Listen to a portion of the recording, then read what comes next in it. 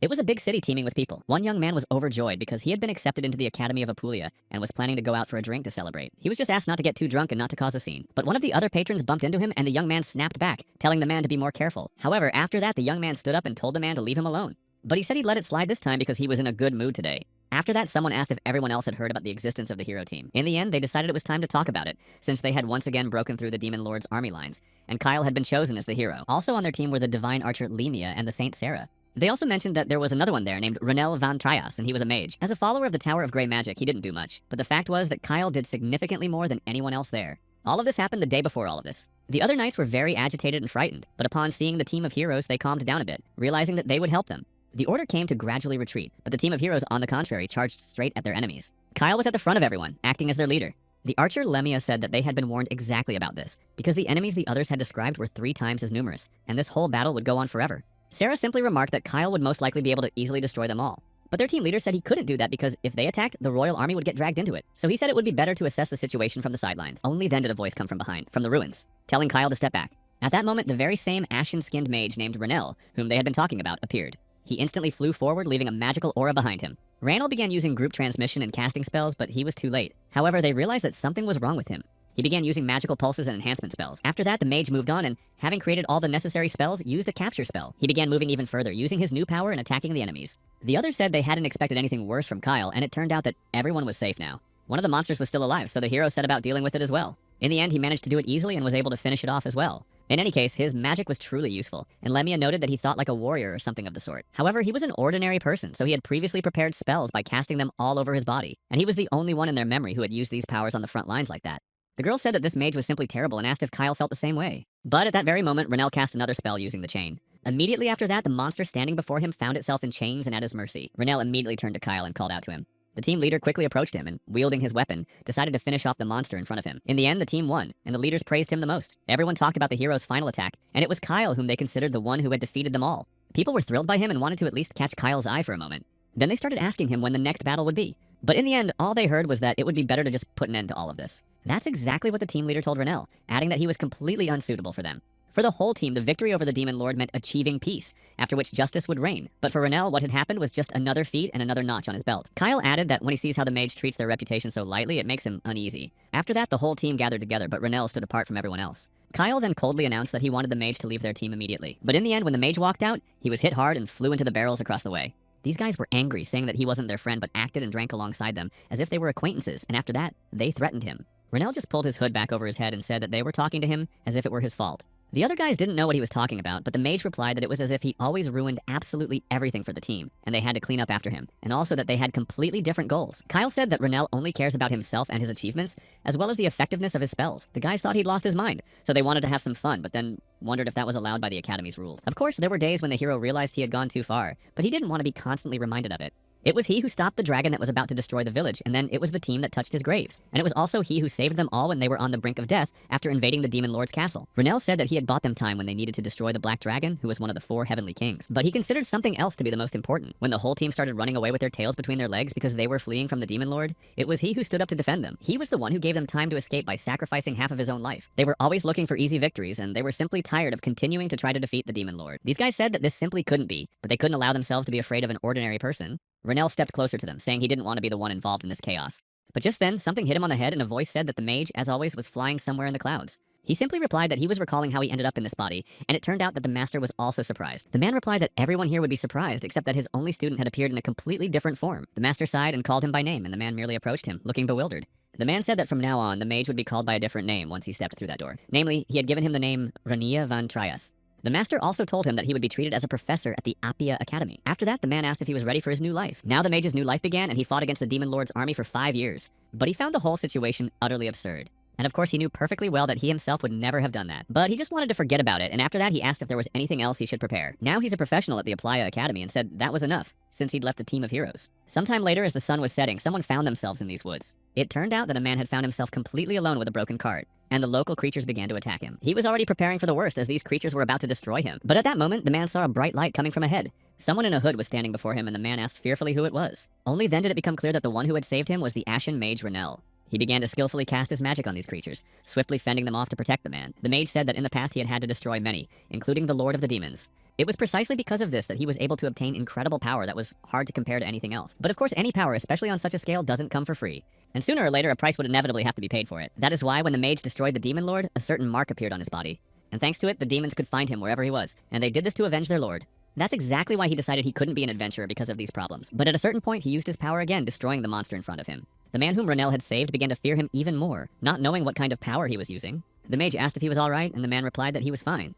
Renel stepped closer, offering his hand, and the man asked for his name. He wanted to thank him for saving his life, and the young man was about to say his name was Renel, but stopped himself. He also stepped back and said that it didn't matter, since this was a dangerous part of the road. So he asked the man to continue being cautious, and the man thanked him again. Renel said goodbye to him and told him he was leaving the battlefield. After some time, he managed to reach the next village, and eventually, the former ash-covered Ma of the heroes team, Renel von Trias, retired. He went to the master, saying that he wanted to defeat the demon lord. This was some time ago, and the master asked if he was sure he wanted to go into this battle. The man insisted that it was very dangerous and could even be deadly. After all, his training here was not yet complete, and his magic was imperfect. But despite all the master's words, the young man still wanted to go. He fell to his knees before the man, saying that he was leaving after all. The master was incredibly upset upon hearing this, but said he understood everything. The man also added that the next time he came, he should bring the head of the demon lord, and if he did, he would be willing to accept him as his student again.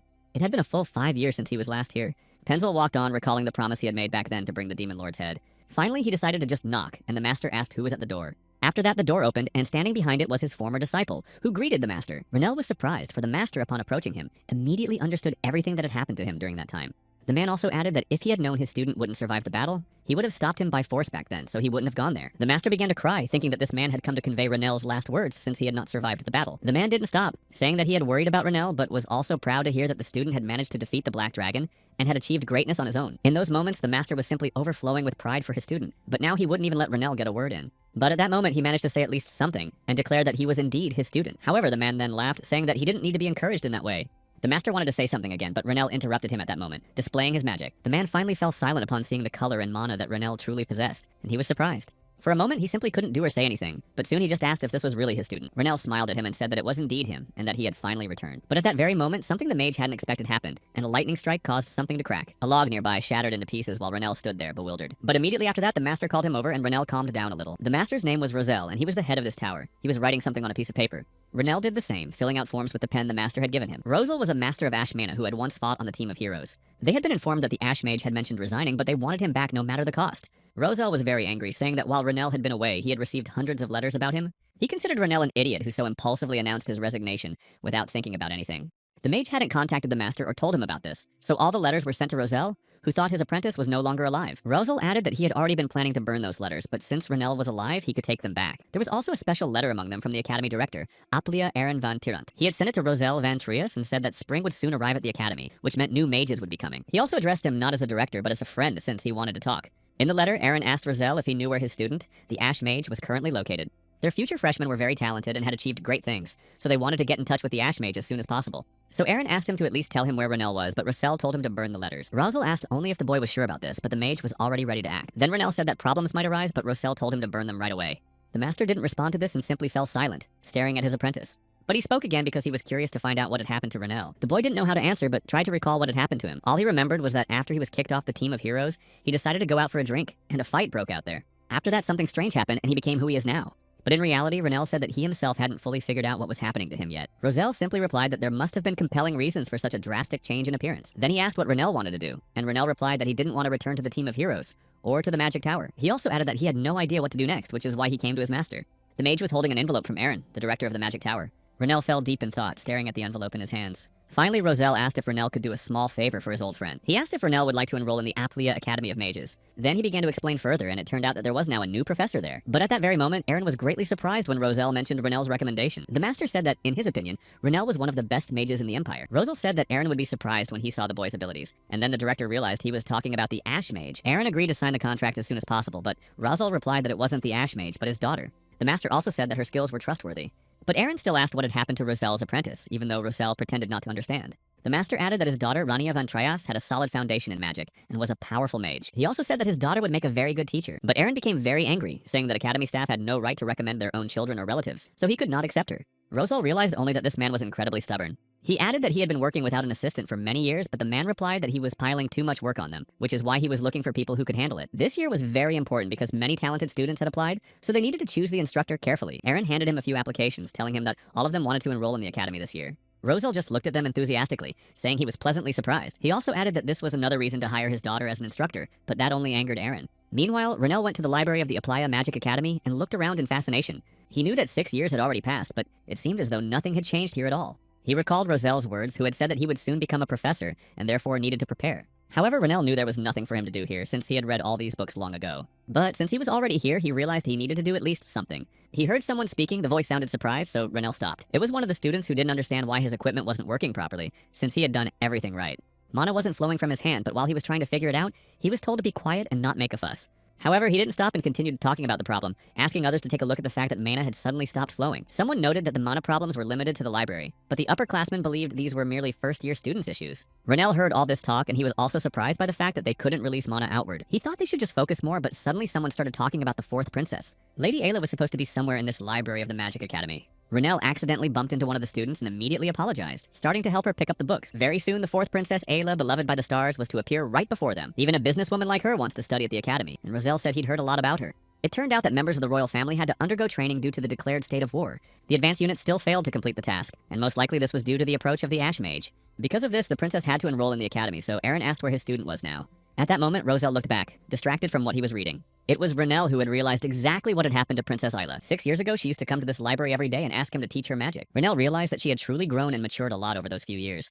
Ayla noticed that he was staring at her for a long time, and then asked if he was a mage, to which Renell replied that everyone in this place was a mage. But the girl replied that this was nonsense, since in recent years there had been an increasing number of incompetent mages. They don't know the basics and lack skills. She also said that these mages were worthless compared to some. She said that such people shouldn't be called mages, and Renell agreed with her. Ayla just apologized for keeping him waiting, and then thanked him for helping her gather the papers. However, after that, he also said that there was one more letter left, and then picked it up. Ayla stopped when she saw this and looked at the piece of paper Renell had picked up. He was about to look at it, but the girl immediately snatched the paper from him. Ayla took the scable in her hands and said nothing more to him. It was a diagram created by evil forces, and Ayla was surprised to realize that the girl had immediately understood that it contained a barrier cast by the ancient Skeeble forest. This diagram is very complex, and even masters wouldn't be able to decipher it and use it in battle. Ayla said she hadn't been able to decipher it for a long time, but Renell said that if you looked closely, you could understand everything right away. He asked if Ayla had tried this method, since it wasn't difficult at all. But Ayla said that he had already angered and offended her before, so now she asked him to demonstrate his abilities, even though Renell didn't understand when he had managed to offend her. In the end, he simply agreed and began to show her what needed to be done first. But nothing worked, and Ayla explained that it was because of her, since she had a blessing from the stars that blocked mana. The stars had blessed her with the ability to control the mana of nearby mages. However, Rania then realized what needed to be done and began to use her powers. Everything started to work out, so Ayla stepped back a little. The other mages at the academy watched the two of them in surprise, not understanding what was happening. They knew the princess was there, but the spell on the girl standing next to her was still in effect. Ayla herself didn't understand what was happening or how it was possible. Rania was able to materialize the Skeeble barrier in an instant, and she added that it was easy to decipher, but hard to explain. The students sat in their seats a little frightened, but Rania decided to try to explain everything. She began demonstrating, trying to explain how it worked. When Rania approached Roselle, he said that nothing had been decided yet since Aaron was quite mischievous. But he's always serious when it comes to the academy. Roselle didn't know if anything would come of it, but Rania said that for now, all they could do was wait. Roselle thought for a moment and said that there's always another way. Suddenly, there was a knock, and someone behind the door was calling out loudly for Professor Roselle. It was a young man, and Roselle recognized him because he was from the royal court. His name was Harvel. After that, the young man apologized for the sudden visit. He added that he had come to see Rania and asked if she was there, and Roselle replied that his daughter was sitting behind him. After that, Harvel said he had something to give her. Rania stood up and the young man said that this chest was from the fourth princess, and she had asked him to give it to her. Ayla decided to congratulate Rania on becoming a professor at the academy. Harvel also told Ayla that he had sent the decoded blueprint to the battlefield. However, the boy then said that something was still troubling him, and Ayla asked what the matter was. He said that Rania had immediately deciphered Skeeball's diagram, but no one had seen her on the battlefield before. So he didn't know how she managed to figure out the diagram in just a few minutes. And Ayla agreed that it was a bit strange. That was exactly why today's meeting was supposed to take place, because he wasn't the only one with a lot of questions. All the representatives and teachers of the Magic Tower were supposed to be there. That's why he was worried whether Rania could handle it. But Ayla said she'd pull it off and they just needed to trust her. Ayla believed that everything would go well and nothing would stand in their way. Later, Rania began preparing for the visit, and they gave her some clothes, after which she asked if she absolutely had to wear exactly what they'd brought. But the professor replied that Renell had received it as a gift from the princess, so she should just change and go. Rania also learned that academy professors would be at the meeting who personally wanted to see her abilities, especially since some highly talented students had also shown up, so they probably wanted to test Rania as well. In any case, the princess is supposed to be there too, so Roselle told him to make a good impression. He met Ayla 6 years ago in the library, and now she's giving him these clothes. But that didn't really matter anymore, so they set off to see the princess together. After a while, Rachel and Rania were already near Ayla's palace, where she was waiting for them. A few minutes later, they had already gone inside where they were to meet the princess. Also sitting there was a professor of black magic named Itul, who was also waiting for the master and his daughter, and he could see how nervous the princess was. She was eager to see them and couldn't contain her emotions at all.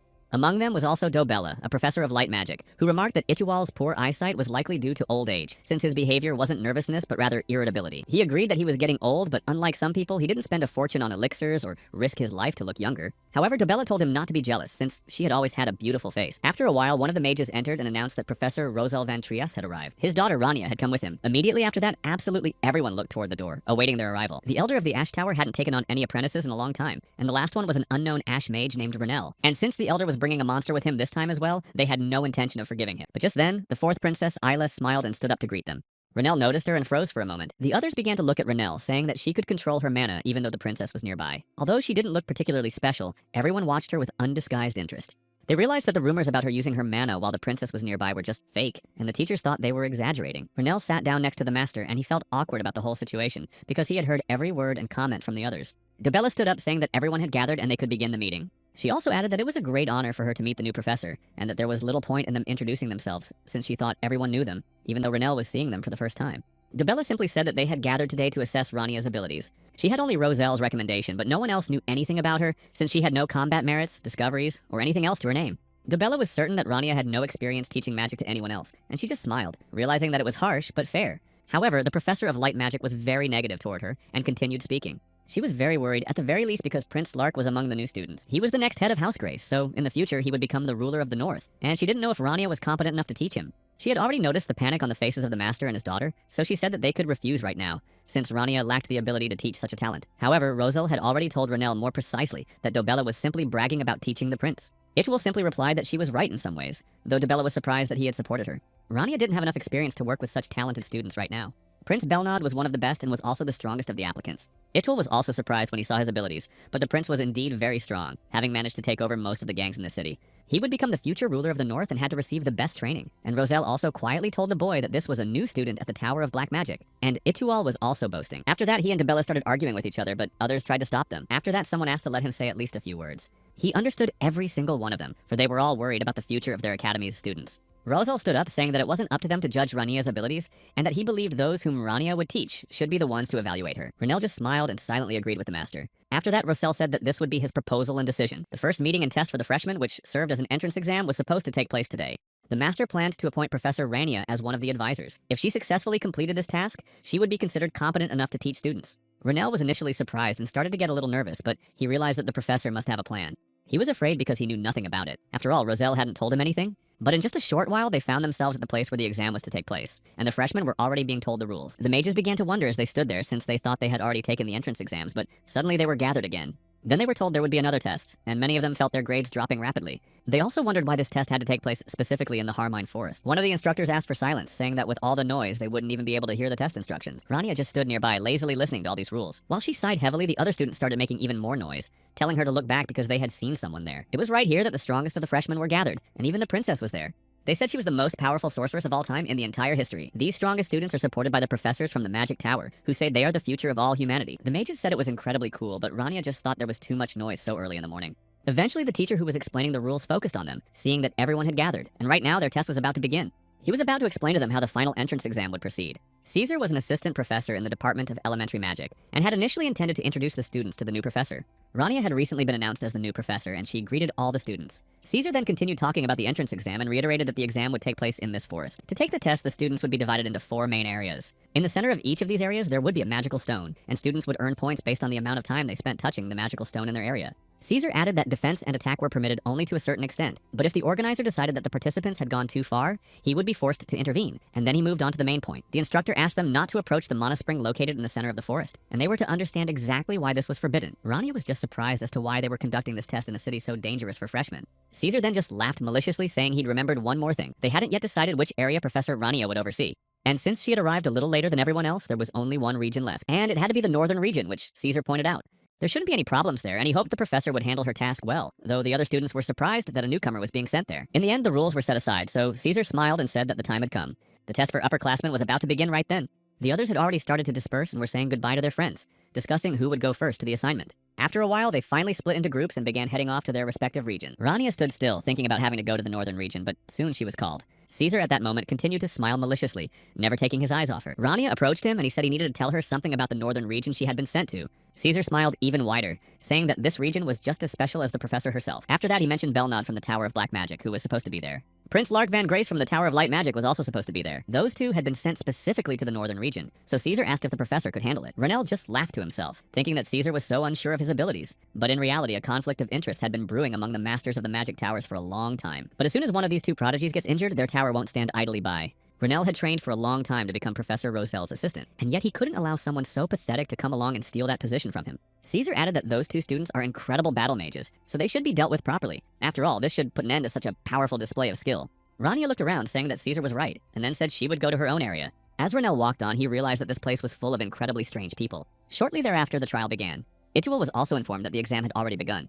Meanwhile, the professor from the Tower of Dark Magic sat reviewing information about the new professor. He was going to wait patiently for the test results, but something very strange distracted him. Rania seemed unusual. Even though she was new, she had been appointed curator of the northern region where Belnoa was located. Ituel thought he was the only one who had noticed this, because the Tower of Dark Magic conducts research on the so-called reserves of those who store spells within their bodies. But despite this, Ituel couldn't be 100% certain of it. He didn't know how many spells Rania had in reserve or what all her schemes were, and he was incredibly surprised that, as the master of the magic tower, he couldn't read them. Nevertheless, despite this, he still decided to wait for the results and enjoy the student's performance. Whatever happened, it shouldn't affect the test results in any way. Ituel laughed, saying that it didn't matter whether the student was from the White Tower or not, but he would never be able to defeat this monster. The master could already picture the blank expression on the White Tower master's face when their student won. Eventually, all the mages moved to the Harmane Forest, heading to their respective regions, while Rania was already in the north. Belnoa was also already there, casting his spells while standing in the thicket of the forest. After a while, he looked around and saw a silhouette nearby that resembled his rival. He crouched down, realizing that this might be the very boy his old professor had spoken of. Ituel then asked if Belnoa understood everything, since he had to prove to them that he was the best of them all.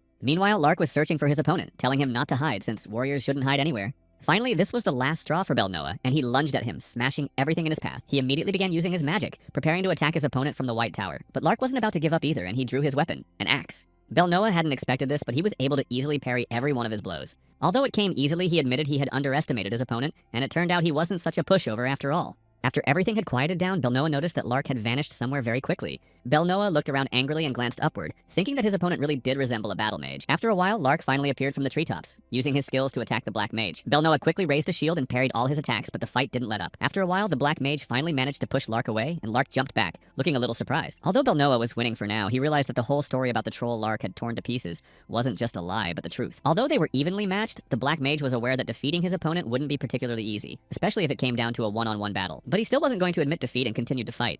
Belnoa crossed his fingers, then used another of his skills against the enemy.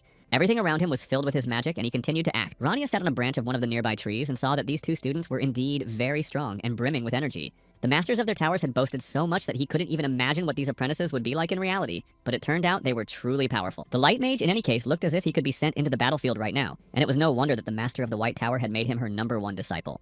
But then he looked at the student sent by the master of the Black Tower. Belnoa fought with all his might, but Renel understood that even if they were fighting as in a real battle, it was already too much. The stars were real, and they were also the world in all its beauty, and the stars gave the mages power in accordance with the price they paid. There was also the basis of this exchange that they used. It was the Divine Bowl of the Scales, namely an extraordinary skill that requires a complete understanding of the Divine Bowl before a person can use it. That is why only a few of those on the brink are capable of applying it.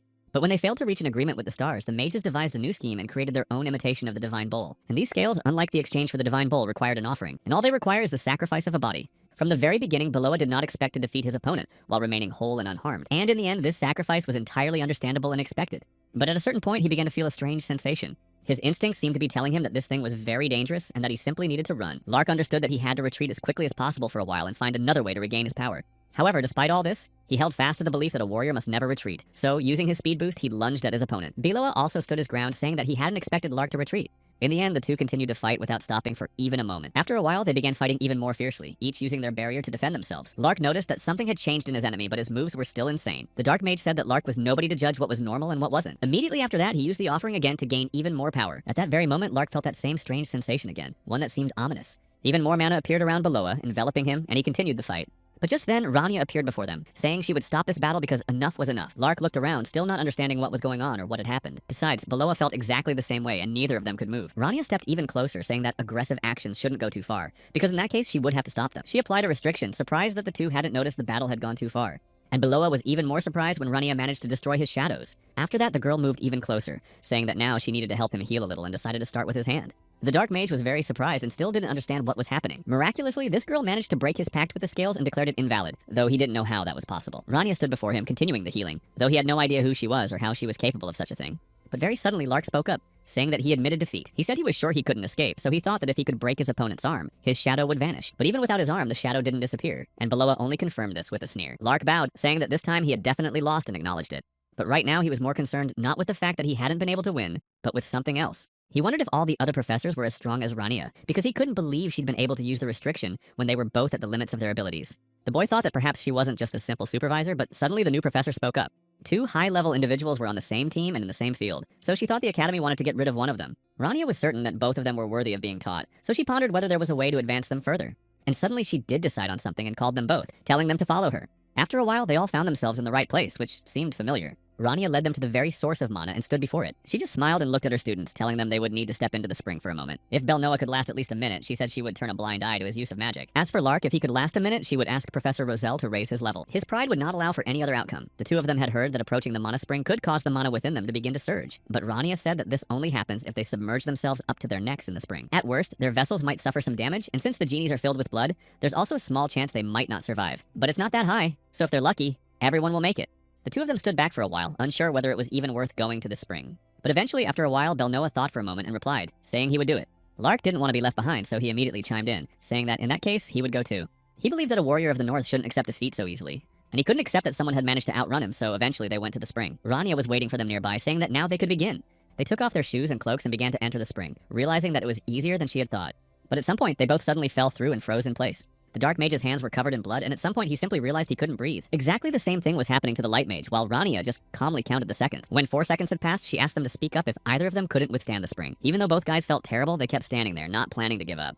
Those seconds dragged on incredibly slowly while Rania sat calmly on a rock, her feet touching the spring. There were also a few other academy students walking in the forest near the spring. They were two guys who had barely managed to break away from someone and didn't know how to fight them, since that group of 4 turned out to be too strong. One of them said that even if she turned out to be a descendant of the Tower of Grey Magic, this was already too much. And his friend remarked that this place seemed rather strange to him. Something strange had happened to his body and he was having trouble breathing. And then the other one said that the source of mana was right over there. As soon as the other heard this, they started running in the opposite direction, thinking it could end fatally for them, since there surely couldn't be a single mage who could dance around there with ease. Nevertheless, despite all these difficulties, Beloa and Lark had managed to hold out for almost a full minute. Both boys were barely holding on and bleeding profusely, but they continued to stand their ground. Finally, 52 seconds had passed, and then Rania turned to the Light Mage. She asked what he had felt during the blizzard, and he admitted it had been fear and helplessness. And his master asked if he knew what they called those who went through this, and said that such people were called great warriors. Only those who can pass such a trial will be able to become true warriors of the North. Remembering those words, he managed to hold on until the end, and a full minute passed. A moment later, Lark, completely exhausted, collapsed right into Rania's arms, and she said they had succeeded. In the end, she decided to count the task as completed, even if he had only lasted half a minute, since Lark was at a disadvantage. The White Mage managed to endure it after all, even taking 3 steps inward.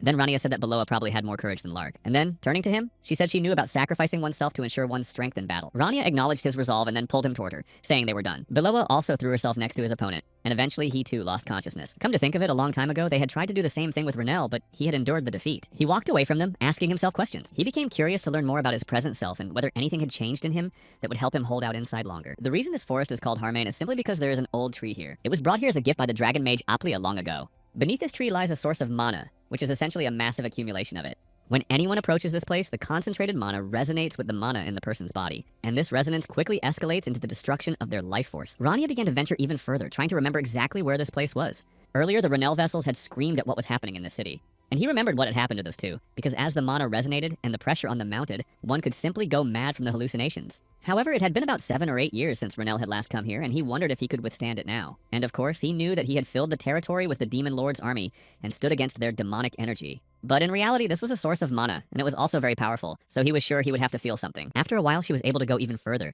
and realized she was already close to the center. Rania smiled, saying that she would have to admit something. She continued to stand at this deep point of the source and said that everything that had happened in the past had not been in vain.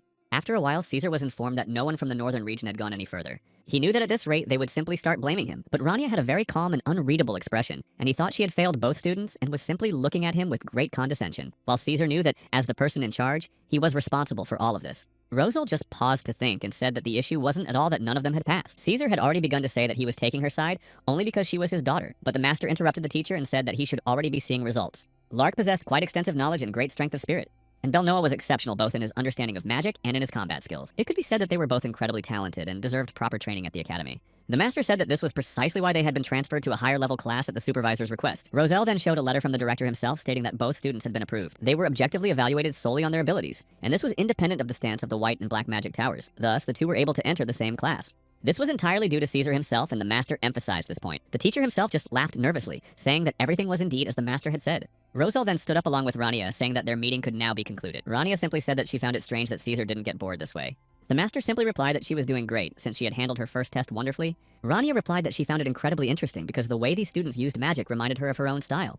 But they fought mainly hand to hand, and if they were mages, they should be using magic. Yet Roselle said that this was precisely why they were called battle mages. In any case, Rania said she didn't like it, because if they had used magic to survive on the battlefield, they wouldn't have suffered so much. Roselle realized that Renel didn't understand at all that he himself was the founder of the combat mage class. Finally, he said that enough was enough with the complaining, and that it would be better to go to the infirmary and check on those two students. So Rania went ahead. She walked through the academy trying to find the infirmary, but suddenly stumbled upon two figures walking side by side. Rania stopped in her tracks, starting to feel a little anxious, and exhaled nervously. It turned out that the two were Dobella and Itual, and the woman, without a smile, approached Rania and called her by name. Dobella said that as a supervisor who had failed to conduct the testing properly, she had no right to be there. The woman also said that the professor seemed to be looking down on her after what had happened. Even though they were on the academy grounds, she was still the master of this tower, and that was the basic respect Rania should have shown her. But despite this, Rania just glared at her and acted as if she were the boss here. Dobella stepped even closer to her, saying that a newcomer should be taught proper etiquette. She considered Rania a mage with no reputation to speak of, and that was unfair, since such people shouldn't hold such a high position. So she said she was simply doing the old man a favor by taking his daughter for this position. Itual stood behind them, watching it all, but he knew that this woman was simply crazy, listening to everything she said. He understood that an unknown enemy was the most dangerous, so he wanted to stop Dobella before things got even worse. Itual was a little nervous, but he stepped closer, telling Dobella to leave the girl alone. But it seemed the woman had no intention of doing so, and had already begun to use her magic against the new professor. She directed her powers straight at the woman standing before her, though Dobella just smiled contentedly, saying there was no need to shout about anything, because she knew when to stop. She was about to continue speaking, but she was interrupted. Very suddenly, a powerful explosion occurred right above her. Dobella looked back angrily and started yelling at Itual, saying he had no right to cut off her spell so abruptly, but he himself stood there in shock. He simply couldn't believe what had just happened, because Rania had easily deflected Dobella's spell and doubled its power. Even now, he couldn't figure out how she'd activated a spell from her own repertoire, while Dobella still thought Itual was behind it all. The man said that she wouldn't gain anything good from the way she was behaving now, so it would be better not to show herself in a bad light, but Dobella didn't stop getting angry. Itual continued to get nervous and asked her if she was worried about her student. Meanwhile, Rania stood before them, not moving an inch. Nina. She listened as the two of them talked to each other, and Dobella continued to accuse him of the fact that Itual always behaved this way, even though he simply insisted that Rania should have been left alone right away. In the end, Renel was prepared to hear their outrage directed at him, since he had led their students to the source of mana. But it really annoyed him that they were picking so hard on his shoes. And after that, when he looked up at the ceiling, he finally realized that something had gone wrong. Some students standing in the middle of the hall were so frightened that they jumped in surprise. They were talking about someone they had to flee from at the very source of mana. A short while later, the very girl they had been talking about walked in, and silence fell. Her name was Lesty Eleanor, and she was a descendant of the Tower of Grey Magic, and she walked further into the classroom. After a while, the girl sat down in an empty seat without saying a word and placed her textbook on the table. 2 days ago in the Harmon Forest in the western region, she had been practicing a spell and had easily managed to handle 10 familiars at once. And it was at that very moment that these two boys decided they now had the opportunity to move to another region. Immediately after that, she began to use her shared vision skill. Then, mana appeared around the girl, and a large bird soared above her. At that moment, there were thoughts that all the participants nearby simply gave up upon seeing this. She also thought that, in that case, it was time to wrap up this mission. Lesty knew that Rania von Trias ruled the northern region and had been watching her for some time. However, the girl was surprised that Rania was wet, since she knew the only source of water in this forest. The only water in the forest was at the mana spring, but Lesty refused to believe what she was seeing. Even Lord Raniel wouldn't dare go there, so Rania certainly couldn't have managed it. Lesty simply couldn't stop thinking about it because she knew it was impossible, yet, compared to the Lord, she was weaker. No matter how hard anyone tried, no one from the Grey Tower could ever be better than the Lord. However, at that very moment, the voices of other people could be heard from behind the door. They looked at the new professor in surprise, realizing it wasn't Roselle. Nevertheless, the new teacher greeted her students. It turned out to be Rania, and she said confidently and firmly that she would be teaching the class today in place of Professor Roselle. Rania introduced herself, mentioning that she was Roselle's assistant. Belnoa, meanwhile, simply watched her while the others talked about Rania, since there were rumors circulating about her. The student said that Caesar had claimed Rania had been brought here specifically because of family connection. Everyone knew perfectly well that Roselle never needed assistance, so they thought Rania was here simply because she was his daughter. But despite this, Rania tried to hold her head high, even though she heard all of this directed at her. Roselle suggested that she teach the class in his place, but Rania wasn't sure if that was a good idea. She walked past the students, saying that today they had to solve the problems she would hand out, and added that the students could ask questions if they got stuck. But suddenly someone raised their hand even though they had just started, so she agreed to answer. Lesty raised her hand and asked for help with problem number 30. The question was related to the magic of the Divine Chalice, and Professor Roselle could have answered it. Despite all the students' comments, Rania didn't give up and was determined to explain everything and help. That's why she picked up the paper and read the problem Lesty had mentioned. Some students were already saying that Rania was just pretending to understand something, even though in reality she was supposedly just stalling. Someone else started laughing, adding that since this was Rania's first time here, Roselle's level was still too advanced for her.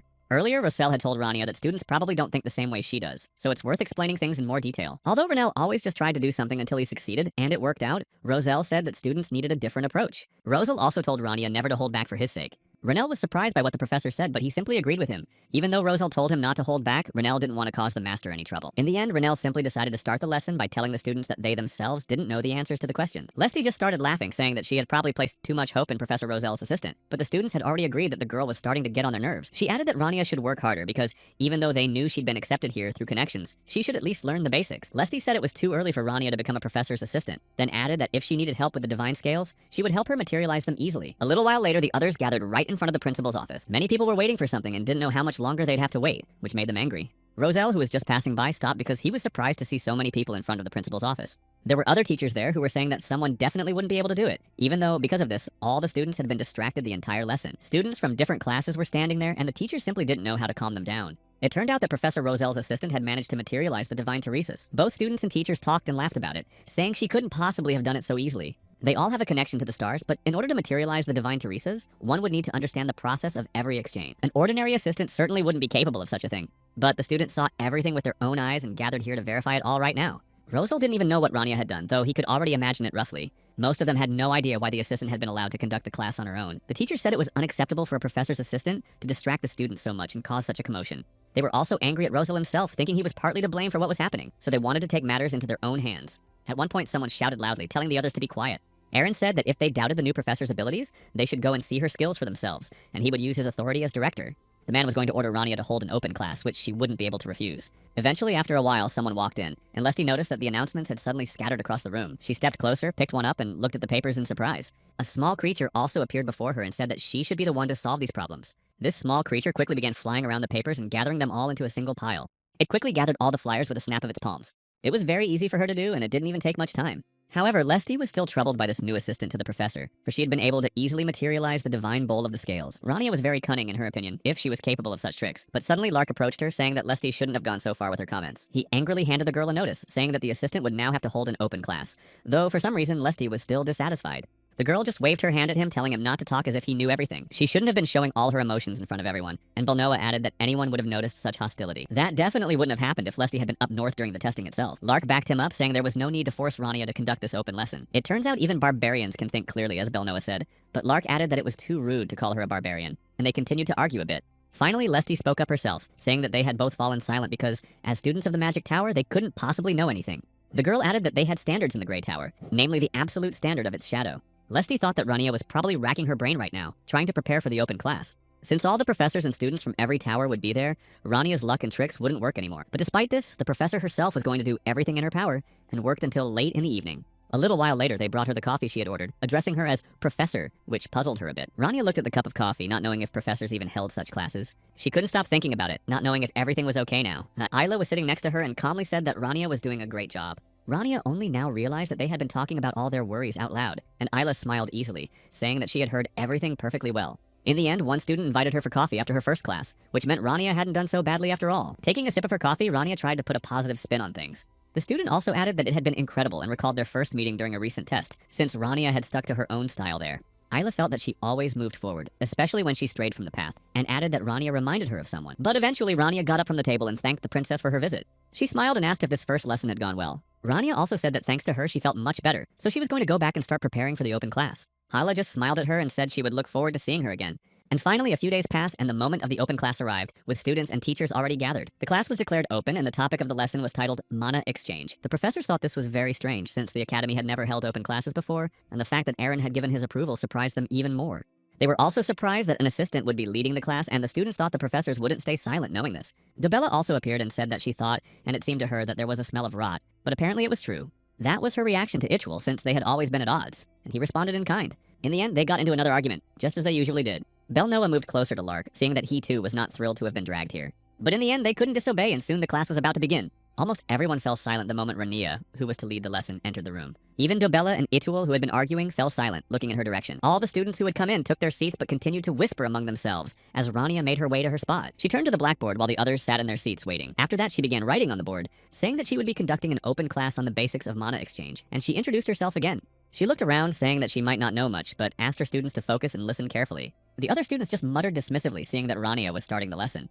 But the teachers were waiting for more than that, and they thought she was just an assistant who was overly confident in herself if she believed she could conduct an open class. But Tabella, who was sitting next to the professor, said that even the director supported this teaching assistant. Like true magicians, they gathered just to see what this girl was capable of, because for them, it was all just a game and nothing more. Rania returned, lost in her own thoughts, and tried to find someone's home. The professor sitting next to Tabella said they had expected more, but Rania was just reciting the basics that even a child knows, so this wasn't the best start. And Tabella thought that it didn't matter at all whether Rania was strong or not, because the truth lay elsewhere. Knowing something and teaching it to someone are completely different things, and everyone present here has centuries of teaching experience in magic. A simple novice couldn't possibly make up for the time they'd spent gaining that experience, but suddenly Rania clapped her hands, which surprised them, since it was a very pointless gesture for the occasion. Despite all these thoughts, the divine scales truly appeared before them. The professors were genuinely surprised because the students had told them about this, though they hadn't believed it. And in the end, you even stood up, saying that using such pathetic tricks in class was beneath you. But despite this, they all wanted to see what was happening, and Dobella herself was also shocked by what she saw. This is a higher level spell used to make a contract with the stars, namely the divine Teresas. At that moment, Rania began to speak, saying that she wanted to demonstrate the first step for activating the spell. To be more precise, this step involves creating a chain. The professors sitting nearby were truly surprised, for Rania's movements were actually very confident and slow. Such a delicate chain was incredibly perfect and completely ready to seal the contract. The next step was the payment itself, and Rania began to explain what came before that. She didn't say much, but rather demonstrated, explaining that their mana would need to be used here. You don't need too much or too little here, just exactly as much as the process requires. This amount of mana is necessary for the scales to achieve perfect balance. Rania also emphasized that whoever uses this spell must set the spell's direction. After that, she fell silent again and used the self-ignition skill. This was the last thing needed and the final step required to activate the spell itself. Dobella was truly shocked, realizing that her eyes couldn't be deceiving her. No matter how subtle this magic might be, there are clear traces of starlight in the spell, and this means that Rania has the ability to manipulate the boundary however she pleases. When someone uses the same spell dozens or hundreds of times, the light of the stars begins to permeate it. This is a unique phenomenon in which the very concept of the spell in question has been elevated to a higher level. The professors themselves were accustomed to calling this the ultimate limit. Finally, Rania said she was done, and Ayla looked at her happily, knowing that Rania would never let her down. The professor also said that most likely everyone present should be familiar with every step she had described. They had all embarked on the path of magic, yet they asked themselves why it was called that specifically. They walk this path which they choose for themselves and refine it for themselves. They also read many books in order to master this path and make it easier to walk. They spend hour after hour proving their mastery and becoming better. Rania said that this was all she wanted to tell them for now. When they begin to venture into this space that they have not yet explored, they must not forget the foundations of their path. After all, these are their foundation, without which no path will last long. Dobella thought she was just going around in circles, as if telling her she needed to return to her own desires and master the basics. Lark, who was sitting next to her, noticed that something was wrong with the professor, but Dobella thought that none of this existed, not even in books. Finally, she couldn't take it anymore and stood up, thinking only that this wasn't what the students needed. Lark asked, very surprised and a little embarrassed, what was happening to her. But she didn't answer his question, she just clapped her hands, drawing even more attention to herself. Dobella didn't say a word, but Lark understood everything without her having to say it, and stood up behind her, also beginning to clap his hands. Rania just smiled, saying that these were the basics of mana exchange, and with that, she ended the lesson. Afterward, when it was all over, the entire academy was talking about the lesson she had taught. The students became more and more fascinated by her, saying she was wonderful. All it took was attending an open class to see her true power, for the students considered her divine Teresa to be perfect. They kept talking about nothing else, knowing that perhaps it was all just rumors. But then the professor once again demonstrated her skills to those who still had doubts. All the students' eyes were fixed on her, and they couldn't take their gaze off her. Rania thought a lot about what she had done, so much so that she was summoned to the principal's office because of it. But he only said that he was even ready to leave his academy for her, that she was the future of all magicians, and Aaron's attitude had changed for the better. When they left the office together with the master, Rania noticed that the professor looked very happy. Rosal smiled at this, and Dobella said she realized that all of this was obvious, but it was completely incomprehensible why she hadn't come to her with such abilities, since now they were once again like ordinary people who had made a mistake due to false assumptions, and as the master of the White Tower, she should turn guilt into an opportunity for celebration. She wanted to welcome Rania into her domain, so she asked her to think it over, since it wasn't too late and she could agree right away. In the end, they wanted to lure her over to the Black Tower's side, and Itul said that, unlike some, he had noticed her power from the very beginning and sensed it through the chains hanging from her body, because in that case, she couldn't be an ordinary person. He also said that if Rania chose their side, this wouldn't happen again. Rosal asked her what she thought about it and if she was going to head straight to the Grey Tower, since he wanted to see the elders' faces, but Rania said she didn't want to see them. They probably wouldn't mind meeting her, though you never know when these people will make themselves known, so it's best to be cautious. After a while, the professor read a letter he had received in which he was asked how he was feeling. A month has passed since she arrived at the Academy of Aplaya, and every day she realizes just how much she still has to learn. All of this seems incredibly difficult to learn, at least for now. Rania tried to teach them what to do to activate the spell, but it was all really difficult. So much was still unclear and strange. Some people didn't understand a single thing, and nothing helped them, not even detailed instructions. Lark wanted to believe he wasn't the only one, and it turned out that almost all the students were very nervous, and sometimes didn't even know what to do. He told his father that the path to learning magic was very long and incredibly thorny. Rania, who was still trying to teach them something, walked into the classroom and stumbled over the books, noting that it had gotten very messy in there. But in the end, Renell was so busy that he didn't even have a moment to clean up. Now he was thinking about how long it had been since he'd been able to devote any time to himself. But eventually, Renell was able to leave the front lines, and he no longer had any reason to meet with those people. The habit of withdrawing into himself due to stress was fading away. And what he was teaching actually turned out to be not as bad as he thought, because no one was laughing at him, which meant the lessons were going well.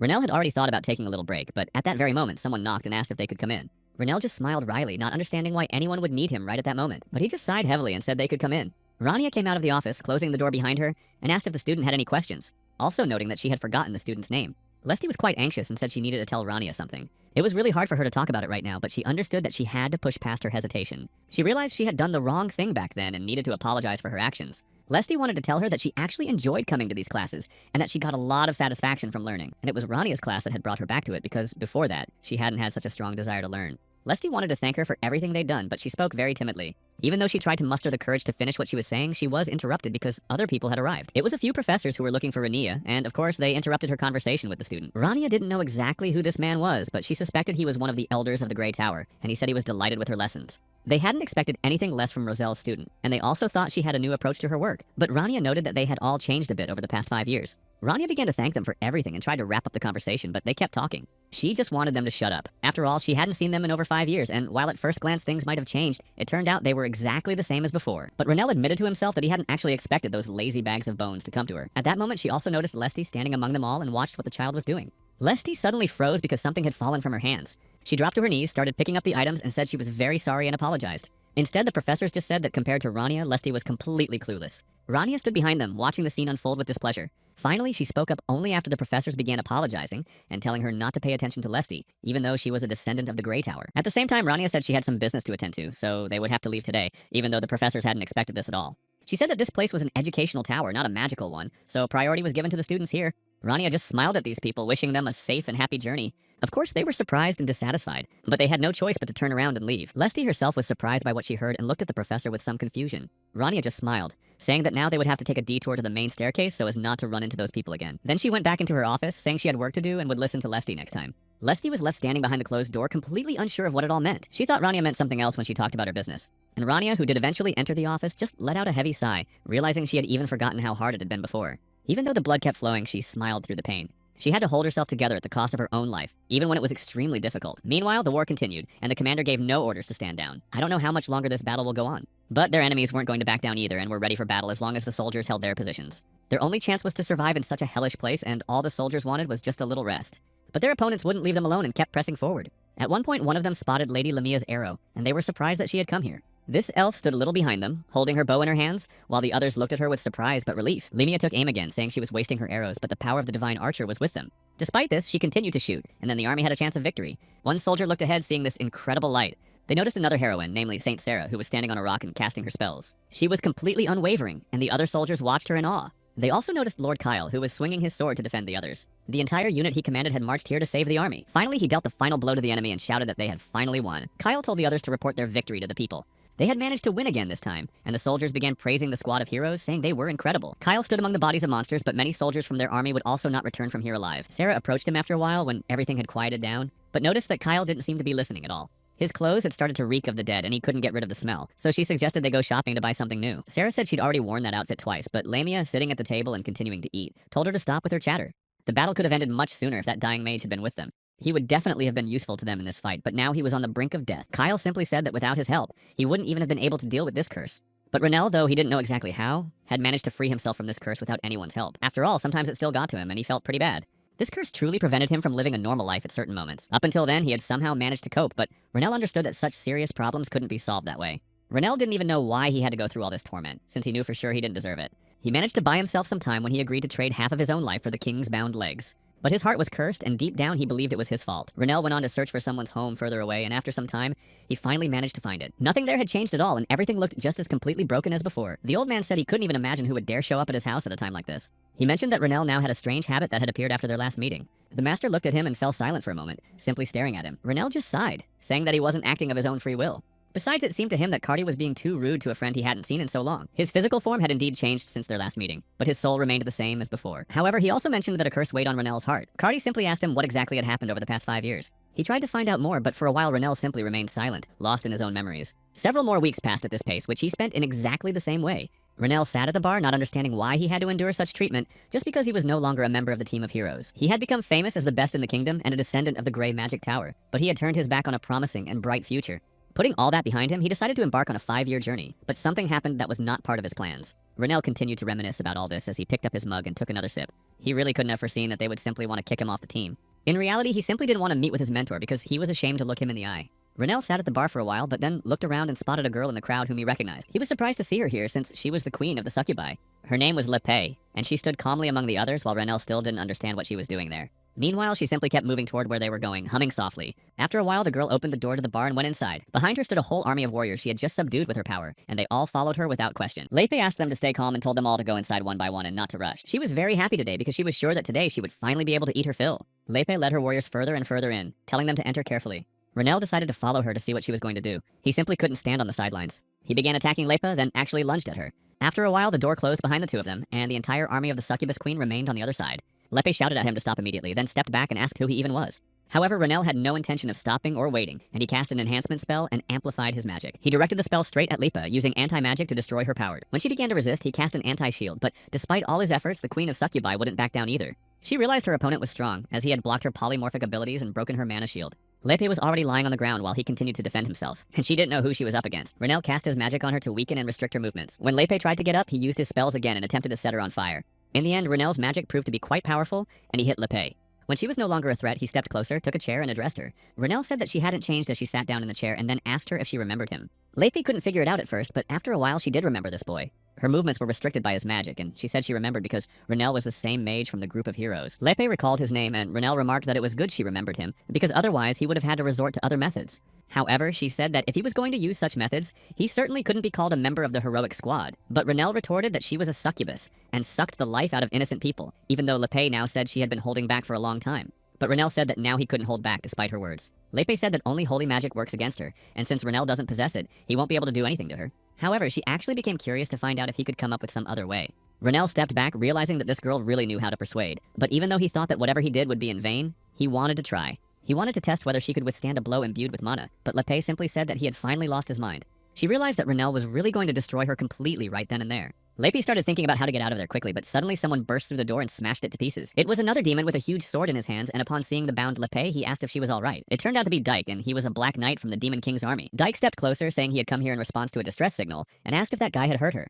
Dyke possessed a great deal of demonic energy and was likely at the rank of commander, but it was strange that a black knight of such high rank had come to rescue her, simply because she had failed to drain those people's life energy. Renell thought this was going too far, especially if they had so many commanders. That's exactly why he decided not to give up, and continued using his reinforcement magic and other attacks with double spells. Renell held his own quite well, landing blow after blow and wreaking havoc throughout the room. Lepay was surprised to see that he had managed to defeat Commander Dyke in the blink of an eye, but she couldn't understand how Renell could have so many close combat skills. She really felt uneasy because she couldn't figure out who this guy was. Lepay began to grow increasingly afraid, realizing that at this rate she might not make it out of here alive. But very suddenly she came up with a brilliant idea, remembering one method.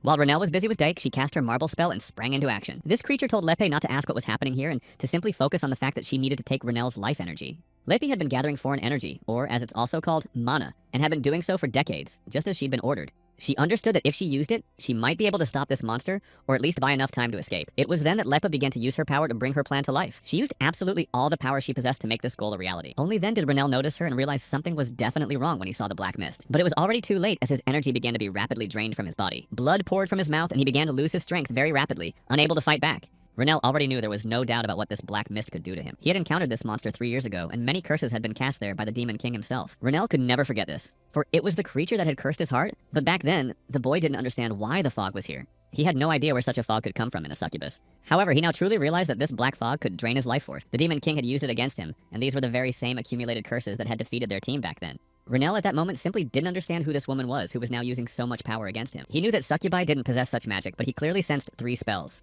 Renell knew for certain that there was a physical alteration clouding his mind, and another spell that was completely unknown to him. Whether he was the Demon King or not, he couldn't lose again, so he had to use every method at his disposal, and the protagonist set out to dispel this fog. Renell got down to business trying to counter Leppa's magic with an equally powerful spell. Since she had cast a curse on him, he was determined to respond with his own curse against her. He was determined to show her that the 3 years they hadn't seen each other hadn't been in vain. In the very next moment, the protagonist managed to unleash the cursed mana against Leppe, using his last ounce of strength to do so.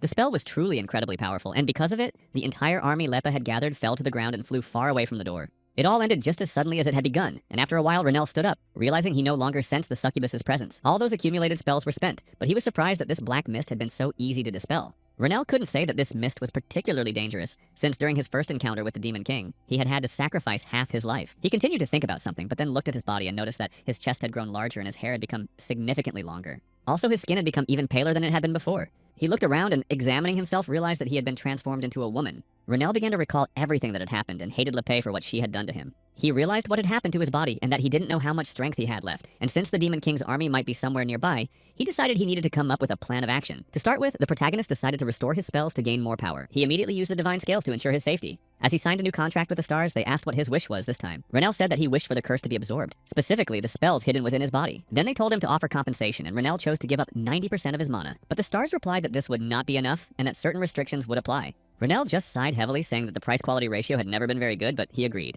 Only then did the stars say that the deal had been approved, and he would get what he wanted. And in the very next moment, the contract was finally confirmed. Renell's powers began to return, and he was able to cast dual spells of acceleration and magic enhancement. In the very next moment, he was able to shatter the glass barrier surrounding him. The people nearby smelled a strange odor filling the entire room, and thought it might be the result of demonic energy. Soldiers immediately came to the rescue, asking citizens to move as far away as possible for their safety. Just a moment ago, everything had been normal, but suddenly something had happened. Moreover, they began to wonder why this room had been built in the first place. A barrier had been placed on it that warped perception, as the military explained to them. At that very moment, Renell began to understand what was happening here and remembered the skee ball. He was certain that the barrier had emerged from the skull of the King of the Four Heavens, and that the Queen of the Succubi was their commander. A fairy tale. And even those orbs that mimicked the presence of the Demon King were here as well. Renell knew he had enough problems as it was, but he wasn't going to leave things as they were. He also began to wonder about something else that was incredibly strange. He didn't know why they had turned him into a girl, since he thought they just wanted to destroy him, so he didn't know why he should waste his energy on it.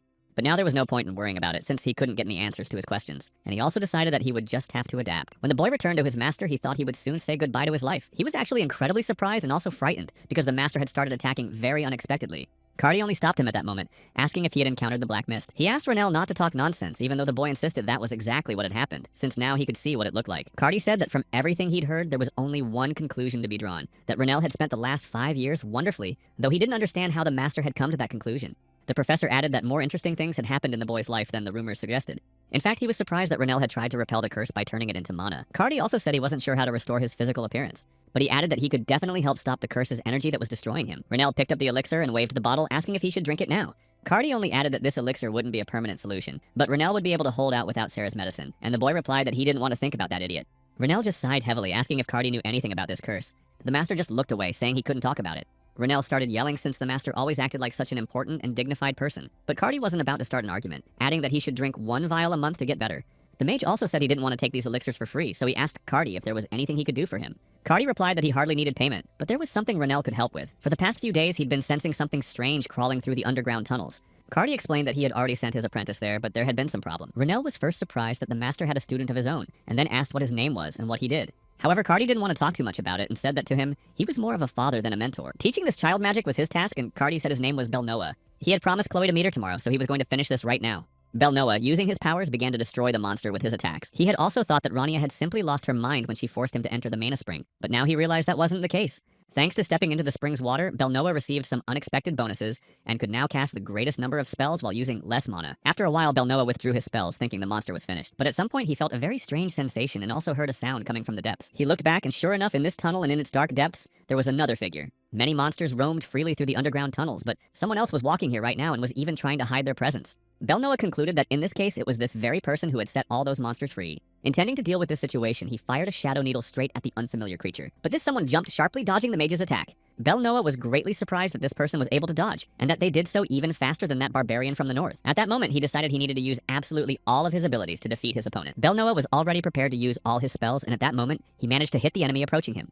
But despite the fact that the magic hit, it had no effect, and Belnoa realized that he was powerless here. This stranger was too close to him, and now the mage realized he had nowhere to run. However, at that very moment, the hooded stranger simply punched him in the face. After that, the student heard a familiar voice saying that Belnoa had improved significantly since their last encounter. But he still lacked the basics, and above all, he shouldn't attack unless he was sure it was his enemy. Belnoa was genuinely surprised when he saw Rania standing before him instead of an opponent. He asked, somewhat bewildered, what she was doing there, and Rania replied that his mentor had asked her to figure out what was going on. Belnoa realized she was referring to old Cardi from the potion shop. Rania simply replied briefly that she was talking about him, and then cast her spell against the monsters in front of them. She walked forward saying that it was actually a long story and she wouldn't tell it. Belnoa decided to ask how old she was, pointing out that she and Cardi didn't look like they were the same age, and Rania replied that she was 27. Then, after thinking for a moment, said, let's just say I'm 21.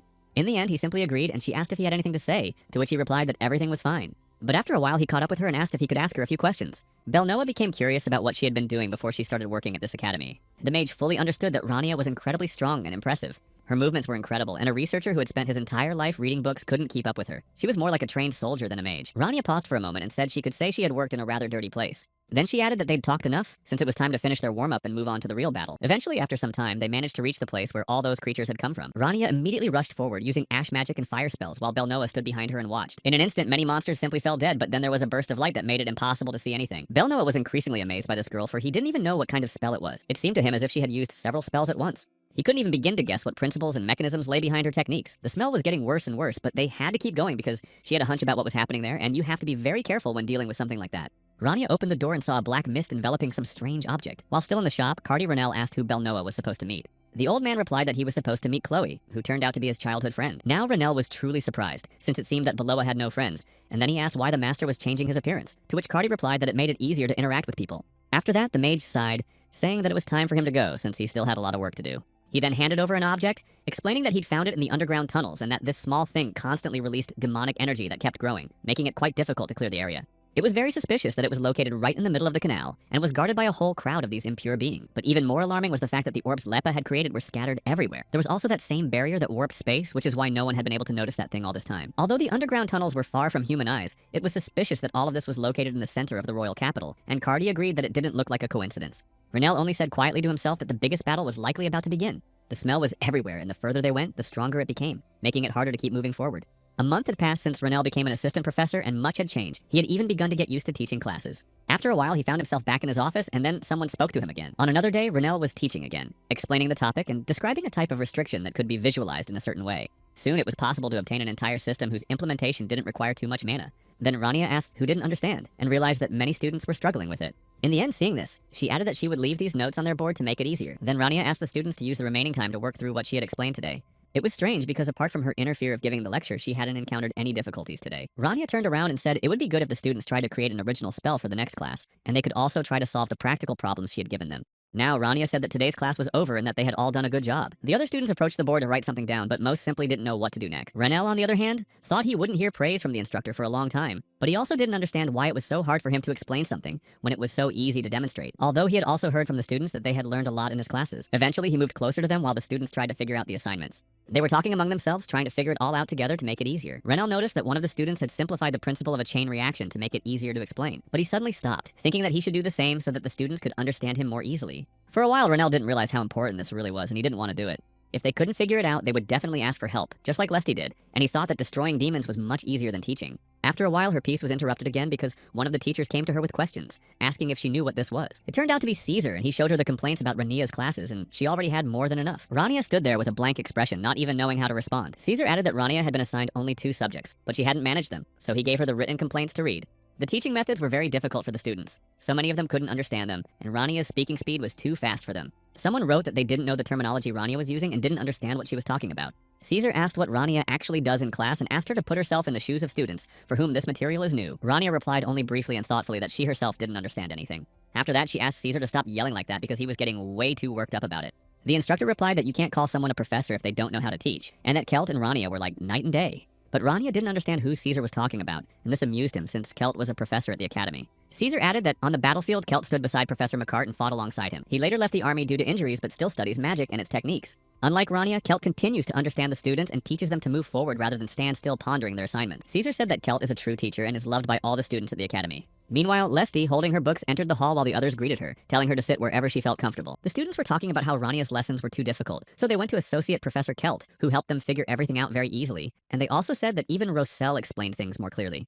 Lesty walked past the other tables in the cafe and was surprised, because there were now significantly more students here than ever before. But after walking a little further in, she was finally able to find a free seat for herself. Lesty hoped that the person sitting next to her would be as quiet as possible, but it turned out differently. Sitting next to her was Lark, who had spilled coffee on himself, and then greeted Lesty, who was standing in front of him. She gave him a slightly annoyed look, not expecting to see Lark there. Then he added that he was drinking black water, and Lesty was surprised that Lark called coffee that. But he replied that that was exactly what they were doing, and the task wasn't the easiest. Lesty noticed that his face was stern, but she thought there must be a reason for drinking something like that.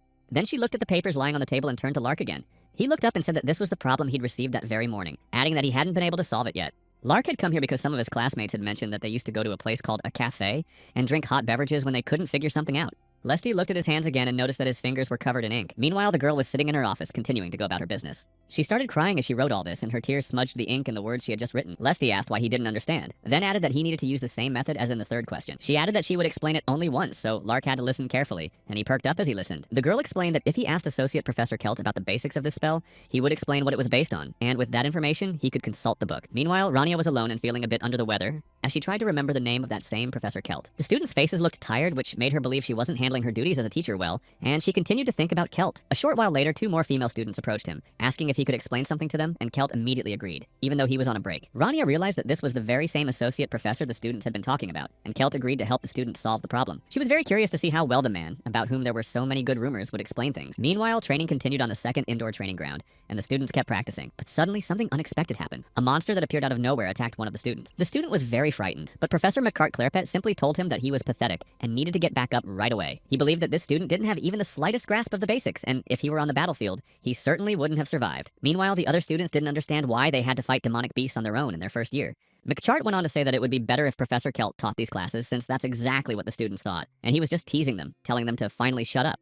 Besides, many students didn't even understand why the academy kept demonic beasts. Many thought it looked very strange, but the students said that these beasts were linked to control magic, so there was no need to worry. One of them said that the beast definitely wouldn't be able to attack them, but the very next moment, the creature lunged at them. Meanwhile, Rania continued to watch Professor Kelt, eager to see how well he would explain the material. She listened carefully to what Kelt was saying, but the professor was saying the same things she had covered in class. However, it turned out that Rania hadn't explained some important parts. She had left them out. She continued to watch as the professor explained the material and realized that Kelt's students looked much calmer and happier. They demonstrated a complete understanding of the material and didn't get stuck on any one thing.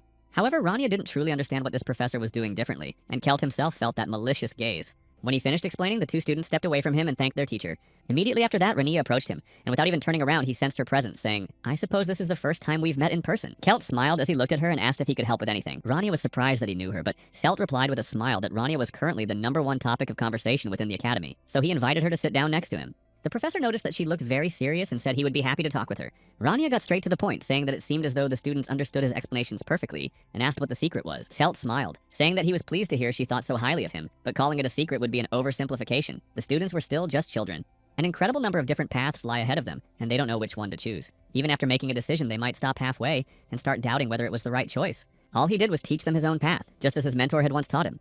Renell began to recall everything Roselle had taught him before and understood this simple truth. Rania added that it was indeed a difficult topic, and the professor agreed with her. Kelt smiled and added that he had studied pedagogy for a while, so if Rania wanted, he could recommend a few books to her. The professor also suggested she visit his lab today if she wasn't too busy. Rania replied that her schedule was fairly flexible, so she would find time for it. After a while, they left the cafeteria, and Kelt added that he could show her his lab right away. Also, as they were walking, he asked if he could ask her a personal question. Kelt began speaking after she gave her permission, and he asked how she had managed to meet Professor Rosal. But very suddenly, someone abruptly interrupted Kelt, asking what he was doing there. McCart looked incredibly angry and kept walking toward the 2 of them. Rania stood still, trying to remember if this was the professor Caesar had mentioned to her earlier.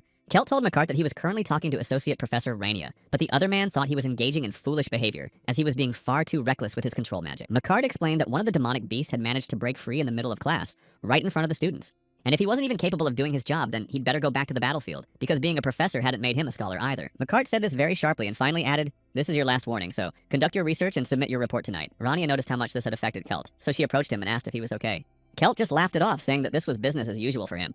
Together, they began gathering the papers McCart had scattered, and Kelt explained that McCart was trying to teach students through practical battles, which is why he made them breed demonic beasts in the lab. But the professor also added that on a typical weekday, things go much worse. Rania, continuing to gather the papers, realized that gaining experience was very important, but hardly at such a cost. Kelt just looked around, saying that McCart's approach was indeed quite unique.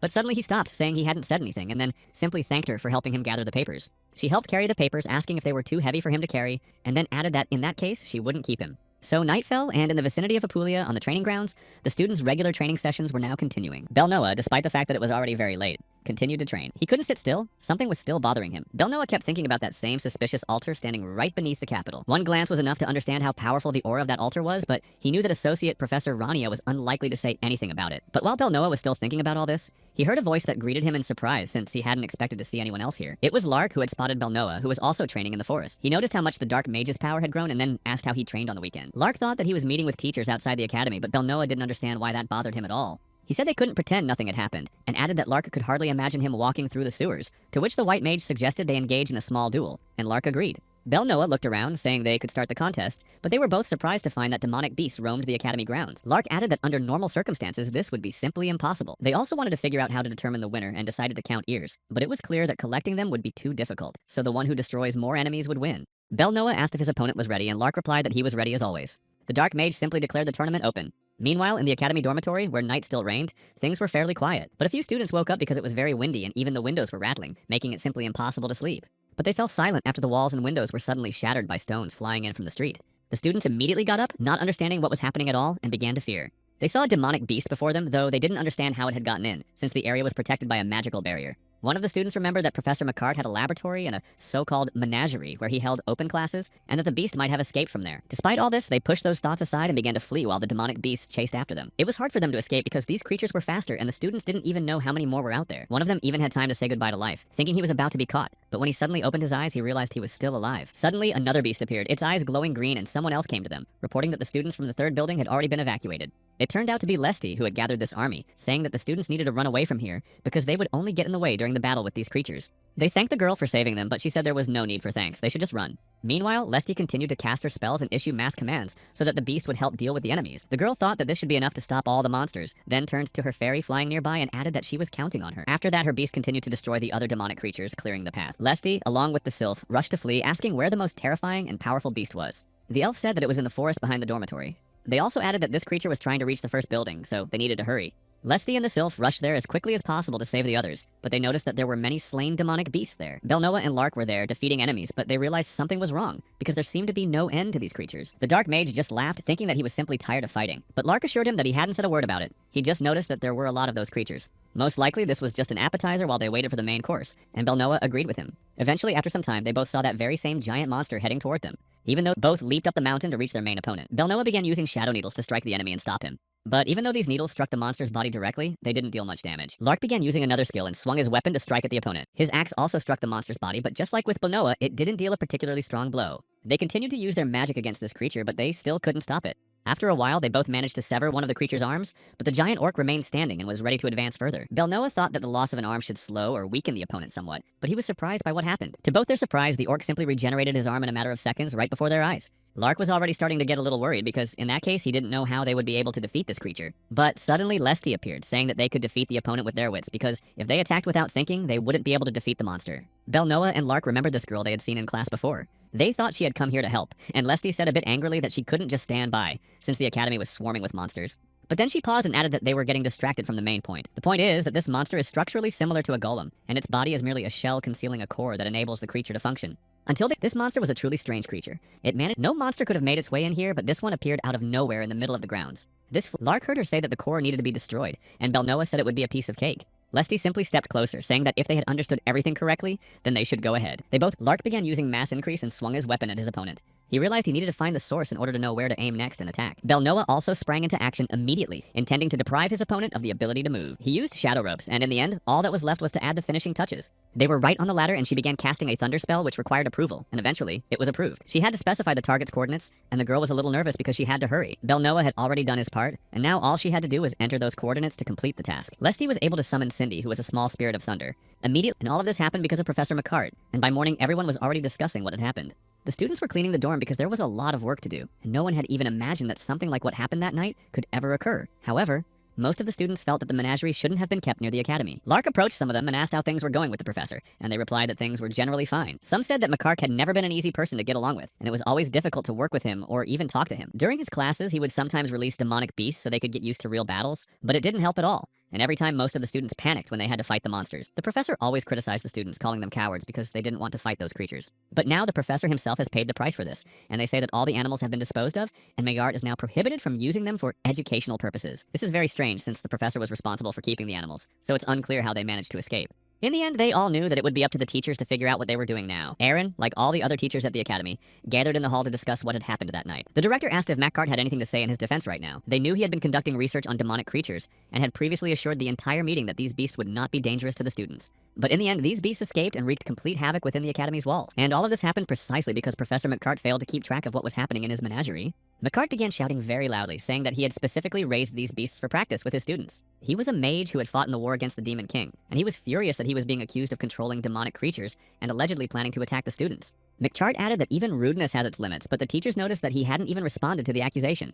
Macart was a man with a difficult temperament, but he was actually a war hero who had saved many lives on the battlefield. However, everything that happened that night points only to his guilt. Besides, breaking through the academy's barrier is no easy feat. It's much easier to release the beast inside Apulia, causing complete chaos. Many teachers began to suspect that there was a traitor within the academy who had released those beasts to divert attention and carry out a plan unknown to them. But because Macart had such an uncontrollable temper, he came under heavy suspicion from everyone. Meanwhile, Kelt was just trying to get through to the director, begging him to let him speak, and Aaron was surprised that he was about to say something in Macart's defense. But in the end, the director agreed and let him come forward, for which he thanked him. Macart snapped back sharply, saying that he had finally arrived since he considered Kelt to be the real culprit in all of this, as he was the one responsible for acquiring all those animals. Aaron, who didn't want to listen to this anymore, ordered everyone to calm down and then asked Kelt to tell his version of events. After that, the professor began to speak, saying that he understood this incident had put the entire academy on edge. But it was thanks to the students that they managed to get rid of the monsters, and this meant that Professor Macart's lessons had borne fruit, since the students were able to stand up for themselves. Of course, he said they couldn't ignore what had happened, and he was grateful that none of the students had been hurt. But if anyone was to be blamed for what happened that night, he believed it couldn't be just him. Aaron said he understood his point of view, but after everything that had happened, he couldn't allow demonic creatures to remain within the academy's walls. No one could guarantee that the incident wouldn't happen again, and of course,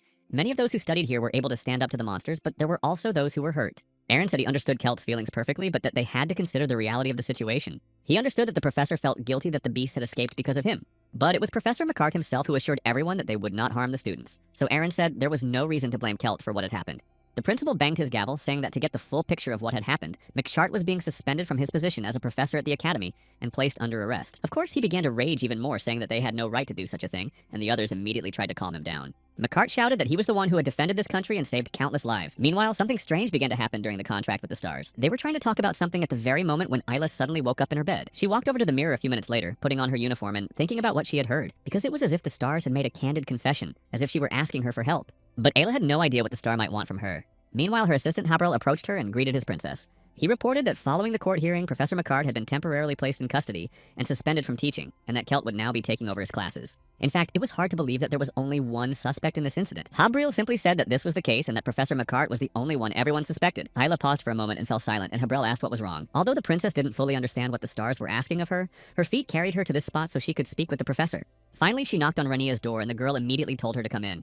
Isla opened the door and stepped inside, saying she'd like to talk and ask for advice about something, and Rania immediately apologized for the mess. She added that she shouldn't be afraid to step on all those papers, but Ayla hesitated a little before stepping inside. Rania added that she was preparing for the next class, since starting today she was trying to plan her lessons. She was trying to do absolutely everything to make the material easier for the students to understand. Ayla just stepped closer, apologizing, and said that it was a little hard for her to grasp all these diagrams, so she wouldn't be able to help her with advice. Apparently, after the last open class, she had changed her mind about teaching methods, and it was very noticeable. At the very least, Rania hadn't previously thought about creating a lesson plan before starting. Rania just smiled at the girl's words, saying that it wasn't her doing, but the tubes. She mentioned that Professor Kelt had given her some good advice, but at that moment, something seemed to click in Ayla's mind. After a while, class started again and the professor greeted the audience. It was Kelt who said that starting today he would be replacing Professor Macart, and then he stated his name again. He also added that it was worth noting that there would be no more practical classes with demonic beasts. So he planned to start by going over the theoretical part of the course, and the students were just happy to see this professor as a substitute. Kelt immediately began explaining everything to them from the very beginning, including how to behave on the battlefield. The practical sessions with monsters were cancelled, and instead of Macart, Kelt taught the lessons, which made everyone happy.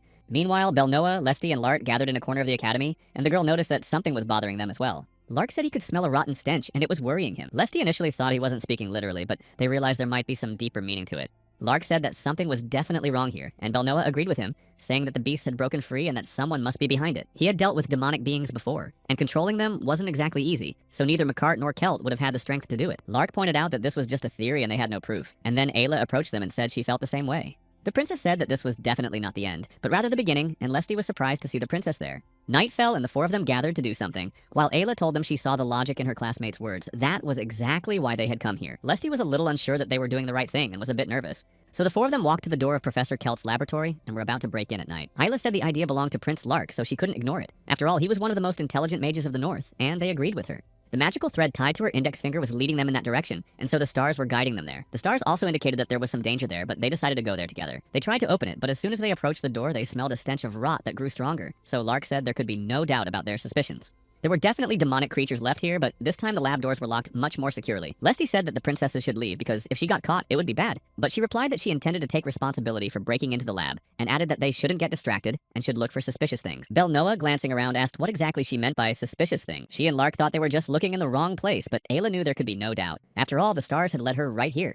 And if Professor Kelt was indeed to blame for what had happened, the evidence must be nearby. At some point, they all heard a strange sound, and Prose turned sharply, trying to make eye contact with the team. They were all standing in one spot, staring at the door through which Professor Kelt and Rania had suddenly entered, and he asked what the students were doing in his lab at such a late hour. Kelt asked if they wanted to ask him something, and Rania was surprised to see that even the princess was there. Finally, Lark stepped forward and said, "Professor, we wanted to discuss something with you." He explained that Kelt had been acting rather strangely lately, so they had begun to suspect something. So he immediately asked if it was because of him that those monsters had escaped last night, but Kelt had no idea what the prince was going to talk to him about. Belnoa simply stepped closer to him, calling him a barbarian, and asked if he had at least some evidence. Lark shouted that he had no proof, but a warrior's instincts and intuition could not deceive him. He added that the professor stank just as much as those beasts, while Lesty was surprised to see that Rania was there as well. She decided to ask why they had come, but the girl immediately replied that they were going to return the book she had borrowed from the Kelt. Then she suddenly stepped closer, saying that the students were probably very tired and it was already late, so it would be better to talk later. Besides, accusations without evidence wouldn't solve anything, but the princess firmly stated that they weren't going anywhere. Ayla added that the stars themselves confirmed all of Prince Lark's omissions. And something was definitely wrong here, and it was the princess's duty to figure out exactly what it was. And Rania almost laughed upon hearing that she had simply received a frank confession from the stars, and had come here. But after that, he fell silent abruptly when the boy turned to him, and only then did the professor continue speaking. Kelt finally admitted that the demonic beast had managed to break free precisely because of his fault. And that was exactly why he understood why the students treated him with such suspicion and distrust. The princess stepped closer, saying they wanted to hear an explanation of exactly what had gone wrong. And it was then that Kelt began to explain what had happened that time. He told them about Macart, who had been conducting experiments in an attempt to create intelligent demonic creatures for his lesson. But he was only allowed to keep very small specimens, and he was always absorbed in his research. For it was this research that was the meaning of his life. The professor bred these monsters and continued to experiment with his research. But it was precisely because he had tested them so much that it led to the catastrophe that had now occurred. He believed it was all his fault, for he had seen what was happening to Professor Macart, but couldn't stop him. Kelt simply thanked her for her kind and comforting words, and Belnoa realized that they had most likely been mistaken in their assumptions. Now they just needed to tell the other teachers and figure out what to do with those intelligent monsters. But the princess also began to notice that the threads were becoming clearer, and realized that something was definitely wrong. Suddenly, however, they snapped, but Ayla didn't understand why, and was ready to admit she'd been wrong, since the professor had confessed, and now shouldn't blame himself. The princess looked at her hand, seeing that the thread had finally snapped. Very suddenly, at that very moment, without touching the professor's students, the professor standing in the lab was thrown backward. Rania said that the professor had indeed managed to come up with a very tear-jerking and plausible story. She certainly didn't want to do this, but it seemed she would have to force the truth out of him. But the other student standing nearby looked at her in surprise, asking why she had attacked the professor. Only then did the professor begin to laugh hoarsely, while the students still didn't quite understand what was going on. Immediately after that, several more monsters suddenly rushed out right at the sky and the students. Kelt just laughed, of course, watching everything that was happening, and began to speak again. Kelt admitted that the students and Rania had actually slightly disrupted his plans, but nothing critical had happened. He also added that if he had to get his hands dirty with COVID to achieve his goal, he would definitely agree. The professor added that he would do absolutely anything to destroy this lousy academy. After that, the girl stepped forward, addressing the princess and Lesty. She also addressed Belnoa, who was already ready to use his magic for protection. Rania told them to take care of the monsters the professor had just released. Kelt admitted that he had heard a lot about Rania and her incredible talent, and now he had seen it all with his own eyes. He said that everything would have been completely different if they had worked on this case together. This academy had long since ceased to exist, and he began firing fireballs, but Rania easily deflected them. The girl just sighed in annoyance, saying that the idea of them working together sounded ridiculous. It even sounded quite arrogant, since he had caused a lot of chaos by releasing those demonic creatures. He easily shifted all the blame onto his colleague, and now cooperating with someone like him could only mean that she didn't respect herself. Kelt just laughed when she mentioned Macart and called him a colleague. The professor said he couldn't care less about Macart and what would become of him, because there was only one person he could truly trust. And most likely it was that person who gave the professor the power to control these demonic creatures. It was then that she pulled that very altar out of her pocket, saying that it most likely belonged to that same person. Rania, seeing his reaction, finally realized that the professor was connected to the demons. Kelt began to tremble at that moment, for he realized that this altar belonged to his master. He became furious when he realized that Rania had simply destroyed it, so he set out to take revenge. Kelt began to use dark needles, directing them from the portals at the students and Rania. The professor added that none of them could even imagine how valuable this altar was to him and his master. He was even more enraged seeing that Rania had so easily allowed herself to destroy it. After a while, the professor just started laughing louder, but he wasn't about to stop casting spells. It was now that he began to feel the power that had been bestowed upon him by his own master. The Celt realized that with such power, he could easily twist McCart's head off and not worry about what would happen next. With such power, no one would be able to stop him, and these thoughts were driving him mad. Rania just teased him, saying that the professor would agree like an idiot right now. Celt was surprised to see that Rania was still alive, for he hadn't expected her to be so well prepared. Then he saw that she had even brought a healing potion with her. Rania replied that it wasn't exactly a healing potion. It was just a tonic elixir, the kind you drink every day. It's just that this morning she had completely forgotten about this elixir, and ironically thanked the professor for reminding her. The Celt just kept casting his spells, saying that no potions could help her. After what had happened, she wouldn't be able to leave here alive since he wouldn't let her go. So he decided to finish Rania off once and for all. Immediately, the professor used dark threads to bind his rival at that very moment. But just as the threads began to approach her, they began to dissipate before they could reach her. The professor didn't even understand what was happening, and Rania simply said that he had just confirmed her suspicions. After all, if he serves a demon connected to that altar, there's no point in messing with him any longer. Rania said that Celt's end was finally coming, but the professor only grew angrier at her words, saying she was talking nonsense. He even became curious as to how she had managed to destroy his spell, but Rania added that it couldn't even be called a proper spell, since even a child could handle it. She rushed toward him using a push technique and struck her opponent. The professor couldn't even stay on his feet from the force of the blow and fell sharply to the ground at her feet. The heroine shouted for him to surrender immediately, since the Celt simply wouldn't be able to fight her any further in that condition. But despite this, the professor got up, saying that he was even impressed by how easily she handled dark magic, which is very powerful. Although he had already been beaten, the Celt had no intention of giving up, so he decided to show her one more trick to demonstrate his power.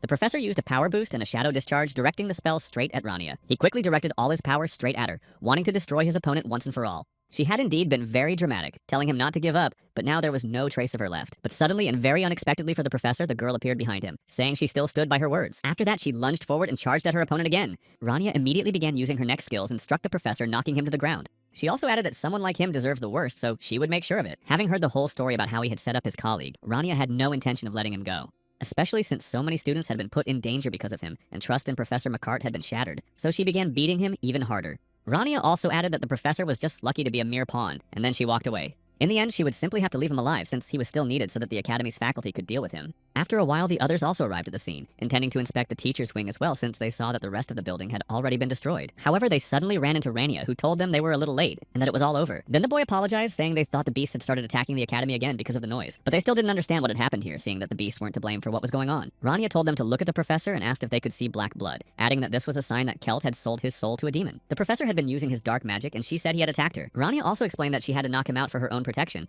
and to keep the students safe, and that's when she noticed traces of black blood. The girl added that the professor should come to soon, so he needed to be questioned about his contract with the demon. The others just asked in surprise if the professor was alive, but Rania repeated once again that, although she had beaten him severely, they had simply knocked him out. Moreover, she pointed to his body, showing that Celt was still breathing. Finally, she walked away, and these people told her she could count on them. Rania walked past them, saying she was leaving the cleanup and the professor himself to them, and that it was time for her to go because she was very tired. The princess and everyone else were outside and managed to destroy the last creature the professor had released. Lark then thanked everyone and added that they had made a great team because they had worked so well together. He then turned to Lesty and said that if she was tired, she could go and leave everything else to them. However, the girl replied that she wasn't tired and was just worried about Associate Professor Rania. In the end, she had to fight Professor Celt one-on-one since they were all going to battle those beasts. However, the princess and Lark smiled, though Lesty didn't understand what that smile had to do with anything. Isla laughed easily and said there was no need to worry about Rania since she could handle herself. Lark already looked more serious, but said that it was true because Rania was very strong. They looked at the same window that had recently been broken and said that she had most likely already taken care of everything. Isla added that Rania had probably already gone home after the battle. In the end, the girl was indeed already in her office, but in reality she was very tired from everything that had happened over the last few days and was thinking about quitting. However, Roselle suddenly appeared right behind her and heard her talking about quitting. Renelle just laughed, saying that he was simply thinking about how to wash the blood off his clothes. Roselle looked quite stern and said that Renelle should try harder, since these clothes were a gift from the princess herself.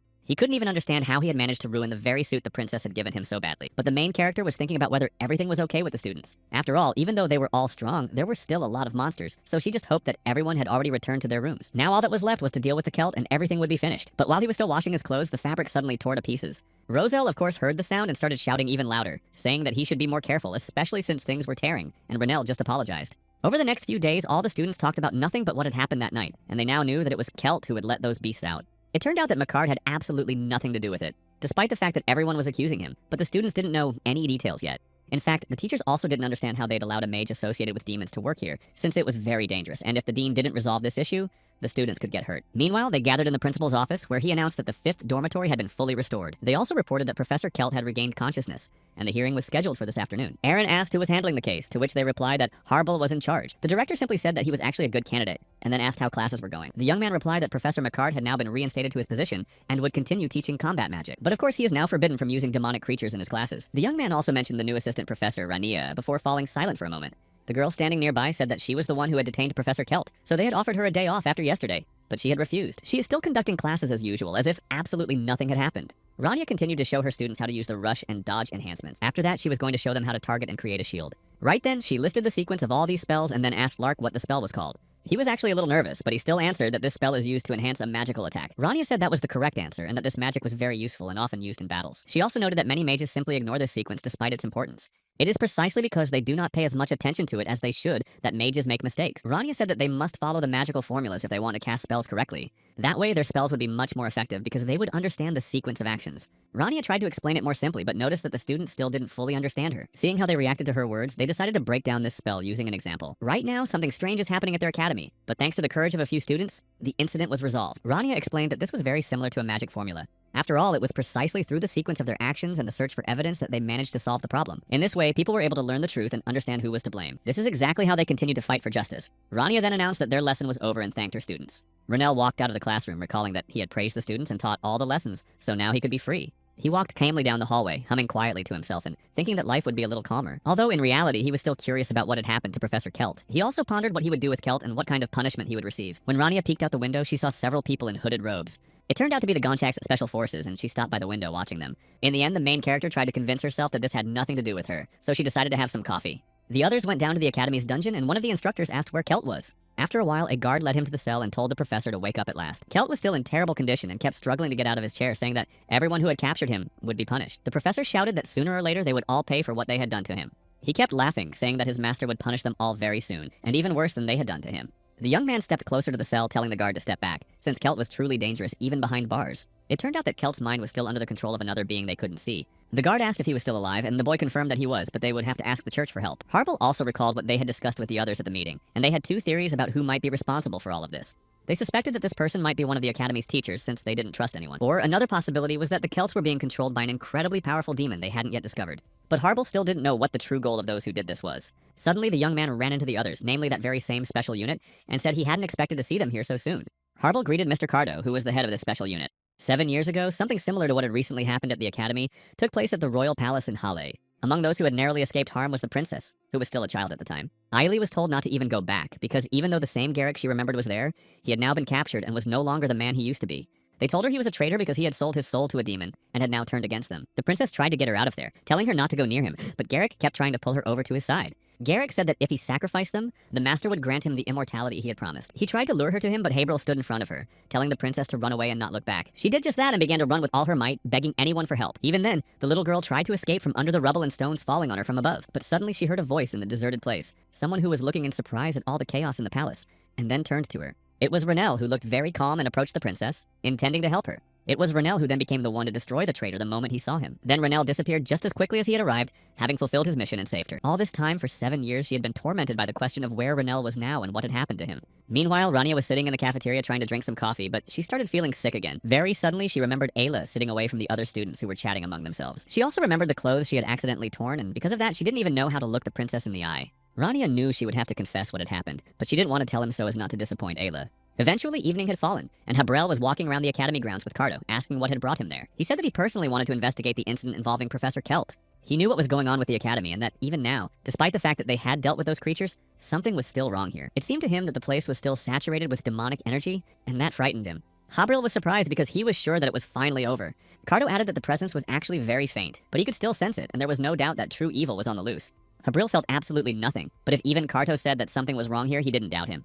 He had become an important figure after being named Commander-in-Chief of the Gonchak's Special Forces Unit. He was previously known as an investigator, and no criminal had ever been able to escape him. That's why Habrel was confident that, thanks to him, they would be able to catch the criminal quickly. He also thought about what would have happened if Carto had been at the Royal Palace 7 years ago when those creatures attacked them. But very suddenly, Carto stopped in his tracks and shouted for the boy to stand still as well. He looked ahead and saw Rania standing there with her back to him, silent. Suddenly, he lunged straight at her, calling the girl a traitor and preparing to destroy her. In the end, he struck her hard with his sword, smashing many things around them. The students nearby began to back away, glancing around fearfully as they had no idea what was happening, or who this man even was.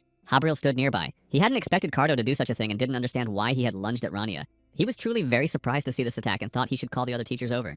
But nothing happened to her, and although it was very unexpected, she fought him off, and they began to struggle. It was truly unexpected because she was just returning home after lunch when some unknown man simply attacked her in the middle of the academy grounds. No one dared to stop them, and the two of them continued to fight, landing blow after blow. Habril watched them silently and with great surprise, not knowing how this was even possible. This Gonchak Special Forces unit was created by order of the royal family to fight against demonic forces. These men were issued special swords capable of neutralizing any magic they encountered. And when the staff shattered into pieces with a crack, he thought that this was simply impossible. No matter how powerful a mage might be, this sword could defeat him, for nothing could stand against it. Rania noticed that this man had mastered all these movements very well, almost mechanically. But despite this anti-magic sword, Rania was still winning, and was able to use her magical powers. Cardo was genuinely surprised, for he couldn't even land a hit on her, yet Rania continued to wield her powers. Finally, his weapon fell to the ground, and he remembered that in his entire career, only once had a mage managed to knock the sword out of his hands. He clenched his fists, refusing to accept it, for that time had long since been forgotten by him. Rania finally got the better of him, feeling dissatisfied because someone had simply attacked her with a sword, while Cardo could think of nothing but how incredibly familiar those movements were to him. Besides, this power was also painfully familiar, though he couldn't believe it was true. Rania decided not to argue right away, and stepping closer, she asked what on earth he was doing in broad daylight. Cardo stepped closer to her, waving his hand, and said he was very curious where she had been. Without any aggression, he simply asked what she was doing in such a place. Cardo remembered Renel and then called him a senior officer, while Rania didn't even know how to respond. All of this happened a long 5 years ago in the demonic desert where they met. Renel was working with him at the time and asked Cardo if this was the very place they were supposed to go. Cardo replied at that moment that this was definitely the place and that, without a doubt, they needed to go there. Renel didn't really trust him that much and asked if his instincts might be deceiving him, but Cardo said he wasn't just a dog, and that besides his sense of smell, he had something else. Then they got closer, and the boy finally said that the one they were looking for was here. And literally the very next moment, what they were about to see emerged from the ground, and it was a giant monster. Renel knew the creature was giant, but he hadn't expected it to be this big. And Carto added that, just as he'd predicted, the creature was here. He added that he could handle it himself and began to use his power, acting as Renel's right-hand man at that time. Renel himself didn't stand idly by either, saying that they should finish off this monster as soon as possible. Immediately after that, Cardo grabbed his sword and together they charged straight at the monster, determined to finish it off once and for all. They managed to cut it down and thought about when this war would finally end. Both of them were already looking forward to retirement. Cardo walked behind him and asked what his plans were for retirement, and whether the senior officer intended to return to the Grey Tower to take command. But Renel replied that he couldn't stand even a minute with those old men who run the tower. At one point, he even jokingly asked if he should become a teacher, and Cardo smiled and replied that he already missed his students. Renel was about to hit him, angered by the young man's words. In the end, he did get hit, but Cardo, clutching his head, said he was just joking when he said that. In reality, Carto was the one who always had his back in battles and helped him deal with his opponents. When enemies were already closing in on them, Carto was ready to hold them off so that his senior could escape. But he didn't actually know that one of the Demon King's 4 generals was here, because he definitely shouldn't have been here. This general was called the Sword of Darkness, Conicolt, and few who met him on the battlefield ever returned alive. After a while, they returned to the tent where Sarah began to heal Carto, and he announced that he wanted to retire. Sarah said that even though she had managed to heal him, his body was still overflowing with demonic energy, so fighting would be difficult. Carto was angry with himself, but he understood that he had already lost a lot of strength. And with a body like that, he definitely didn't belong on the battlefield. He believed he would only be a hindrance on the battlefield, but Renel replied that Carto was one of the few survivors capable of engaging in a fair fight against the Gunnakulta and emerging victorious. The young man said that he deserved a reward and handed him a letter, saying that the royal family wanted to create a special unit to fight demons within the country. Carto took the letter in his hands with surprise and excitement, and Renel added that this was his recommendation. He could see how strongly Carto wanted to continue his work and said that if he truly wanted to keep helping people, this would be a good opportunity. Carto, looking at the letter, simply couldn't hold back his tears and they rolled down his cheeks. Sarah just sighed when he made her patient cry, and Renel exclaimed that if Carto didn't like something, he would tear up the letter right away. But Carto clutched it tighter, saying he would never give it up. They reminisced about the past, and in the end, Renel became the teacher he had once wanted to be. Renel saw no point in hiding anything from him, since they had once been incredibly close. The mage didn't say much about what had happened to his physical appearance, since that was what surprised Carto the most. But Renel didn't really want to bring up what had happened. But eventually, Renel picked up that very altar, saying that Carto was right, as always. He had found this altar in the underground tunnels earlier when he had gone down there at his friend's request. Now Renel knew that Keltu definitely knew something about this altar. This incident was repeating itself exactly as it had 7 years ago in the royal palace. No one could even imagine whether anyone would be able to sense the demonic energy emanating from these shards. But one couldn't expect anything else from Carto, since he knows a demon wherever it may be hiding. Carto now took these words more as a compliment, but Renel added that he had become much more boring after serving the royal family. But then he turned back to him, asking if he could take a closer look at the shards, and Renel handed them to him. He stared at him longer than necessary, and Renel replied that if Carto had something to say, he should just say it. Finally, he said that he was curious to know what it was like for Renel to work as a teacher, to which Renel simply smiled. In truth, he didn't particularly want to bring it up, because he was already fed up with it all. All those old folks from the Grey Tower, through his mentor, wanted him to take them under his wing and become their teacher, and Renel couldn't find a moment's peace anywhere. They just followed him in a crowd, asking for the same thing over and over, but he always refused, saying he was too busy. Carto laughed, saying that even when he was in the army, those old men had written him letters about it. The protagonist also mentioned that the sages from the Black and White Towers had taken an interest in him, but there are some pretty cool students at the academy who are actually fun to teach new things to because they have good potential. Carto smiled, saying he was glad to hear that things were more or less normal at Renel. But he just started ranting, saying that all this time he'd been complaining about his life here, and now Carto was telling him about some good story. Carto stood up and looked at him, saying that despite all these difficulties, he had heard something else as well. It seemed to him that Renel had already gotten used to his new life, and he also heard that he had been expelled from the hero's squad, so he had been worried about him all this time.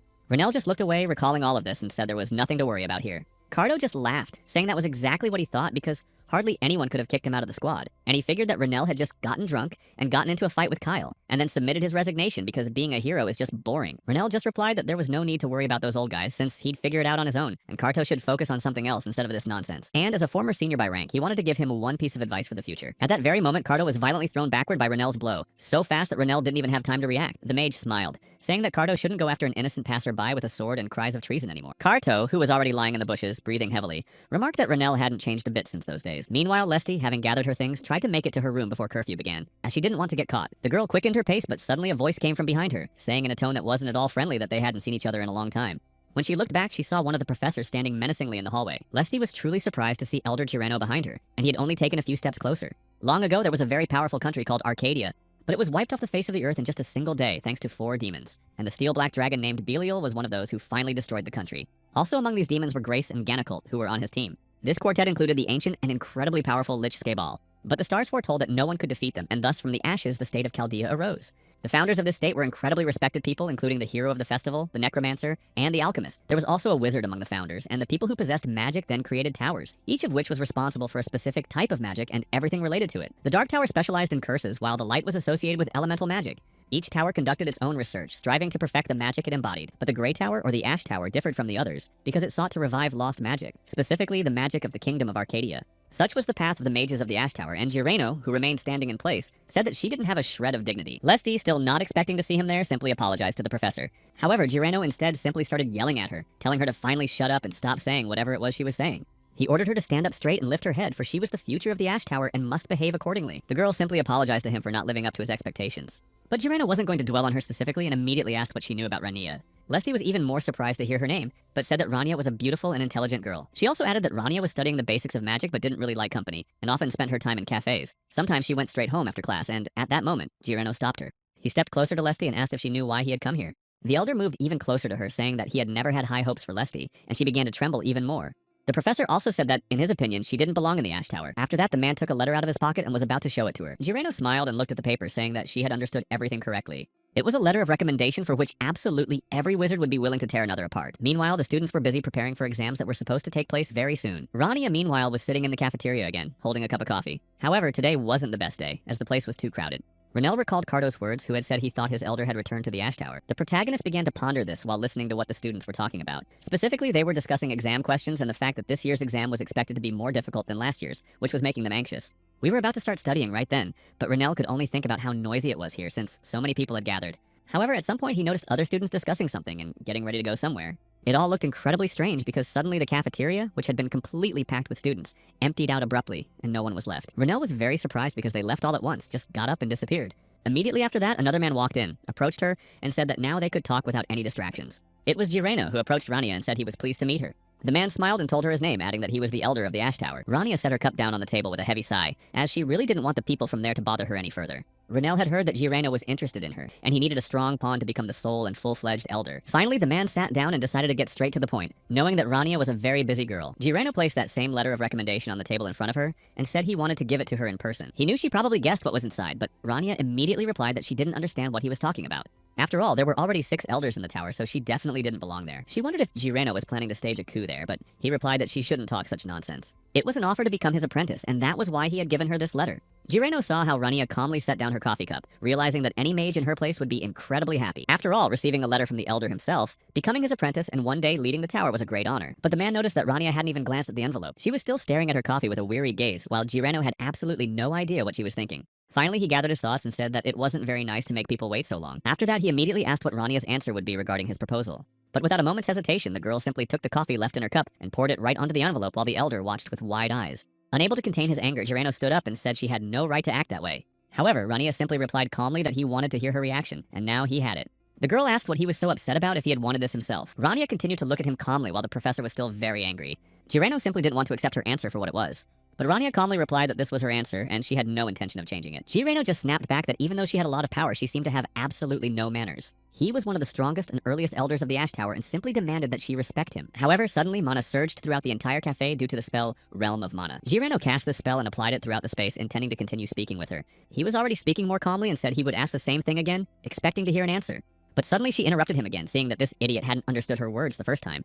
Rania stood up while the elder still couldn't believe that she had actually started being rude to him. The girl began to mimic his words, saying that he was too naive if he thought everything would be so simple. Rania added that he definitely wouldn't be able to make her shut up, even if he wanted to very badly. Jireno was even more shocked that this girl had managed to copy his spell. Rania said that since he saw her as a mentor, she definitely didn't need one right now. After all, she could easily take down one of the senior elders of the Ash Tower. In the end, he simply began to wallow in his own vanity, and decided he could use someone as a pawn to elevate his status among the other instructors. Rania smiled and said that Jireno was just an idiot if he was going to pull off such a stunt, although she believed he wasn't even worthy of the title he already held. Meanwhile, Lesty was sitting in her room continuing to study, but her elf flew up to her, and the girl asked her to let her study in peace. The sylph couldn't just give up on this, because if she kept studying, she would pass out from exhaustion. She'd been studying for so long. This little creature told her mistress that she just needed to sleep at least a little to regain her strength. But Lesty insisted that she needed to try very hard, because if she got good results, things would be easier from there on out. She really had been poring over those notes for a very long time, and was still recalling Jireno's words when blood began to flow from her nose. Jireno just wouldn't get out of her head, and his words seemed to weigh on her even more with every passing second. She couldn't forget his words about how he considered her a pathetic creature who was worthless. Meanwhile, the other students continued to discuss the exams and prepare for this test. When they approached the board, they weren't even sure at first if these were exactly the questions they needed. Rania, hearing all these words at that moment, was surprised, because she had prepared the questions based on the class's current level of knowledge. She thought they were too timid if even something like that scared them. But a little later, Rania also noticed something strange about Lesty. She wasn't acting like her usual self. The girl decided to approach the student and ask if she was okay. Rania thought that Lesty was just feeling unwell or had come down with a slight illness, so she moved closer to ask about it. But even though the girl heard her words, she couldn't shake the thought that Rania was in cahoots with Jireno and would also make fun of her. That's why she didn't answer her and just ran away, even though Rania was just trying to talk to her. Cardo walked closer to Rania, asking what the notice was about, and then read what it said about the exam questions. Renelle just snapped back, saying that was how it always was since he'd always thought Cardo would come sooner. Cardo just asked how he knew he'd come back here, and Renelle, sighing heavily, said he hoped Cardo had found out something about that altar. But if he'd just come to tease him, he should just go back, which made Cardo laugh. He looked around and said that, in reality, things weren't quite that simple here. Renelle just sighed as he looked through all those papers and said there were a lot of problems with this. There was also talk that this demon, who attacks again and again, had prepared very well this time. He recalled his past and realized that this time, their opponent had equipped himself with everything and had plenty of protection. No matter how much they tormented his physical form, until all these altars were destroyed, they wouldn't be able to get rid of this creature. That is why all that remains to be done is to continue searching for the remaining altars. Cardo laughed, saying that it wasn't that simple due to the excessive attention being paid to Renelle. But Renelle simply kicked him away again, though Cardo managed to dodge in time. Meanwhile, in the capital of the Kingdom of Chaldea, the Special Forces unit also continued to patrol, looking for anything unusual and trying to find clues. After a while, they were invited inside, and eventually they took off their hoods. Kyle looked around and realized that this was where the altar was located. One of the Special Forces members confirmed that everything was correct and that they had managed to find it in the capital. Then he asked if any other soldiers were present, and the man replied that aside from Kyle's group, there was no one else there. He also asked about the Ash Mage and whether he would be participating in the destruction of the altars. However, the soldier replied that no one had seen the Ash Mage in these parts. Kyle simply grabbed his weapon, saying that it was very strange that no one had seen the Ash Mage here. The soldier looked back at him, asking what was so strange about that. Kyle then let go of his sword's hilt and said that the stars of the Holy Sword had told him something. He looked back at that same thread and said that the stars had told him a story. The leader took a few more steps, saying that something was about to happen very soon. Kyle knew for sure that very soon he would meet the Ashen God, whom he hadn't seen in a long time.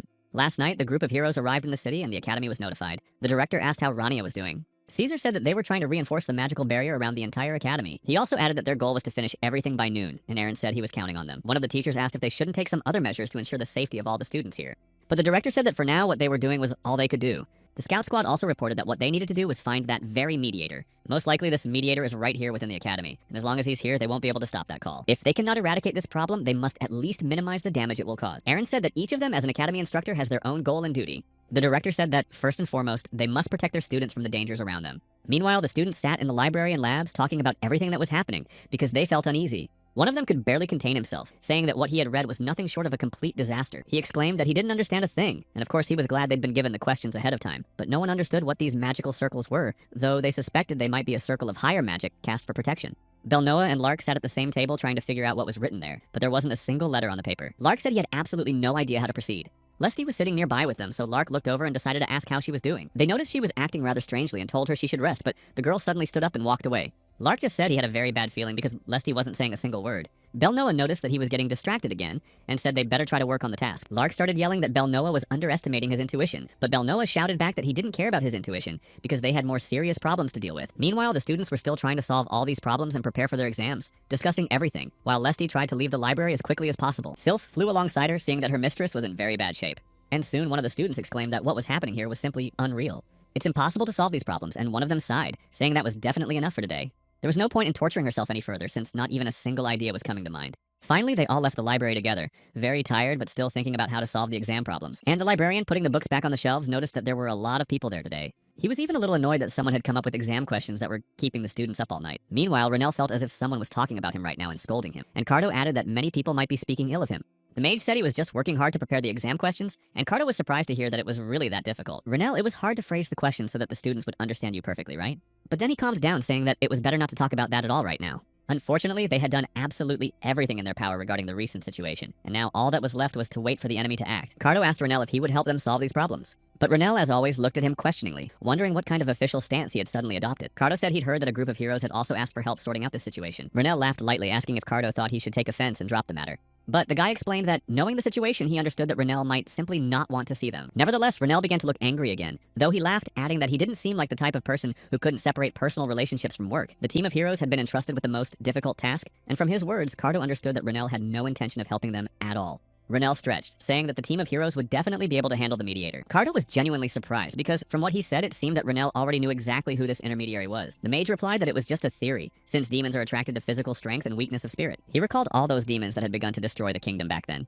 As soon as the victim breaks down morally, only a strong shell remains, which the demons can feed with their energy. Cardo asked if Renell thought there might be such a talent among the students that they had tried to capture. Renell just smiled, saying that they definitely had such a talent, and immediately thought of Lesty. He spoke of her, saying that she was the very talent that the elders of the Ash Tower had ignored and simply begun to humiliate. Meanwhile, the sylph flying beside her flew upward, surprised to see a letter addressed to her mistress. She read what was written at the top, and it said that it should be opened immediately. Lesty approached the table, not knowing who the letter might be from. But considering the note, she picked up the letter and noticed the same magical diagram. The girl began to recall what Rania had told them in class, namely that one should reinforce one's defenses and then attack. It was the very same defensive spell pattern, and it was simply perfect. Lesty began turning the paper over in her hands, trying to figure out who had sent her this letter. Meanwhile, Skaeball watched her, realizing that the letter had been sent to destroy and get rid of him. After that, the demon saw a sylph flying near the girl, Karpa. And then something strange began to happen because Lich used his power, gathering to merge with Lesty. At that moment, she began to feel even stranger, and she started to remember everything that was happening. She remembered what they had told her, that no one expected anything else from her. The girls cheered joyfully when they saw the sylph, mistaking her for a little fairy. Then she felt someone stroke her head, and after that she was praised. It was one of the professors who said she was truly talented, and then asked what this little flying creature's name was. Lesty just laughed, saying that the book only mentioned that it was a spirit of the wind, and she didn't know anything else. Then the professor said that it was somehow rude to address a living creature without a name, so he suggested naming her a sylph. He sat down next to her and asked if she would let him teach her magic. The sylph sat beside her, and the professor told Lesty that she possessed an incredibly rare and powerful talent. He said that the girl would become the greatest talent of the entire era if she continued to develop her powers. She later found herself in a trap that was draining her life force, while Lesty continued to recall what had happened in her childhood. Cardo had been with Renell the whole time, and then the mage said that everything should have manifested by now. His assistant thought it was all too complicated since he had no idea how to catch the creature they were hunting. Renell himself said at that moment that it would be very difficult. He himself had to act as a mediator at the altar, which is exactly why he knows exactly what he's talking about. Cardo wanted to say something else, but upon hearing that last sentence, he looked at Renell in surprise. Then he nervously asked when and how it happened, and Renell explained that by then Carto had already left the service, and it was in the heat of yet another battle. But that time he found himself in that battle with Kyle, which is why all of this happened. After the battle, Kyle declared that he wanted to put an end to these battles and heroics, and that the spectacle had truly been terrifying. And that time, he had to fight a huge skeleton monster. Renell explained that his opponent had lured him into a trap and tried to brainwash him. Cardo then realized that Renell's soul had managed to visit the world of demons, and the mage confirmed that this was indeed the case. Renell also added that as a mediator, he understood exactly how this technique worked. It turned out that their bodies are simply sealed inside that altar, while the soul is transported to another dimension. And once there, it falls into a trap. The demon takes possession of the shell and the person's own power. That was the whole point, and Renell got goosebumps when he started recalling the entire technique. Cardo thought for a moment and then asked what this demonic trap was like. Renell also thought for a moment and then replied with a slight smile that it reminded him of a long and happy dream. In this dream, absolutely all your dreams and desires came true and they became your new reality. But Renell turned around and said that, in fact, those dreams didn't contain what he truly desired. Cardo was surprised to hear these words and began to question him further.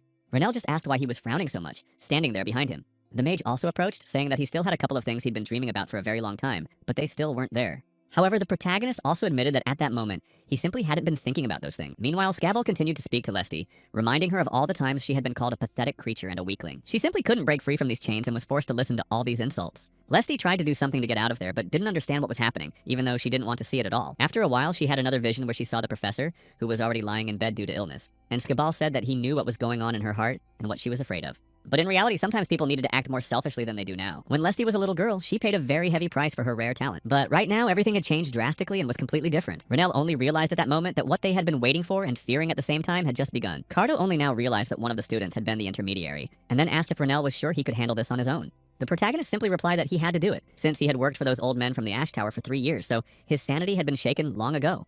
Renelle laughed, saying that mages were even crazier psychopaths with no brakes. Meanwhile, Lesty recalled that even the Elder had always told her not to look back and just keep moving forward. And in the end, she had survived and wanted to create her own future. All these words affected her so deeply that she summoned the sylph, screaming with all her might in these chains. The very next moment, the threads released her and the girl saw the sylph and joyfully picked her up. But suddenly Skeeble appeared and laughing called Lesty a completely foolish child. Lich said that if she had just given in and fallen asleep, she could have saved her own life. Skeeball flew closer to her, asking why she had woken up now. Even though she still felt terrible, Lesty didn't want to give up when she saw him standing before her. She recognized the very oldest of the dead, the one they called Skeeball, and now he was standing right in front of her. The Lich simply replied that it would be better for her to remain silent, for in that case, he would be able to grant her immense power. But despite all this, the girl began to use her magic and summoned other creatures using a multi-summon. These mutated animals appeared from her portals, and Lesty realized that she could see neither Skebble's aura, nor the sky, nor the ground beneath her feet, which meant she was now in another world. But even though she had been transported, she could summon her beast no matter where she was. After that, the girl launched an attack from the very center. Skeeble easily withstood the entire blow, asking if she hadn't liked the dream he had shown her. Lesty then began to fear him even more, for she realized that with just a single light blow, he could destroy all her creatures. Skeeble approached her again, saying that a child like her should go to sleep. At that moment, Lesty realized that if she simply gave in, the Lich would easily take possession of her body again and take control of her power. So she had to come up with something immediately. She tried to come up with something, but suddenly everything around her changed, and other magic diagrams appeared. The sylph flew closer, seeing that the same patterns Rania had sent them were all around them. And at that moment, Lesty was truly delighted, for she realized that Rania had been able to watch her all this time through these patterns, and had seen when the girl was in trouble. Skeeble became very angry because this was the second time Rania had completely ruined all his plans. Lich didn't understand how this was possible since the stars couldn't penetrate into the space he had created. But suddenly a voice said that they could influence his world from the outside, even though they couldn't enter it themselves. Rania spoke to him and Skeeble grew angry, saying he would recognize the voice of the Ashen Mage and began to rage even more.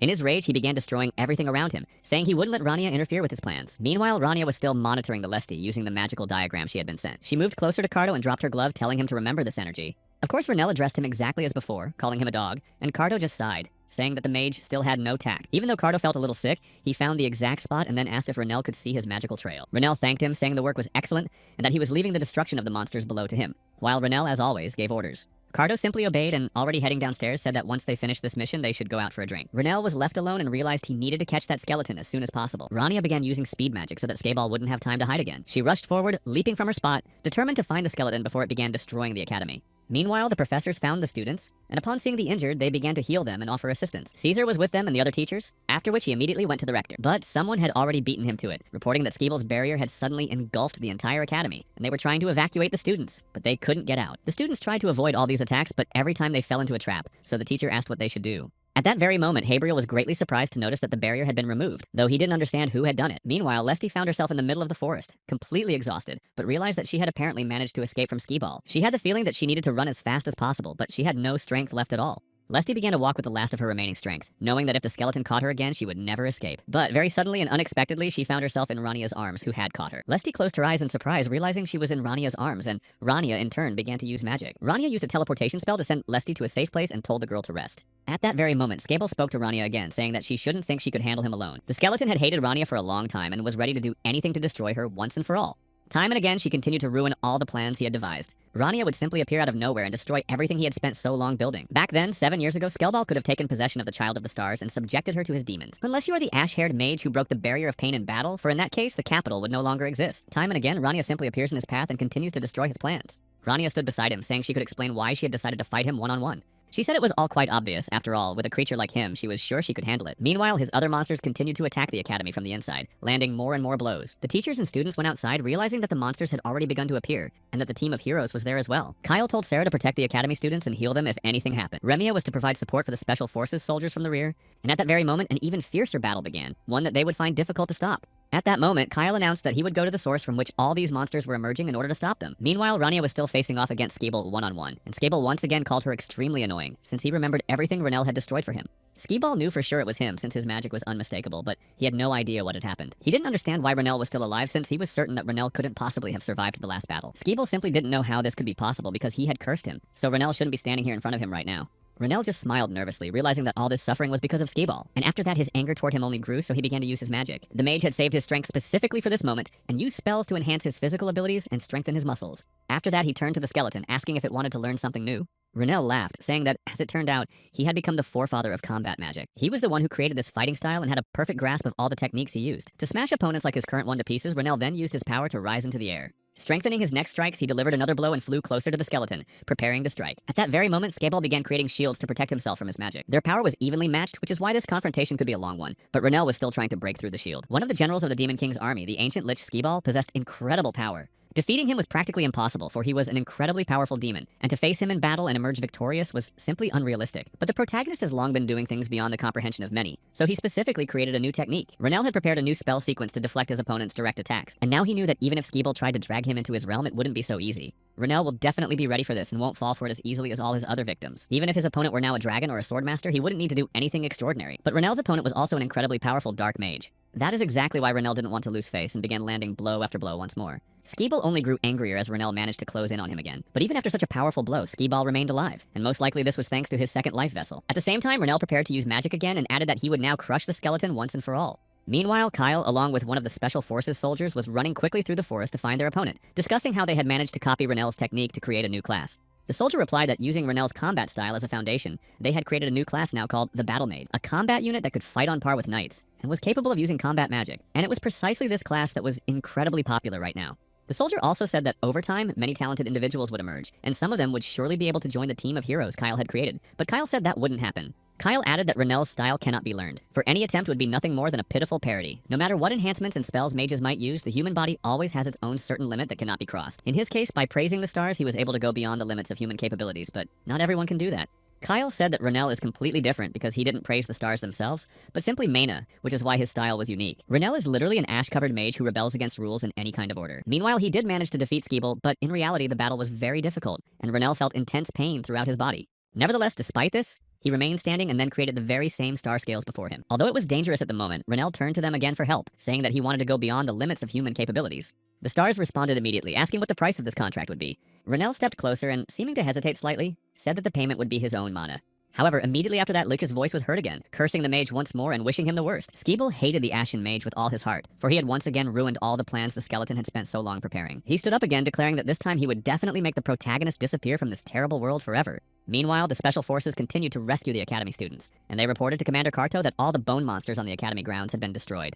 Karto merely replied that they had done a fine job, but he himself did not stop fighting the other creatures in the Academy courtyard. Finally, he finished and then approached one of his subordinates, saying that the monsters might also have broken into the Academy, so he ordered them to search every corner. He also noted that the demonic energy that had been emanating from the forest just moments ago had vanished very suddenly and quickly. Karto stood in place, waiting for other monsters that might appear, but he was already beginning to suspect that Skabala had indeed managed to overcome the situation this time. Meanwhile, Kyle and the other soldier continued to move forward quickly as they couldn't stop even for a few seconds. It would cost them too much. It was at that very moment that it turned out Skabal wasn't finished yet, for he had reappeared in a different place, namely inside a bone coffin. The skeleton had no idea what was wrong with that Ashen Mage, for Skabal had already sealed him away, yet the shadow of the stars still lingered in the air. And at that very moment, the voice of the Ashen Mage was heard, breaking through these walls to reach Skabal. Rania finally managed to break through this wall and told the skeleton to explain to her what all this meant at last. Skabal grew even angrier, realizing that Renel had somehow managed to lift the curse without even knowing it existed. However, he then shouted that if he had lifted it, he wouldn't look like this now, because as a result, he was simply trapped in a body that wasn't his own. Then Skabal began shouting that the curse meant Renel's flesh would dissolve and rot, and this curse was supposed to bring him long and terrible suffering, but in the end, it merely changed his appearance. After that, Renel understood everything Skabal had been trying to tell him, and everything fell into place. The skeleton was still standing before him, asking Renel how he had managed to circumvent the very essence of the curse. Controlling the Shadow Spear requires a large amount of mana, but Renel doesn't even possess the same magic as Skabal himself, so he shouldn't have been able to do it. Then the protagonist smiled, saying that he had simply decided to try it, and it had worked out. After that, the Lich grew even angrier, having heard such a calm response from his enemy. He once again called the Ash Mage a freak and said he would destroy him right then and there. Renel began dodging the blows, but noticed that Skabal's strength hadn't diminished, despite the numerous strikes to his body. Skabal continued to attack him, trying to get close, and was spending more and more of his own mana on the strikes. Renel realized that Skabal was going to drain all his mana from the human vessel, even though it didn't seem like it. The mage also understood that if he could destroy the skeleton, the Academy would definitely remain safe. But if he failed, there was a high risk that Skabal would escape to the city, causing even greater chaos than there was now. Nevertheless, realizing that this was his last chance to complete the mission, Renel had no intention of giving up. Recalling what he had noticed long ago when he fought against the Demon King's army, the mage knew that demonic magic was vastly different from that wielded by ordinary mages. But the magic of the stars that aided mages was also different. The magic of the stars was still not perfect, and likewise, demon magic, though incredibly powerful, had slight flaws. Renel had long ago realized that in every form of magic, regardless of its power, one could find weak points. And after some time, while pondering all this, he saw what he had been waiting for so long. Renel immediately cast a spell to accelerate his spells and increase their power, then sprang into action. Then he used muscle enhancement and strike power to prepare for the attack. Finally, when all this preparation was complete, he struck and lunged at Skabal.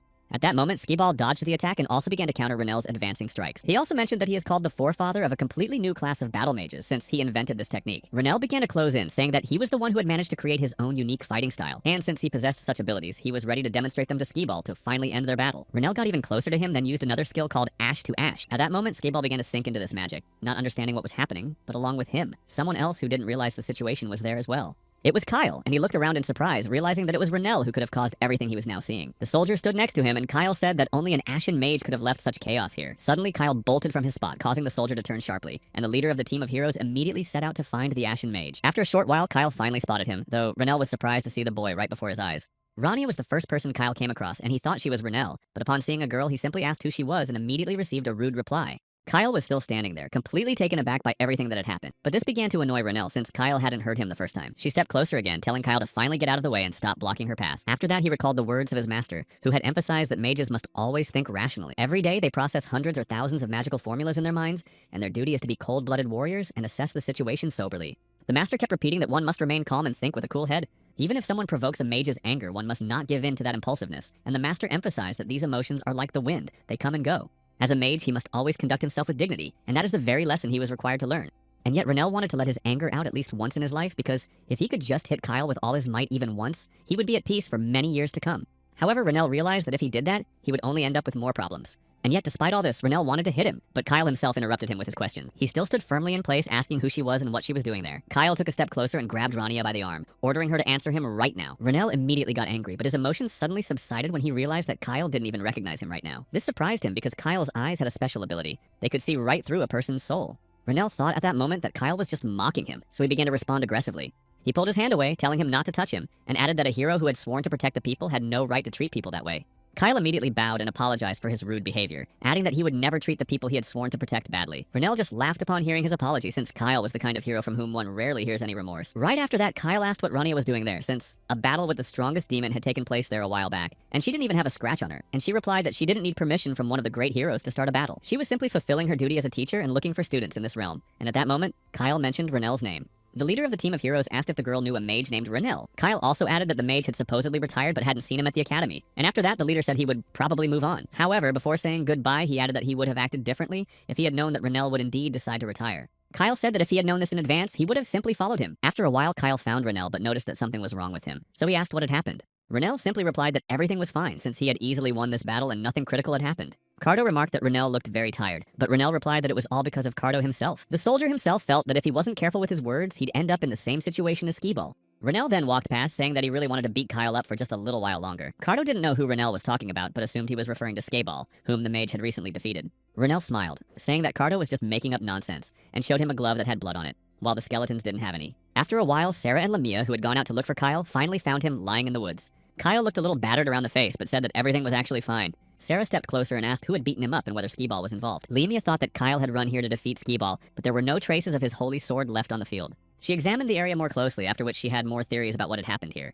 Kyle himself began to explain that when he arrived here, he saw that someone had already defeated Skee-Ball before him. Lamia sighed, saying that it was actually a good thing, since they had conserved their strength and no one had been hurt as a result. So the girl suggested returning to the hotel, and Sarah added that she wanted to walk around the capital some more, since she hadn't been here in a long time. Sarah said that new boutiques had opened there, and Lamia mentioned a coffee shop that had also recently opened here. But Kyle now felt that the girl he had met in the forest was, in fact, Renel. He realized this when she swung at him and was about to strike, because Renel had an incredibly unique fighting style and those movements could only belong to him. Also, the structure of his spells was distinctive, and Kyle recognized it. The only thing that distinguished this girl from Renel was her gender, but in every other way, she was his exact double. Meanwhile, Cardo was right there with him and thanked Renel for helping them clean up. However, the mage snapped back, telling him to stop calling him that. But Carto didn't know what else to call him if not by his name. They continued walking through the forest, and Renel told him to just call him Senior, and that was it.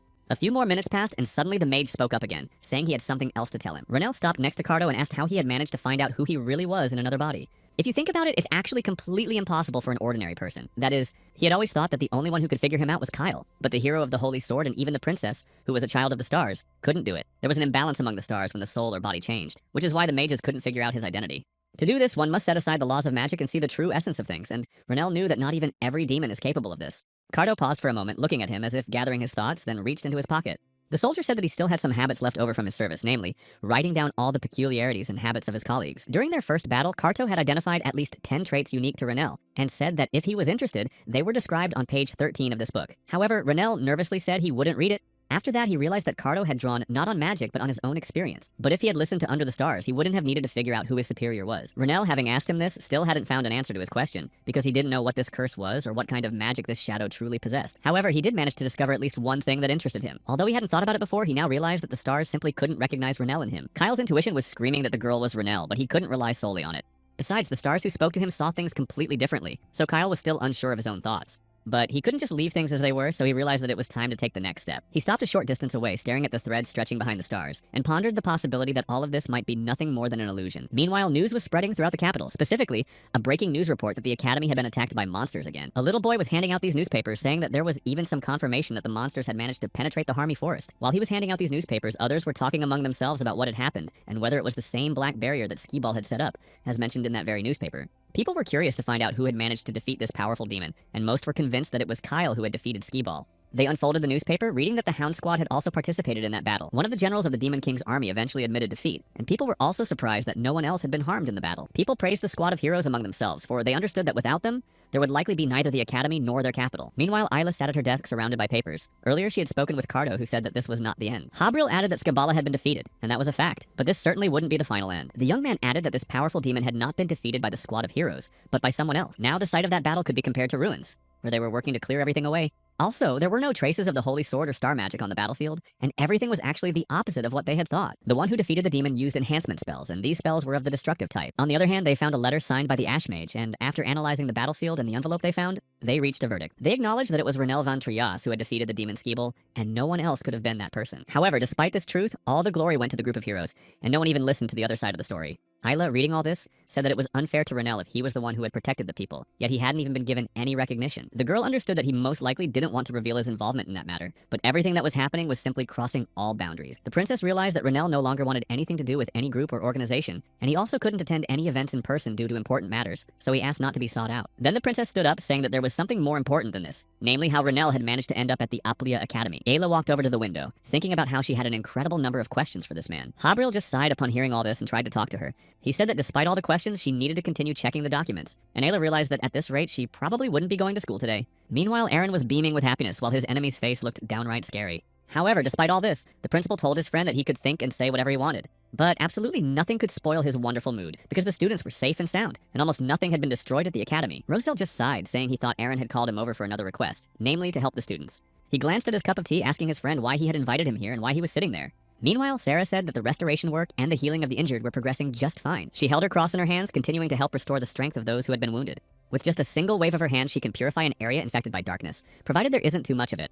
Aaron said that this was truly incredible because Sarah's powers were helping them immensely on this mission. Rosal didn't understand anything at that moment, because it seemed as though the director had called him over just to praise Sarah. They also talked about how Rania had been infected by the darkness while saving a student from Skee-Ball. All the students whose bodies had been infected by this darkness had already been healed, and they felt fine. That's exactly why Aaron thought Rania should meet with the Holy Virgin Sarah. But Rosal cut him off sharply, saying that definitely wouldn't happen. His expression changed abruptly, and the professor stated clearly that under no circumstances should they meet at all. Roselle knew that Renell had only just begun to get used to his new life, but if he met that very Holy Virgin, everything would go back to the way it was. Aaron didn't understand Roselle's reaction at all, since he just wanted to do what was best. However, only Roselle now understood that if Renell and Sarah came together, they would simply destroy each other almost immediately. He also understood that in this struggle, Sarah was more likely to die than Renell, but he didn't want to cause him any trouble. But now Roselle had no choice but to hope that those two would never meet. Meanwhile, Rania was checking the completed tests, and she was very surprised that only one student had managed to get to the 7th question. She was outraged that this had happened at all. Sighing heavily and growing angrier, she left the office, saying that she had done everything right and didn't understand at all why this had happened. But as soon as she stepped out of the office, Rania opened her eyes and saw Lesty standing before her and immediately asked how the girl was feeling. Lesty immediately spoke up, saying that she would like to talk to her right now. Surprisingly, Rania didn't brush her off and suggested that they sit down for a cup of coffee at a cafe and talk there. Lesty didn't refuse, and soon they left the building, heading straight for the cafe. However, the girl couldn't stop thinking about what had recently happened to her and what she had heard in that dream. It wasn't until Rania spoke to her herself that Lesty finally snapped out of it and stopped dwelling on it. Rania noticed that something was definitely wrong with the girl and that she seemed distracted, so she asked if she was okay. After a while, they approached a bench and sat down, and Rania asked what she wanted to drink, adding that she would pay. Lesty just smiled calmly, saying she'd have the same thing as the professor. This conversation was definitely going to be a long one, so it would probably be a good idea to get something hot. After that, Rania immediately went to the cafeteria, realizing that there were really very few people there today, especially compared to previous days. and there was only one other customer there who ordered coffee with an extra serving of sugar. That sweet voice of hers only comes out when it comes to talking to men, and Rania could recognize that perfume, which was way too overpowering, from 1,000. She walked forward and then saw Sarah's face, though she had no idea what this girl was doing here. All of this happened a long time ago when their team of heroes was still intact. At that time, Kyle and Renelle were working together building a fence near this house. Even back then, he and Sarah had major conflicts, and she treated him horribly, calling him an idiot. The girl said there was no point in saving this pathetic village because sooner or later, life there would end anyway. They look like pigs right now, covered in mud up to their elbows, and she doesn't like it at all. Sarah believed that as a holy virgin, she simply couldn't allow herself to be in such a situation. It was beneath her. She couldn't care less about all the villagers who were counting on their help. Instead, Sarah suggested turning this village into bait for the monsters. In that case, all the monsters would flock right here, and it would be easier for them to deal with them all at once. Sarah continued to explain her plan, saying that at the critical moment, they would be able to strike and solve all the problems. And soon enough, that chaos did not materialize, but Renelle, who had previously tried with all his might to save this village, could not hold back and shed tears as he watched the houses burn. Hearing what Sarah was saying, he became very angry, saying that this was wrong. The girl just snapped back that Renelle couldn't be unhappy about this, since this solution would be the best for all of them. But then Sarah approached him, saying that most likely Renelle, as an ordinary person, simply couldn't understand the Holy Virgin as she was. Then she recited words from the Gospel of Delohim, reading them aloud to him. It said that believers must sacrifice absolutely everything for the sake of their goddess. Supposedly, the goddess would see their efforts and sacrifices, and then take them to her if they did the right thing. Sarah believed that all these people were nothing more than tiny insects under the saints' feet, and that it should be a joy for them to end their lives for the sake of the goddess. The girl continued, saying that she was, in fact, the goddess's messenger, but in the end, Renelle couldn't take it anymore and grabbed her by the throat. He squeezed so hard that blood began to flow and said that Sarah had finally gotten on his nerve. The girl acted as if she were the most important person on earth, but he hated fanatics like that more than anything. And as for the god Sarah was talking about, he said that he didn't care about anything and couldn't care less about what was happening here. It was only because of the power of the stars that they and other people could go on living. Renelle said he wasn't going to repeat himself a second time, and added that if the girl brought up this sacrifice and the pitifulness of people again, he wouldn't put up with it anymore. He said that in that case, he would send her straight to her god and let her exist there on her own. He couldn't forgive her for this because once upon a time, fanatics just like Sarah had destroyed his and Kyle's hometown. And the stars themselves are like deities, and under their guidance, a religion was created called Delohima, and a person was also chosen to carry the word of the stars. That person was Sarah, whom the stars had chosen for the role of the Holy Virgin. Her hair was long and resembled ripe cherries. Sarah also had light green eyes, like plants blooming in early spring. She had a perfect body and abilities bestowed by the deities themselves. Sarah stood before the mirror, I suppose, thinking that she still couldn't get enough of her own reflection. Sitting in a cafe, she was doing just that, thinking that it was absolutely no surprise that so many people simply envied her.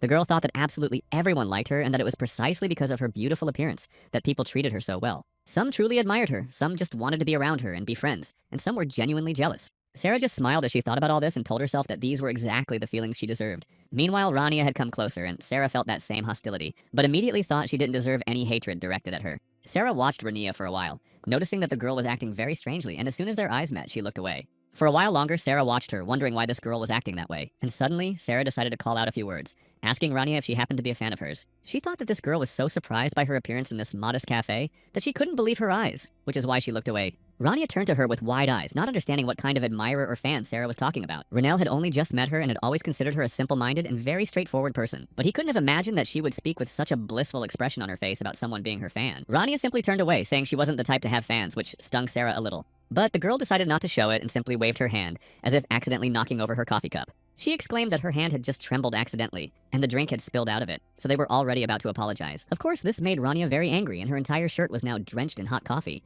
And she wasn't going to let it go, so she lunged at Sarah and grabbed her firmly by the hair, which the girl hadn't expected at all. She started screaming for Rania to finally let her go, but the sorceress grabbed another cup of coffee from the tray and prepared to retaliate. Sarah started yelling that Rania didn't even know who she was dealing with, while Lesty sat calmly waiting for the professor, hearing the screams from the cafe in the distance. Lesty thought about going in there since she could hear that something strange was definitely happening, but she stayed put. When that cup of coffee was already on Sarah's head, Rania calmly stepped back and, with irony in her voice, apologized to the girl for ruining her clothes. Rania smiled, saying that perhaps Sarah could be noble and endure such treatment from her incredible and loyal fan. Of course, this angered Sarah even more, but nevertheless, Rania calmly walked out of there amid the girl's screams, holding 2 cups of coffee in her hands. Rania sat down next to Lesty and apologized for making her wait so long. She sighed calmly and took a few sips, asking what the student had wanted to talk to her about.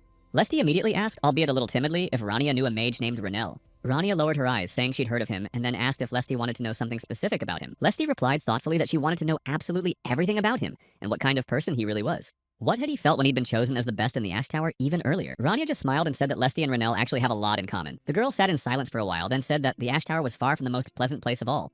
Rania looked away from her and said that you definitely won't be able to find friends for yourself in this tower. And if something happens, they'll kick you out right away. Then she explained that Renel was born into a family of ordinary people, so he worked hard to stand up to the snobs. Lesty was actually very surprised to hear such a story because she couldn't imagine that a mage had lived such a life. Rania repeated that Renel was born in an ordinary village that the authorities didn't even consider a necessary territory, which is why they didn't fight for it even when the demons broke in. That is why the mage swore to take revenge for how horribly they treated the only place he truly cherished. Besides, he wanted to reward those who truly believed in him and sincerely supported him. To be precise, there was only one such person, because it was Roselle who had chosen him back then. That's why Renel wanted to prove that he wasn't a mistake and was truly worthy of that place, and all the effort his master had put into him. Rania ended her story there and said that was exactly why she thought Lesty was very similar to Renel. Lesty pondered the words she had heard for a while and then turned to the professor again. She was genuinely intrigued by the story, and the girl thought that Rania must be close to Renel if she knew so much about his life. Rania simply didn't know how to react so as not to seem too strange. After that, the girl added that she hoped she had answered all of the students' questions, and Lesty thanked her for the time she had spent with her. Rania said she was happy to help and also praised Lesty for getting the best score on the test in her subject. As a reward, Rania handed her the key to the Ash Tower, where Renel's laboratory was located, and added that she needed to open the third drawer. Lesty couldn't even believe she'd gotten the best score on the test, but even if that were true, she thought such a reward was too great and wasn't sure if she really deserved to take the key. Rania also added that if those old folks from the Ash Tower started yelling again, Lesty should just throw whatever was in the box at them. After that, they started heading back to the academy, and Rania asked if the test had been hard for the girl, and Lesty admitted that it actually hadn't been all that easy. When Rania got back, she just didn't know what to do with herself after hearing that. She decided to go see that same elf and noticed that he was drinking some really strong alcohol, but the elf said it was only because she had forced him to. The child, who hadn't even lived 100 years, started teasing the elf, and he found it really funny. Renel laughed, saying that only Cardi could be so silent while they were drinking. But in reality, at some point, he fell into deep thought, realizing that he didn't even know how old this elf was. Cardi just took another glass, asking why Renel had called him this time since he definitely had enough medicine. Renel just sighed, saying that he could actually just call his friend over to have a drink, and there might not be any other reason. But Cardi, in that same grumbling tone, said that Renel never called him just like that. In the end, he just sighed, saying he just wanted to talk about one thing, and immediately showed it to him. Renel asked if Cardi remembered their trip down into the sewers, since they'd figured out that Skee-Ball was behind everything that had been happening. And the demon recalled that there was some kind of star shadow curse, and also spoke of the Dagger of Darkness, and how it could only be used by those who had reached the realm of shadows. Renel asked the elf what was generally known about the curse of the star shadow, and how to deal with it. He explained that Cardi was probably the only one who would definitely know more about all this. Cardi simply replied calmly that he did indeed know what it was, but could not speak of it without the star's permission. Since they wouldn't let him say a single word, Cardi was simply forced to remain silent on the matter. Renel simply couldn't hold back any longer and poured the last drops of alcohol into his glass, asking what this permission from the stars actually meant. Cardi sighed and said he couldn't say much, but explained that he was limited in his ability to convey information. Renel got even more annoyed, saying that these stars were really getting on his nerves because they were just getting in the way. But Cardi, not understanding, replied that Renel was a magician who had to deal with these stars all the time. But after that, he admitted that he also had a question for Renel. The guy, already nearly drunk, said that Cardi could ask. But in reality, he was thinking to himself, because the elf hadn't answered his question but wanted to find out something himself. Cardi asked if his friend had seen any creatures that might resemble a black steel dragon. Renel just smiled and replied that he had served on the front lines for 5 years, and if Cardi wanted to hear a military tale, he had plenty to tell. However, the elf replied with just one word, namely the name Glaria, and fell silent again. Then he sighed heavily and spoke of the martyr Glaria Bel Armias, while Renel merely gave him a puzzled look. He knew that this martyr was actually commonly referred to as the Fallen Grace, not as Cardi had just called her. The elf just kept looking at him, and then Renel fell deep in thought, recalling what he knew about her. Renel admitted that he actually had many stories about this. And for example, there was one connected to the victory over Black Steel. All of this happened a long time ago at a temporary military garrison near Rodamel Fortress, where Renel was stationed at the time. Their commander was in high spirits at the time because he had been informed that Rodamel Fortress was about to fall, leaving only ruins behind. Then the soldier simply asked if Kuntal, who had gone out on reconnaissance, was safe, since there had been no word from him. The soldier already suspected the commander's answer, for one person alone was certainly not capable of handling what awaited him there. But he also knew that Kuntal had reached the level of a fencing master, and had surpassed human capabilities, so the commander said there was no need to worry about him. It was there that he was supposed to meet with the members of the hero's squad soon, so he had very little time. However, at that very moment, the same master of the sword, Kuntal, suddenly appeared and asked what these people were even doing there. He merely reached for the hilt of his sword, not even believing what he had just seen before him. Kuntal sighed heavily but with a smile, because all this work with hundreds of monsters had been dumped on an old man like him. Renel and all the others from the hero squads, in complete agreement, arrived at the same place to meet him. Meanwhile, Kuntal was sitting in camp, bandaging his hands, and then, upon seeing the younger ones, greeted them with a smile. The swordmaster, though wounded, said that nothing serious had happened to him, and that the dogs had just bitten him a little, so it would soon pass. Kyle immediately bowed before him, apologizing for leaving Kuntal there and putting him in danger. At that moment, the man realized that Renel and Kyle, along with the rest of the team, had defeated that very same steel black dragon. Kuntal laughed again, saying that it was no coincidence they had learned to fence from him, boasting of himself as a master. However, his mood seemed to sour immediately, and Kuntal stood up, saying that he'd like to have a drink with him and celebrate after the victory. But he realized what was going on here, so he simply decided to ask if the fallen Grace had appeared yet. The guys told him that Grace had indeed returned, and that she was the one who had destroyed the Rodamel fortress, and even from the outside, the fortress didn't look too good. And they were afraid to even imagine what was happening inside, because most likely it was complete chaos. After that, Kuntal grabbed his sword, saying that they could storm the fortress and take it back, but then, coming to his senses, he added that it would be simply impossible. This sword was forged from holy steel, and he then showed them what had happened to the weapon after he tried to destroy Grace. Kuntal just sighed heavily and then apologized to the two of them for summoning them here, but also added that he couldn't let Rodamel Fortress simply fall without even trying to defend it. Renel simply said that he didn't need to apologize for that because, after all, it was their job and duty, and they were simply doing it. He also said that they had to start with the fact that the Swordmaster simply couldn't defeat the one who had summoned her, because it was simply impossible. Unlike Skabal, who was capable of appearing out of nowhere at any moment, regardless of what was happening around him. As for Grace, no one had seen her face in hundreds of years, and she was the demon whose story was shrouded in mystery. No one knew for sure what had happened to her. Renel only knew that as soon as this girl appeared, she immediately destroyed everything in her path and created chaos. Finally, he just sighed and told Kyle that he was going on a reconnaissance mission to find out more. Renel also said he was going to take that holy idiot, or rather Sarah, with him on the reconnaissance mission. Once the boy had left, Kuntal just stood up, looked at Kyle, and asked if the boy was really a hero. The old man explained that Renel, who was younger than Kyle, often seemed much braver than their leader himself, and was ready to go all the way. Sarah wasn't thrilled that she'd have to go with him, but Renel replied that he didn't want to see her either, but that it was their duty. Kyle finally just sighed, saying that Renel was indeed smarter than him in many ways. And more often than not, it was he who was responsible for devising battle tactics, since Renel understood this better than any of them. But in this situation, they simply couldn't launch a head-on attack against their opponent, because that wouldn't achieve anything. Sarah was already there with him, looking at that same fortress, and Kyle said he didn't know what Renel possessed. Maybe it was a survival instinct or excellent intuition. But the fact is that Renel is capable of making decisions very quickly and acting in critical situations. After that, he also told Kyle not to rely too heavily on the stars, because even though they give strength, they can't be all-powerful. At that moment, Kyle asked what he meant by that. Kuntal replied that in a truly critical situation, the stars would never be able to save him, so he had to rely only on himself. The main character was still with Sarah at that moment, and she asked what they were going to do. Renel simply told her to shut up since he was thinking about exactly that right now. Sarah asked why they weren't using the same tactic they used on the dragon, since they could lure Grace into a trap and chain her up, and then Kyle could handle everything himself. She didn't understand at all why they were wasting time and energy coming up with a plan to infiltrate the fortress. Renel got even angrier but said he'd only repeat himself once, so she'd better listen carefully. So, unlike with the dragon, they knew absolutely nothing about Grace, and her very appearance was a very rare occurrence. She appears with a fog and disappears into it just as abruptly as she arrived. And this was the most bizarre and incomprehensible explanation their ancestors had left them, which is precisely why Grace was considered so dangerous. There were also a lot of monsters there, and it would be very difficult to get through them. But Sarah said that it was Renel and Lemia's job to deal with those who stood in their way. Besides, Sarah had no idea what the knights were doing inside if there were still so many monsters. Renel could see that Sarah didn't care in the slightest about what would happen to them. The nights and days that have passed since Grace finally managed to capture the fortress have been exactly the same. Not a single one has differed from the others. There were simply no living soldiers left to defend the fortress, for she had very quickly managed to destroy absolutely everyone in her path. But at a certain point, she simply said that these soldiers were still alive, although Renel didn't believe her at all. Sarah simply stepped closer and looked at the very same fortress, saying that she could still hear their prayers. She could hear them begging to be allowed to live at least one more day in this world. Renel kept talking about how the smell in there was just awful when they went inside. It was something like an anesthetic or a solvent, and he still remembered that smell to this day. But at that moment, Cardi stopped him, asking him to wait a minute. After that, the elf walked over to his shelves and pulled out a jar from there. He held out the open jar to Renel and asked if that was what it smelled like in that place, but Renel just waved him off, asking why he was making him smell it. Renel couldn't mistake that stench for anything else, and after that he backed away, begging him to take that thing away from him. But at that moment, Cardi realized that Glaria had managed to go as far as she wanted in her desires. Renel couldn't forget that smell for a long time, asking what that thing was, and thought it might be a solution for destroying monster corpses. Cardi simply stepped closer to the table, saying it would be easier for him to show than to explain it all. At that moment, he dripped a few drops of the liquid onto the creature sitting in their bowl. Cardi explained that this stuff doesn't destroy monsters, it does something else to them, and then Renel saw everything with his own eyes. The elf explained that they needed this liquid for the fusion to take place. 30 long years ago, all of this had taken place in the Valley of the Galatoric Swords. Another difficult battle had taken place there, and one of the demons stood over his subordinate. He was incredibly angry, seeing that his subordinate had no intention of picking up a sword, while the demon himself was a sword of darkness named Ganikult. This man's hometown was now nothing but ashes, and all his friends and loved ones were dead. But despite all this, the man could think of nothing better than to simply stay there and do nothing more. He simply dropped to his knees, laid down his sword, and began to weep at the thought that the same fate would befall him. Ganikult muttered that in that case, this boy was certainly unworthy of having his life ended by his sword. At that very moment, Kuntal was sitting in his tent, taking a small rag to wipe down his sword. He knew that his hometown had fallen at the hands of Ganikult 30 years ago, and he could not forget it.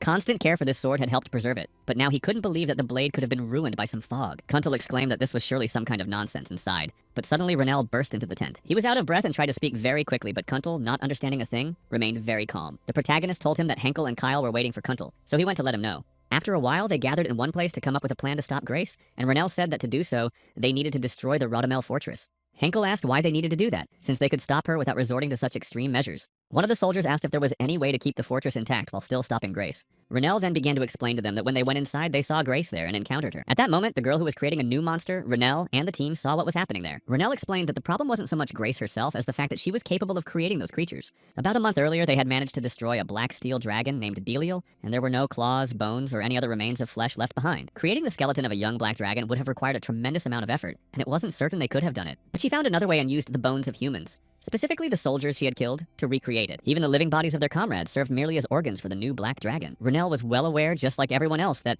once Grace finished creating this creature, it might not be the final end. After that, a new species of monsters created with magic would be born, and this monster would be unlike any they had ever encountered before, making it harder to fight. Most people considered using living humans to create such creatures a strange option, and those people protected by the stars could suffer greatly. At that moment, Kyle just sighed and stepped back a little, saying that he understood everything. He wasn't going to interfere with this plan and immediately asked Renelle when they should head there. Sarah exclaimed enthusiastically that she hadn't expected any other reaction from Kyle, while the others chimed in that they could always count on him. Renelle replied that they would set out at dawn and that the sooner they got this over with, the better it would be for them. After that, the guy walked away from them, asking his team if they remembered their strategy well. Lemia replied that she was tired of repeating to him that she wasn't so dumb that she couldn't remember everything the first time. But Renelle said that as a result, she simply wasn't following their plan, even though they had discussed everything clearly. Eventually, the whole night passed, and as dawn approached, Renelle approached them and said it was time to go. They set off and began to act according to their plan, and then Renelle told Lemia to act right away. Just as they had agreed, the moment he gave the command, she released her arrow from the bow. The shot hit its mark, and now it was Kyle's turn to join the battle. Together with Renelle, they closed in on Grace, attacking her from behind to capture her. The mage immediately cast a spell that could restrain her and created chains around the enemy. He was able to bind that same young black dragon with his magical chains at that very moment. After that, Kyle stepped in and lunged at the huge lizard, saying he would split it in two. The boy landed successfully, striking the dragon right where he intended. After that, they locked eyes with Renelle again, and both thought that this creature was now finished. Now they would only have to deal with Grace, but she was now left without her loyal and steadfast servant. Renelle thought that now the girl could be destroyed with a single precise strike, and was about to take advantage of this. But at that moment, something went wrong. For Renelle realized that he had been mistaken and had failed. Grace, meanwhile, was incredibly calm and didn't look like the servant who had just been destroyed. Suddenly, the girl approached Kyle, seeing her greatest enemy right before her eyes for the first time. She saw the one who had destroyed her loyal servant, so she asked if he was going to have some fun with her too. After that, the dragon began to move again, and Grace asked the two of them, ironically, what was wrong. She could see that the two of them were very gloomy and afraid, but she herself said that the fun was just beginning. Meanwhile, the other soldiers standing outside were even more frightened, for they saw that the heroes had failed in their mission. They could now see the group of heroes, badly wounded, emerging from the fortress, and they had many questions, especially about what they were doing there now. People couldn't believe that such strong warriors had to retreat, and they had no idea what they were supposed to do next. Renelle heard all these voices of people saying that this was definitely impossible, because the group of heroes would surely have succeeded in their task. Although Sarah hated him, she began healing him, while Renelle, sitting in front of her, kept thinking about what had happened. He had been granted all sorts of buffs and spell enhancements, and even blessings had been cast upon him, but Grace still prevailed. It took the girl just one strike to wipe them out and take the lead, defeating the team. Meanwhile, Sarah and I continued healing, but she suddenly snapped him out of his thoughts by speaking up. For the first time in all this time, she looked so frightened and said that the best option right now would be to just run away from here. Renelle, though he himself was very tired and disappointed, said that Sarah was talking nonsense. She hadn't yet mentioned that Kyle was on their team and that he was the very hero capable of absolutely anything. Lemia was standing outside with him, listening to this conversation, and Renelle asked what had happened when Grace defeated them, and why Kyle hadn't won then. In the end, Lemia just fell silent, saying that Sarah was right,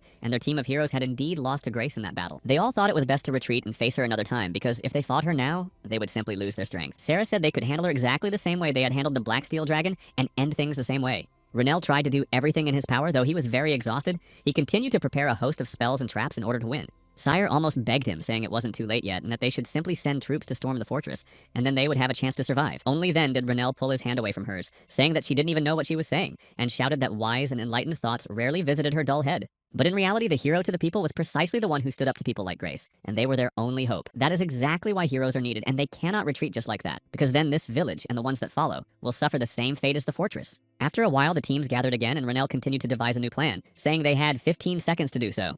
The guy said they just needed to hold Grace off for that long and he'd finish her off, so he asked if the team could handle it. Kyle just replied that the problem wasn't Grace herself or her countless armored creatures, and if they only had to distract her, it might be doable, but not with them. However, the protagonist suddenly got ready, and Kyle just nervously asked where the guy was going. Renelle decided to find the one who would take responsibility for those very beasts so that he could destroy Grace himself. It was only then that Cardi asked the guy if it was really worth risking his life so much. Grace was one of the 4 strongest warriors in the Demon King's army, and if they had simply fled the battlefield, no one would have blamed them. He also made Renelle clean up and told him to wipe down the other corner, but that only made him angry. Cardi asked why they had to do all this to such a cute rat, and Renelle shouted that then they shouldn't have turned him into some kind of monster. But then the boy calmed down, saying that the elf was right, because if they had fled the battlefield, no one would have judged them. But there were also those around them who believed they could destroy Grace, and these people were ready to sacrifice their own lives to make it happen. It was only after that that Renelle realized that heroes cannot flee the battlefield after hearing such words. Cardi just smiled, saying that Renelle was very young, and that was evident from his response. However, Renelle only got angry, saying that Cardi was so old that he wasn't quite right in the head if he thought all the adults around him were just little children. And then the elf asked who had actually won. Then Renelle said that there was only one warrior capable of putting an end to all of this. It turned out that all these creatures were followers, and then the stars appeared, so the question arose of how they could defeat them. People thought they were surely doomed, since they couldn't possibly handle such powerful beings. But suddenly Kuntal appeared, a warrior holding a sword, and said they must help the heroes reach Grace. Kuntal said without a hint of doubt in his voice that they needed to clear the path for the team of heroes so they could reach that creature. In the end, they set to work and began clearing the path of monsters on the way to Grace. They fully understood that they might be saying goodbye to their own lives, but they had no intention of retreating, hoping that the heroes would be able to defeat Grace in that case. At that very moment, the team arrived at the scene, and Renell began casting a spell, telling Kyle to focus on Grace and take action. Then he shouted that they would need to sever this creature's head and right arm in order to defeat it. That's exactly what Kyle set out to do, determined to do absolutely everything in his power. They also began to notice that they were slowly getting the upper hand, so they kept landing blow after blow. But after a moment, Kyle stopped because Grace started talking, saying that their fun would have to be put on hold for a while. She said that someone had decided to drop by their party, so she wanted to ask him one thing. It was that same dark sword, and Grace asked him if he would take up his weapon to get rid of the others. Meanwhile, the other soldiers continued the assault, even though it was difficult and most of them were simply afraid to move forward. They had already managed to destroy many of them, but a great many of those creatures were still alive, so Kuntal ordered them to see it through to the end. He himself grabbed his sword and began fighting these creatures, saying that they must fight their way to victory. After that, the man struck the creature hard with his sword, preparing to deliver a fatal blow. But at that very moment, Kyle, who was doing the same thing, froze in shock upon noticing that his holy sword had lost its starlight. Meanwhile, Grace was simply delighted and smiled calmly, ordering her ally to clear the way for her. However, it was already time for her to return even though she didn't want to, because the fun had only just begun. Finally, when the fog settled back onto the ground, Grace said she hoped that at least her ally would cheer himself up by having some fun with this bunch of heroes. Kyle, meanwhile, still didn't understand what was happening, since the stars weren't answering his call and weren't reacting at all. He had absolutely no idea how any of this was happening, since nothing like this had ever happened to him before. Meanwhile, Gannicult recalled once again the very words Grace had asked him, namely, whether he would take up his sword.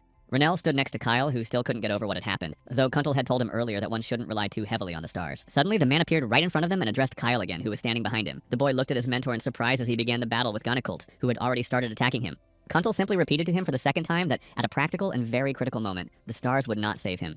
After that, the master turned to Renell and ordered him to grab Kyle and immediately flee from this place as far away as possible. Kuntal said that Grace had lost consciousness, which was precisely why they had a chance to escape. The master believed they were still too young to leave this world, so he said he would finish this fight himself. Even though it was very hard for Renell and he didn't want to do it, he eventually grabbed Kyle and ran as far away as possible, counting on the master. Kyle was still on the edge of consciousness, unable to understand how his mentor could hold the sword so confidently, knowing that he wouldn't survive anyway. It was literally a battle against the end of his own life, but Kuntal said that people's lives are very short anyway. Although he didn't really think he'd ever have to cross swords with Gannicult again. Suddenly it began to rain, and Gannicult noticed that the sword the man held in his hands was sacred.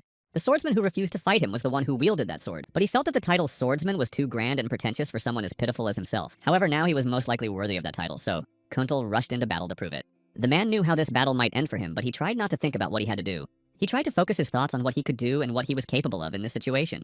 Kuntal, assessing the situation well, began to act because he knew what he was capable of doing at that moment. The master now realized that he was capable of what Gannicult could not do at the moment, and that was his chance. His senses had dulled a bit since then, after all, because it had happened a long time ago. He thought that his men had most likely already managed to escape, so he could go all out. Meanwhile, Gannicult asked him his name, telling him to answer immediately. Kuntal suddenly remembered a moment when he was in a military camp, where he had gone by a different name, namely Licht. Recalling that moment sharply, the man grabbed his sword with all his might and shouted his name, declaring that he was Kuntal, the master of the sword. Gannicult, meanwhile, stood before him and said that he recognized his strength as a swordsman, for the man was indeed excellent at it. Kuntal himself came to his senses upon hearing these words, but did not understand at all what was happening. Now his opponent was not just a beast mindlessly swinging a sword, now he was also a master with an incredibly light touch. Eventually, Kuntal realized what was going on, and it turned out that Gannicult was also a descendant of the Holy Sword. Renell, meanwhile, was still with Cardi, realizing that thanks to Kuntal's sacrifice, they had managed to escape the Dark Sword after all. After fighting Grace and Gannicult a few times, he suddenly realized that the booze was gone. But at that very moment, Cardi said that was enough. Renell only grew angrier, saying that his friend still hadn't answered the questions that interested him. He had come here to find out what the Star Shadow was and what kind of curse had been placed on him. After that, Cardi simply asked if there were any holes in the sword Gannicult had been fighting with. Renell paused for a moment and said he would never forget that horror, because there was a hole from which some kind of liquid was leaking. He also added that this liquid seemed to corrode all his spells, and there were times when he couldn't even move. That was precisely why Kyle was the only one truly capable of standing up to Gannicult. But on that day, his sword began to lose its power.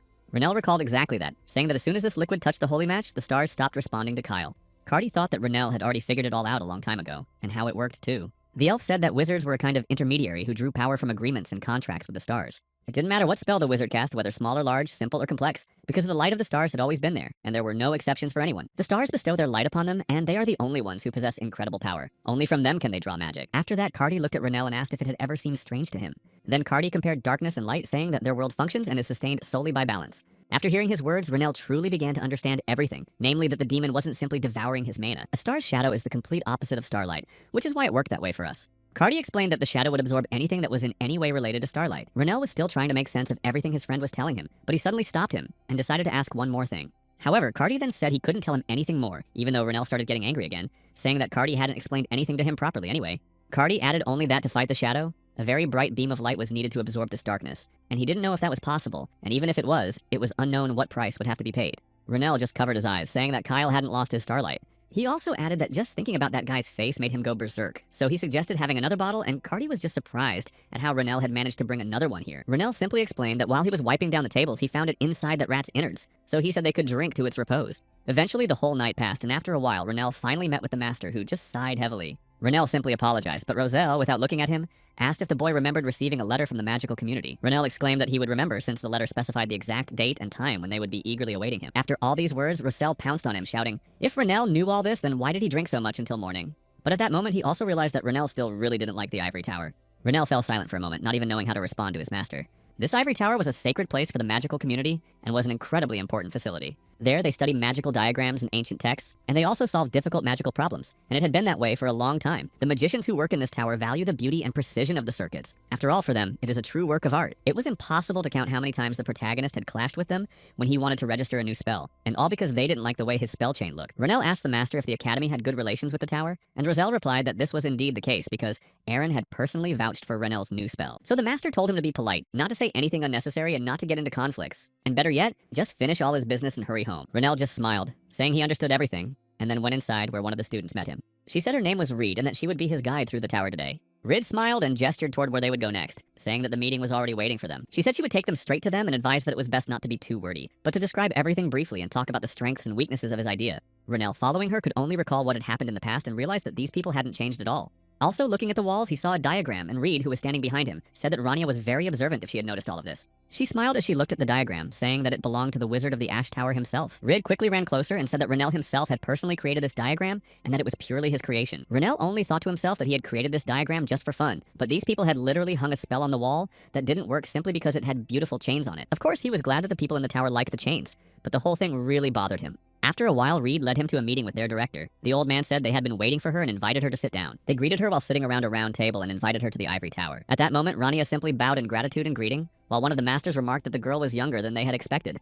Although in reality, based on the chart she presented, it was hard to tell that she was so young. Based on that diagram, it was very easy to assess a mage's skills or experience, and the director noted that Rania's diagram was indeed nearly perfect. Rania continued to present her work, and after that, they began discussing the problems and shortcomings. She herself mentioned that although the diagram was powerful, she would like to make it easier to understand. It seemed very complicated at first glance, but that was only at first glance. Once you understood the basic mechanism of how it worked, everything became much simpler. Rania explained that she had based it on protective circuits and reflections. Then she demonstrated all of this visually, explaining that in this case, by using all these fundamentals, the spell could be activated. Rania decided to wrap things up there, saying that was the end of it, and praised herself, thinking it was a brilliant job.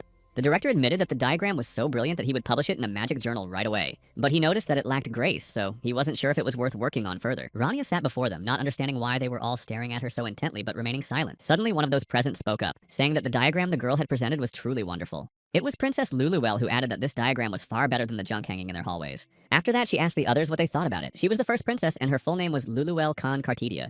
Public opinion about her had been formed long ago, and ultimately she was a girl worthy of her status. Kyle had mentioned Renell even earlier and said that Cartidia was no ordinary lady. It turned out that the princess was one of the first to see Kyle obtain that sword, and Renell thought she had said something strange to him because of it.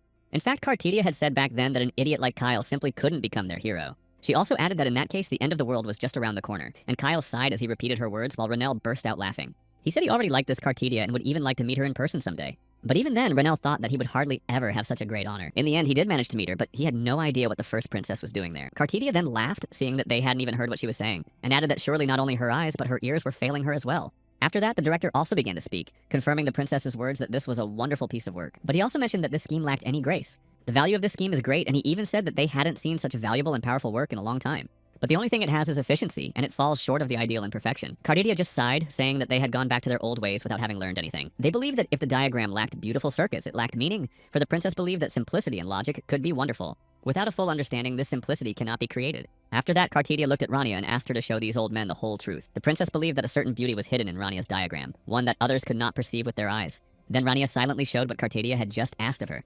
In the end, all those teachers who had just been talking about the ugly chains in the diagram stared at her in fascination. They simply couldn't take their eyes off her. Cartidia believed that failing to see the hidden beauty was a sign of narrow-mindedness.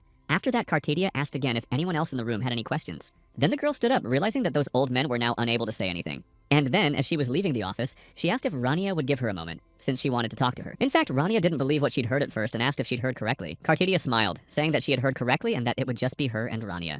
Rania was very nervous because she didn't know what the princess wanted from her or how she should even talk to her now. It was very obvious that the girl was nervous, but eventually they stepped aside to talk.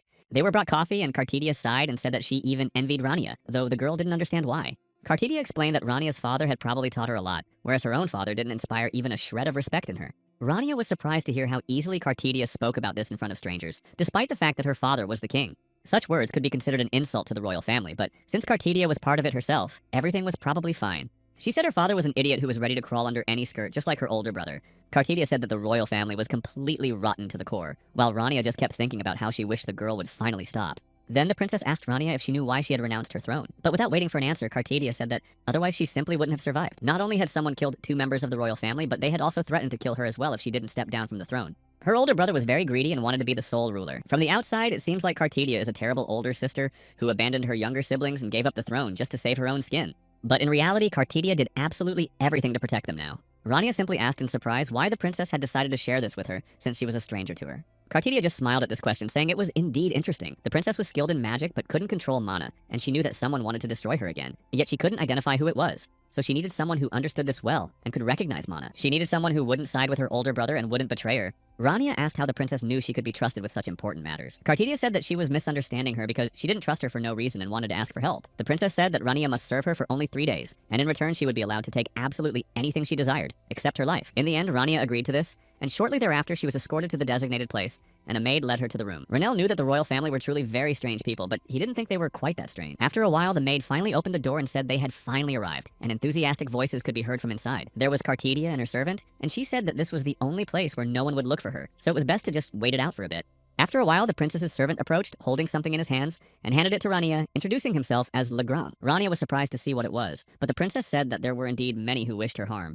And so, in order to stay by her side and remain safe without arousing any suspicion, Rania must wear this for those 3 days. Rania was truly surprised by what the princess said, namely that during this time she would have to be her maid. She grimaced a little at the sight of the maid's uniform and asked if she really had to wear only that. The head maid, whose name was Sherilyn, looked at her in surprise, not understanding why Rania didn't like their uniform. After that, Sherilyn also said that every maid here had to wear this exact uniform. Then she decided to say that she was a fairly well-known figure and that if people saw her in this, strange rumors might start. She asked if they could at least make her a court magician, but Sherilyn said that hiring for the position of court magician was strictly regulated and closely monitored. But a new batch of maids had just been hired, and Rania could easily blend in with the crowd of newcomers here. That way, it would be much easier for her to keep track of what was happening inside the palace and stay in constant contact with the royal family. Charlene handed her a uniform, explaining that she would have to change clothes in order to blend in with the crowd. She also handed her a headband and a wig that had been prepared especially for her by Cartidia. Rania only realized she had made a mistake the moment she agreed, and thought it would have been better to refuse right away. In the end, she had no other choice, so she changed her clothes, and soon night fell, followed by the next day, when Cartidia and Legrand were busy with other matters. Rania, who had already managed to change her clothes and put on the wig,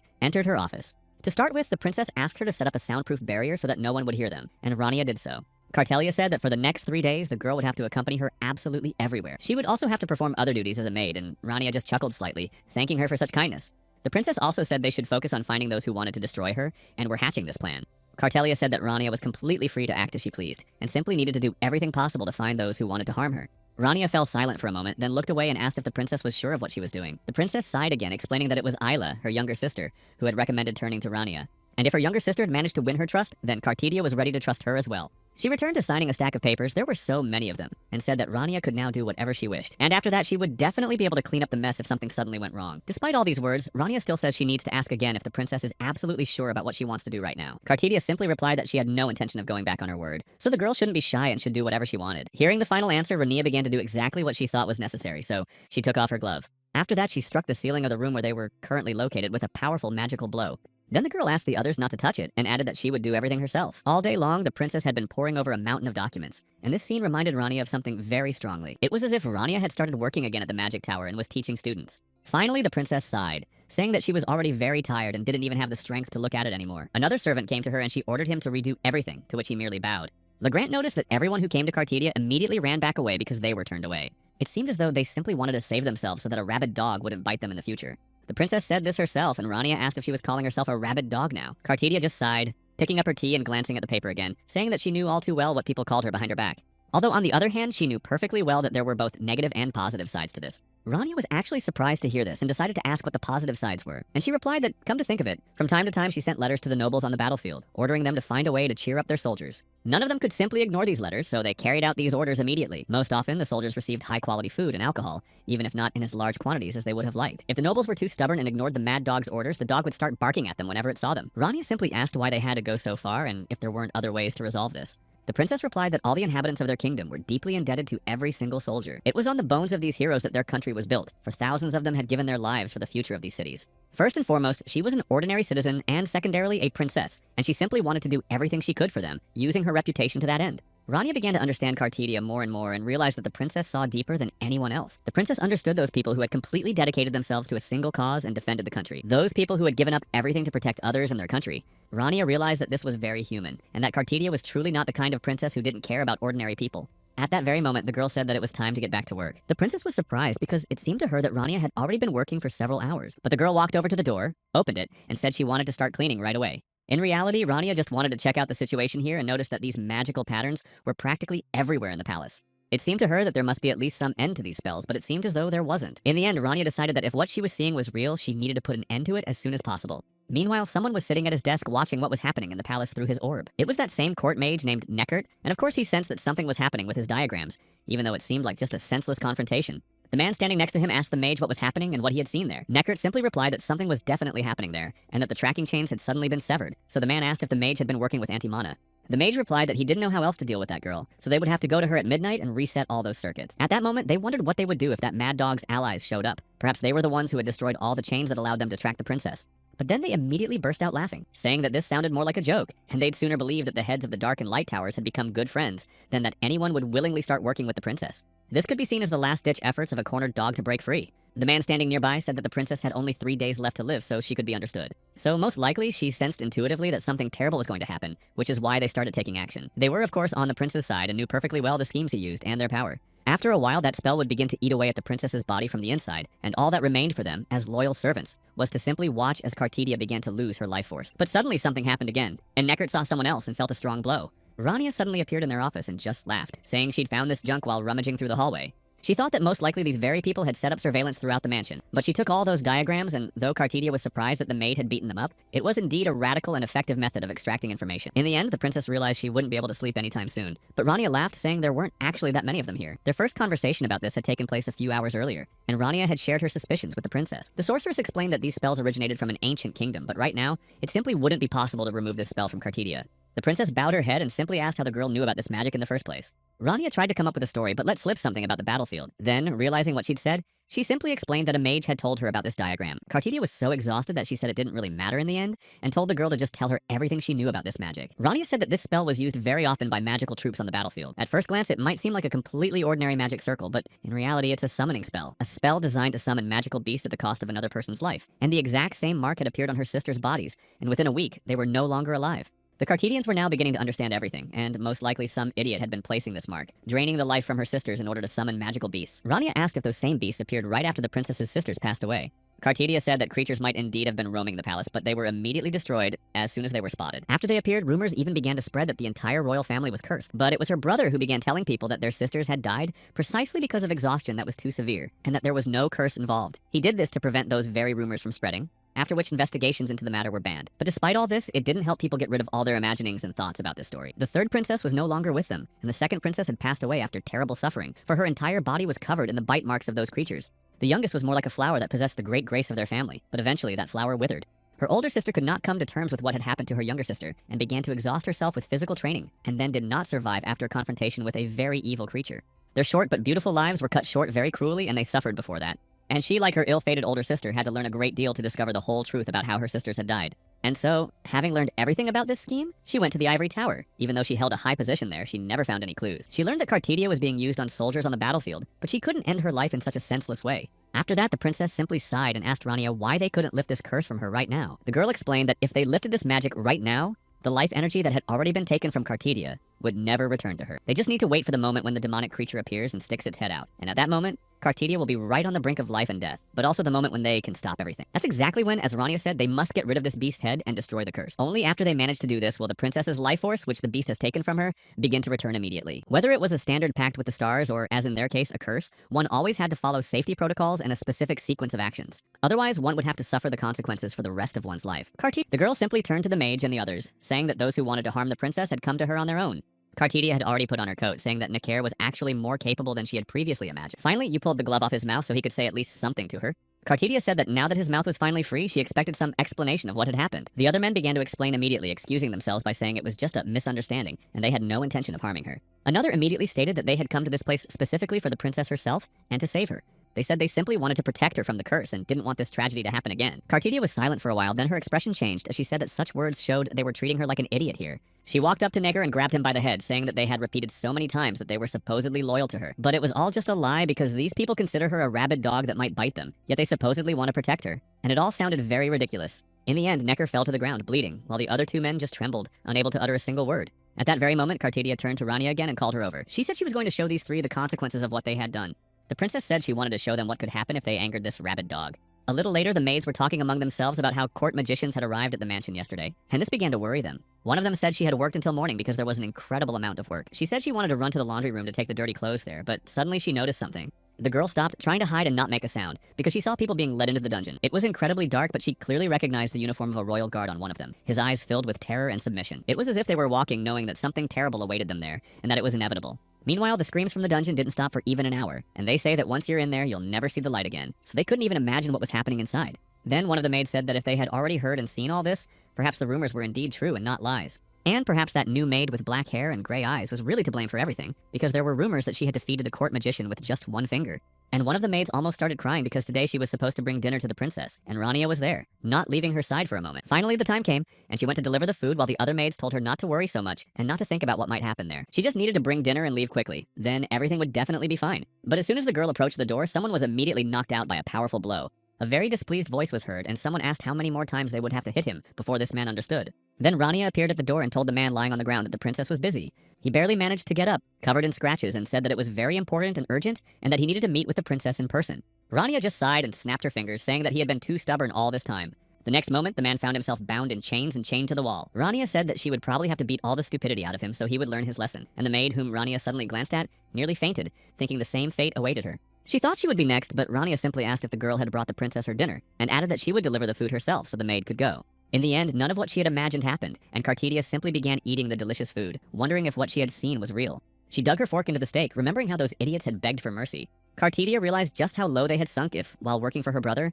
they had started making up those stories. Rania was also sitting at the table with her and said that those people had been sent away, so there was no need to worry about them anymore. The princess laughed, saying the girl was right, and then added that she was grateful to her for such work, because in her opinion, Rania deserved recognition and admiration. However, at that moment, even though Rania didn't say it out loud, she thought that only the princess deserved admiration. Every second, that seal was draining her of her life force, but she showed no sign of fatigue or weakness. Her physical and mental abilities could be compared to those of knights on the front lines. But then the princess said that Rania had achieved all this progress in just 3 days, and she couldn't even imagine who this girl was. Not knowing how to respond, Rania said she was simply an assistant professor at the Academy of Aplaya, but Cartidia replied that this was not a satisfactory answer. But then she sighed with a smile, saying that if Rania said so, then it must be true.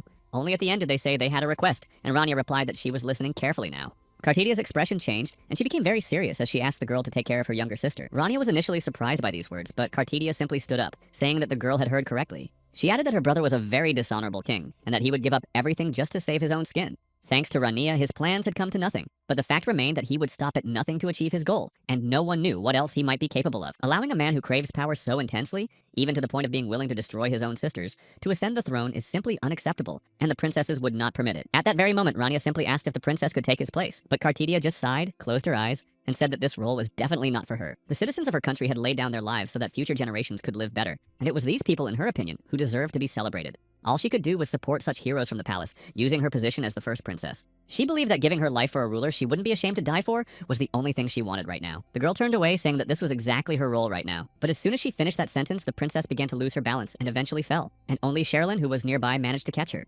Nothing serious happened to Cartidia. They simply laid her on the bed, and when she came to, she said she thought she had seen her brother. Rania, meanwhile, truly considered her an incredible woman, for even in such a terrible state, she still had the strength to joke. Finally, Rania said that the princess needed to rest and that she should try to fall asleep. Then she added that as soon as she fell asleep and woke up, all the pain would leave her body. Hearing these words, Cartidia finally closed her eyes and said she was putting her trust in Rania for now. Rania, meanwhile, couldn't stop thinking about how incredible the princess really was, considering everything she was doing and how she was behaving in such a situation. The heroine could clearly see the monster that was about to appear, and knowing this, Cartia grew even stronger, showing no sign of weakness. Now everything rested solely on Rania's shoulders, for it was she who had to destroy the creature that had emerged from her. The girl smiled, saying that if this matter involved some kind of curse, she would be an indispensable participant here. Meanwhile, Cartidia truly began to sink into sleep, knowing that she had reached the end of her life. It was as if she were drowning in a bottomless ocean, falling deeper and deeper, hearing no sounds or even smells. As she fell, it felt very strange, and it even made her feel nostalgic, specifically for the day she had become nothing more than her brother's dog. That very day when he began ordering her to do things, and she would just bark. And if the order was to be silent, she would obediently follow it as well.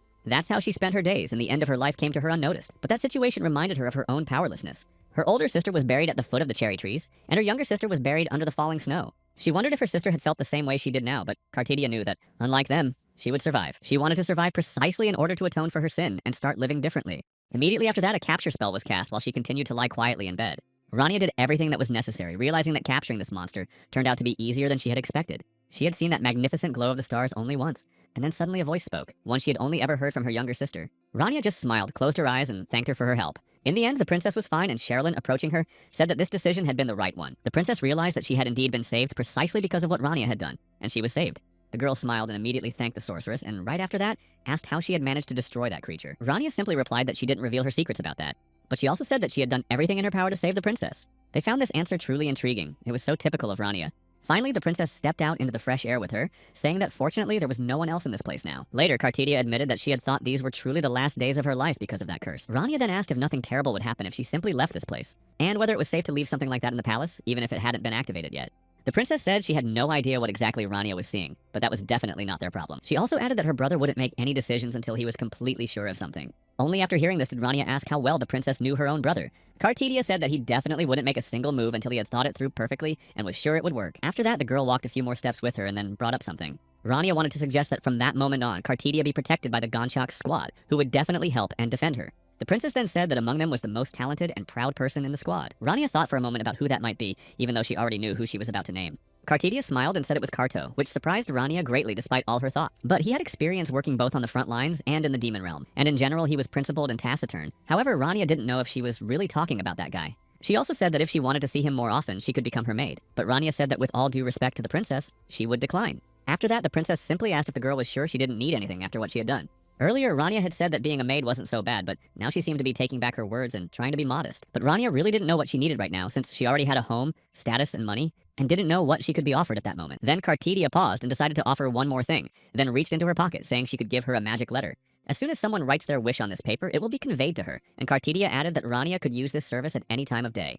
The princess said she would never forget her help, for she had managed to survive precisely because of this girl. Rania just smiled, thanking her for such a wonderful gift, but in the end that was just like this princess. After a while, they reached the right spot, and Cartidia told Rania that she should simply turn back, enter the tunnel, and come back the way she came. But suddenly Rania stopped, saying she wanted to ask her one last question. Rania asked when the princess had met Kyle, after which the girl paused for a moment, trying to remember when that had been. Then the girl said that it happened at the moment she met the 5 heroes, and among them all, Kyle was the worst. He was the kind of person who had no ambition, no faith, and no sense of self. Someone who simply acted on instinct without thinking about anything. She now said that she had supposedly seen her older brother back then, not Kyle, and still couldn't believe that he was truly a hero. Cartidia, answering the question, asked Rania why the girl had asked her that. She tried to hold her ground, saying they'd decided to ask simply out of curiosity, trying not to give herself away. No matter how well built Kyle's lower body is, he's still a recruit of the Holy Sword, and he's the hope of all people, which is why he's in hiding. But she never would have thought that anyone could read Kyle as if he were an open book. After that, the princess turned around and said she understood everything, then added that the girl should be careful when returning home along that path. After that, she also asked to tell Eiley that the girl should definitely get along well with Professor Rania.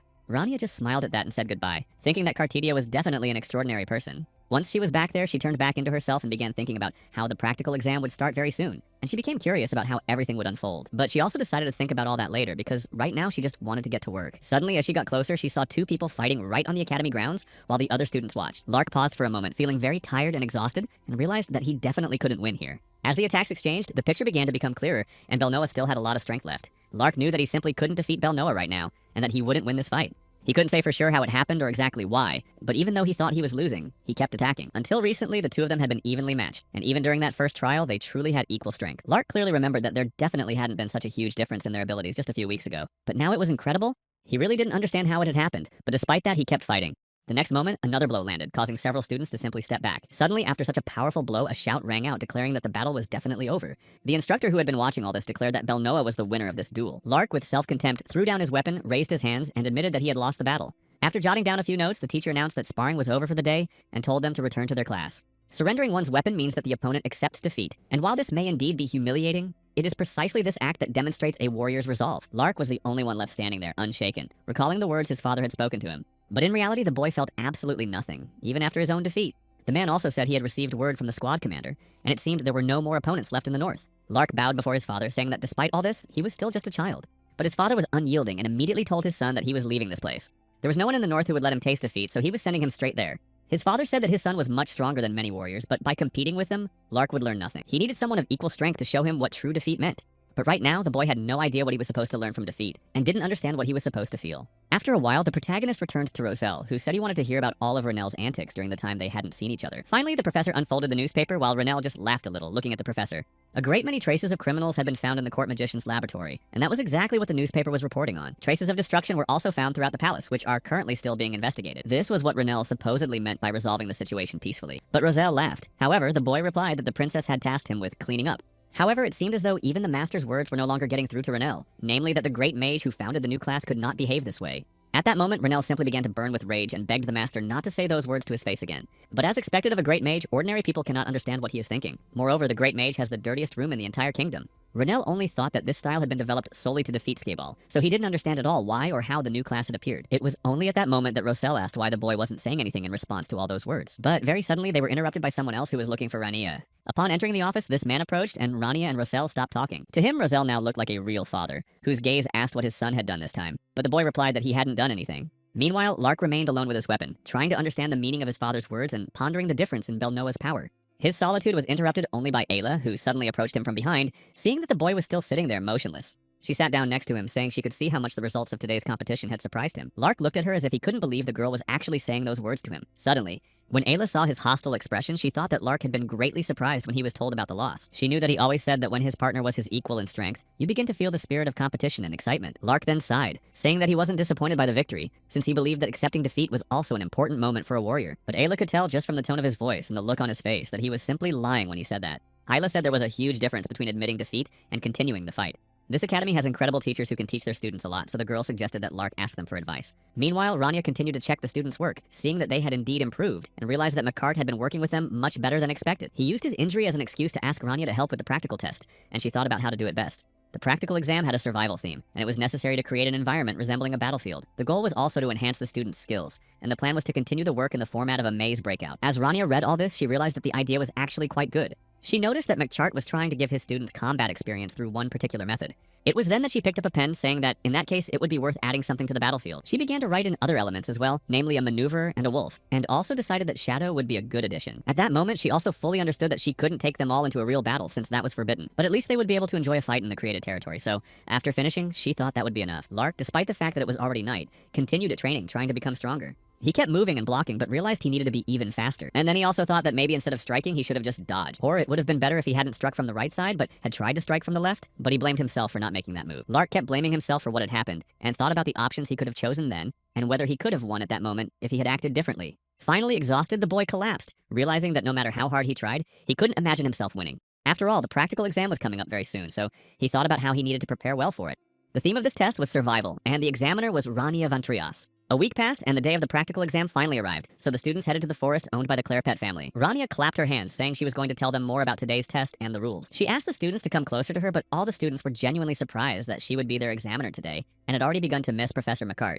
Then Rania said that, at McCart's request, she would be conducting today's exam, and as mentioned earlier, the exam's topic was survival. The exam will be considered passed if the student meets one of the two requirements. The first condition was to defeat the boss of this arena or to survive in this forest for 3 days.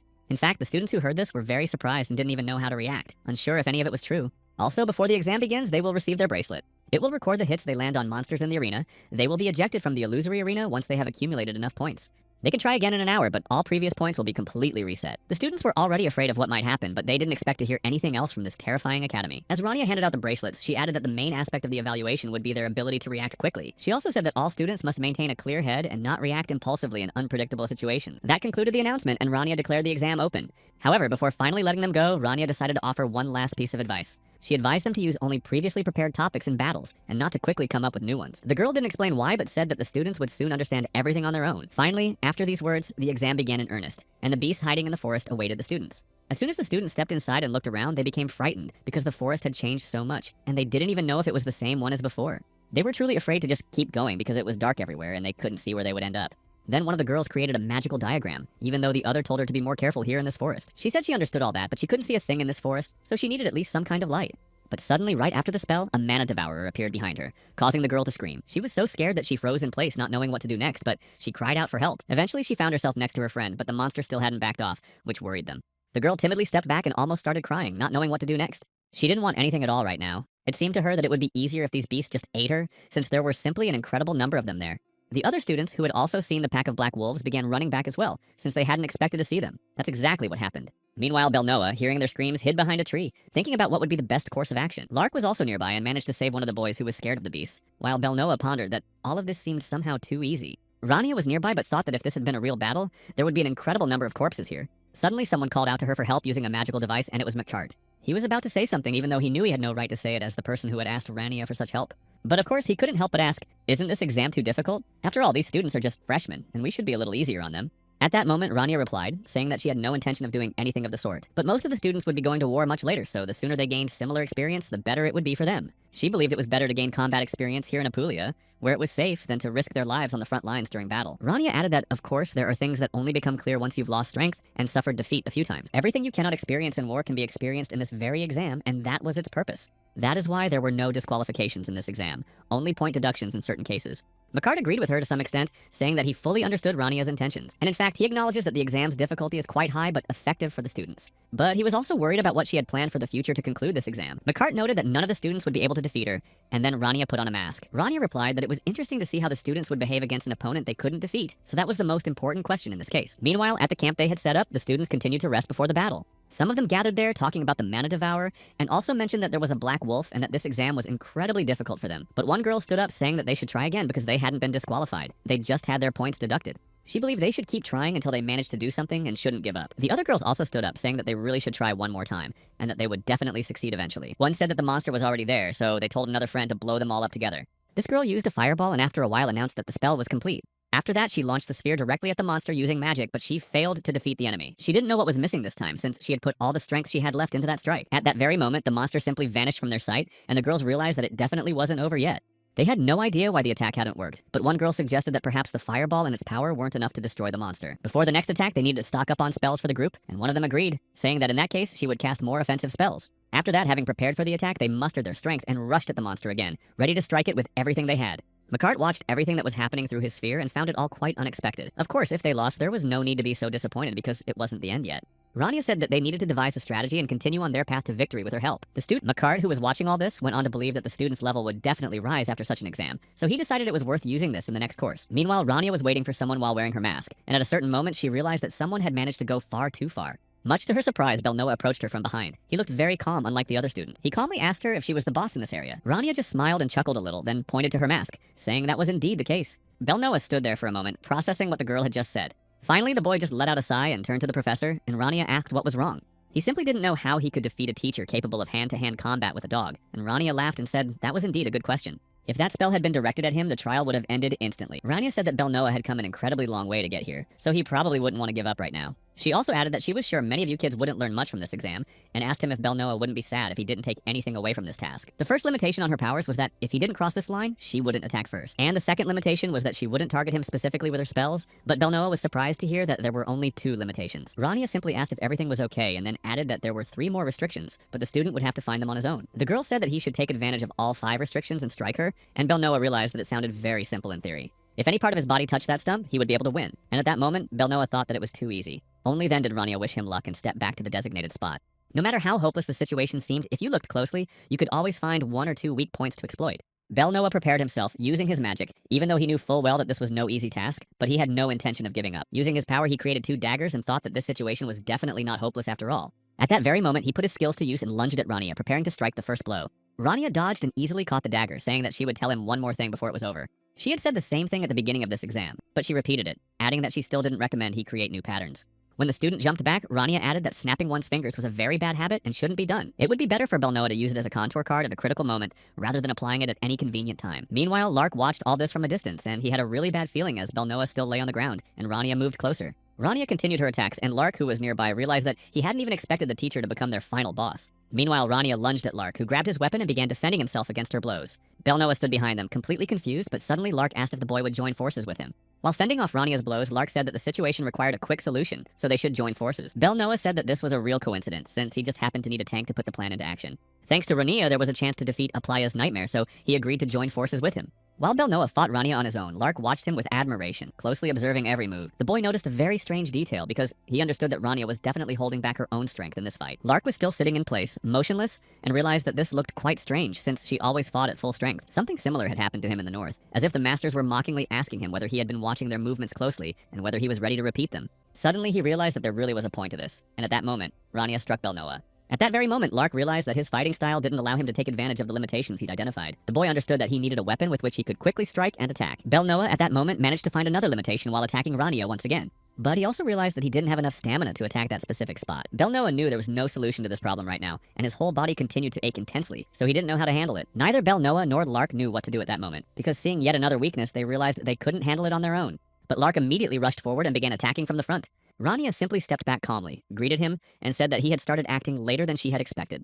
Then Belnoa asked Rania if her test had to be one-on-one, or if they could compete in teams. Rania replied that there were no such rules, so they could fight however they wished. At that moment, Belnoa approached Lark and grabbed him, telling him to share what he had seen while watching their battle. Lark spoke very quietly and pointed out that Rania only uses her left hand when attacking. He didn't know if she was doing it on purpose, but Rania directed most of her attacks to the left and raised her left hand when she cast spells. At that moment, Belnoa said that Lark's powers of observation simply amazed him. Earlier, Rania had mentioned only 2 limitations, and then they decided on a strategy for themselves. The next moment, the boys had already used their power and directed it at her, causing Rania to step back so as not to harm herself. But she did so completely calmly and simply asked if they were done discussing their strategy. When Lark also stepped forward, Rania pushed him back, saying that he was moving too slowly. She also pushed back Belnoa, who was attacking, and said that she supposedly understood the concept of their plan, but that they needed to move faster. Then she cast another spell and added that the students should try one more time. Makart, who was still watching them, said he was worried about the students because they could get hurt in such battles. Rania thought she was just gently patting them, but Belnoa, telling Lark to get up, realized he couldn't stand. Nevertheless, Rania didn't want her students to be helpless against the monster, so Makart asked her to be a little gentler with the students, since they looked exhausted.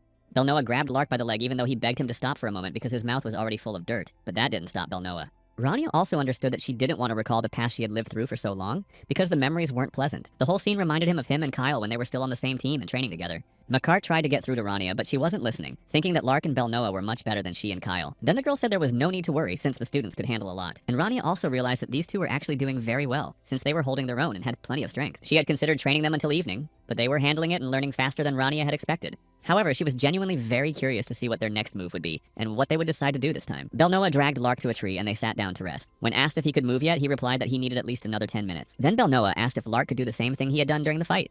Lark, who was still very exhausted, just asked what the guy was talking about. Belnoa spoke of the moment when Lark's eyes were red and he was like a madman during the strike. Now the boy realized that Belnoa was talking about the Berserker, but added that when he becomes one, he loses the ability to control himself. But Belnoa said he didn't care at all because Lark simply had to keep up with Rania's movements, so he could let himself go and gradually lose his mind. And there was another moment when Belnoa asked Lark to lend him his weapon. However, Lark refused immediately, saying that a warrior's weapon is his best companion and his body. But Belnoa recalled the moment when they were sparring and Lark had thrown his companion aside, so he sighed. He approached again, saying that this had to be done to make the plan a reality, and eventually Lark agreed and handed over the weapon. Lark asked why Belnoa was angry, but he replied that he wasn't angry, while Rania calmly watched the scene unfold.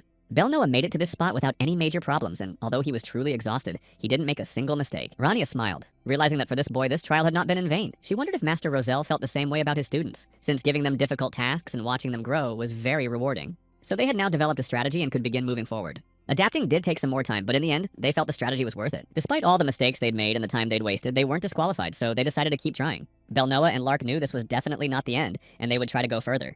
Belnoa also added that at the moment, they were aware of only 4 of Rania's 5 possible limitations. Rania had revealed 2 of those restrictions to them, even before this battle began. The first is that she cannot attack first unless they cross the line. The second is that Rania will only use spells during an attack. She can also only cast spells with her left hand and use a maximum of 3 skills per turn. Lark also noticed that Rania repeats a certain movement after each of her turns. Ultimately, knowing all this, they had gathered quite a bit of information, and therefore decided that the time had finally come to act. Belnoa added that Lark could go all out right now, so the guy didn't hold back, transforming into that very berserker. Rania was actually surprised to see that he was about to use that very skill right now. Body fortification is a unique magic used only by northern warriors, of which Lark was one.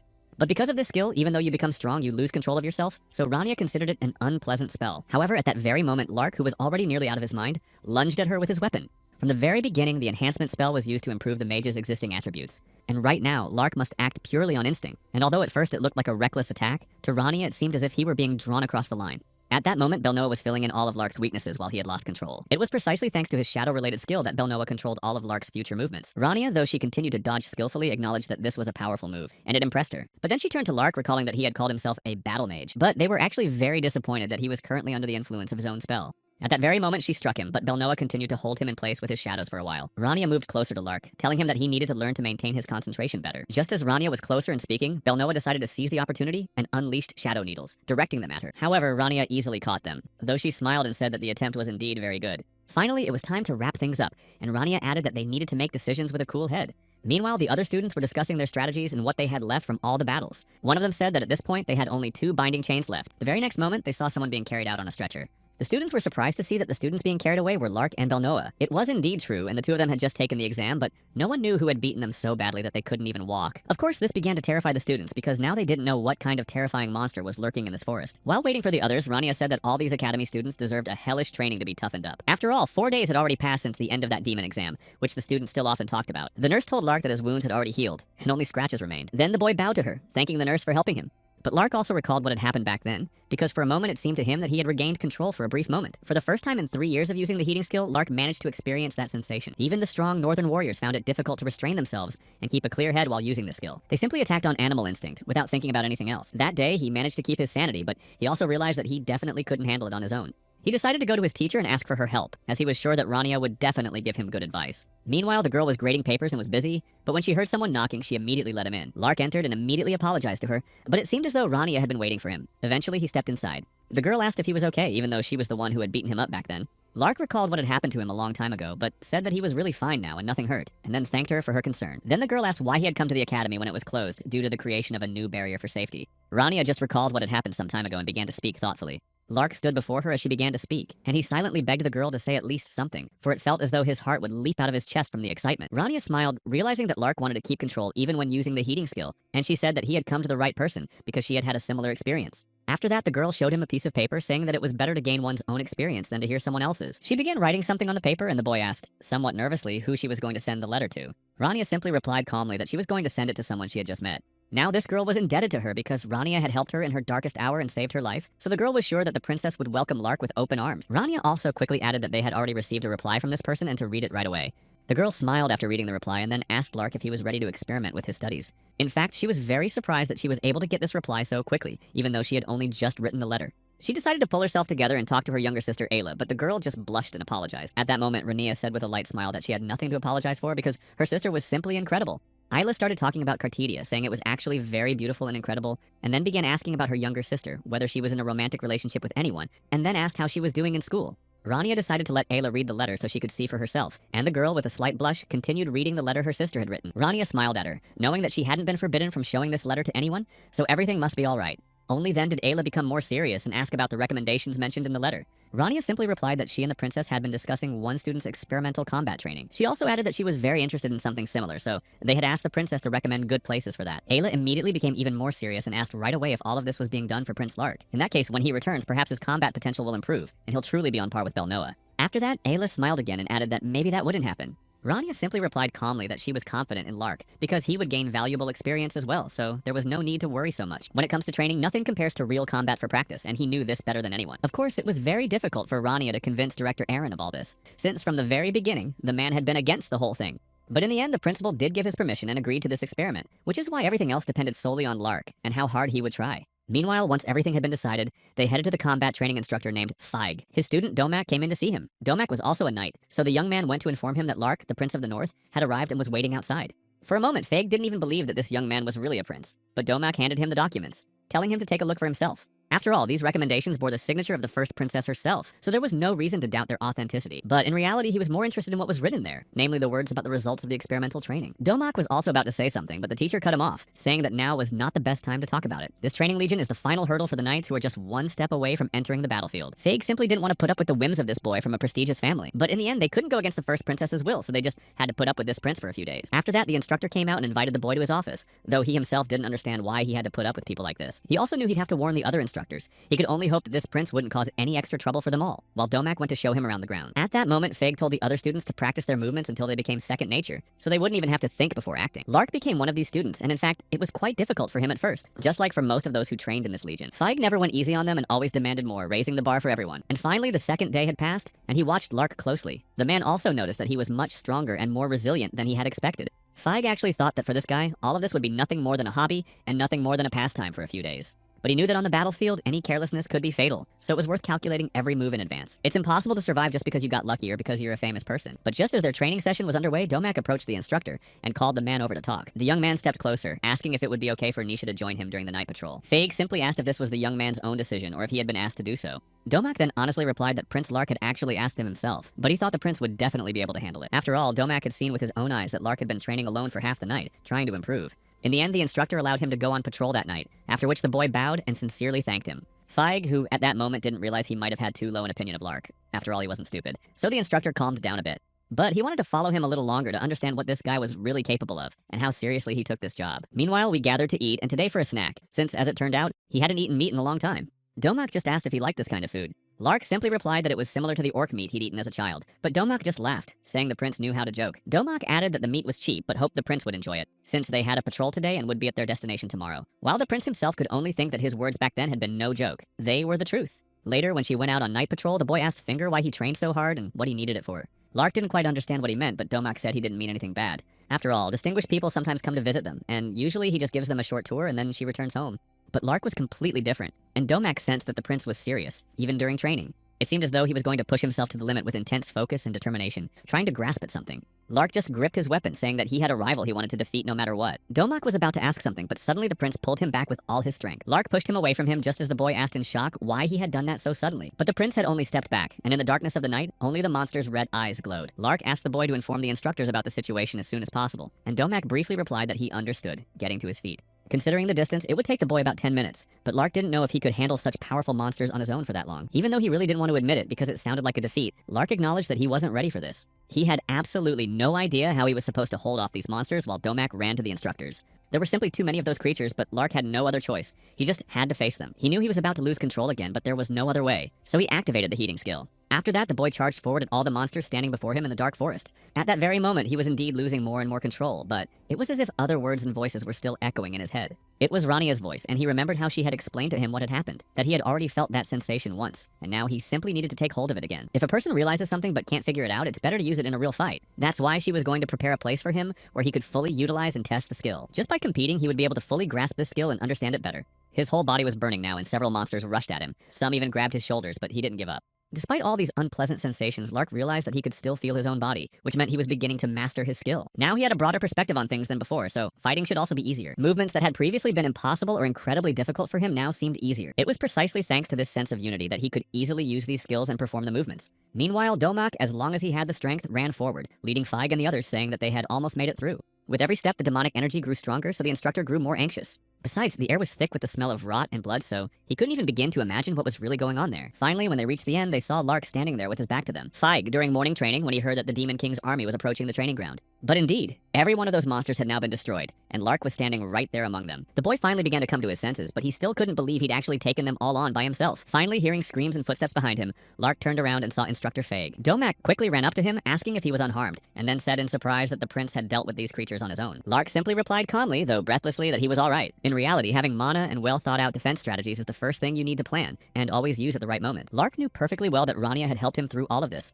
so in his mind, he was incredibly grateful to her for everything. Domak only said that the prince might have suffered a head injury during the competition, so he needed to get examined as soon as possible, but Lark kept insisting that he was fine. While the two of them were talking, the instructor suddenly approached them and addressed the prince. Feig immediately bowed, saying he was very happy that the prince wasn't injured and that he was fine. But he admitted that he couldn't even imagine that the prince would be able to handle an entire army on his own, and added that thanks to the prince, the situation hadn't become critical. Fig also stepped closer to him, saying that he would like Lark to compete with the knight's apprentices all day today.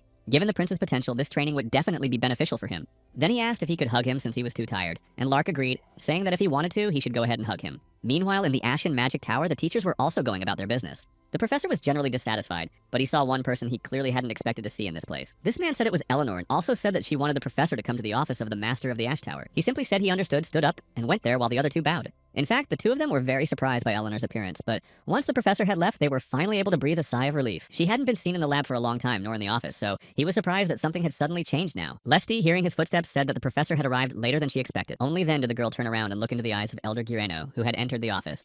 The man simply folded his arms, asking what she possibly needed from him at this time. Lesty then simply waved her hand and magic appeared from her index finger. She suddenly slammed the door shut right behind Gireno, causing a loud bang that made the professor flinch. Gireno also noticed that the master of Ash Magic had just used a very powerful spell. It was done to block foreign powers on her territory, but Lesty was able to break his spell, so he was surprised, realizing that this girl might not be the person he had known before. Then she said she wanted to discuss something with him, speaking in a completely calm tone. The girl stepped a little closer, saying that, in fact, there was too much of something here. Gireno didn't actually understand right away what the girl was telling him. Then Lesty moved closer to the table and placed her hand on it, saying that she was talking about Yenro. And now she wanted to do something, seeing everything that was happening. Lesty said that the half that Gireno still had would actually be quite enough right now. All of this was happening right at the moment when Rania was struggling with that maid's dress. Lesty suddenly entered the Ashen Magic Tower, and of course this greatly surprised those who were studying there, since they hadn't seen her in this place for a long time. The sylph flying beside her was even a little surprised that they were all staring at her like that and seeing her off. She thought they were all just curious, since Lesty had never come to the Magic Tower without an invitation until now. Lesty confessed to her that for a very long time, she had simply thought she didn't belong there. In fact, she thought there was no one who would take her seriously as the successor to the Ash Tower, but Rania thought otherwise. However, in reality, she hadn't yet given up the key she had given her back then. This gave Lesty a great deal of self-confidence, and she realized that this was the place she was meant to rule. Finally using the key, the girl went inside, but didn't notice anything unusual there yet. She remembered that Rania had told her about the third box in the third row of Section A. In fact, even though Lesty was also a mage, it all seemed a bit too complicated to her. After searching around a bit, the girl finally managed to find the very box she was looking for. Opening it with the key, Lesty took out a magical item, though she had no idea how to use it. Even with her own power, Sylph couldn't open it, so she assumed the thing might be broken. At that very moment, Lesty realized that this was definitely not how she had imagined her failure. At first glance, it was an ordinary hexagonal object, but in reality, it was a tool created by the Ashen Mage Renelle. Lesty hadn't figured it out yet, but she knew there had to be a way to open it. And in the end, without even realizing it, the girl opened it herself the very next moment. The Sylph rushed toward her, asking how she had done it, even though she knew she shouldn't expect anything else from Lesty. Lesty said that it was a diagram that had been deliberately distorted, and she now needed to use it to achieve her own goal. The Sylph also noticed another document nearby and asked what it was. Lesty examined it and then said that these were documents pertaining to the elders of the Ash Tower. The very next moment, she thought that if she angered them, they would simply punish her, and that was the implication. There was no point in making a big deal out of all this. At least, that's what Lesty thought. She knew that the elders didn't possess the power to completely destroy the Ash Tower.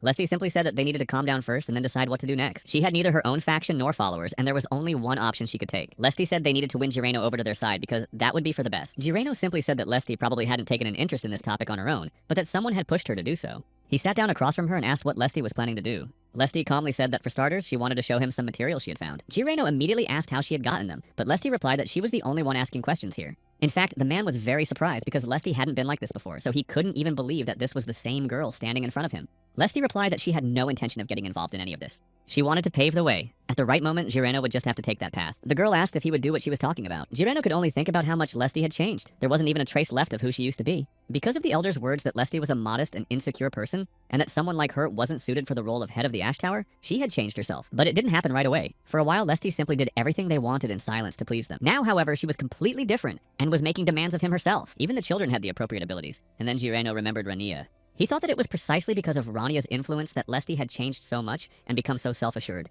However, Gireno pushed all these thoughts aside, for he understood that from the very beginning, he had misunderstood everything. Lesty said that by becoming the head of the Ash Towers and taking on the title of Elder, she would be overwhelmed. But in the end, after thinking for a moment and sighing, Gireno said he would do as she said because he had no other choice. Lesty replied that Gireno was right and he really had no other choice. Only then did he laugh heartily, seeing how Lesty was acting and that she wasn't surprised at all. Then he asked her to explain her plan for becoming the next master of the tower. Lesty added that she felt at ease with him on her side, and Gireno said he would cooperate with her because the Magic Tower was a very important place to him. Lesty then mentioned that a lot of time had passed since then. Sylph also told her that she should return to the academy to prepare for the upcoming exams. For some reason, Lesty was very intrigued and anxious about the idea of becoming the tower's master. The elf was glad that Lesty would be the one to rule the tower, since she had been her mentor, and Lesty loved reading books and learning new things. Then the girl admitted herself that she was eagerly looking forward to it. Meanwhile, classes were about to begin at the academy, and the students decided to check what lessons they would have today. The students thought it might be some kind of mistake, but when they heard that others were seeing it too, they realized it was true. A group assignment titled Mana Transactions was announced, and Rania was the examiner this time as well. The students gathered nearby watching all this, and in fact, they were very unhappy with what they saw in the announcement. They had already given up on graduating from the academy because they thought they definitely had no chance, and that it was all over for them. A few days before the end of the school's temporary closure, Rania and Roselle were talking to each other.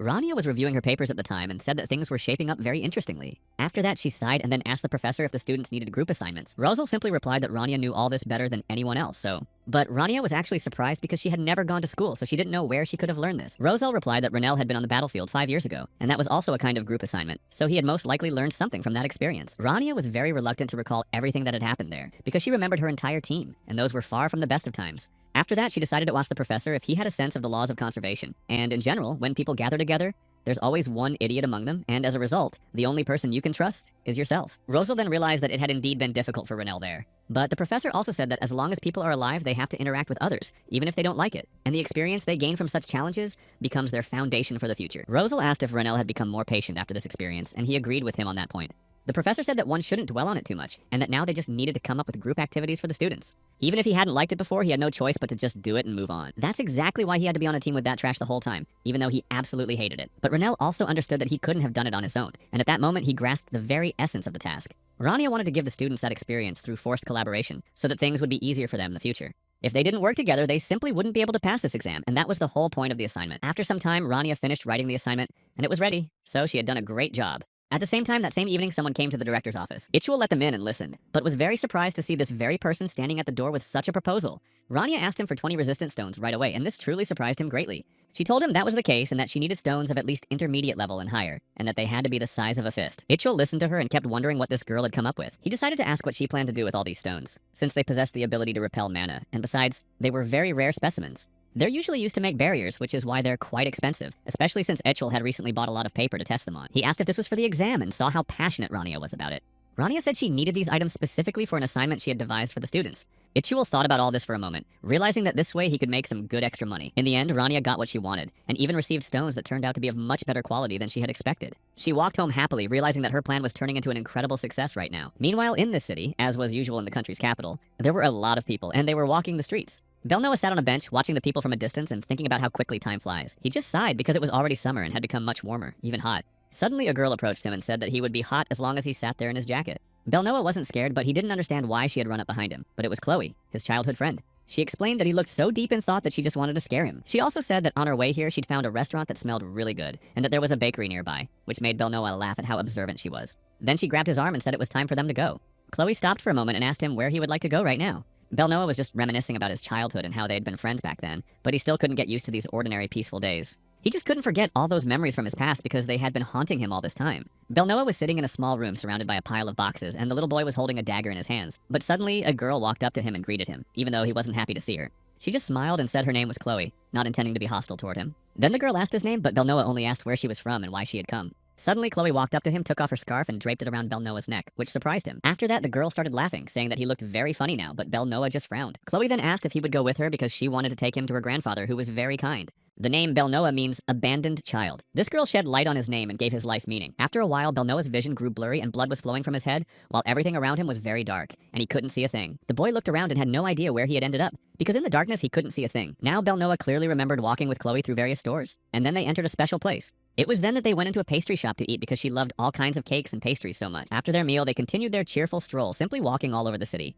But then, quite unexpectedly, someone interrupted them. A succubus was watching them from the bushes, and at that moment, everything changed. At some point, Belnoa simply lost consciousness, and after that he realized he couldn't see Chloe anywhere while the zombies were carrying him. He realized he had to find her as quickly as possible, no matter what price he would have to pay for it. Then he turned to the stars again to establish another connection with them. Meanwhile, the other students were already at the academy and had taken their seats, asking if anyone had done their homework, while others simply chatted about their day. To their great surprise, they were very calm and even content when the lesson began, but they also saw one thing that surprised them greatly. Some students said there was no point in thinking about all this, since things always exceeded their expectations. Rania, upon entering the classroom, walked over to those stones and asked the students to sit down. She asked if they had learned about the spell's effectiveness from Professor Roselle, and today they were supposed to discuss it in more detail, which is why she had brought these stones with her. Rania hoped they had mastered this lesson well, including the use of diagrams and how the limitations work. She began writing something on the board explaining the limits of basic spells and where they end. At that moment, Lark raised his hand about to ask a question, and Rania, seeing this, gave him permission to speak. She also asked him to list the pros and benefits of the basic spells they use. Lark began by saying that such simple spells would consume significantly less mana, which is a major advantage for mages. Also, unlike complex spells, such spells are very easy and quick to cast, which is important at a time when you need to act automatically and quickly. But Rania then asked about the drawbacks of these spells. Lark replied that since these are basic spells, the opponent is also aware of their effects and the power they possess. Furthermore, their power is weak, and there are certain limitations on their use in battle. Rania praised him and then asked how they could overcome all these drawbacks. Lark pondered whether it might be possible to add an arming scheme or use chains to cover all of this. Rania said that this could be one way, but then they gathered to show another by raising the crystal. The students were surprised to see the Stone of Resistance, as they hadn't expected to find it there. However, most began to say that Rania certainly wouldn't have started using such precious stones just for the sake of learning. Then the girl explained that the main spell was Ignition, and that it could be amplified using spell enhancements, but that this was not much different from a completely ordinary spell. Leslie also raised her hand at that moment to ask a question, and Rania was given permission to speak. They said that it seemed to her it would be much better to use a restriction scheme for this. Rania has already said that this is true, and many people believe that basic spells are very effective. But they only think that way because it requires less mana to cast them. As for effectiveness, that's a different matter. She said that you need to use spell modifications to compensate for weaknesses, and this increases the spell's effectiveness, despite its limitations. Ignition is a spell of moderate power, but it lasts a very long time and can be used for just as long. Rania. Then they asked what would happen if they restricted this spell and used mana to enhance its magic. The students thought this was definitely a lie, and although they had guessed some of the answers, they didn't expect it to actually happen. At that very moment, Rania cast Ignition, the very spell she had mentioned earlier, directly onto that crystal. This surprised the students even more, but they realized that it was indeed a Stone of Resistance, even though they hadn't believed it for a long time. As everything gradually began to calm down, they started to notice that the stone was slowly beginning to self-destruct after the impact. Rania wanted to prove with this that even such basic spells can be truly very powerful if used correctly. At that moment, Rania said that all the patterns they were using weren't what they needed to memorize. Only when they understood the essence of the spell and the incantation would they be able to demonstrate their true power. Then she looked at her students and asked if they wanted to try doing it on their own. Without waiting for an answer, she mentioned that she had prepared a group assignment for them, even though the students still didn't understand how such valuable stones could be used in these classes. Rania had already mentioned earlier that they would have to work in groups, and since the pairings were random, they would have to check who was on whose team. She also said that they shouldn't forget that all group members must participate, and if anyone just wanted to take it easy, the whole group would lose points. The students called Ranaya the Demon of Aplaya. Her assignments and classes were indeed difficult, but necessary for the future. She also said there was a group assignment, and the students just screamed silently, hoping she would at least take pity on them. She took the first crystal, saying it was filled with mana, and then had something else to say. The girl said that each group was given this crystal and that she wanted them to have fun, so she asked them to break this Stone of Resistance. Meanwhile, she was already standing on the street and said, somewhat dissatisfied, that they needed to go. Cardo suddenly appeared in front of her and asked her to finally let him go, because after all, he'd been incredibly busy lately and just wanted to relax. But Rania told him that with a face like that, if he'd come all this way, it was ridiculous. Of course, she understood perfectly well that he was busy and tired from guarding the first princess, but he shouldn't exaggerate. Yet Cardo himself didn't understand how Rania knew all this, since he hadn't mentioned it. She laughed, saying that without her nudging, he was very slow to realize things, and if a dog couldn't take its eyes off a target for a long time, it had something to do with the royal family. However, Cardo simply said that he had many other matters to attend to besides those Rania knew about. One of the maids caused quite a commotion in the palace, and then, quite unexpectedly, ran away from everyone. It seemed that this maid was the first princess's personal maid, but unfortunately she left no evidence of herself. Since that maid had smashed and set everything on fire, there is no evidence. And now Cardo has to cooperate with Renelle as well. The warrior said that the atmosphere in the palace was simply dreadful right now, and seeing the look on Renelle's face, he asked if something had happened. Cardo should have been the first to worry about this. If he had been told something else, he would already have another assignment from his superior. Hearing this from the soldier, Renelle just called him an idiot, and Cardo just laughed heartily. Renelle stepped closer to him, already preparing to hit him for everything he had said. After that, Cardo simply said that if he didn't survive that blow, who would search alongside him for Belnoa, who had suddenly disappeared. The soldier knew that Renelle would definitely need his help, so he pushed his fist away, and eventually Renelle calmed down. Renelle truly understood that he would need this soldier's help, since Cardo was very knowledgeable in this area. Just recently, she had given the other students a group assignment, and the students in his group had come to her for some advice. Many days had passed since Belno had been at school, not to mention the dorm, and no one had seen him since then.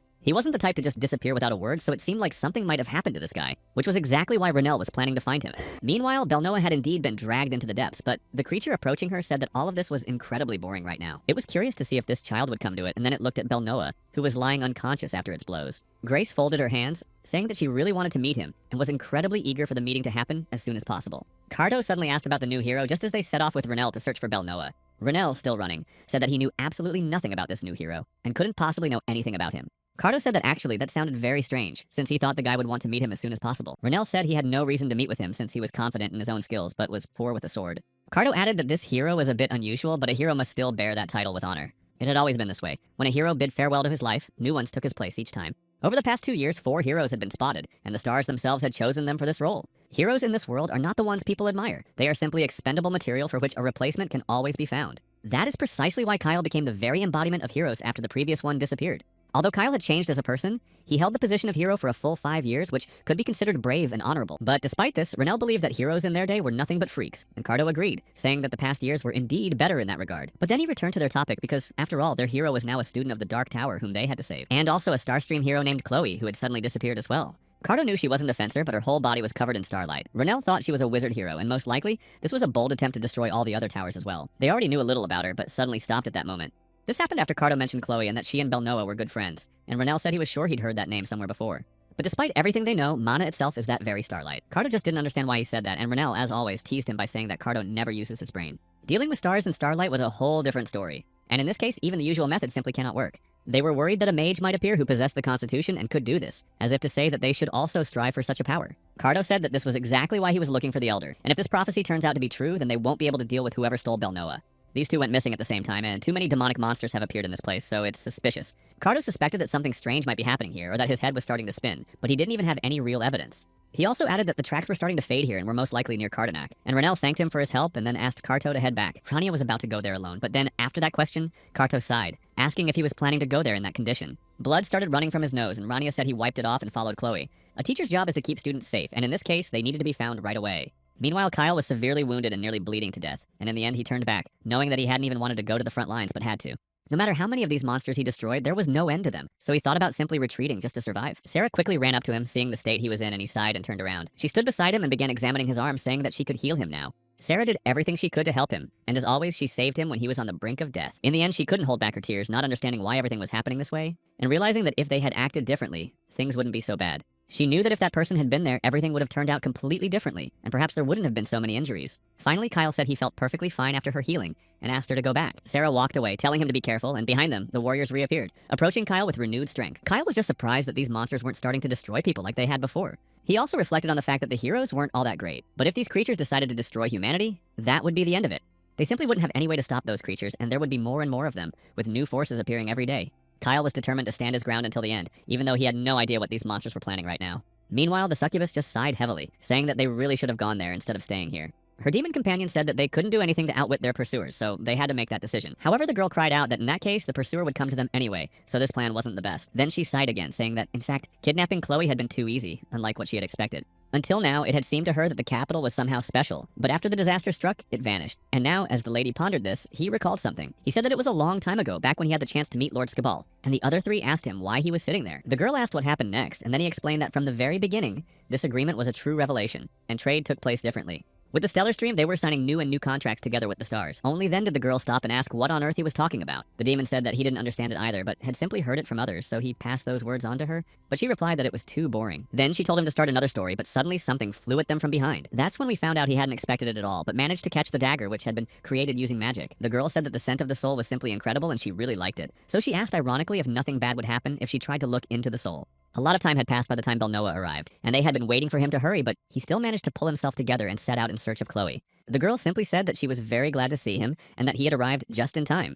Then the demon replied to Lepa that everything had been decided long ago. The girl agreed with him, but said she couldn't help herself when it smelled so delicious. The girl asked why he was still pursuing them at all. Belnoa was tired and dirty, and she asked if he wanted to get back the child who had been kidnapped. But then she added that he'd be better off forgetting about Chloe, and that he should just play with her instead. However, as soon as she said that, it became clear that Belnoa was furious. But the girl laughed, saying that he didn't stand a chance of winning. Although Belnoa was very tired, he asked where Chloe was and prepared to fight the enemies. She added that she didn't want to talk to him about such boring things because she wanted to give him the chance to feel happy. But Chloe was a pure and innocent child whom they had kidnapped. The girl said it would be better for him to be with someone experienced and skilled at least once, rather than with Chloe.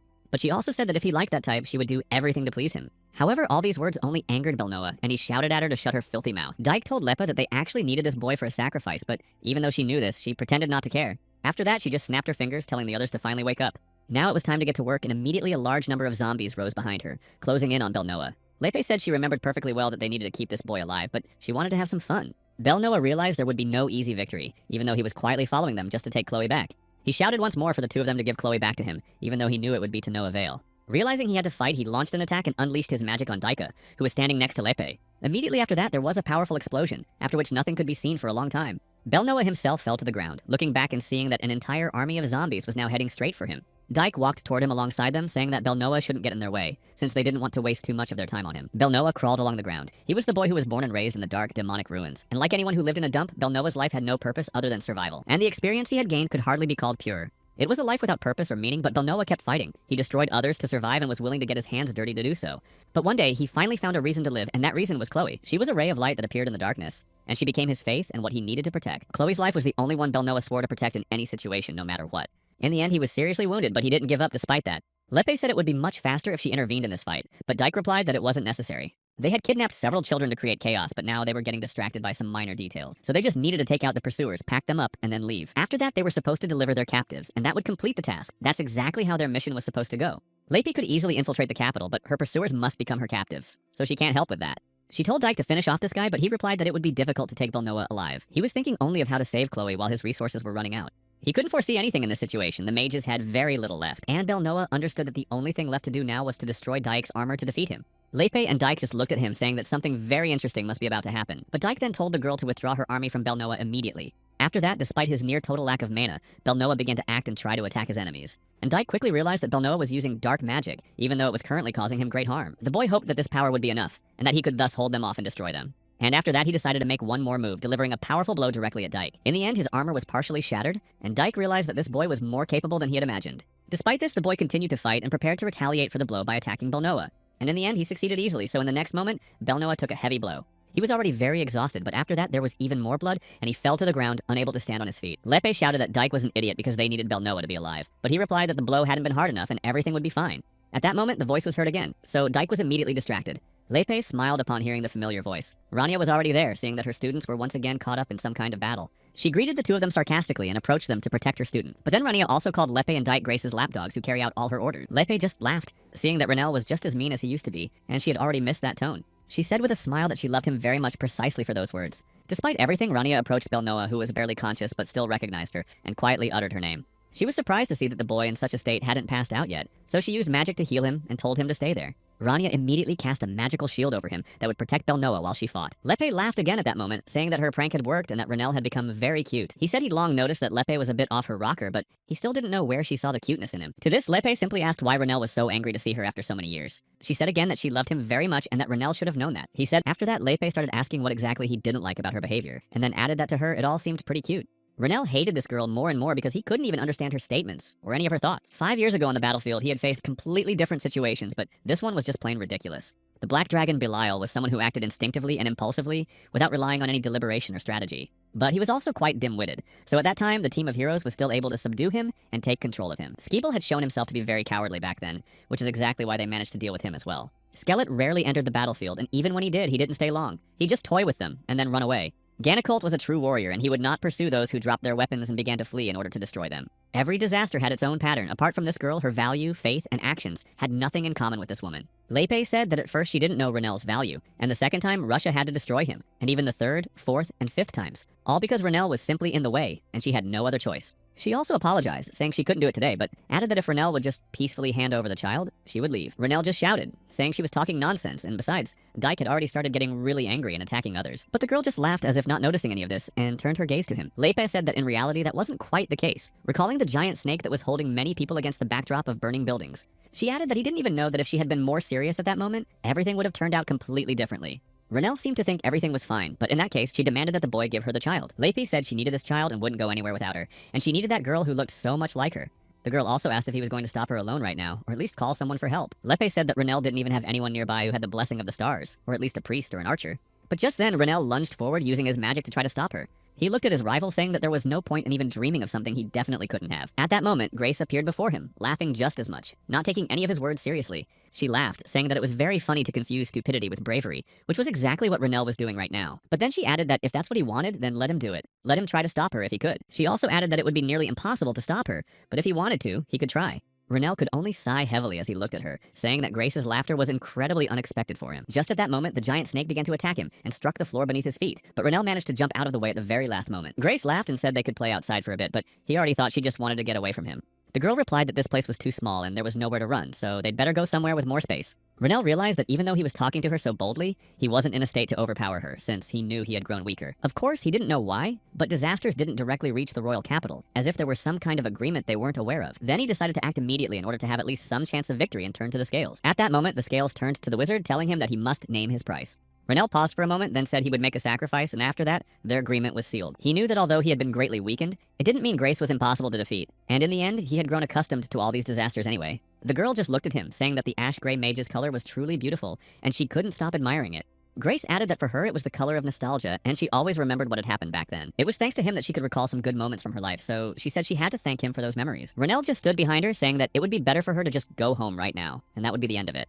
The girl smiled, saying that coming from him it all sounded a bit mean, and even saying such words was too. But then she said she couldn't give him this child, so she would just make a small gift, even though Renel said he didn't need it. However, the girl insisted that she was sure this gift would make him happy because she had prepared it with so much love. Grace said it was a gift from the bottom of her heart, but at that very moment she paused and asked him something. The girl asked if he remembered that face he had once seen in his last life. It was the face of the only person who could withstand Gonakolt's attacks with just a few swings of his sword. It was the person who had performed an incredible feat, and then she told the Ashen Mage again that she loved him very much. Then she asked if he was truly happy now, and then shouted that in that case he had to fall in love with her.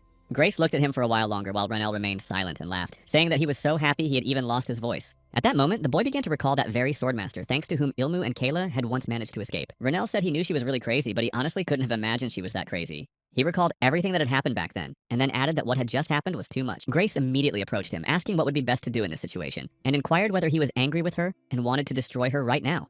Then she added that it would be better for him to just calm down, because eventually she would destroy him first anyway. Earlier, the elf was standing amidst the blooming cherry blossoms and saw Gloria, whom he had been searching for quite some time. It was Armiel, and she smiled when she saw the boy, then asked if he had been looking for her. He said, "Of course I was looking for you," and then showed her the book, saying that she had done something very foolish again. Gloria stepped back, saying that he had no right to do that because she was dressed so beautifully right now, and he was ruining it all. Armiel just sighed heavily and looked away, saying it was too stupid for him to even talk about it.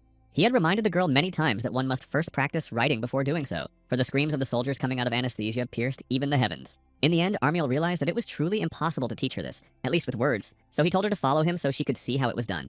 Gloria followed him, thinking that even if he didn't say it out loud, he was very caring toward her. She was a saint who had the ability to hear prayers and carry them to the stars, so that the words of ordinary people would be heard by them. She also existed to convey the will of the stars, and she was a saint whom people praised and worshipped as a higher being. And she was the only being who could maintain her connection to Earth as an ordinary person. Armiel was exactly the being who could do this, and she often called him ash-haired. At that moment, Grace told the mage that he reminded her very much of Armiel from back when everything was different. That's why she said she wanted Renel to entertain her a little, since things had gotten too boring. Grace added that if he did that, she would give him happiness, and then she laughed as she sat down on the dragon. Then the swordmaster, whom she had resurrected as a zombie, grabbed his weapon and, laughing, lunged at Renel. However, he had no intention of giving up and continued to use magic to protect himself and fend off his opponents. Grace just kept saying that she loved him very much and considered him incredibly precious, but at the same time pitiful in his existence. She wanted all of this to shine even brighter, and the color of his life was supposed to burn even stronger and more passionately. She kept laughing, using more and more of her power, and asked Licton to show her even more of these incredible stories. At that moment, the man with all his might and under Grace's command lunged straight at Renel with his sword. She asked if he liked all of this, for his swordplay was so perfect and flawless that it had reached the level of Kuntal, and he possessed a proud and noble will, but there was one thing, namely that this man's body wasn't ready for it. At that moment, Licton found himself next to him again and swung his sword, but Renel managed to use his shield to defend himself. Then it was his turn to attack, which he did, successfully striking Lerden, after which they both fell. Grace sat on her dragon and laughed, saying that she was glad the Ashen Mage had enjoyed all of this. But she also added that none of this would be of any use to anyone, and after that Licton, who had managed to get back up, began attacking Renel again. However, in the very next moment, his hand detached from his body, even though Renel was just standing there looking at it all in surprise. Grace said that Renel was very special and dear to her, so she had put a lot of effort into completing this wonderful gift. Now this poor man had a perfect body capable of withstanding all the skills he had acquired throughout his life. Although he was a defective product, thanks to her incredible power, she was able to transform him into a perfect one. Renel just told her to shut up again, but Grace laughed, saying that if he wanted that, he'd have to do it by force. The dog had a new toy, but it was quite naughty, so the girl laughed, saying he should cheer her up. At that moment, another warrior approached Cardo and said that the very man they had been waiting for had passed by. The boy asked what had happened to Chloe, after which the warrior said they had sent her to the royal capital. At that moment, Cardo told Gale that all the remaining knights should join the guard to destroy the demonic creatures that would appear in Cardenac. But just then, another man appeared and asked the boy if he was planning to go to Belnoa. Cardo looked at him and said yes, and then asked if he wanted to go with him, to which the older man replied that he had just been about to ask that very thing. Itul said that this was an incredibly dangerous situation, and that the demon responsible for all this was an incredibly powerful creature. That's why he needed to hurry, and the man suggested using an artifact, explaining that it was a ring of acceleration created using black magic in the dark magic tower. Cardo asked if there were any other magical tools they could use to save the student. Itul replied that he had brought absolutely everything that might come in handy in the fight, and then, together with Carto, they moved forward.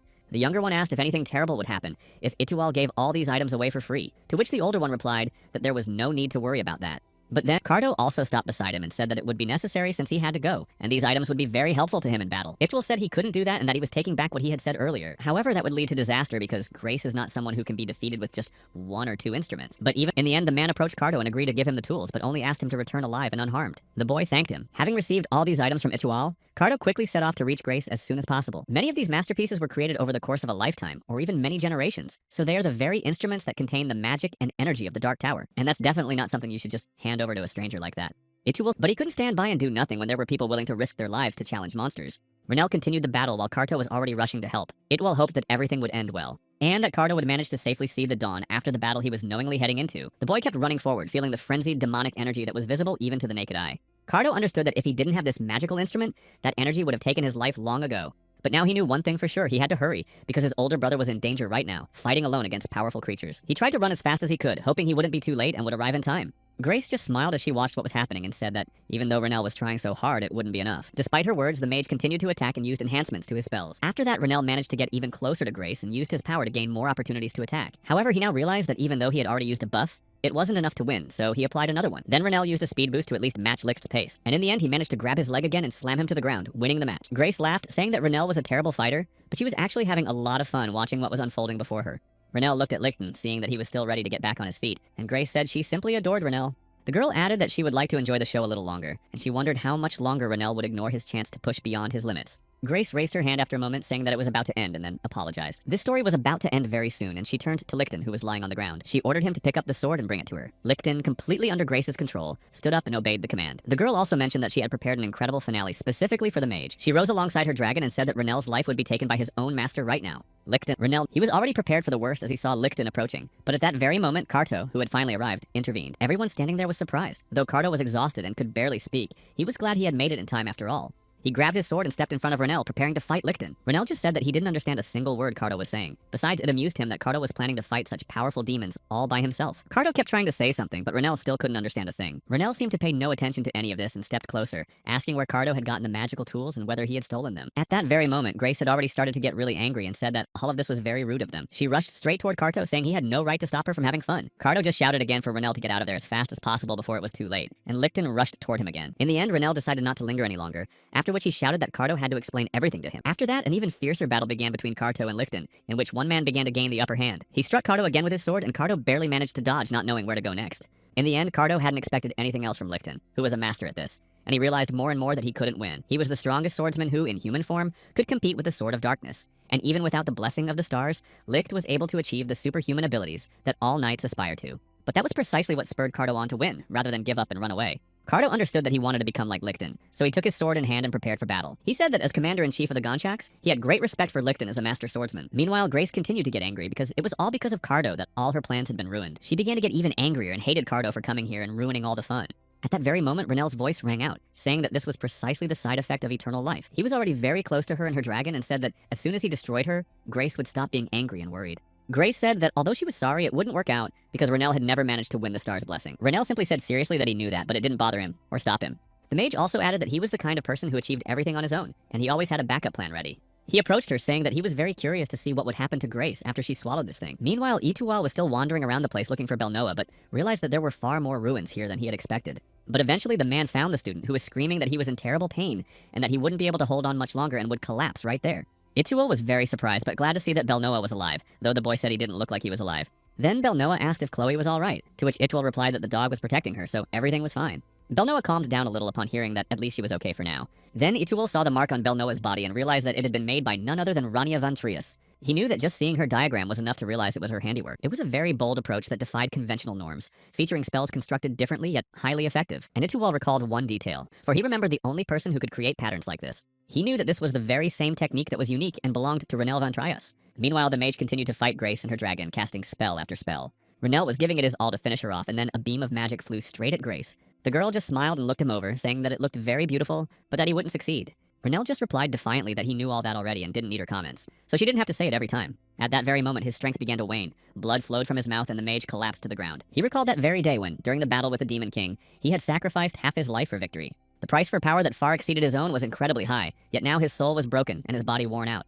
and even if the body had changed, there was no way to restore what was already worn out. He didn't like it at all, but it painfully reminded him that that had been the last moment when he could still turn back. Grace then descended toward him very slowly and said that all of this had been her favorite moment. She added that she had also devoted a great deal of time to making him perfect in this world and in this body. Then Renell pulled himself together despite everything that had happened to him and said he would send him after Grace right away. The girl smiled, saying that with his stubbornness, Renell reminded her very much of Licton, and she liked that very much too.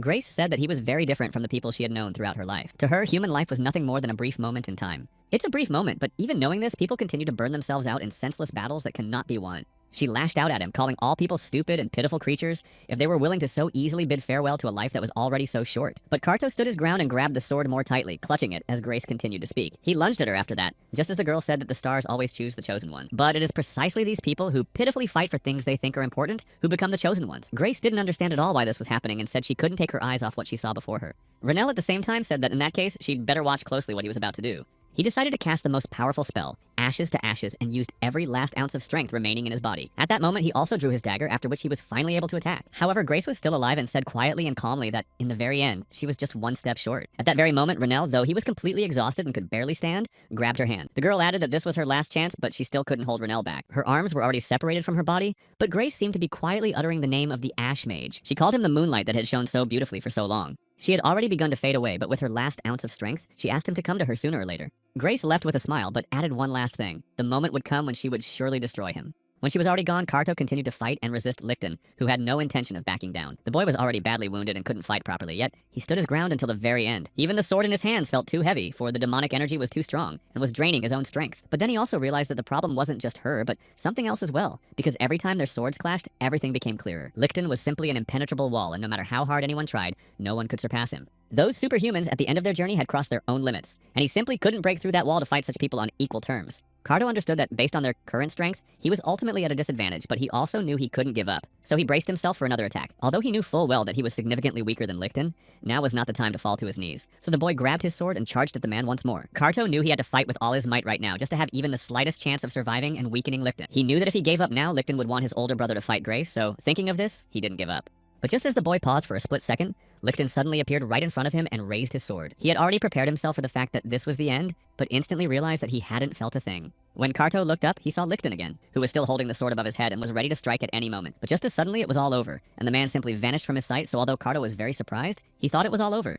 He didn't have the strength even to stand on his feet, so he fell to his knees, yet joyful, realizing he had fulfilled his mission. Karto realized that if Licton had disappeared so suddenly, the only reason for it could be that the older man had defeated Grace. The boy barely crawled to a tree and leaned his back against it, realizing that his whole body ached and he couldn't stand up, yet he was glad that at least he had survived. Karto looked around and breathed heavily, seeing the mess that had ensued after all this. Eventually, he saw Renell, who said he'd briefly thought that Karto was Grace's surviving familiar, and the boy replied that he hadn't even expected such comments about himself from him.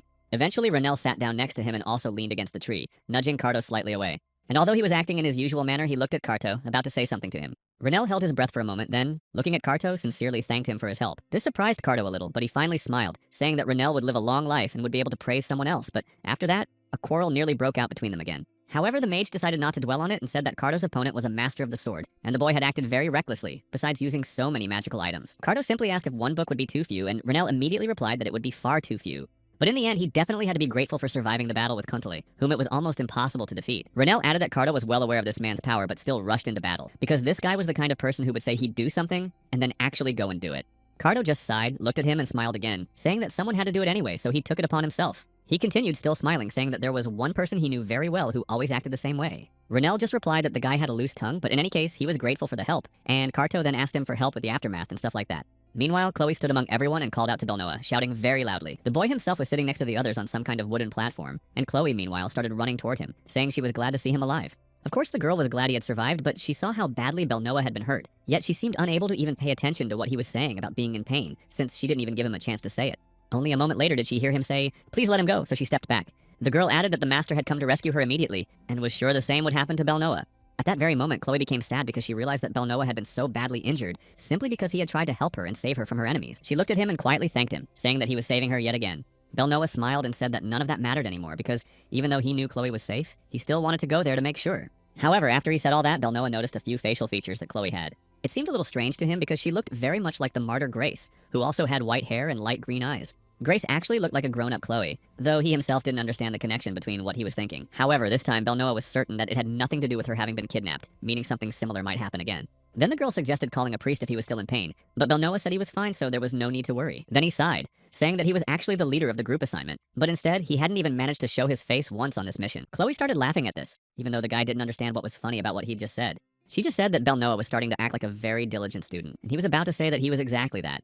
But in the end, Chloe simply cut him off, saying that they could go home together and held out her hand to him. Belnoa decided not to think about any of this anymore, so he took her hand, still wrapped in bloody bandages, and agreed. She also said she really wanted to enroll in the academy as soon as possible, and asked if their summer clothes were cute and pretty, to which Belnoa replied that those clothes probably did look pretty good. Chloe was very curious to learn more about Rania, whom Belnoa and the master had told her so much about. She knew that Rania had helped him this time as well and given him some advice, and Chloe added that, in that case, she was a wonderful teacher. Belnoa decided not to mention it, but simply recalled the specific lessons Rania had taught him when she had beaten him at one of the tasks. In the end, he decided to keep her in suspense a little, saying that Chloe would figure it all out on her own when she met her. The girl also asked if he was afraid to show up for group classes, and Belnoa replied that he was because he was worried they would scold him. Meanwhile, a horse-drawn carriage emerged from the forest where a battle had recently taken place. Cardo sat with his head and hands bandaged, and there were a few more scratches on his face, but now the boy was calmly reading something from somewhere. Rania was lying next to him, also with some injuries, but Cardo asked her not to make so much noise because he was trying to work. But she replied that after helping someone, she was in pain all over, so she couldn't just lie there quietly.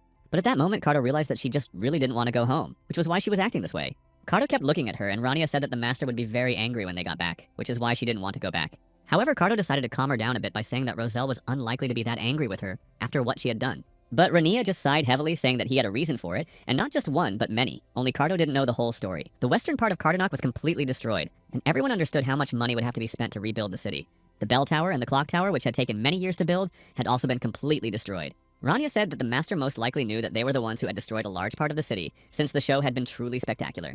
Cardo simply replied that they should be glad that at least half the city had survived the disaster, because it wouldn't have been surprising if the entire city had been destroyed. After all, they had fought Grace, who was incredibly powerful, so those consequences weren't surprising. Cardo also exclaimed joyfully, saying that he had forgotten to tell her something important. There was a letter from the royal family, and it supposedly contained a thank you note, though Rania was surprised by this, as she didn't know what they had decided to write this time, because it would be foolish to say that the dog alone was able to defeat the disaster, so Cardo said that he had very subtly hinted that the elder had helped him. Most likely, they were a little nervous about the elder's retirement, and they were also worried that Renelle might leave for another country. Cardo laughed again, saying that most likely they wanted to keep him close no matter what the circumstances. Rania just gave him a very angry look, asking if Cardo wouldn't rather build a tower right now. The economy was booming right now, so it would be better to grab 5 of them right away and then the palace as well. In the end, he said he wasn't joking about it, but then, looking around, he said he'd gone too far and asked to be let off here. Renelle got out of the carriage, and Cardo told the older man to be careful, to which Renelle replied the same. Taking her things, Rania went home, thinking that this battle had been difficult, but also not entirely new, which is why she felt somewhat strange. After a while, she finally reached the house, where Master Rosella saw her and began to worry. Rania ran up to him and asked if he had woken up yet, but Roselle replied that he hadn't been able to sleep the whole time.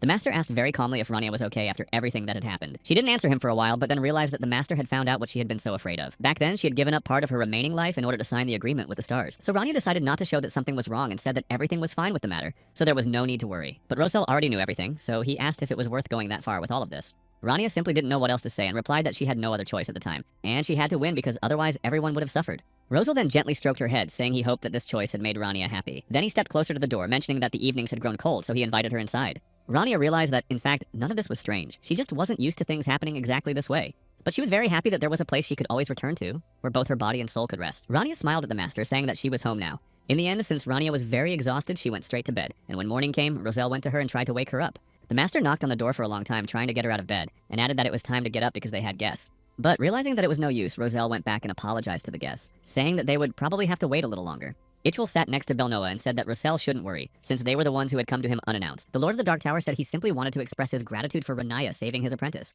He already knew the whole truth, namely that Rania was Renelle van Trias, and after a while they all gathered together at the table.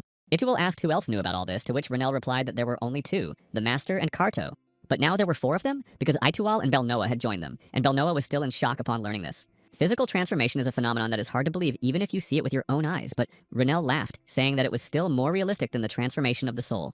But Itual also said that he had come here not only to confirm his guess, but first and foremost to express his gratitude for what had happened. He said that without her, he would have lost his 2 incredibly strong students, so he thanked her from the bottom of his heart. Rania just smiled, saying that Belnoa was also her student, so she was simply doing what she was supposed to do. However, Itual said that he was very grateful and would never forget Rania's act of kindness.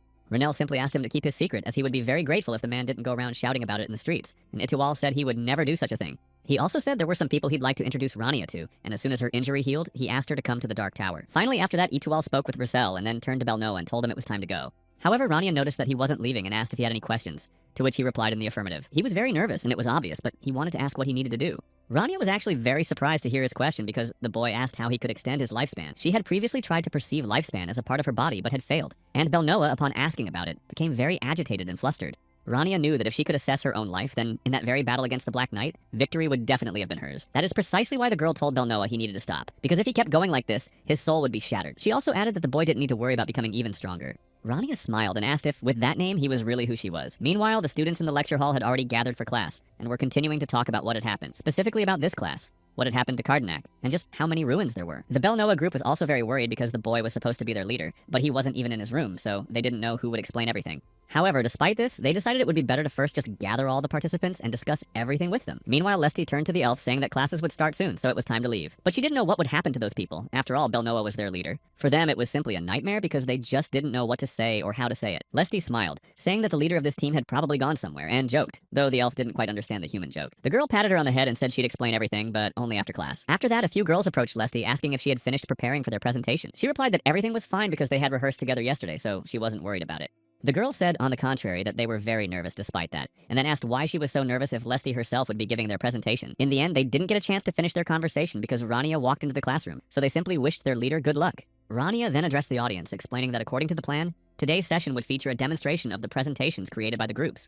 She then asked the students to give a brief description and demonstration of their work, adding that they should start with Group F. At that moment, the leader of that team stepped up to her with a sheet of paper and agreed to start right away, looking quite confident. The young man began to show everything they had prepared and said that their team had focused on the burning heat. After that, he wanted to say something about mana points at maximum spell efficiency, but suddenly Rania stopped him before he could finish. She was actually surprised by all of this and started writing something down, then asked the student if the team had really created this entire diagram on their own. Rania became more serious, saying that even a quick glance made it clear this was a complete diagram, which is why she was very curious to know if the students had created it themselves. Then she decided to ask more questions and inquired about the purpose of this curve in the diagram. The boy, still standing in place, just laughed and got even more nervous because he didn't even know how to answer such a question.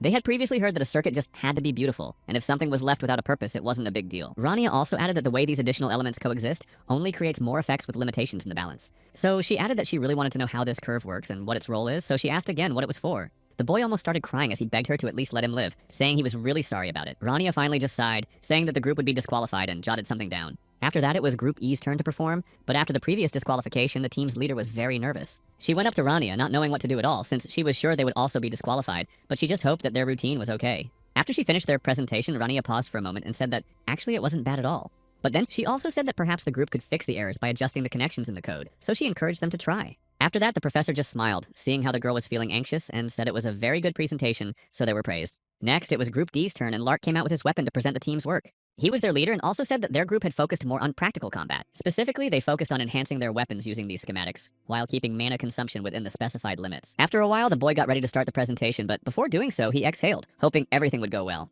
He began aiming at the crystal, then destroyed it with a single strike of his weapon. Lark, like everyone before him, was very nervous and even said a little timidly that he was now finished. Rania added after a while that they had now seen absolutely all of the presentations from every team. The girl said that this task had been given to the students so that they could gain experience working with the spells necessary for mages. She also mentioned that there were groups that had managed to completely destroy the Stone of Resistance and praised them. But there were also those who didn't succeed, yet the result was still good because they could see that the students had tried. Rania didn't draw any conclusions, saying that everyone's results were different. But the main thing was that most worked independently, and Belnoa was the one who demonstrated the shadow needles, and it turned out he did it all on his own. The professor added that she was sure each student had learned something new for themselves, and that was very important. She thanked them before leaving the classroom and ending the session. But then she said one more thing that shocked the students even more, because Rania announced that there would be no more classes this week. After that, she gathered her things and said goodbye to the students, telling them they would see each other next week. In fact, most of them were very surprised because they didn't understand why she had canceled all the assignments for the week. Meanwhile, as Rania left the classroom, she heard the students' joyful shouts that there would be no more classes, but she wasn't sure if that was enough time. She kept thinking about what had happened and knew that this was already the second time Grace's body had been left without a hand. Last time, Gannicult had taken it, but this time, everything had happened differently. Moreover, her hand, which had been normal immediately after it was severed, began to grow darker and darker, and Rania wanted to find out if Grace had been able to get her hand back. She was sure that only one person she knew could know about this, so they decided to go to the elf, who had just noticed that the incredible army had grown cold. Rania was only glad to realize she'd be busy this weekend, so she headed toward him. She smiled, saying they needed to talk and that there wasn't much time, so she added that Cardi shouldn't run away. Meanwhile, Lark was reading something but noticed that something was definitely wrong, so he looked up from his reading.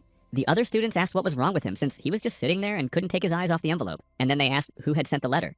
Lark only became more flustered after that, saying that the sender's name was there and that it was a letter from his family.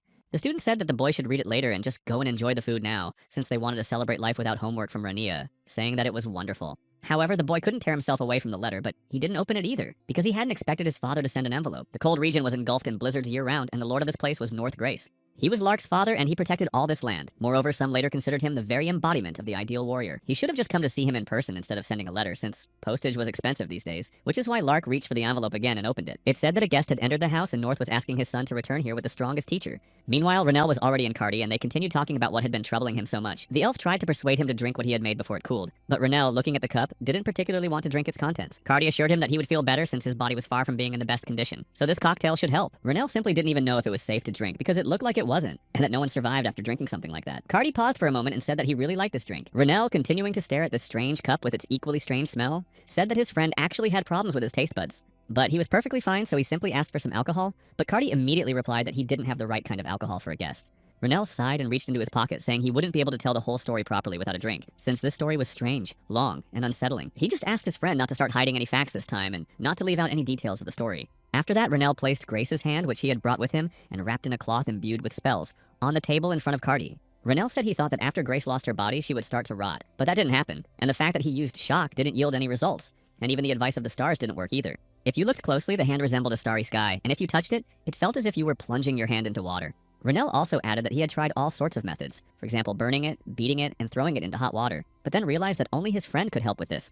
Cardi realized that Renell just wanted to meet Grace, but he replied that she had simply attacked him, so he had to do something to survive. Of course, maybe she planned to use Chloe to plunge even deeper into the darkness, but no one knows for sure. After that, Cardi looked at Grace's hand, touched it, and agreed that it was indeed quite strange. In fact, it was also strange that Renell was able to separate her hand from her body on his own, and he didn't even need the holy sword or the blessing of the stars to do so. Renell then said one name, Delohim, but Cardi remarked that right now none of those names mattered at all. Then the elf asked for a moment of silence as he needed to concentrate, so Renell fell silent, continuing to watch what he was about to do. After that, Cardi took Grace's hand and began examining it from all sides. Then the elf put her hand back, saying that most likely it would remain there. Cardi reached out to Renell again, addressing him, and was about to say something very important, but for a moment he fell silent. He sighed heavily, saying that he would have to head north with Grace, and after that, the elf gave Renell another key that should help. Cardi said that there was a research institute in the Karut Mountains, and that was where Renell needed to go.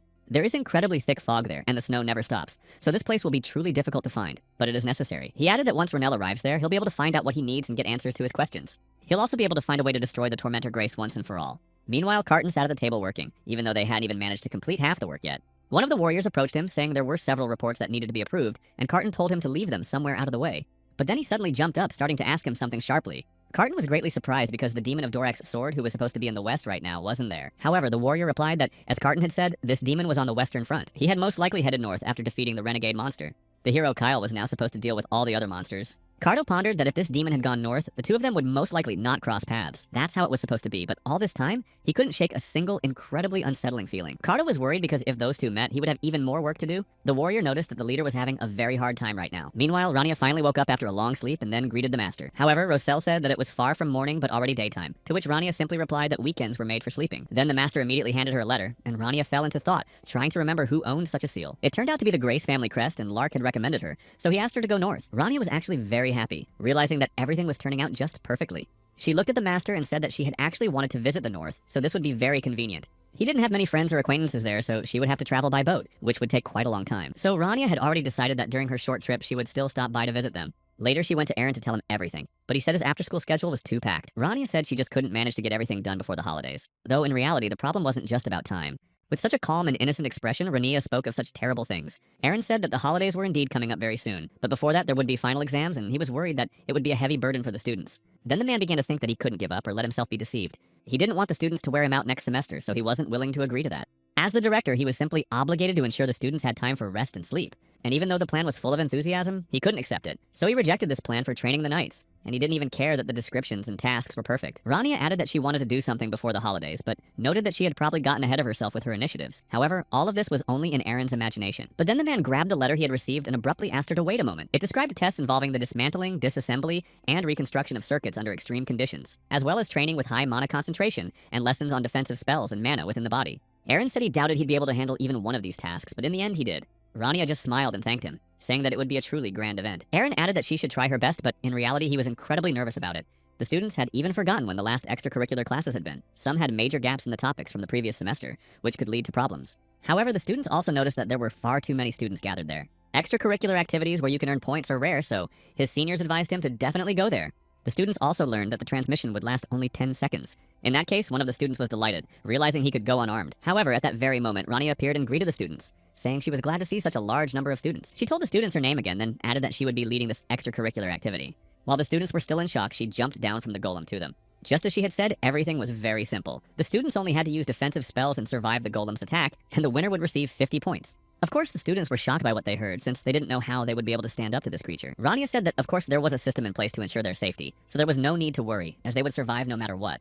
She also decided right from the start to give them a small demonstration so the students wouldn't be so nervous. Leslie was very nervous, but when she helped with the practice performances, she was told she would receive extra points, so she came here. But now she thought those points definitely weren't worth it. She was so scared that she just closed her eyes and thought only about how to save herself, but at that very moment, a shield was cast over her. The monster attacked her after all, but the girl was fine because the magic protecting her was stronger. The other students were terrified when they saw this, but when the sand cleared a bit, they began to realize that Leslie was still alive. Her friends quickly rushed over to her, asking if she was okay, but although Leslie was fine, she was extremely shaken. This monster was equipped with shock detectors, and thanks to this, any physical blow they received from it would be reduced to mere traces of magic. The point is that even if this monster hits the students too hard, they'll remain alive and unharmed. Rania added that she had simply made the golem consist entirely of mana for the sake of the lesson. She also added that if the students left now, they wouldn't be able to participate in other extracurricular activities. She had heard that the results of extracurricular activities were mandatory requirements for graduation, so she made everything as simple and clear as possible. In that case, the students simply had no choice and were forced to stay here, and Rania asked them to do their best. Even though most of them were scared, one guy quickly ran forward to test his strength. He quickly climbed up the monster's body and made his way to the top,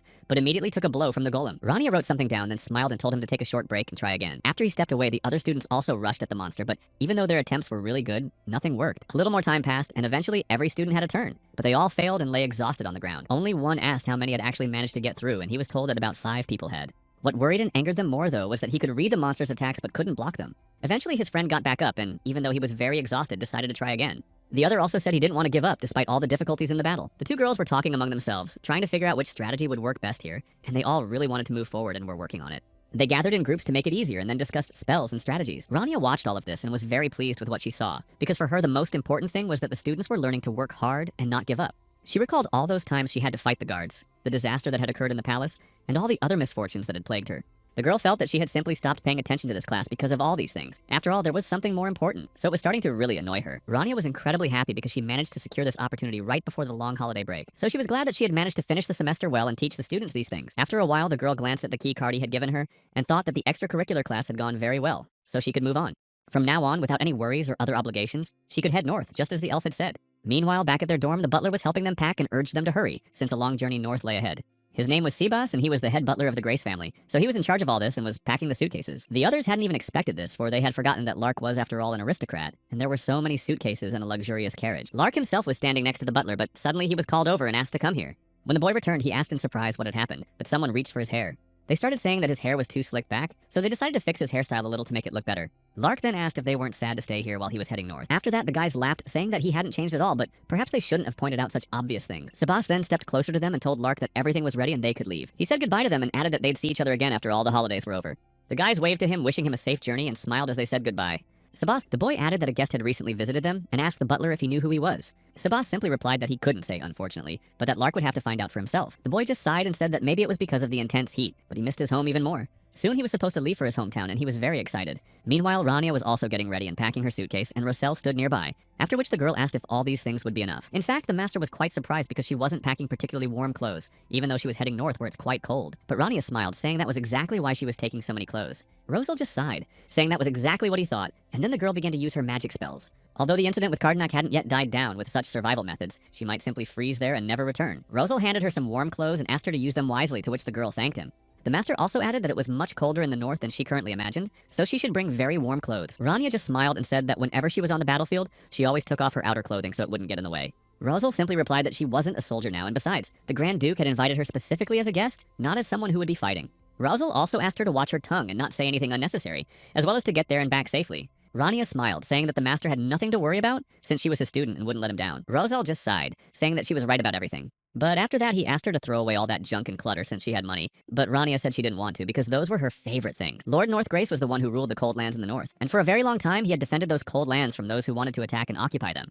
Although he was an aristocrat, he was very different from the others, for he looked far beyond this chaos and luxury, rejoicing in the little things that nature provided. although there were other moments that were difficult to understand or adhere to. Sometimes it was hard to get used to such a view of the world, but eventually he had to. And even if all this was expressed differently, this family held different beliefs. Sebas escorted Lark to the carriage and knew that treating guests poorly was unacceptable regardless of who had come to visit them. He was very dedicated as the butler of the Grace family, so he wanted to fulfill his duties no matter what. Sebas wanted to present the best image of the North no matter what, and Rania meanwhile had already reached the carriage. When Sebas saw her, he bowed and introduced himself, though Rania hadn't expected things to be so hospitable. He said that Lark was already waiting for her in the carriage, and that the crew would take them to the North, and he would take care of the luggage himself, so he simply asked her to enjoy the ride. After a while, Rania found herself in the carriage next to Lark, who thanked her for accepting his sudden invitation. At that moment, Rania was surprised and said she didn't know any aristocrats, so she asked who he was. Lark smiled and showed her his weapon, reminding her who he was. Sebas, seeing this, was surprised and asked when Lark had managed to bring that thing here, adding that one shouldn't display weapons like that in front of guests. Rania simply said that the design seemed terrible to her, so she asked to be given it so she could improve it a bit. Lark agreed, and then Rania asked if there were many trolls and orcs in the north, to which Lark replied in the affirmative. Sebas got into the carriage, thinking that Lark had done something foolish, but after all, Rania was also a guest who had been invited to the north. Lark began to explain that a troll's neck could be destroyed with a single press of a finger, and then it would snap. Meanwhile, Kyle and his army were already ready to engage in yet another battle. Their enemy merely sneered that Kyle was a real idiot if he trusted the stars so much. After a while, the skeleton appeared before the boy and asked if he was going to stop him alone. Even then, Renell didn't understand why Kyle was so interested in skee-ball, and he also added that the alcohol here was just awful. Renell also said that Skabal loves twisted traps and altars, and on top of that, he won't fight head-on. Instead, he hides behind the scenes and sets traps.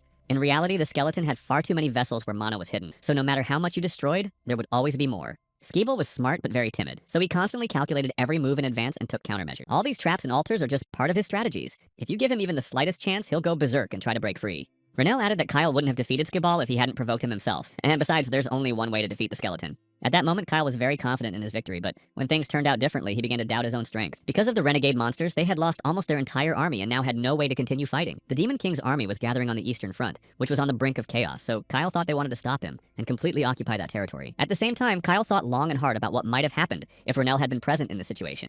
He began to devise spell formations, adding that there was no one here who could stop him. This meant that no one could clear a path for Kyle here, so he was doomed. Skeeble continued to taunt him, saying that Kyle was completely helpless without the help of the Ash Mage. Kyle tried to convince himself that his strength would be enough, while Sarah worked on his barrier and healing. He drew his sword, declaring that he was the very hero chosen by the stars and therefore he would win. Kyle prepared to win at any cost and lunged at Skeeball, who was already expecting his attack. But then the skeleton just smiled, saying that now he himself had to thank Kyle for the fact that he could now use his spells. Without a moment's hesitation, Skeeball cast a reflection spell, directing it at his opponent. Having created the necessary spells for this, Skeeball used the magic against Kyle, who hadn't expected the attack at all. The skeleton laughed, adding that Kyle would never be able to destroy him, so it was ridiculous to even try. Kyle stood there, wounded. Because of all these spells, Kyle had no chance of even touching Skeeball. Meanwhile, Lark, sitting in the carriage with Rania, looked at her, having noticed that she had suddenly fainted. She replied that everything was fine, saying she just hadn't traveled like this in a long time and had gotten out of the habit. Lark said that midnight was still a long way off, so he suggested stopping for a while to rest, but Rania objected, saying that everything was fine. She just couldn't talk about it, but it was terrible to remember those days when she was on the front lines. Back then, Renell was in the demon realm, where everything was filled with dark energy and had come here on a mission. He hadn't come here in a car or a mana-filled carriage. He had simply walked across the land, which was filled with dark energy and the remains of human bodies. But now she was riding in an elite carriage heading north, so she didn't feel like a soldier. After a while, the carriage suddenly stopped, and Sebas came to them, informing them that they had decided to stop for a bit and rest while he took care of the repairs. He led Lark away, saying he had prepared food and asked the young man to follow him. Rania also stepped out of the carriage, surprised that Sebas was cooking here instead of hunting a hare. There were no sound-blocking spells or loud sounds of fighting here, besides they wouldn't have to eat grass and would be able to have a proper snack. When Rania was so shocked, Sebas was surprised but thought she just didn't like the dish, so he asked her about it. Rania replied that it was just the first time she'd eaten something like this on their journey, but it looked very tasty. She began cutting into the steak they had prepared and thought that since he was now a teacher, he could afford such extravagant things. There are heroes who think only about extraneous things, regardless of whether they're on the battlefield or not. After all, they care about only one thing. But she also thought that as long as she wasn't getting in the way on this team, they were probably working more productively and diligently. Meanwhile, Skeeble, who had just attacked Kyle, laughed even louder, calling him a poor little star boy who was good for nothing. He said that on his own, the boy was just a weakling and incapable of anything, but now he had destroyed their entire team, leaving them barely alive. Ichuel, meanwhile, had finally returned to the Dark Tower and decided to attend to his own affairs. However, they turned out to be quite problematic and difficult. At the same time, his magic orb lit up. He immediately reached for it and heard a voice asking why he had started contacting her and why he was interested in her. Ichuel just sighed heavily, saying that she was the one who had called him, not the other way around. She just started to refuse, saying that he simply wanted to appear very busy with no free time. But Ichuel really was busy and said so he asked her to end the conversation if she had nothing to say. Then Dobella smiled and mentioned Rania's name, saying that the girl was heading north right now, and if Ichuel didn't hurry, then by chance she could easily win her attention with her charm. The girl said that all this was thanks to the good work of her little Lark, and of course her own, and then added that if that happened, everything would finally be clear. Now all that remained was to keep her in check while she was in the north, and that was the difference between Ichuel and her as she saw it, but the man decided not to fall for any of it, and said that she would probably have to try very hard. After that, he simply cut off the conversation, which surprised Debella greatly, but she thought that the old man must have been bored, so that was why he did it. However, at the very least, he was giving them a head start, and now she would be able to lure the professor to the Tower of White Magic. Meanwhile, they returned to the carriage, and Lark decided to ask, if Cardo was the strongest among the swordsmen, then who would be the strongest mage? Rania didn't hesitate for a moment, saying that she herself would probably be the strongest mage. Lark was surprised, asking if there really were wizards named I, and the girl realized that their conversation had been so easygoing that she had relaxed a bit and forgotten to think before speaking. Rania then said that there were no such wizards, but there was Renelle, who had received a 3-star rating from the authorities, and added that the Ash Mage was the strongest. But there were also older liches or renegades who were also mages and were very powerful. Rania mentioned that one of them had recently been defeated by Renelle himself, and the other was not a mage but a summoner. Lark also decided to ask about the Dragon Mage, since he knew that he too was incredibly strong in his field. Rania replied that this guy wasn't actually human, so his very existence was on a completely different level. Lark paused for a moment, remarking that the girl was telling the story as if she had seen it all with her own eyes. Rania smiled and looked away, saying that she hadn't seen them with her own eyes, but had simply asked Renelle a lot of questions about it, since on paper they were supposedly family. Then she decided to change the subject and asked Lark if he had heard the story about Kyle. Lark beamed with joy and happiness because he thought that the professor also respected the swordsman Kyle, even though she was a mage. After that, she began to tell the story, saying that the church still supports that idiot no matter what. Bards constantly sing of Kyle's exploits and glorify him as the embodiment of Delohim. His blood boiled at the very thought of this Kyle and wouldn't let him rest, but Lark didn't dare say anything against it. Rania only then asked the boy who he thought could be called a true hero and who they were. Lark thought for a moment, saying that it must be the guardian of humanity, for a hero must be a shield that protects all people. Rania grew more serious, saying that in fact that was exactly the case, because from the very beginning, the essence and duty of a hero were precisely that. But in reality, Renelle called Kyle simply a spear because he didn't consider him a true hero capable of anything. Lark was surprised to hear this, but the girl decided to explain that he was talking about a spear that can only pierce its target. This spear looks only forward and moves only forward. Moreover, it possesses incredible and wild power. Although the hero didn't want to admit it, he managed to achieve this result precisely because of Rania, and she added that Kyle doesn't put in any effort at all, even though he is talented. She said that if St. Gallicar had such talent, humanity would have already overcome 1 or 2 of the 4 catastrophes. And to achieve maximum output, several conditions must be met, but Kyle left them all up to him. Rania smiled, saying that those were exactly the words her brother Renelle had conveyed to her, but Lark replied that in reality, he hadn't understood almost anything. At that moment, she realized she had said a little too much, and then she opened the curtains, intending to see where they were now.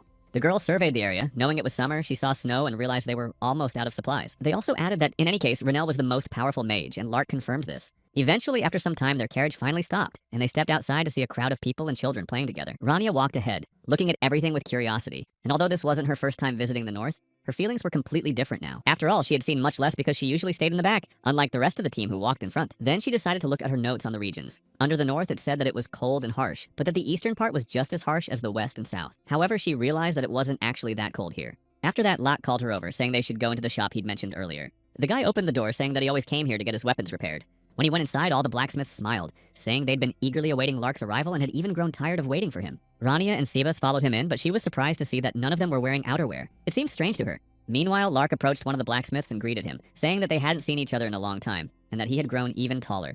The man also noticed that someone was with him, but remarked that Rania didn't look like someone who lived in the north. Blake apologized, saying he'd forgotten to introduce her, and added that she was a teacher at the Aplia Academy, while she herself was thinking about the weapons hanging on the walls. Lark also said that his father had invited this girl, which greatly surprised the blacksmith. After that, he stepped closer to the prince, saying that it wasn't that Lark didn't care about the guests from the north, but he didn't understand why he had brought her here. Meanwhile, Rania began examining all the weapons and asked how to use them, and the blacksmith standing next to Lark said that Rania would most likely be nothing but a problem for them. The blacksmith also showed her one of the weapons, and added that even though this weapon was truly good, it couldn't last forever. Just like a warrior who skips training, this weapon won't last long and will break in battle sooner or later. Renelle, standing nearby, didn't understand at all why the blacksmith always struck such strange poses or what the point of it all was. But in the end, he understood perfectly well what this blacksmith was about to tell him, and for a while, Renelle let off some steam after their hard work. After all, without constant practice, both the person and the weapon itself would become completely useless, as they would lose their edge. That's exactly why you need to train very often and a lot so as not to get rusty. So they decided that next semester they would train their students even more and even harder. Meanwhile, Belnoa was walking with Chloe, but it turned out she had caught a cold in the middle of summer, even though it was warm here. But the girl replied that the moment she saw the academy, she had a strange premonition. Belnoa noted that she had said she wanted to see the academy before the end of the break, which is why they came here. But since she had gone to bed late yesterday, they had only just arrived. In the end, the boy reassured her, saying that Chloe would soon start attending the academy, so everything would be fine. She just shouted, saying she couldn't fall asleep earlier because she'd been reading a novel late into the night, and it was so interesting because the main character was simply wonderful.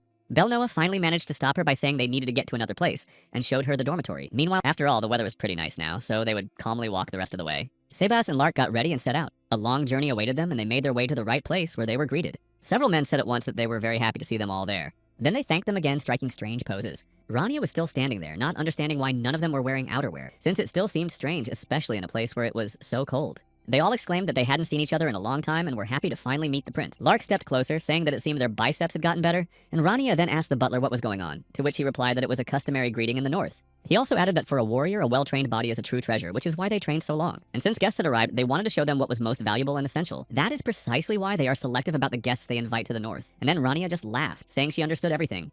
Although she was surprised afterward and felt uneasy that she had been invited as such a guest, since it was a bit strange. Eventually, another man approached her to introduce himself and called himself Oyakaru, adding that he had really wanted to meet her. He was the 13th warrior and ranked 3rd, and they also called him Hawkeye. The man then added that to enter their castle, one had to pass a test, and he said he would explain everything. Rania was surprised to see that this guy was dressed rather strangely, but then she thought that perhaps those were the standards here. The first was a test of knowledge with a wizard, or she could choose a trial in the snow-covered mountains. Oyakaru also added that this could be seen as a kind of challenge. She had to pass one of these trials and make it to the castle on her own. Lark, taking his weapon, said that every year he usually chooses the mountain climb because it seems more interesting to him. Oyakaru simply replied that this year everything would be even harder, so she should think it over carefully. Rania asked if there were any wizards from the White Tower among the mages she would have to face in the trial. The man replied that she was very perceptive to have thought of such a thing, and informed her that this time the mistress of the White Tower herself wanted to participate and would be administering the trial. Oyakaru thought that since their guest was a mage, she wouldn't want to climb the mountain, especially since it was snowing heavily right now.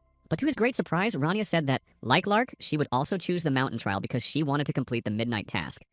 At the same time, Rania was to go from the western side and was already getting ready to start. Although Oyakaru was surprised by her choice, he began to explain the rules, saying that everything would be over by sunset. That was immediately after announcing these few rules, Oyakaru announced that the trial had begun. Lark, without waiting, moved forward, already knowing what to do. Oyakaru knew that Lark would be fine since he had passed the trial more than once, but he was a little worried about Rania, knowing he would have to help her in case of an emergency. But then the man noticed that she was looking at him while Rania saw that Oyakaru, ignoring Lark, was watching only her. She also noticed that there were quite a few traps here, but thinking they wouldn't be much of a hindrance, they decided to simply go around them and leave them untouched. Although that skeleton had annoyed her before, she had learned a lot by fighting it so many times. And now, thanks to those fights, she had developed a keen sense for various traps, as well as a broader perspective and much more. Rania also noticed that she had seen all kinds of traps during her fights, but this was the first time she'd seen one like the one used here. This piqued her interest, and she decided to take a closer look, so the girl approached the trap thinking it was made for hunting. Carefully activating the trap, she saw how it worked and thought it might be worth using something like that herself. Oyakaru watched her closely from above, but was very surprised to see what she had just done. He had the impression that Rania had actually run across the snow without leaving a single footprint, because even though the blizzard was fierce, not a single footprint remained after just a few seconds. The man didn't understand why she was stopping in front of all these traps, examining them all but never falling into any. Oyakaru thought that this girl's senses were much better than he'd thought, so he began to wonder if it was worth setting the trap for 2 hours. The trap's power wasn't great, but it was still quite dangerous, so the man rushed forward intending to do just that. Oyakaru decided it would be better to adjust the power slightly just in case, to make it even more difficult, so he ran forward. And eventually, after some time, he found himself at the spot and crouched down, starting to set the trap, but suddenly someone appeared behind him. It was Rania, whom he hadn't expected to see there at all, and she struck him hard, attacking him. Oyakaru lay sprawled on the ground, the spot where he'd been struck still throbbing, and only then did he realize how foolish he'd been. Rania only stopped at that moment and realized that this wasn't an enemy, but the very same man who had led her to the trial. Since it was called a trial, she had thought that fighting was part of it, which is why she hadn't stopped, but now she realized that wasn't the case. Then the girl wondered if maybe he was just fixing this trap. But if she did something like that now, they would definitely kick her out of the house, because Rosal would think she didn't understand his love. Rania moved closer to Oyakaru and tried to lift him, but since he didn't respond, she thought she had hit him too hard, and that it might have been a fatal blow. She realized that if this man didn't wake up, she would be in incredibly big trouble as soon as she arrived at the palace. Meanwhile, at the palace, they were waiting for the results of the trial, assuming that it had definitely begun. And the woman said she wasn't as worried about Lark as she was about their guest, since it was her first time here and she might not know what to do. The Grand Duchess of the Grace family, named Feria, was truly worried about the trial and whether everything would go well. But the woman also noticed that North was very calm despite all this, so she asked why he wasn't worried. He simply replied that there was no need to worry so much, since he was sure everything would be fine. North also admitted that he had actually been looking forward to this moment so much that he didn't want to get distracted by any worries right now. It turned out that Lark had inherited his temperament, so it wouldn't be hard for him to go through this ordeal one more time. But in reality, North was more worried and curious about the outcome of their guest, because while they knew what to expect from Lark, they had no idea about her. Meanwhile, on this mountain, many soldiers were already lying around, nearly unconscious after the blow. One of them leaned against a tree, saying that they had done everything right, and another, barely managing to stand, confirmed it. The men admitted that they had misjudged their opponent's abilities, which was why they had lost so quickly. However, they still believed that true warriors should not let their guard down, just because they saw an opponent with a frail appearance. That's why they should have been wary when Oyakaru was defeated with just a single blow at that time, so the man said he could be used as bait.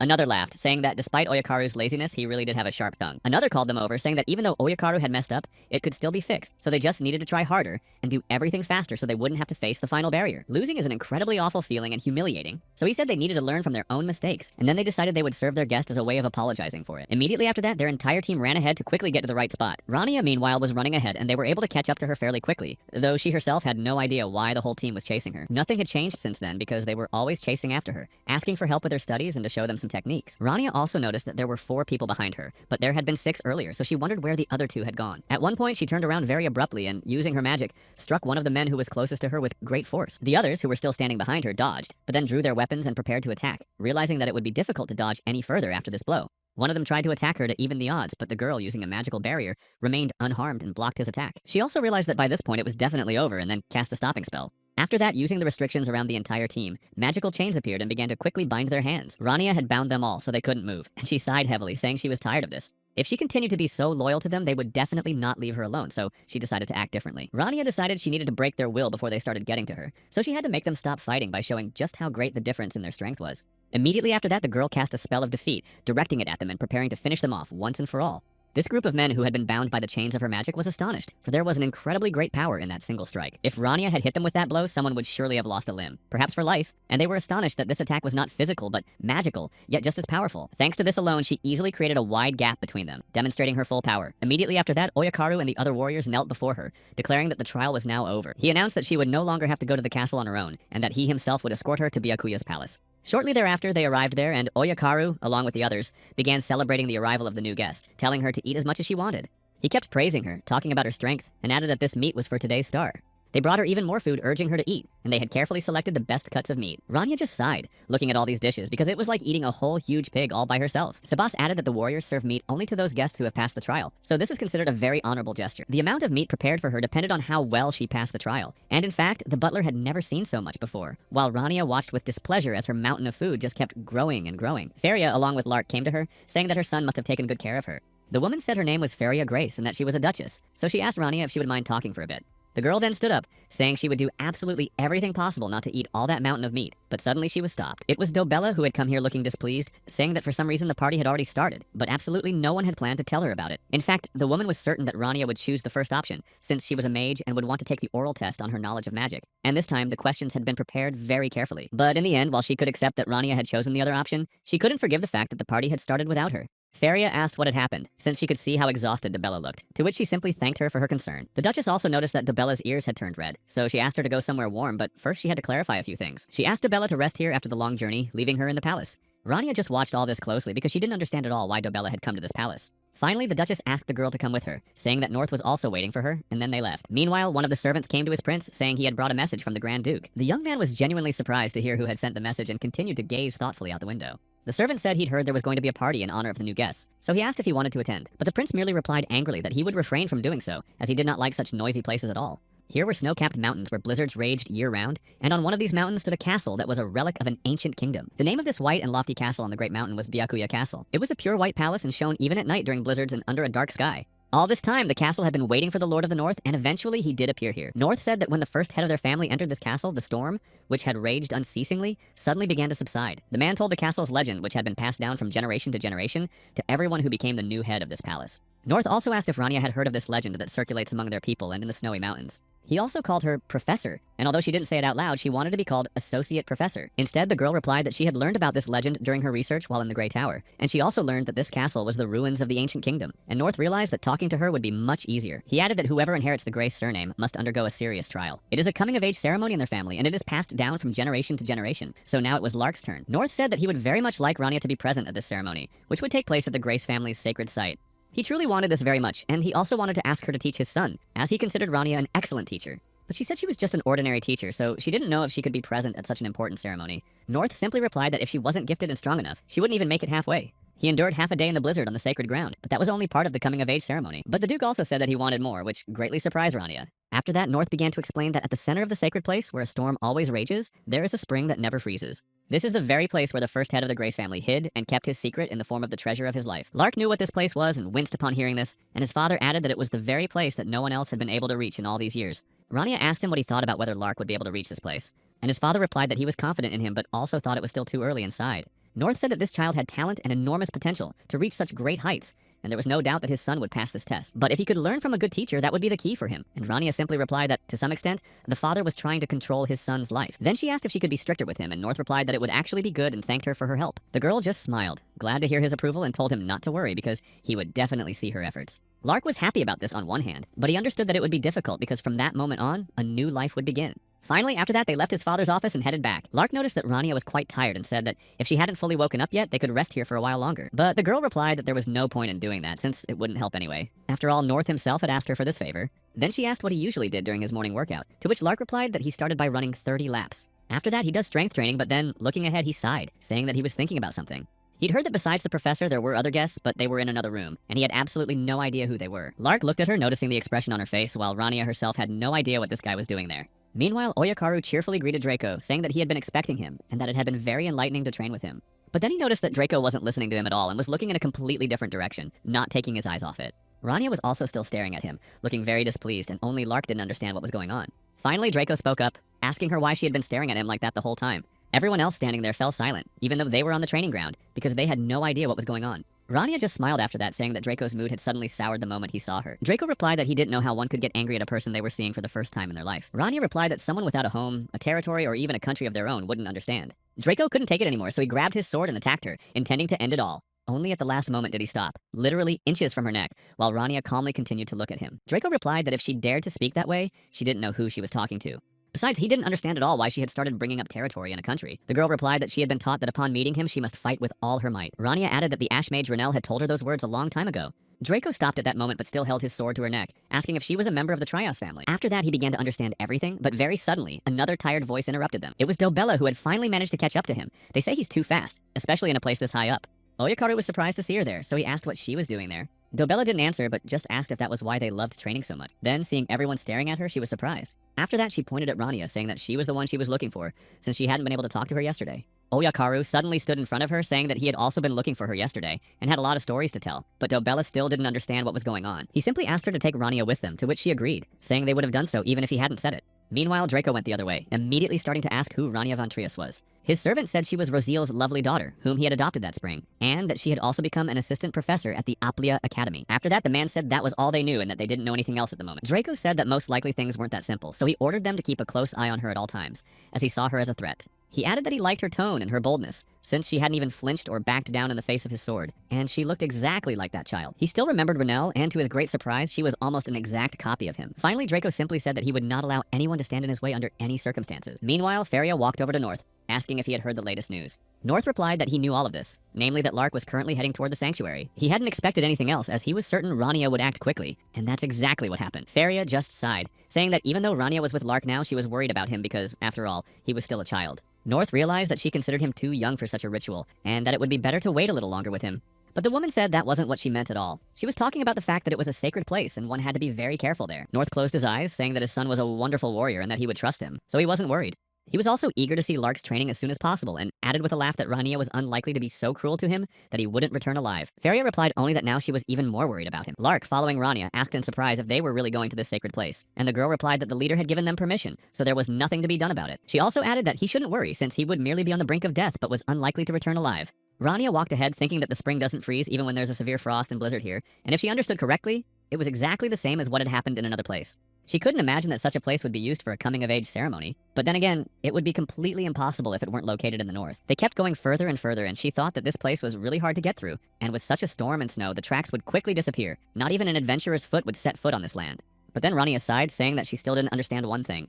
Of course, there was a tower of white magic in the north, and until now, the origin of this fountain had been unknown, so it seemed that the people there were very incompetent. Dobella seemed a bit dim to her and hardly capable of reading the atmosphere, though she said that by joining her tower, Rania would be able to use any equipment and all the facilities that belonged to them. In Rania's eyes, she didn't seem like a very smart person, but she had somehow managed to rise to the position of head of the tower. However, one had to admit that Dobella's knowledge of magic was truly impressive, and she was also quite skilled. Rania hadn't stopped talking the entire time they'd been on their way, but eventually Lark cut her off, saying they had already arrived. The boy said that if they went a little further, they would reach the sacred place his father had spoken of. Rania looked ahead and saw not a single warrior in splendid armor, but then again, she hadn't expected anything else from their family. After a while, Draco's servants arrived at their master's side and prepared to report to him everything they had managed to find out during that time. They began to tell him everything they knew about Rania, and said that, according to official documents, she was currently 21 years old. They also discovered that the girl had appeared immediately after the Ash Mage Renel disappeared. After saying these two short sentences, the servants reported that this was all they had managed to find out so far. As for the Ash Mage himself, they said there was no information at all, and not even the Grey Tower or anyone else knew anything about Rania von Trias' past.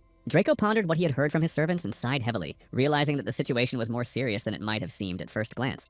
But unexpectedly, he issued a new order to his servants, telling them that they should stop digging into this girl's past because they wouldn't find anything anyway. Then he asked what the church's reaction had been, to which the servants replied that the church had agreed to cooperate without any problems. One of them said he had a short message from Cardinal Benedict. He said he was ready to help the faithful and devout Lord Draken of Durakim, and added that he hoped his faith in this matter would be rewarded. Benedict said he would do absolutely everything in his power to help and support him. Draco finally stood up, saying that the church was likely just as shocked by what was happening and was now in despair, just like him. After all, he had lived only half his life, but they had likely been waiting for more than a century, if not longer. Draco asked that his words be conveyed to the cardinal, that this would be a wonderful moment that would soon arrive, and so he asked him to come to him as soon as possible. Meanwhile, Rania and Lark were making their way further and further through the snow, and she accidentally broke a statue, so she asked how much it would cost to repair what she had accidentally destroyed. Lark simply replied that she shouldn't worry so much about it, since they really should have cleared away all those traps near the statues before coming here. In any case, the sacred place was inside this barrier, and there were only a few more steps to go before they could enter. Lark covered his face with his hands. The moped's engine roared even louder, and he said that this coming-of-age ceremony would last about half a day. If he could make it from the center to the opposite side, his trial would be considered complete. Rania joyfully ran ahead, saying that in that case, they'd better go a little deeper. She quickly disappeared from his sight, but Lark tried to shout after her, asking her to slow down a bit, but because of the blizzard, she couldn't hear him at all. Lark was more worried about her, saying that it was very dangerous here since the blizzard was only getting stronger by the minute, and soon they wouldn't be able to see anything at all. Despite this, the girl kept moving forward, so, having no choice, Lark followed her even deeper. At that moment, Rania noticed that the barrier around this place was rather crudely made, and the chains were tangled. Nevertheless, it was designed for complete protection against any enemy or threat. She also recognized that it was an ancient language she knew very well, having been familiar with it for a long time. Meanwhile, Lark was trying to stay on his feet in this blizzard, while Rania was thinking only about how she wanted to start this training as soon as possible. After a while, she returned to the boy, saying that he probably couldn't go any further, which meant they had determined his limit for the moment. Rania said that in that case, they would need a special training session. Lark, who was barely standing, asked what she was talking about, since it was time for them to head back before it got too late. Rania also said that even though she'd called it a special training session, it would be exactly the same as a regular one. The point was that Lark needed to learn to control and maintain his ability despite all these extreme conditions, and from that moment on, his training began, and she bound him with her magical chains. Looking at him, the girl said that there was no point in just enduring it, and that something had to be done. Rania added that regardless of the situation and its complexity, he needed to assess the flow of mana, capture it, and then control it in order to break free and gain the upper hand. She said that if the boy could cast a fortifying spell on himself and break free from these chains, then he could be considered to have passed the trial, and she also expected a good result from him. Lark, of course, tried to do something and concentrate, but while in reality he might have been able to do it in a short time, in a place like this it seemed practically impossible to him. Rania looked at him seriously, saying that on the battlefield among monsters, he would have no choice but to fight if he wanted to live, but it seemed like Lark was now asking her to ease up. He seemed to genuinely think it was completely impossible, but the girl also mentioned that there were people who believed the exact opposite and kept fighting. Rania finally smiled, saying that one of those people was standing right in front of him, so he had to keep going. Was the Rivnik someone capable of controlling mana? If he learned to do it correctly, he could become one of the strongest warriors. There was also a natural division between those born with mana who live with it, and those who aren't, which is why so many mages still make mistakes time and again. But Rania herself could actually control this mana very easily and freely without any problems. She still believed that the key to this matter was learning the foundations upon which a mage builds their spell. Rania said that this is precisely why many mages would find it difficult to accumulate this mana and continue fighting. She looked at Lark, who was barely standing, and said that no matter the situation, he must not allow himself to tremble. If he could destroy mana so easily from the very beginning, then his foundations were definitely all wrong. She also added that in that case, she would have to teach him something new, but to do so, she would have to erase the old knowledge from him. Rania continued speaking and said that if Lark wanted to give up, now was the perfect time. However, the boy immediately objected, saying that everything was fine and he could handle it all. Rania looked at him and said that today Lark would be reborn if he could actually reach his limit, but she also smiled again, adding that to do so, he would have to say goodbye to life quickly. But Lark didn't even have time to be surprised or say anything before she cast the spell, and blood spurted from his mouth. A couple of seconds later, the girl approached him and said that he should remember this and now move on. She added that the patterns now etched into his brain were models of responses that must never be forgotten. In the end, the boy fell to his knees, still bound by her chains, but said nothing. Rania was genuinely surprised because she had actually thought it would take longer, but Lark really did surprise her. Not even 2 hours had passed, but Lark had already come so far, so she was proud of him. Then she thought for a moment, smiled again, and asked if it would be better to bind him tighter since he had crossed that line so quickly. She completely rewrote what was in his mind and created something entirely different so that the basics would now be automatic reactions for him. She placed control over mana there, and this was the information Rania had gathered over many years from every battle. She had once been in the deepest part of the demon realm, where every step was shrouded in a mist that never dissipated.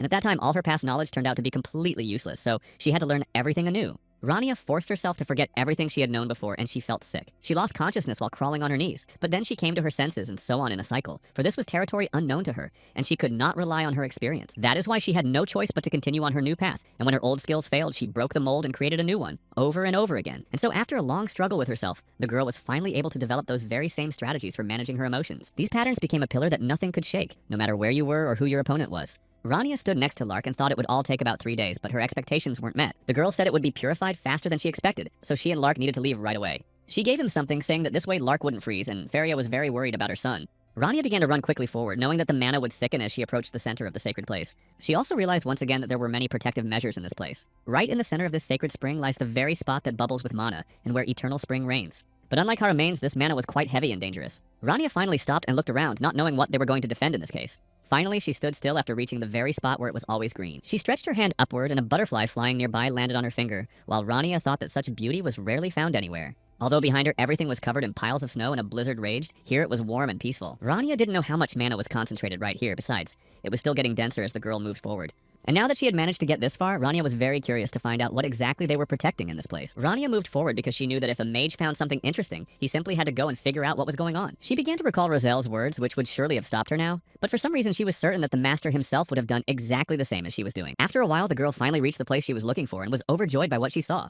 The knights who had been guarding the springs were still standing there, but they were all gathered around a single object that looked very much like a tomb. Rania stepped closer to take a closer look and noticed that these statues looked completely different from the ones they had seen from the outside.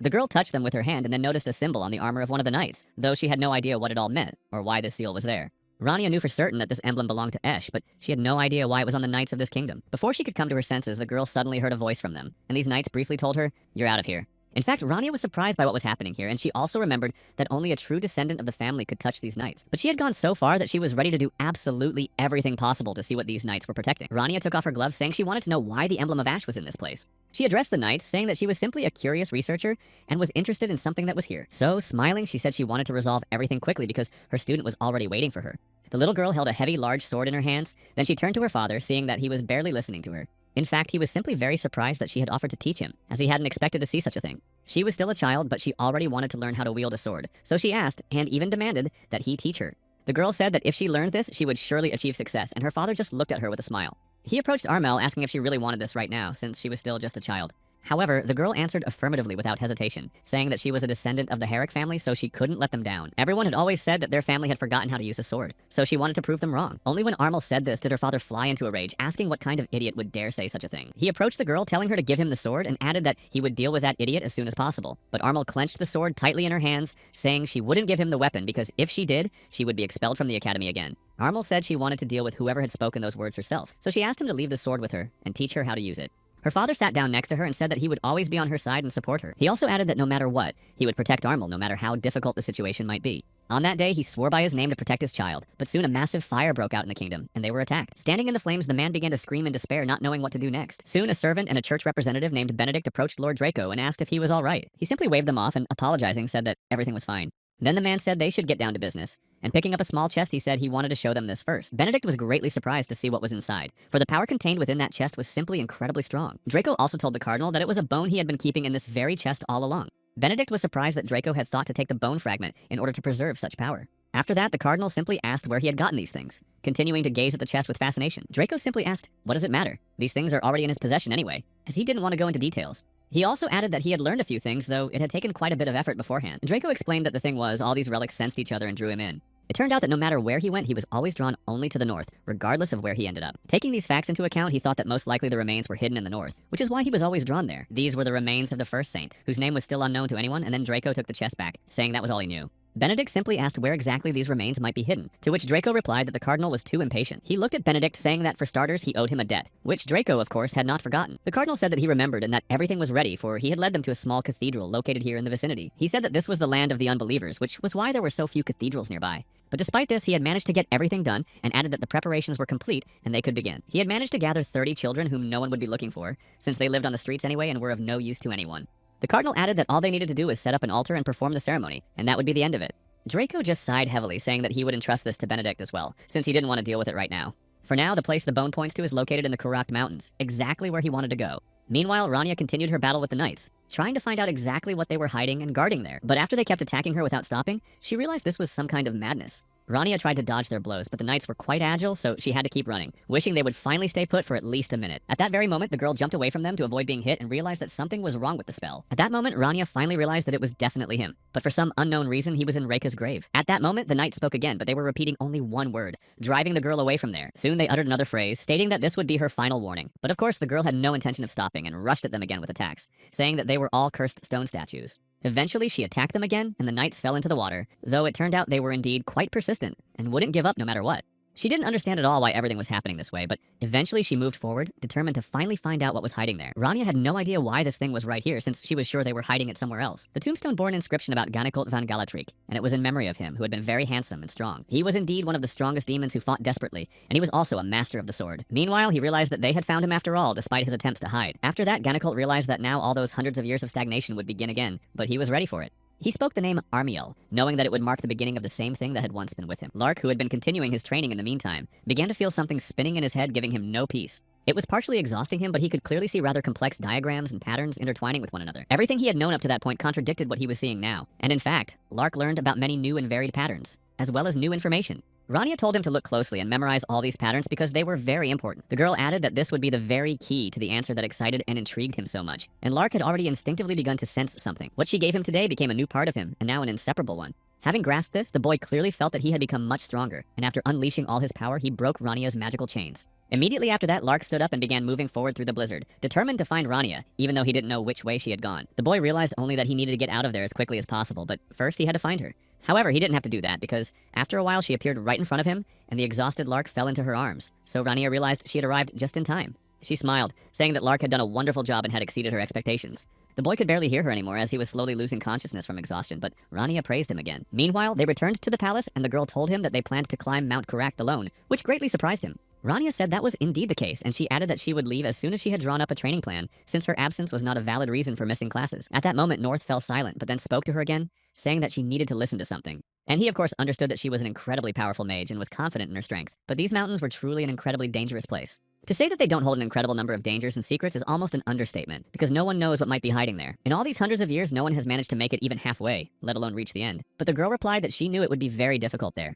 But despite all these risks and her understanding of the situation, Rania said she wanted to take the risk and try. North said that if he couldn't figure out the reason for her decision, he wouldn't be able to convince her either. He just wanted to offer some final advice. The Duke said that it didn't matter what she saw under these conditions. The main thing was not to panic and simply accept it as it was. Rania set off on her journey shortly thereafter, hoping that Lark would train properly and stick to her plan. Meanwhile, the boy continued his training, though he never would have thought he'd come to his senses only in the morning and start sparring right away. He actually thought he'd be unconscious for 3 days, but he woke up sooner than he expected. Faria and Sebas watched over him, and Mom was a little worried, but thought it was truly incredible. Rania, meanwhile, was already on her way, and it was truly difficult to make progress here, but she was still determined to find that demon. In fact, it was harder than she'd expected, because she couldn't even feel her nose anymore due to the intense cold. She looked back, realizing that bodies were buried behind her, but there were an incredible number of corpses there.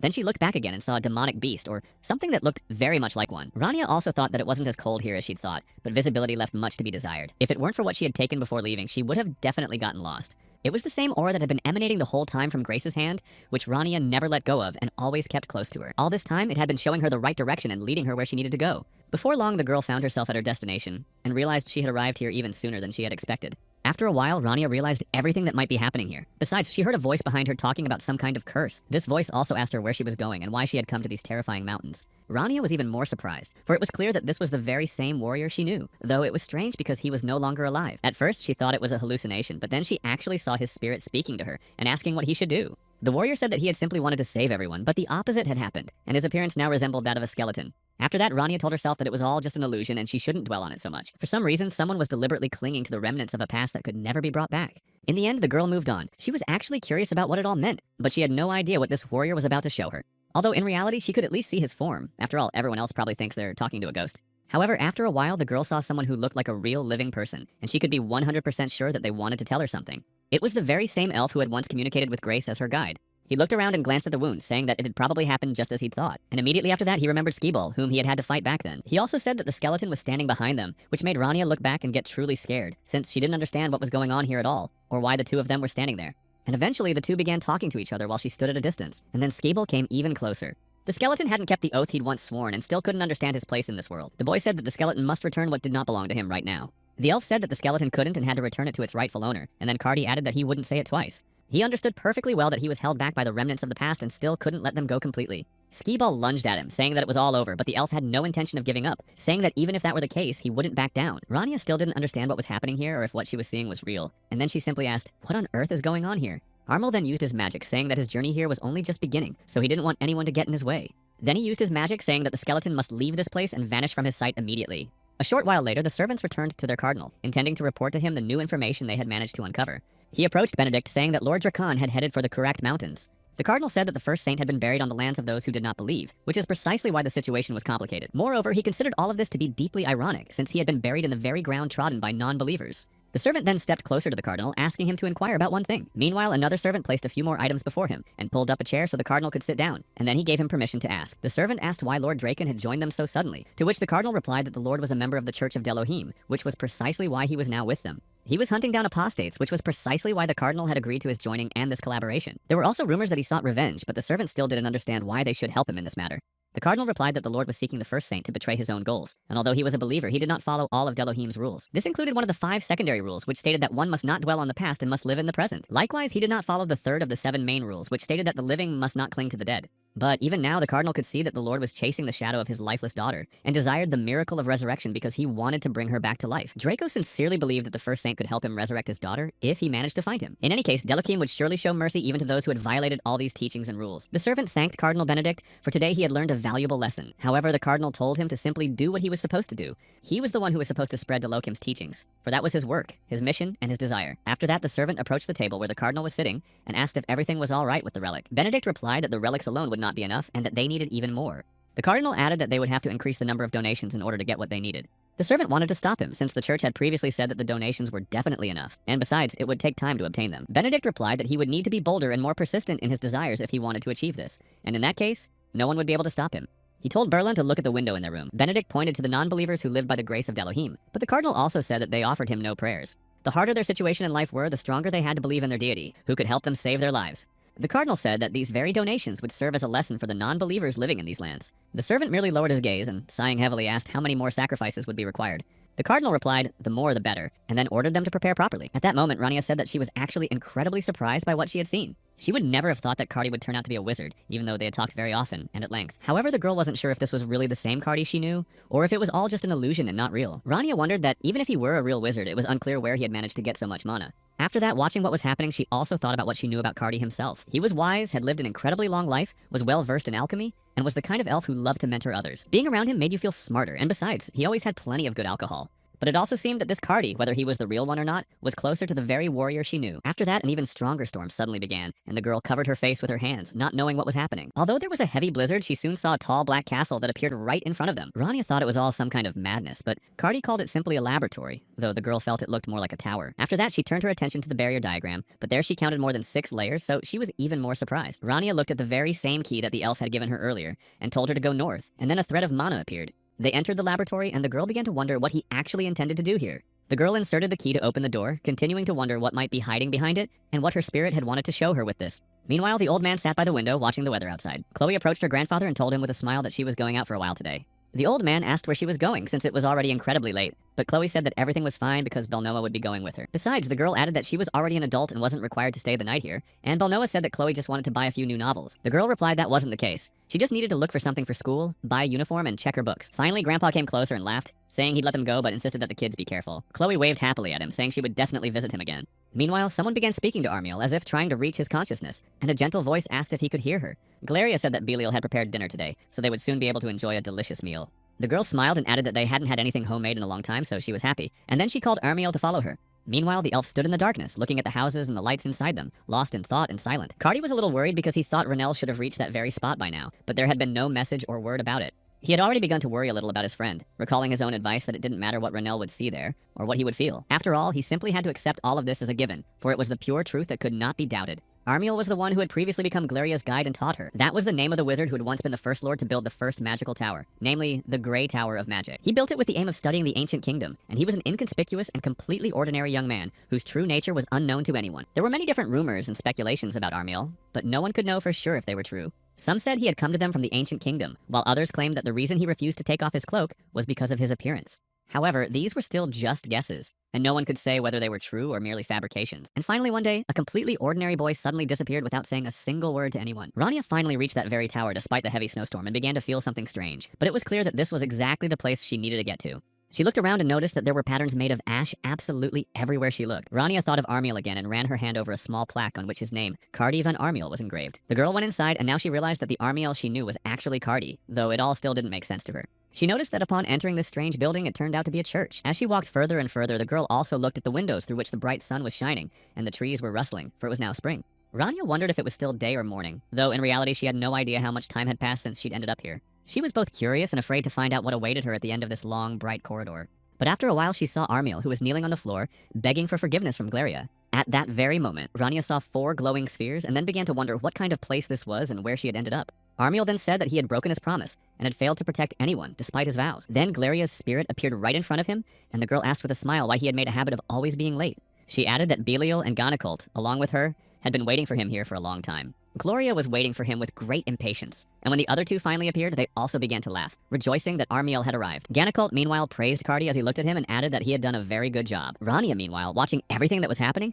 had absolutely no idea what was going on, and clutching her head, just stood there. It was strange for her to see that very same black dragon named Belial in such a form, as if he were an ordinary person enjoying his life. She was just as surprised by Gonacult's appearance, for this was not at all the person she was used to seeing in fights. And the girl she now saw before her was Grace, who was very different from the one she was used to. They were the very team that embodied everything the whole world had been waiting for. They were a team of 4 superhumans whom the current generation would call superheroes. Gonacult was a very brave knight who was ready to do anything to fulfill his obligations. Beliar was their shaman, well-versed in magical rituals and very intelligent. And there was also the Holy Glaria, who was a master of magic. Cardi was an eternal sage, and their entire team became unforgettable to the entire world of heroes. Once Cardi asked Glaria to stop and walk a little slower because he couldn't keep up with her. But the girl couldn't be stopped, for she was incredibly happy to step outside the church. She hadn't done so in a long time. She said she understood the church's position and ultimately wanted to help people and save them herself. But Glaria also said that it would be impossible to save people with prayers alone, so they needed to take action rather than just sit in church, and Beliar said that all of this sounded good, but when he touched her head, Glaria said discontentedly that he should be more careful. He just laughed, saying that he always did that to his daughter, so it was just a habit. Beliar also added that if she were alive, she and Glaria would be about the same age, but he also added that his daughter would have been prettier. The man said that there was still too much evil in the present world, and that they had plenty of work to do as well. After laughing so much, the man grew serious, saying that he had lost absolutely everything for the sake of others, since he had been saving them. He knew exactly how that felt, which is why he simply hoped that in the future there would be no more people like him who had lost everything they had. Then Belial laughed again and said that for that, he would at least try to do everything possible and make every effort. And, approaching Cardi, told him to walk a little faster. Cardi looked very serious and, taking his hand, said he was just keeping an eye on safety. But Belial just laughed, saying that they all understood perfectly well what was going on anyway. Then the man approached Gonacult, asking what he could tell them that he had learned while they were here. He simply replied that he hadn't found love yet, but instead he had friends who thought the same way he did. Cardi said he was incredibly sorry that things had turned out this way, but in the end this path had been wrong from the very beginning. Beliar and Gonacult had been completely different until everything began to change so drastically. Cardi, looking at Gloria, called out her name, not wanting her to leave him again. He still blamed himself for what had happened, but he understood that he simply couldn't stop her, because her desire overpowered all his attempts. Eventually, Glaria ceased to belong to herself and began to change, after which Cardi could only watch as she was destroyed. Rania silently watched everything that was happening here and couldn't even utter a word, for her gift of speech had been taken from her. It was hard for Cardi to realize all this and talk about it again, but that was exactly where their journey with this team ended.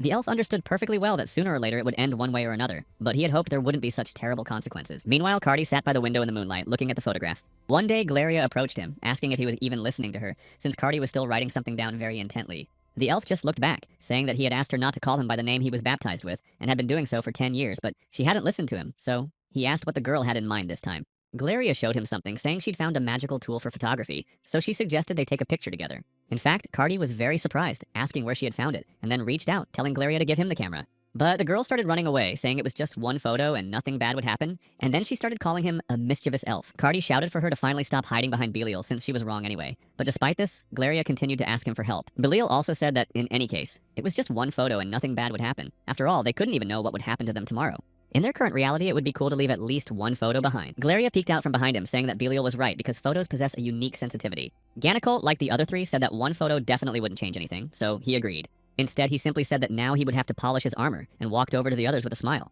Galleria just cheerfully said that Armiel had lost, since the 3 were for it and he was against it, so the girl told him to finally give in so they could take a photo together. But it was at that very moment that they made a mistake, because Armiel couldn't even have imagined what would happen next. They believed that sooner or later the elf would definitely find out the truth. Of course, Glaria remained silent then, but she was sure he would realize why she had taken that photo. That's exactly why this photo was important. Even if it didn't serve any immediate purpose, it would become a significant moment later on. The citizens greeted them all with shouts of thanks and admiration, gathering around the team of heroes. In fact, when they did this, it became a symbol of their victories, and each time, the citizens thanked their heroes for saving them. They were the ones walking the right path, and they found joy in this spectacle, while Gonacult was the man they called that very hero. He possessed a sword that with just a single swing could take down an entire army, and it was mesmerizing. He was the man who had mastered the sword's limits and discovered a new path for himself. Armiel was a wizard who, with his own spells, could expand their path and perfected his powers every day. Belial, who had been watching all this in amazement, said that it was truly an incredible power. Then he added that he would have to try his best and act as quickly as possible, because if this continued, they would take all the glory for themselves. After that, he used the Shadow Dagger, for Belial was a shaman who wielded dragon magic fueled by a thirst for vengeance.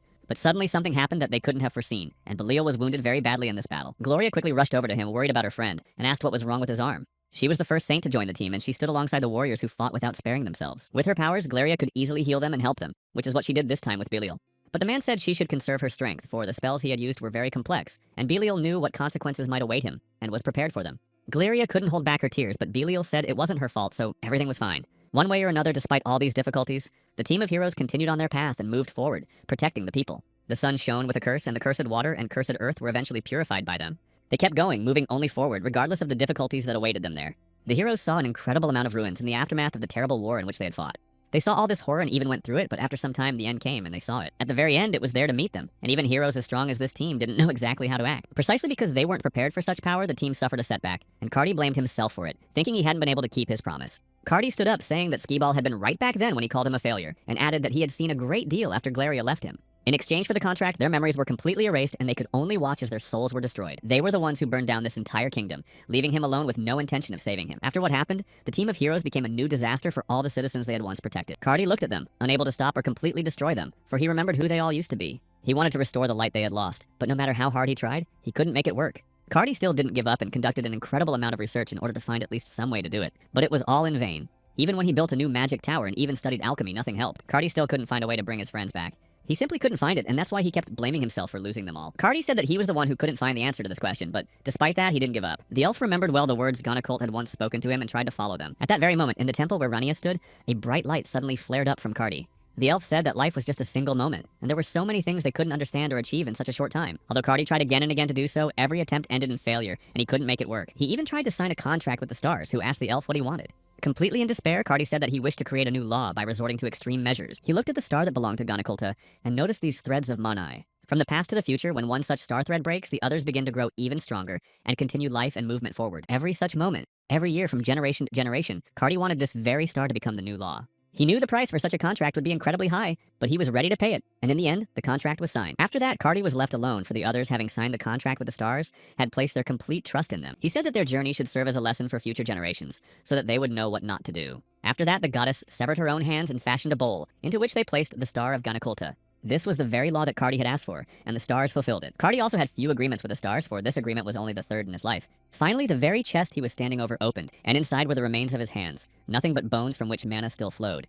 The reason for the appearance of the stars and heroes was also known, but in reality, this question had always been a pressing one. They didn't know why those very heroes appeared, the ones who were supposed to save the world and sacrifice their own lives for it. In fact, some consider this proof that humanity was hardly chosen, but the stars remained simply stars to them, and they belonged neither to good nor to evil. They had no plan or calculations. Rania, looking at all this, realized that the stars had not actually chosen humanity. From the very beginning, there was only one true hero whom they chose as their messenger. The very reason why one warrior was strong could just as easily be the cause of the weakness of the other heroes. This power belonged to only one, and it was all in his hands while the others were left with almost nothing. Rania thought that even if she passed on just one note from this library to someone else, criticism would be inevitable. She put the book back on the shelf because she understood that no one would believe that the 4 catastrophes were once great heroes who saved people. She also remembered that Cardi had said something about the third contract he'd signed with the stars. He had mentioned something about the reason why the heroes had become what they were, and the personality of the king in the kingdom where they had stopped. Of course, it was obvious that some questions remained, but she still knew how to destroy the renegade. She said that everything the elf had lost would not be lost forever, and would return sooner or later. Gloria, crying, also believed that Armiel would definitely find a way, and believed that everything would be okay.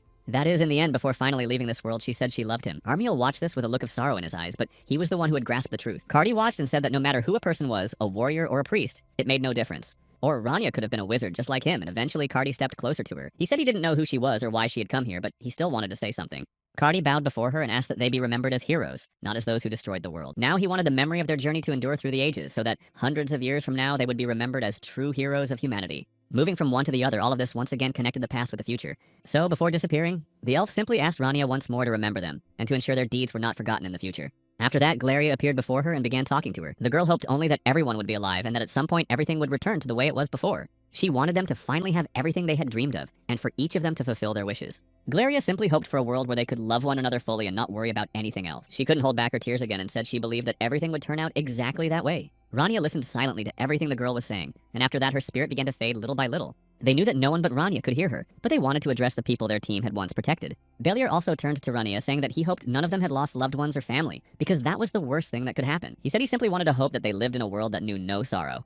Ganacolt also appeared before her and said that what he had created, namely the sword with which he had defended people, would be useful to the whole world, just as he had hoped. He also hoped that this would be a world in which they would light the way for one another. After that, Rania went back, having listened to all their requests, and the girls silently walked to the exit. She had already heard everything they wanted to convey to others and now understood that it was time to move on. Meanwhile, Lark returned to the palace where Feria was speaking with Oyakaru, telling him that the Grand Duke had already set off for the Holy Land. Lark approached the two of them in surprise, asking what had happened, for he realized that something had occurred. Feria replied briefly that it had nothing to do with him, so she told her son to go to his room. However, Lark wasn't going to give up, saying that he had seen his father leave for Chengdu, so he kept asking what had happened there. Finally, realizing that Lark wouldn't just leave, Feria told him that there had been an attack on the village of Hamelin. Rumors were circulating that all the residents had been captured, which was why the Duke had gone there. But what surprised everyone most about these rumors was that it was the knights themselves who had started all this chaos. Lark was truly surprised, for he knew that the Holy Knights had traveled such a long way north, but it turned out that all of this was just to cause this chaos. Feria sighed heavily, saying that no one knew what their true goal was, but she hoped that everything would be resolved quickly and turn out all right. Without a moment's hesitation, Lark exclaimed that he was also going to Hamelin to find his father. But Feria immediately shot down his suggestion, saying he couldn't do that because he was still too weak. Lark clenched his fists and said he understood his mother's concern, but added that they couldn't turn a blind eye to the situation in the village. He said that as the next leader of the North, he couldn't just sit idly by while such things were happening there. After that, the woman said that in that case, they must find solid evidence confirming the Knights' affiliation. She said they needed to figure out why they had chosen their lands in the North and who their leader was. The northern people have no need to offer prayers to be safe, so Feria said they would go and show them this by example. Meanwhile, Rania continued walking from the palace through the blizzard, realizing that what she had seen really did make sense. She suddenly thought about what the first saint had said, but then she heard the voices of the stars, telling her she must not speak of it. They said that it would be a breach of the agreement, so Rania had no right to speak of it. In fact, the girl was angry because no one had told her about this before, and besides, no one could hear her anyway since she was alone here. The stars said that this was a truth that could only be grasped by beings who met certain conditions, and Rania, starting to get angry, asked what those conditions were. The stars replied that first, she needed to find the sacred place marked by the contractor, and in this case, it was a laboratory in the Karak Mountains. Then the girl asked under what conditions one could get there, and if only this key was needed. But the stars replied that there must be a shadow sword, or else one must obtain the hand of Delokim. They also mentioned that their contractor had referred to these objects as remnants of stars. After that, Rania looked again at the key that Cardi had given her earlier and didn't understand what the key's purpose was at the time. The stars then said again that the truth is accessible only to those beings who have fulfilled both conditions. After that, they also mentioned that she should be aware of certain limitations that would await her. Rania just snapped that it was just a stupid glowing ball since she didn't want to say anything else to it. In fact, she was so embarrassed that she didn't even want to live, but in the end she decided to ask this star later. But just as she kept moving forward, someone suddenly attacked her. However, Rania managed to pull herself together in time and fend off the attack with her shield. It turned out to be Draco, who said that even after changing his identity, Renel hadn't lost his skills. Eventually, she pushed him back and he jumped away, though he was still ready for battle. Draco smiled and asked how it was that Renel now looked different from how he remembered him. Despite his changed appearance, he was still just as strong, and Draco recognized him. But then Rania finally spoke up and said that Draco was very naive and stupid if he really believed she would answer him. She called him an idiot again, saying he had come here chasing illusions, and added that she wasn't going to tell him anything because he wouldn't understand anyway. And Draco simply asked in response what else she knew. After that, she just asked what he was even trying to find with the help of that bone that was on the pendant. There were only stars and many relics, precisely the things associated with stars which always resonate with one another. The first saint they mentioned was said to have been able to perform the miracle of resurrection, since she could bring the dead back to life. Rania said that most likely Draco had gone this far and was ready for all of this, simply because he was hoping for such a miracle. After all, he still hadn't come to terms with the fact that his daughter was no longer by his side. Draco simply replied that this had nothing to do with Renel, and said that he was simply obligated to give everything he had. At that moment, Rania laughed and said that Draco hadn't learned a thing in all this time, and remained just as naive. In his opinion, she should now agree to give everything up immediately and not even fight him. But Draco grabbed his sword again, saying that they couldn't understand each other anyway, so he knew the battle couldn't be avoided. He said that even now he could still see her smile and feel the warmth of his daughter when looking at her photos. He lunged at Rania, saying that she didn't even realize the pain he felt from the loss of his daughter. But Rania said that while one could find 1,000 excuses, there was no blame on those who had sacrificed themselves for Draco's goals. She began to defend herself, saying that there was no difference between those 4 disasters and Draco, since they all wanted the same thing. Rania said that Draco should have been wiped off the face of the earth long ago, and added that she would do it right here and right now. They discussed how the 4 disasters were like natural forces that destroy everything. They were compared to a drought or a tsunami, in other words, something that strikes without any reason. Those who had lost everything were in despair but did not complain. Despite this, they simply continued to pray to ease their sorrow. Draco was like that for a while too. Even though he had lost his wife, he kept on living no matter what. Since he was a lord, those around him also began to follow his example and carried on with their lives despite the hardships. But at that time, Draco had only one goal and reason left to continue living, the most precious thing he had left, his daughter. However, shortly thereafter, following a series of tragic events, he lost even that most precious thing he had. Draco lost all meaning in life and became enraged, but his desire for revenge kept him alive. However, he went blind and simply became a living ghost who renounced his name and humanity. He slaughtered everything and everyone, even the innocent, and simply sought revenge by destroying those who were no longer human. Renel met him back then, standing in the flames, and even at that time couldn't understand this man. Rania only said that she should have destroyed him back then, when she first encountered him on her path. She remembered well what Draco had said back then, namely that it would be a blessing to leave this world while still remaining human. Hearing this, Draco grew even more irritated and called her an idiot who didn't understand anything. Rania replied that she knew he wouldn't leave her alone, so she told him to get up quickly and keep fighting. But Draco didn't understand why she was angry. He asked if she knew anyone who had lived in that village back then. Rania, still angry, said that he, as always, had completely misunderstood everything. She started walking forward, saying that it didn't matter at all who these people were because they simply needed to be protected in any case. After all, they weren't to blame. If Draco couldn't even protect his own kingdom, she believed he wasn't even worthy of being human. Draco lunged at her again, saying that the girl could say whatever she wanted, but he wouldn't change his goal. Wielding the Sword of Chaos, their two forces clashed, shattering the nearby rocks. Rania had to admit that he was indeed a worthy opponent and quite strong, but she had no intention of giving up either. At that moment, Draco thought that the cardinal must have already finished with the altar, so he didn't want to drag things out too long. The girl noticed that he had paused for a moment and then added that she was going to destroy him right now, so he'd better focus on her. Draco just smiled and said that was fine, but she shouldn't think he hadn't had a chance to destroy her himself until today. She unleashed her power the very moment Draco charged at her, and they began fighting again. Draco acknowledged the fact that a mage fighting a fencer in close combat was truly incredible, since few were capable of such a feat. Nevertheless, victory in this clash meant almost nothing to him.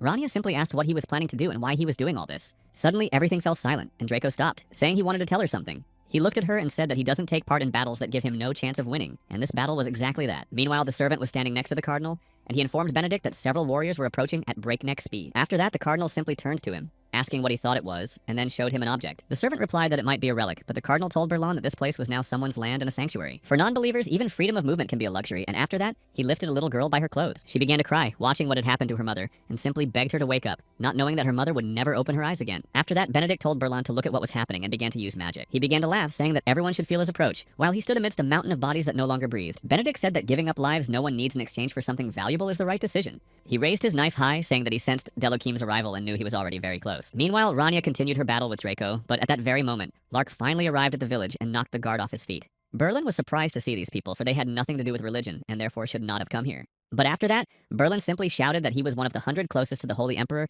and Benedict's right-hand man. He began fighting Lark, saying that this place no longer belonged to them and would not be peaceful for the residents. For now, there was a sanctuary here. They said they would repel the invasion of the unbelievers, for they would not tolerate anyone in Delokum who did not believe. But Lark said that if they didn't leave this road now, they would have to fight their way through them. Outside this village, Hamlin was also in turmoil, as many knights had gathered and encountered Oyakara and the others, surprised that they were from the north. These people of Benedict didn't know what they were doing, and had already begun to panic, retreating backward. However, their leader then shouted that they needed to stand their ground and ordered them to quickly drive these unbelievers out of the sanctuary. Oyakaru just laughed and said that now he really was finding it funny. Immediately after that, he approached their leader and swiftly struck him with his sword, sending him flying several meters backward. Stepping closer, Oyakaru asked since when exactly had the north become the land of Benedict and his ilk. The servant merely replied that all this was the will of Delohim, and they were simply carrying it out, adding that it was something beyond the understanding of others. Oyakaru gripped his sword tighter, saying that he didn't know how things were elsewhere. But here, the north and this land had become what they were precisely because of human strength, and there was certainly no place here for the empty words all these people were spouting. Of course, their army was deeply offended by the fact that they were echoing Delohim's words, and he added that he would tear everyone apart for such remarks. The warriors of the north were like a raging flame that would never die down. It would only burn more fiercely with every passing minute. That is why Oyakaru began to use his magic, starting to fill everything with his magical fire.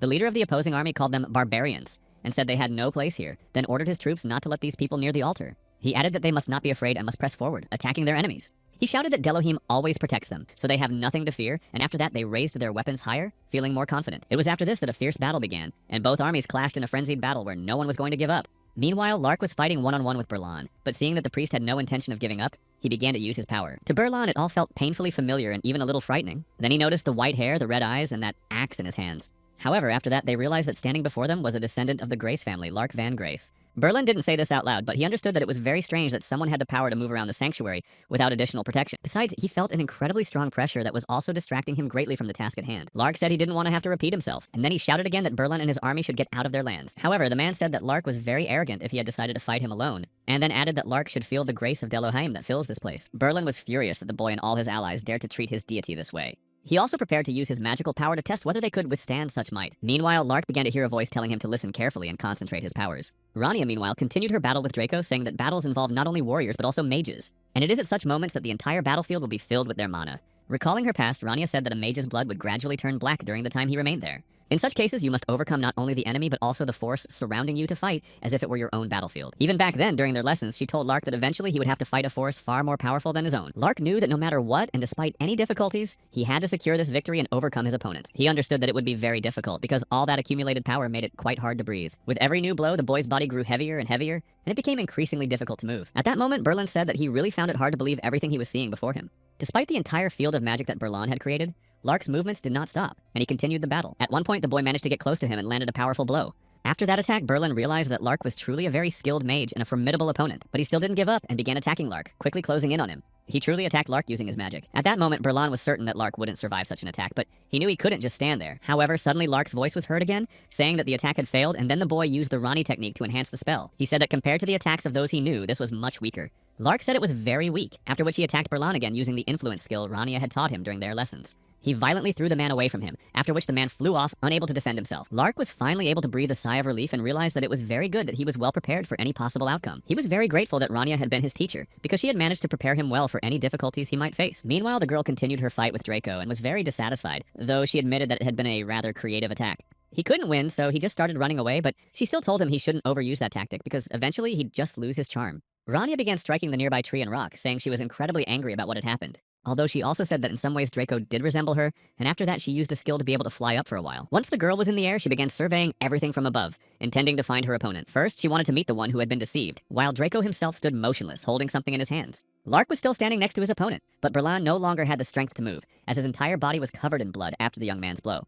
The young man stepped closer, saying that he needed to stop the cardinal as quickly as possible, because he didn't even know what else Benedict might do, or how this would all turn out. Lark headed straight for him, realizing that under no circumstances could he be allowed to complete this ritual, and that he had to stop the cardinal as quickly as possible. After a while, he finally managed to reach him, and Benedict looked back, seeing that he was being distracted from his work again. But despite this, he continued, knowing that there was very little left to do and not wanting anyone to stop him from finishing it. There was very little left and everything would finally be over, so he wanted to finish it right now. But at some point, Benedict realized that something was wrong, because Lord Draken should have already appeared here, yet he was still nowhere to be seen. He knew he had to make sure he was alright because he was ready to defend him by any means necessary, even if it meant paying with his own life. Benedict was ready to do anything for him, to protect him, and to help make this goal a reality. The cardinal said he would definitely fulfill this obligation and not leave the matter half finished. But in an instant, something happened that he could not have foreseen, and in literally a second, his head was severed from his body. Lark, watching this, was incredibly shocked but didn't even scream, as his body seemed paralyzed by the shock. The boy continued to stand there, but suddenly Draco appeared, after which he asked if Lark was also going to stop him. The boy stood up and asked in surprise what Lord was doing there, since he hadn't expected to see him in this place at all. Lark didn't hear an answer at that moment, but his instincts told him he had to stop him no matter what, because the consequences could be dire.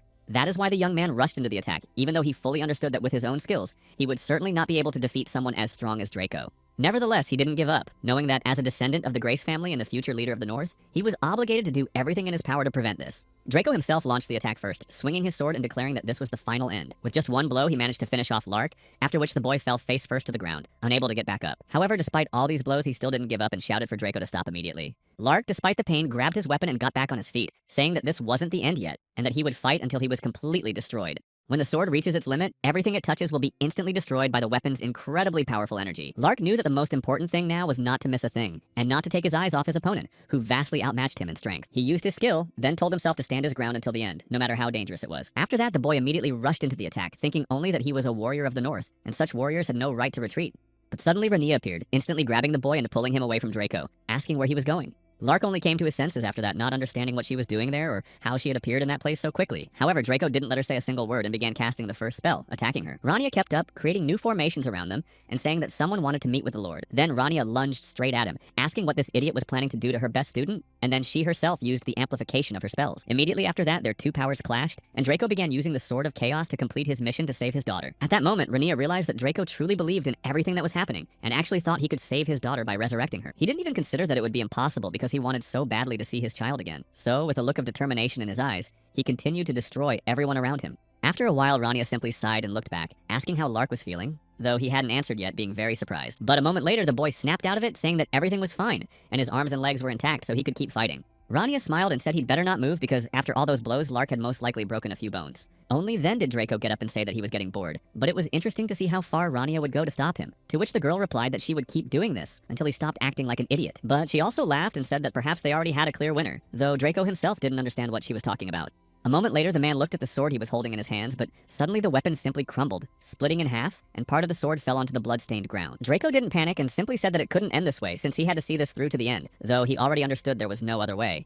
He didn't want to lose and couldn't admit that he had been defeated, but he added that he himself was the creator of everything that had happened here. Rania just sighed and closed her eyes, saying that despite all these words, Draco remained the one who had lost. So she simply asked him to shut up since they had already determined the winner, but suddenly she fell silent herself. Very unexpectedly, Draco himself knelt before her, though Rania didn't understand what he wanted from her. The Lord didn't start the battle again and wasn't panicking. He just wanted to ask her for something, hoping it would work out. Draco bowed his head and continued speaking, saying that he was ready to give her absolutely everything she asked of him. He asked for only one thing, to see his daughter, for it was because of her that he had taken this path, longing to see his child by his side once more. Rania said that he didn't even understand what he was talking about because none of that was possible. Besides, he had decided to transfer his rights to the mage. Most likely, she had already guessed that Draco was now talking about a contract of subordination, and it seemed... In the end, the girl agreed to listen to him and simply asked what the price would be, to which Draco replied that the price would be his daughter's face. Rania was surprised that he was willing to give her absolutely everything she desired just for the sake of meeting his own daughter once. She added that even if Draco really was out of his mind and couldn't think clearly, this was going too far. The Lord simply replied that his intentions were to resurrect the saint, and he was doing it solely to see his daughter again and watch her laugh. From the day she was gone, he continued to live only to save her again, and he had no other goal besides that. That is why he said that once the sacrifices were complete, he would simply try to resurrect her, for that was the only thing he could still hope for. Rania exclaimed that she really had nothing more to add, but Draco seemed overly confident to her as he spoke all those words. Draco didn't try to reassure her and simply said he wanted to see his plan through, asking only for permission to use the altar that had already been set up here. The Lord added that if she allowed him to do so, he would immediately sign the contract of subordination, after which all his promises would become reality. This agreement was a unique contract that could not be imposed by any means, and few ever managed to enter into it. It grants a wish that can be exchanged for one's own life, and this contract was the most valuable of all possible contracts that existed. A star could renounce their own ego in exchange for such a contract, fully understanding all the consequences of what would follow. All this meant only that they would become puppets in the hands of their master, and Renelle had read earlier that it was better not to live at all than to sign a contract of subordination, for there was nothing worse than this anywhere. The remains of the first saint were a special relic, and that was precisely why Draco had been collecting them, to be able to fulfill his dream and resurrect his daughter. This altar, which he now wanted to use, was the altar on which an incredibly large number of innocent people had been sacrificed. The girl had no idea how this was even possible, but she didn't refuse Draco immediately after he spoke. Rania sighed, saying that theoretically he might succeed, but added that it would be better to simply dismiss the idea and forget about it. The girl said that there were, after all, reasons, and very compelling ones at that, why they were trying to stop Draco, because what he was about to do could ruin the world. The Lord merely said that none of these words brought any relief or made any sense, so he said that in that case, she should just finish him off right now. However, Rania said that anyone who saw Draco would decide that he had won. She was sure she had explained to him in very simple terms absolutely every nuance of what he was about to do. Draco finally gave in, saying that Rania was being too persistent, after which the man placed the holy relics on the altar. But then he saw that something was wrong and stopped to ask what it was. Draco immediately started yelling at her, saying that he needed the saint's remains, not whatever she had slipped in there. Rania simply replied calmly that this should work too, since their nature is exactly the same, so there would be no difference. The Lord was greatly surprised to hear that their nature was the same, but seeing that it was the hand of chaos, he was even more surprised that these could be the saint's remains. After that, Draco began to laugh as if he were out of his mind, and Rania realized at that moment that everything was about to begin right then. She began casting her spells at that very moment, and the voice of the stars appeared, asking who wished to sign the contract of subordination. They said he needed to state his wish, and after that, magical scales appeared. Draco began to speak, stuttering slightly about his daughter named Armel, and that he wanted to be with her again. He repeated the same thing for a while longer, almost starting to cry as he spoke. What the stars heard was enough, so they said the contract was signed and they would grant his wish. Only then did Rania approach Lark, who had been watching all this with equal surprise, and said that she had warned the boy about everything that might happen. After that, she took off her warm clothes and put them on him, telling him not to take them off, though Lark was surprised as to why she had done that. Rania simply replied that he should close his eyes and ears and just get through this moment. In the end, the boy decided not to ask any questions, since he understood there was no point in it, so he simply agreed with her and did as Rania said. It was a miracle of healing, and there were also rumors that this was the very magic used by the first saint who had the power to resurrect others. But in reality, there was one detail that few people knew about. This magic didn't save anyone, even though Draco, despite all this, continued to believe that he would be able to resurrect his daughter Kapka. The magic didn't save anyone precisely because it's the kind of magic that only allows you to briefly glimpse a moment of that person's life in this world. Eventually, what Draco had so desperately wanted happened, and he heard his daughter's voice calling out to her father. Immediately after that, the stars announced that the wish had been granted. But Draco also heard someone else's words saying that his daughter, Armel, was truly a special child. Grace suddenly appeared behind him, saying that Armel had continued to search for her father, repeating this over and over until the very end. The man began to cry because he could no longer hold back his tears, so, taking what remained of his daughter, he said that her father was here and would always be by her side. The only thing he wanted was to reach her again and say at least a few words to his child. She kept smiling, even though she could no longer see anything, but all the while she kept repeating just the word, father. Draco couldn't bear it and hugged his daughter, not wanting it to end, because he didn't want to see her leave him again. Meanwhile, Cardo continued to sit at his papers all night long, but suddenly someone knocked on the door and the young man let them in. It was one of the warriors from his unit, and he brought a letter to inform the commander. Cardo continued filling out various forms at that moment, and then the warrior said that the letter had been there since midnight, but the sender wasn't listed, so he asked what to do with it. The commander took the letter, saying he probably knew who it was from, and then Cardo added that the soldier had brought a few more documents since he was already there. The boy was curious to find out what was written there, so he immediately unfolded the letter, intending to find out what had happened this time. It said that he needed to meet with the demon sword Draco in the north, and Rania also wrote that he should come here himself and see everything. Cardo was both very angry and excited, but he thought Rania was crazy as he read the letter she had sent him. Eventually, night fell in the north, where they were currently located. One warrior continued to destroy everything around him, smashing the walls even as he spoke. Meanwhile, Benedict, along with the other clergymen, went over there and ordered the boy to stop and cease destroying everything around him. They said that these people had no right to do such things in the holy city, so they ordered him to stop again. The priest stepped closer, asking if they were doing this to avenge the cardinal, but he also wanted to justify his actions. However, no one was going to listen to him, and North stepped closer, saying that no one had anything to do with this confession. He was incredibly angry and said that these people were far too naive if they really thought he would believe such nonsense. However, at that moment, the clergymen said they had no other choice, so they could not act otherwise. Others had just used the name of their church, so they were simply defending what was important to them, while Berlan was already in prison. The clergy also added that none of this had anything to do with their teachings or Delohim, so they continued to justify themselves. But after that, this man added that they had paid compensation for everything that had happened, but in response, they received only rudeness, so they were told to leave immediately. But then another man approached the young man and said that it would be better for them to leave first to avoid further conflict. One of them stepped forward and said that, with all due respect to the Northerners, they were simply hoping for their mercy. North simply said that he hadn't expected to hear anything else from these people, so their behavior was to be expected. The Duke also said that he had simply come here to return what they had forgotten, not to prolong the conflict. North said that he didn't care at all what these people did with these heads or anything else, since they had only one condition for them.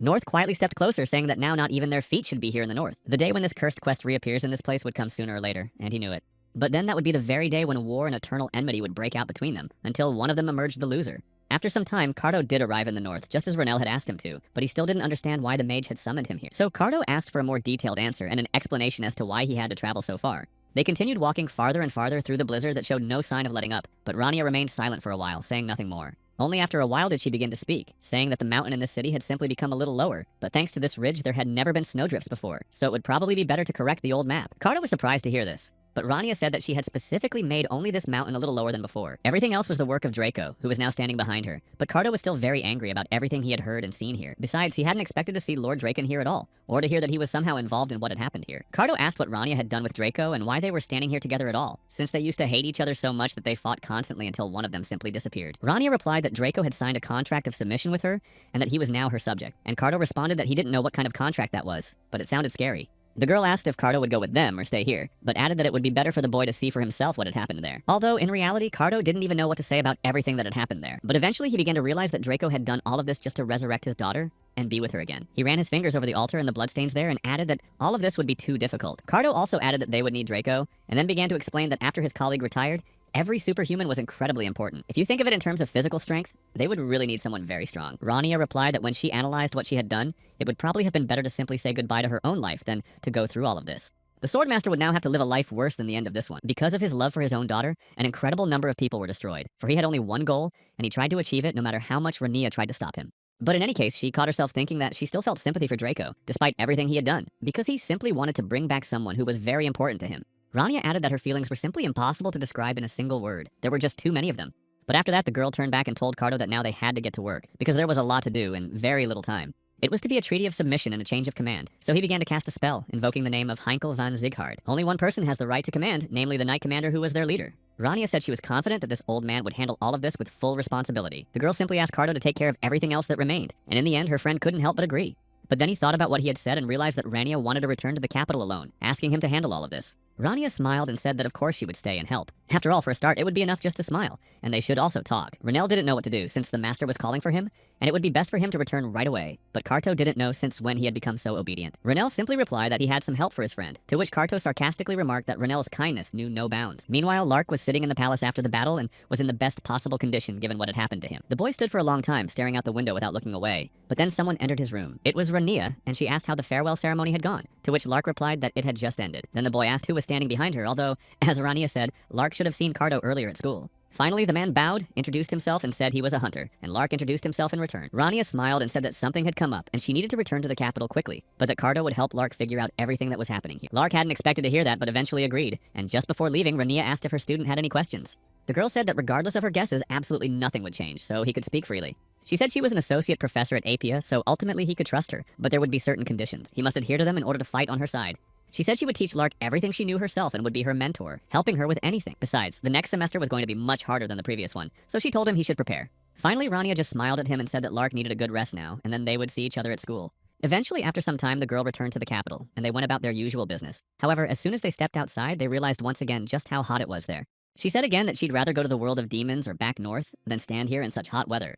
But she didn't have time for that now, and looking around, she remembered that their first meeting had taken place right near this store. Back when she had lost her hometown and was wandering with Kyle, trying to find at least a little food, she had gone to the capital in search of at least some better opportunities. They were two refugee children, living by rummaging through trash cans in search of even a crumb of food. They tried to be quiet because they spent the whole day stealing things on the streets, afraid that someone would notice them and start beating them. Then the encounter with Cardi was a pure coincidence that changed their lives, because at that moment, the elf simply told him to lift his head and stand up straight. Unexpectedly, this old man said that the boy's talent had already blossomed, and that this talent was the very one every wizard dreams of. Cardi then told him to walk with his head held high so that people would see him and know that a future hero stood before them. The next day, Renell did just as Cardi had said and drew out all his mana so that every passerby could see it. Of course, he was scared, and for a few days the boy just hoped that no one would notice him or ask unnecessary questions. But eventually, after some time, he met a master, what seemed like another coincidence, thanks to whom he managed to survive back then. Rania didn't know that if it weren't for these lucky encounters, she would have died of starvation long ago. But just the thought of that filthy capital city life of the past made her sick. Armiel had actually inspired her deeply, and in the end, he was the magician she had admired her entire life. He was the man who left behind an incredibly great achievement in the entire history of humanity.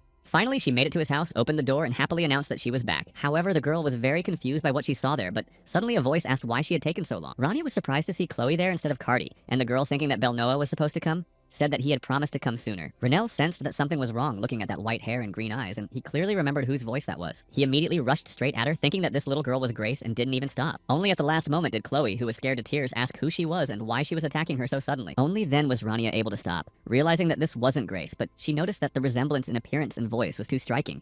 Besides, Rania noticed that Chloe had the same inconsistent aura that Grace herself possessed. On top of that, Cardi wasn't in the store, and that seemed incredibly suspicious to her. But just then, Chloe decided to start over and greeted her. Deep down, the girl just hoped that Grandpa Belnoa would come here as soon as possible, because she was worried she wouldn't survive and that this strange girl wouldn't leave her alone.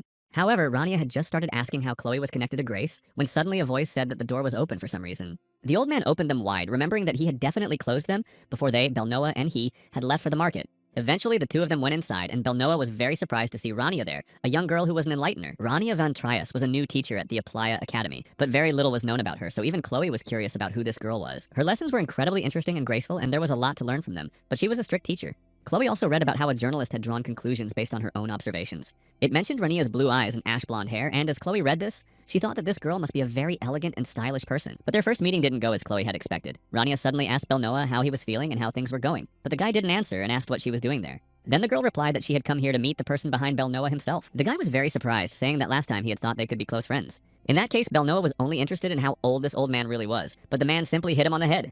He ordered them to put down the groceries and leave immediately, since he and Rania needed to talk urgently. Belnoa didn't understand at all why this old man was acting this way yet again, and Chloe, recalling everything that had been written in the newspaper, wasn't exactly sure if she was seeing the same Rania they'd written about in those articles. In the end, Belnoa tried to bring her back to her senses because the girl was thinking that this definitely couldn't be the same Rania she had read about. She didn't see any of the elegance or grace described in those newspapers, and that seemed very strange to Chloe. She continued to lament all of this, but suddenly Belnoa put his hand on her shoulder, saying they would step away for a moment. In the end, Rania and Cardi were finally left alone while Belnoa led Chloe away, trying to bring her to her senses after all. The girl just smiled, saying she would try to conduct all these activities elegantly, just as it was written in that newspaper. Chloe was incredibly happy to hear those words from her, and finally Rania said that they would see each other later at school. After that, Chloe ran off very quickly, kicking up dust behind her, and began apologizing, which greatly surprised Belnoa, who was standing next to her. Rania simply remarked that this child was very strange, and that one could even say she had peculiar taste. Cardi just added that Chloe hadn't grown up yet and was very young. Then he placed his favorite first saint tea in front of Rania. Then he revealed his true self, removing the old man's mask, and said that he had probably understood everything all along, which is why he simply asked if Renell could finish what he himself had failed to do.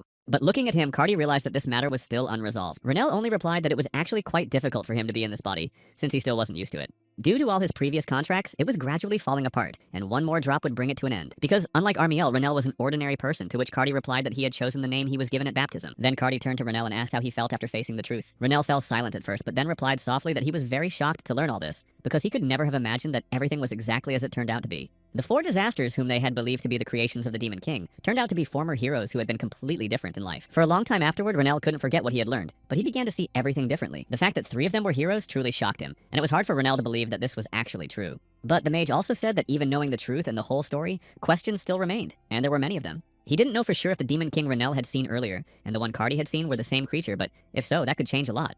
There were so many questions, but Cardi asked Renell if the team of heroes had indeed destroyed him in his own kingdom that day. Renell added that the Demon King should have been punished back when the team Cardi was part of tried to fight him and his great army. The Demon King he had faced back then on that day turned out to be a collection of evil spirits he had gathered within himself. Renell, it was a phenomenon that by its very existence spread a curse and contaminated the surrounding environment. But Renell also mentioned that another question had arisen in his mind, namely how it could become the new king. After all, a creature that simply exists without even having a self cannot be called a king and rule over its kingdom and army. However, despite all these nuances, it had been called that long ago and continues to be called so. Renell, of course, acknowledged its power, for this creature was indeed very powerful, and the mage felt helplessness, despair, and fear while fighting it at that time. But for Cardi, things were completely different back then, because he could certainly have subdued that creature with his magic, and then their team would have won. Cardi asked why Renell was so adamant about all this, but Renell replied that he had fought alone. The risks were certainly very high, but he still managed to escape. However, Cardi was much stronger alongside his former team, and yet they still couldn't defeat the Demon King.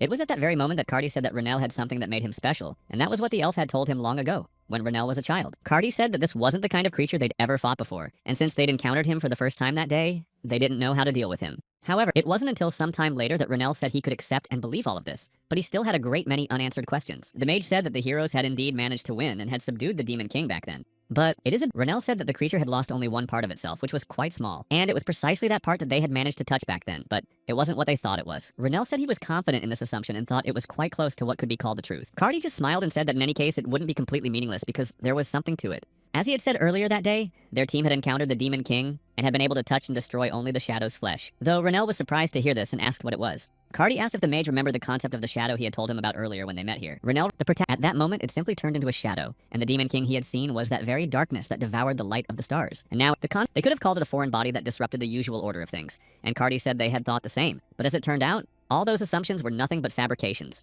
The elf said that what they saw that day was not any of the established concepts they knew. This creature was not born out of various observations. It was something far greater and more terrifying. Besides that, the elf said that this was not a creature that was imperfect. It was completely whole. It was a creature born from the horrific origins of humanity, and one could say that they themselves had created it. A creature, or that essence which people cannot completely rid themselves of throughout their entire lives, no matter what they do. In Glaria's words, it was a deity beyond comprehension and any explanation. It was something that went far beyond the very limits of existence and the perception of any being. Cardi said that this was the very entity they had to deal with, and nothing more is known yet.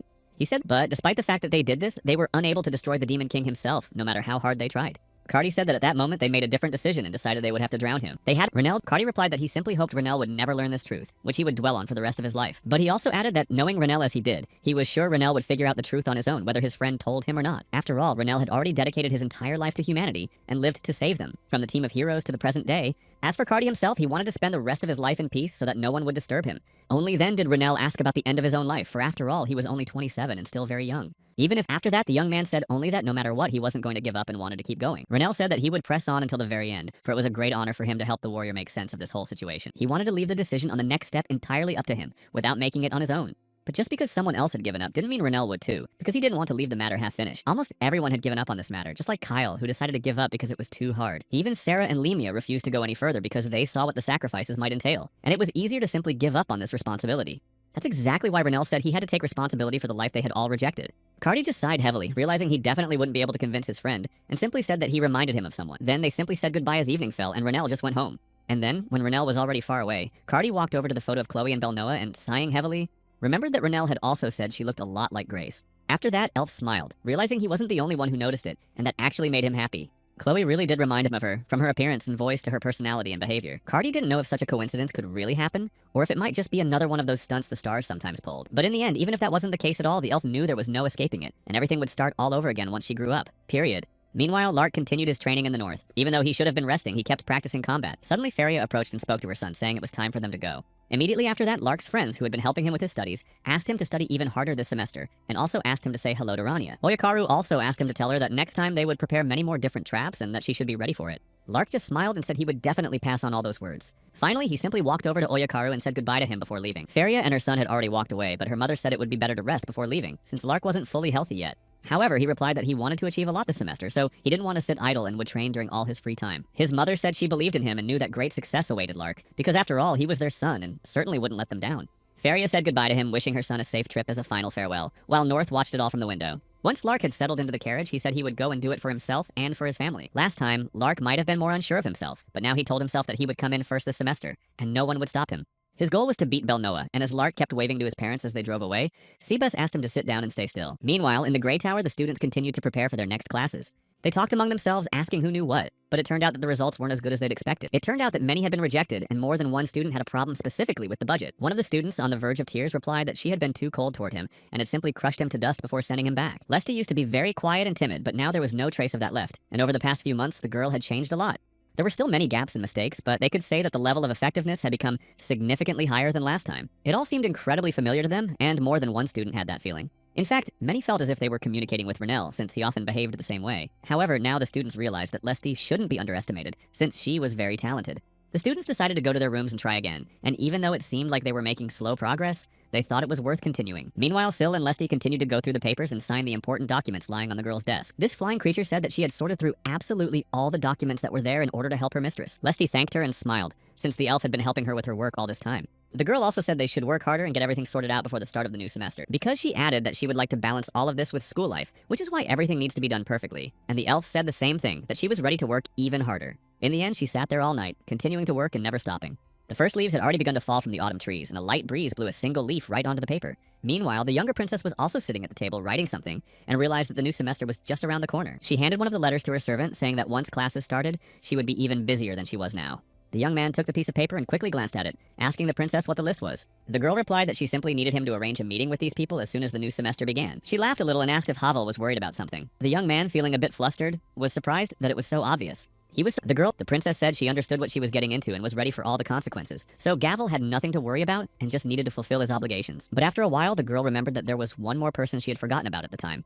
The girl just lay there, clutching her pillow, refusing to let go. And Belnoa was very surprised because he knew how badly Chloe wanted to go to school. But now she wasn't even going to pack her things. Chloe simply replied that she wasn't going to do anything, and she didn't want to go anywhere from there either.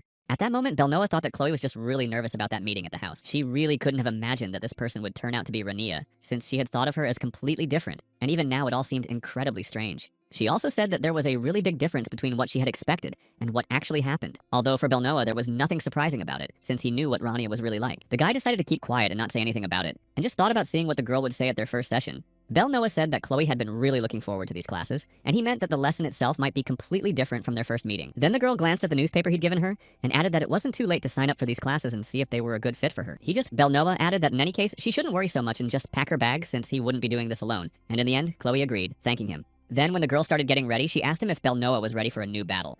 He knew it. Now the girl understood what it was like to be the son of the Grand Duke of the North, but Belnoa added that it wasn't quite what Chloe imagined right now. Chloe added that the boy hadn't particularly liked such competitions before, but her grandfather had prepared him very thoroughly for this one. Belnoa's expression changed and he grew more serious, asking when the last time had been. But then Belnoa handed her some things, saying he was just being polite to the boy, that's all. Chloe realized at that moment that they were actually quite close, and that Belnoa really should be more honest with himself. She then asked how strong of a rival Lark was, to which her friend replied that he wasn't really that strong, but that's only if nothing has changed with him since last semester. Lark, meanwhile, was clearly determined to win, and planned to win this semester's battle with Belnoa, to even the score with him. After all, eventually the battle for first place began, and both of them were determined to win this time. The principal thanked the others for preparing for the new semester, and although these two boys were truly exhausted from the preparation, they simply said that it was their job. In fact, this is where the story of young people growing and competing with one another was unfolding, so it was important for them to see a good example to follow. It was for this very purpose that a special training ground was set up where they could learn and train even more. The director said that last year there were an incredible number of intense duels here, and he wanted to see new ones as soon as possible. So far, the mage from the Dark Magic Tower, Belnoa, was in the lead, since he had defeated most of the students, and the others simply didn't dare to challenge him. It was here that the battle for first place was to take place, which motivated participants to become better and better than their peers. Belnoa, having a duel right now might not make sense. At least that's what Belnoa was thinking at that moment. But in the end, the boy was ready to keep fighting. However, first of all, this would be an omission of an unexpected effect, which makes the situation less than ideal. Nevertheless, despite this, both entered the arena, and Belnoa greeted Lark, saying he hadn't seen him in a long time. Meanwhile, Chloe, she was also very worried that no one would want to be friends with her at this school, and that she would end up alone. There were also rumors that he himself had once been a student of the Black Tower, so they began to wonder if Chloe was also from the same tower. However, Chloe eventually moved forward to watch the battle for first place as well, but noticed that all the good spots were already taken. At that moment, Chloe didn't know what to do because she was both scared and flustered. She hadn't expected to see Rania there at all. The students didn't know if Rania had already been told about the new student, and the fact that the girl had decided to approach Rania and speak to her like that could mark the beginning of an incredibly difficult semester for her. At least that's what the students thought. They believed they were already mentally apologizing to Chloe, but they were still standing in the back, watching the situation unfold. At that moment, Rania just smiled and said that Chloe could sit next to her since there was plenty of room. Meanwhile, beside Chloe, eventually she started eating from the bag and then asked if Rania had also come here just for the duel between the students. However, the girl replied that she hadn't actually come just to watch, since she was now the leader of this battle. Rania also took a cookie in her hand, saying that just because the rules were simple didn't mean they weren't dangerous. She added that she herself could choose the winner, and Chloe realized that all of this would be harder than it seemed. Finally, 2 participants were already in the arena, and Lark and Belnoa prepared for their new battle at the start of the semester. Dobella, sitting in her seat, began shouting for her student to simply tear everyone apart, but Itual simply asked her to behave with dignity and not like a little child. Aaron, it seemed as though the Black Mage was ready to simply tear everything in sight to pieces, and immediately began attacking him without waiting another minute. But at that, Belnoa was surprised that Lark was able to do this so easily, and Lark said that things weren't the same as they used to be. He had changed. Lark admitted that if things were as they used to be, Belnoa could have defeated him with just that one blow, which was very powerful, but now everything was different. So he said that during the break he had undergone special training, the kind where you find yourself on the brink of your own life. And eventually, after some time, it was announced who was in the lead this semester. Lark was confident that it would be him because, unlike me, he was always more confident in his abilities. Dobella herself was very surprised and delighted that her student was winning. But Itual simply asked them to leave him alone and let him watch the match in peace. Dobella simply replied that in that case she could afford to relax, since a student of the Dark Tower had no chance of winning. Itual, however, said that Lark had blocked the attack only once, and they began to argue, while the teachers sitting nearby simply wanted to move away from these 2 madmen. Belnoa actually admitted that Lark had truly surprised him, and he could acknowledge that the latter had become a worthy opponent. But of course, he wasn't going to stop there, so using his more powerful abilities, he said he wanted to see if Lark could handle such power. Belnoa immediately used his Shadow Knife technique, directing them straight at his opponent, and literally at the last moment, Lark managed to dodge one of these knives that had almost hit him. Lark continued to fight, realizing that this was very different from when he relied solely on his instincts, because now this battle was significantly more complex. All these movements, which involved anticipating the direction of the attack and allowing him to dodge without any mistakes, helped him avoid falling into the trap. Lark finally said that his opponent was indeed very fast and sharp, but added that this time he would be the first to strike. Immediately after that, Lark launched an attack, and the battle began again between them, although Belnoa blocked the boy's strike. Because they were fighting with all their might, a very strong wind arose on the arena, and the students could no longer watch the duel calmly. The Academy director at that moment continued to watch with rapt attention, regardless of anything else, because it seemed incredible to him and he couldn't take his eyes off it. At that moment, Belnoa reflected on the fact that he had never liked these duels and they had never been close to his heart. Everyone was shouting and cheering, their voices echoing across the entire training ground, and all those eyes fixed solely on him weren't particularly pleasant. But for some reason, he noticed that he just couldn't stop smiling even though he didn't like it. Belnoa turned to his opponent again, asking if Lark was going to use the same move this time, when he ran like a madman with red eyes. Lark said that at this stage he couldn't use it because that would simply be disrespectful to his opponent. But Darkmaw said that right now was the best time for it, so he used his suggestion skill, directing it at the White Mage. In the end, they greeted each other, so Lark suggested they finally compete properly and decided to use that same heating skill. Immediately after that, they continued their battle, but with every passing second, it grew stronger and stronger. Belnoa realized at that moment that from the very beginning, all of Lark's senses had been heightened, which helped him in battle. But now, in reality, all these movements were beyond ordinary intuition, and he was moving in a completely different way. The time from the activation of the spell to the actual attack was so short that they didn't even realize what was happening, so the students were just as surprised as the teachers, not knowing for sure if these 2 were actually students of this academy. Floy watched Belnoa with admiration, saying that this was the first time she'd seen him like this, and that she was rooting for him. At that very moment, Rania said that right now they both looked incredibly happy, and that made her the happiest of all. Their attacks have long been familiar to each other, but this time everything is starting to change little by little, which makes the battle more interesting. Lark had already entered the stage of extrasensory perception, but Belnoa also had his own unique abilities. Rania didn't realize that this would be a battle between talent and experience, and it was unclear who would win. She was very happy that these 2 students had grown so much over the past 6 months, and she even decided that a love for learning had emerged. To Chloe, that smile seemed very ominous, but she tried to push those negative thoughts away. Although Rania had almost hit her during their first meeting, she had later apologized and even given her some candy, so the girl tried to distract herself, but then she saw something that looked like stars. It seemed as though they thought Chloe couldn't escape because she was scared and was just sitting there. Nevertheless, the girl continued eating the sweets, thinking that she wasn't actually afraid, so there was no need to worry about anything. Meanwhile, the battle between the 2 students was still going on, and Lark noticed how many shadows his opponent had created. Now he knew what the real Belnoa looked like when he fought with all his might and gave it his all without thinking about the consequences. He wondered what would happen first and whether his axe would break before he managed to win.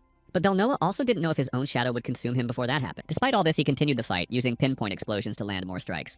They both fought with all their might and held nothing back. Suddenly, everything was reduced to near ruins, causing the students to grow anxious and start asking what on earth was going on there. But the smoke only grew thicker. Only after a while did they see 2 students standing firmly on their feet amidst the smoke. Aaron looked very bewildered at that moment, as he couldn't believe what was happening. Meanwhile, Rania left Chloe and walked closer to the 2 duelists, asking the others who they thought had won. Chloe, however, only now noticed that the girl who had been sitting next to her was no longer there, so she shook her head in surprise. Suddenly, her magical chains appeared, binding both students, and Rania herself declared that the duel was now over. The girl added that they had both done very well, and that she could see how much these boys had grown over the last semester and the break. The professor stepped into the ring, approaching both students and saying that this situation was very familiar to her. Belnoa just smiled, saying that he had probably made a mistake after all. So he was the first to admit defeat, though this surprised both Lark and Rania. But the girl then thought about how much he had grown since taking the entrance exam, because back then he was just that guy who constantly sacrificed himself for the sake of victory. Now, however, there was no trace of that left in him, and that pleased her most of all. But even though it was an unfamiliar feeling, it didn't cause any anxiety or negative emotions. At that moment, Rania announced the winner, since Belnoa had admitted defeat himself, so Lark had won the duel. He was incredibly happy because he had finally managed to defeat his rival, who had shown so many times that he was better than him. But in the end, Lark extended his hand and thanked Belnoa for the duel. Belnoa also extended his hand and added that Lark should hold on to this title and cherish it, since he would soon have to give it back, and Lark replied that he would look forward to that moment. In the end, they both walked away without a single argument, and Belnoa began to ask what exactly Lark had been doing during this vacation. At that moment, Debella began to say that she couldn't have expected anything else from her student. Of course, she had been telling Ichiwal the whole time that her student was incredible, that he had managed to win, and that he had once again proven the superiority of the white color. She couldn't keep up with Ichiwal, continuing to praise her student and asking where his best student was. Debella said that her student must be very busy right now, so it will probably happen when the time comes, and there's no need to rush. Ichiwal asked if Lark even knew that she had come here. It turned out that the woman hadn't told him a thing, and after all, how was her student supposed to guess that she had come? Instead, Dobella simply said that she was his teacher, and that made sense. She told him that Lark had been coming to her after winning matches ever since he was a small child. He was the kind of student who paid tribute to his teacher, and she really appreciated that about him. That's exactly why Dobella was sure that Lark would come to her again very soon, since he had just won. Meanwhile, Ichiwal seized the moment and slipped away from all the chatter, since Dobella had really gotten on his nerves by then. The other students began to congratulate the new winner of the duel and started talking about how this match had truly been very cool. They began congratulating their new class representative, and Lark accepted the compliments with pleasure, though he was a little embarrassed. The students started asking him to train with them someday and then nearly got into a fight while lining up. Lark realized at that moment that one can learn a very valuable lesson from both defeat and victory, and having been both the loser and the winner, he understood this. Now the taste of victory was even sweeter, for he knew what defeat tasted like. That's why he decided he wanted to find the one who had walked this path with him. So he quickly said goodbye to the other students and ran off somewhere. Lark joyfully ran into the academy looking for his teacher and eventually found him. Rania was with Chloe at that moment, carrying Belnoa on her shoulder, but upon hearing Lark's voice, she turned around. The girl asked if he was also going to the infirmary, while Lark himself stopped in surprise, saying nothing. Only a minute later did he say that he wasn't going there, since these wounds would heal during rest, and he just wanted to say hello to her and thank her. He also bowed before her, saying that his victory was thanks to her, so he sincerely thanked her for agreeing to help him. Only then did Rania ask if Lark had already said everything and looked at him. When the boy fell silent, the girl replied that this victory was solely Lark's achievement, since he had been working tirelessly all this time. Besides, she said that Lark had another teacher, but Rania wasn't sure that Dobella could even teach anyone anything at all. At that moment, Lark was genuinely surprised, as if he didn't understand who Rania was even talking about now. But then the girl replied that she meant Dobella and asked if Lark hadn't seen her, since she had been at the duel, and Rania was sure that the student had come over to greet her. Lark nearly blushed at that moment, saying that he had completely forgotten about her, and that she might come here since he had been thinking about something else entirely. Rania, at that moment, couldn't understand how anyone could forget something like that, since she didn't know how anyone could fail to notice that woman's presence. Very unexpectedly, the boy started running back with all his might, saying it was time for him to go back, and said goodbye. Chloe said it felt like a tornado had just swept through, and then the two of them went to the infirmary, while Rania added that Lark would figure out these problems on his own. Meanwhile, Dobella stood a little way off from the others, realizing that Lark had completely forgotten about his teacher. But suddenly a voice was heard saying that Prince Lark had just gone to the infirmary and was most likely there. The voice also said that Lark was unlikely to have been seriously injured, but was probably still in the infirmary. It turned out to be the younger princess, accompanied by Gavel, so the girl asked if they could walk with her and talk. The princess said they had things to discuss and she wanted to get to it right away. After a while, Lark finally made it there, his face covered in bandages and band-aids, and he shouted joyfully when he found his teacher. The boy apologized for coming to her so late and was about to start making excuses and apologizing, but the woman stopped him. Dobella said he had nothing to worry about and took his hand in hers, adding that everything was fine. The woman replied that she was glad Lark had come straight here, since he was her student and surely couldn't have forgotten that she was here too. Lark, however, didn't know what to do with the guilt gnawing at him from the words she kept saying about her student, but he also shifted his gaze to the younger princess. He stared intently at the princess for a while, but realized that sometimes it's better not to ask unnecessary questions. When they left with Golem, he asked why they had done that and whether the princess had wanted to talk to the professor about something. The girl replied that she simply wanted to see Prince Lark's reaction. She added that honesty can sometimes be very poisonous, which is why it was important for her to simply see how he would feel. But on the other hand, the girl said she even envied him, and then walked ahead, leaving the servant behind. She understood that this was a life in which there was no room for chance encounters or honesty, and that it looked completely different. And a life in which it was impossible to turn back from a path that had already been laid out and trampled down, because every step she took was monitored, and even what she ate as well. They controlled what she said and who she spoke with, and this path had to be completely controlled and as secure as possible for them. A life without coincidences, in the princess's opinion, would be incredibly boring and uninteresting. After a while, the girl looked back at the servant, seeing that he was very tense again, and then added that they had a lot to do, so they should hurry, although Havel just added that he had asked not to laugh about it.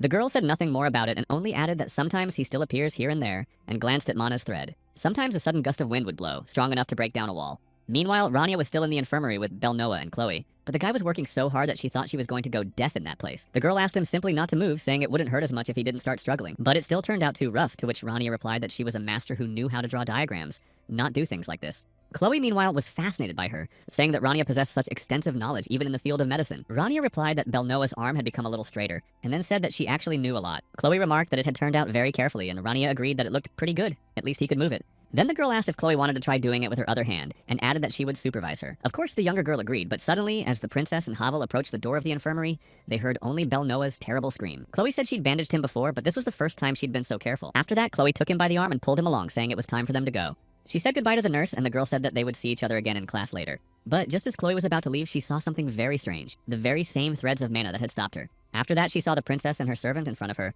and quietly greeted her. Chloe noticed that this girl looked like a princess, and she also realized that there were a lot of beautiful people at this school. After that, she went into Rania's office and asked if the girl had a minute to talk. Rania was happy to see Ayla since they hadn't seen each other in a very long time, so while continuing to wrap the bandages, she said she could come in.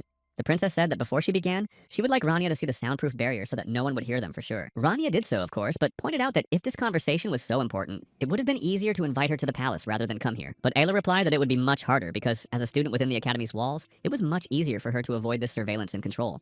Immediately after that, the main character realized what the conversation was likely going to be about, since the princess had mentioned surveillance. Most likely this was related to the loss of contact with the princess that she had heard about earlier. Ayla sighed heavily, saying that the girl was right because her brother had indeed begun to act. Absolutely all of the royal magical instruments stopped functioning at the exact same moment, and Ayla looked away sadly. The girl added that her brother had taken advantage of this chaos to see his plan through to the end. He wanted to make the first move to gain the upper hand, and now the girl wanted to deliver an official message from the first princess. She said that this madman was going to continue on to the Aplaya Academy, and now nothing could stop him. Even earlier, when the hero team still existed, someone had told Renelle that he hated absolutely everything that wasn't human. He hated both the Demon King and the Four Disasters, for they all seemed like things that shouldn't exist. He said he hated them so much that he was simply going mad and couldn't stop thinking about it. Then he pointed at Kyle, saying that once the Renegades fell, it would be his turn. This man said that he would destroy absolutely everyone and everything connected to the stars as well, for he hated them too. He spoke confidently about how this world needs absolutely nothing that isn't human, and Rania said that if this was the same person she remembered, he certainly wouldn't be acting on anyone's orders. At that moment, Ayla said that her brother had called the academy the place that annoyed him the most. At the time, she didn't quite understand what that meant because she thought the problem might be with the students or with the place itself. Ayla also wondered if the problem might be with her, since she was also studying at that very academy. That's exactly why she decided to renounce her right to the inheritance, but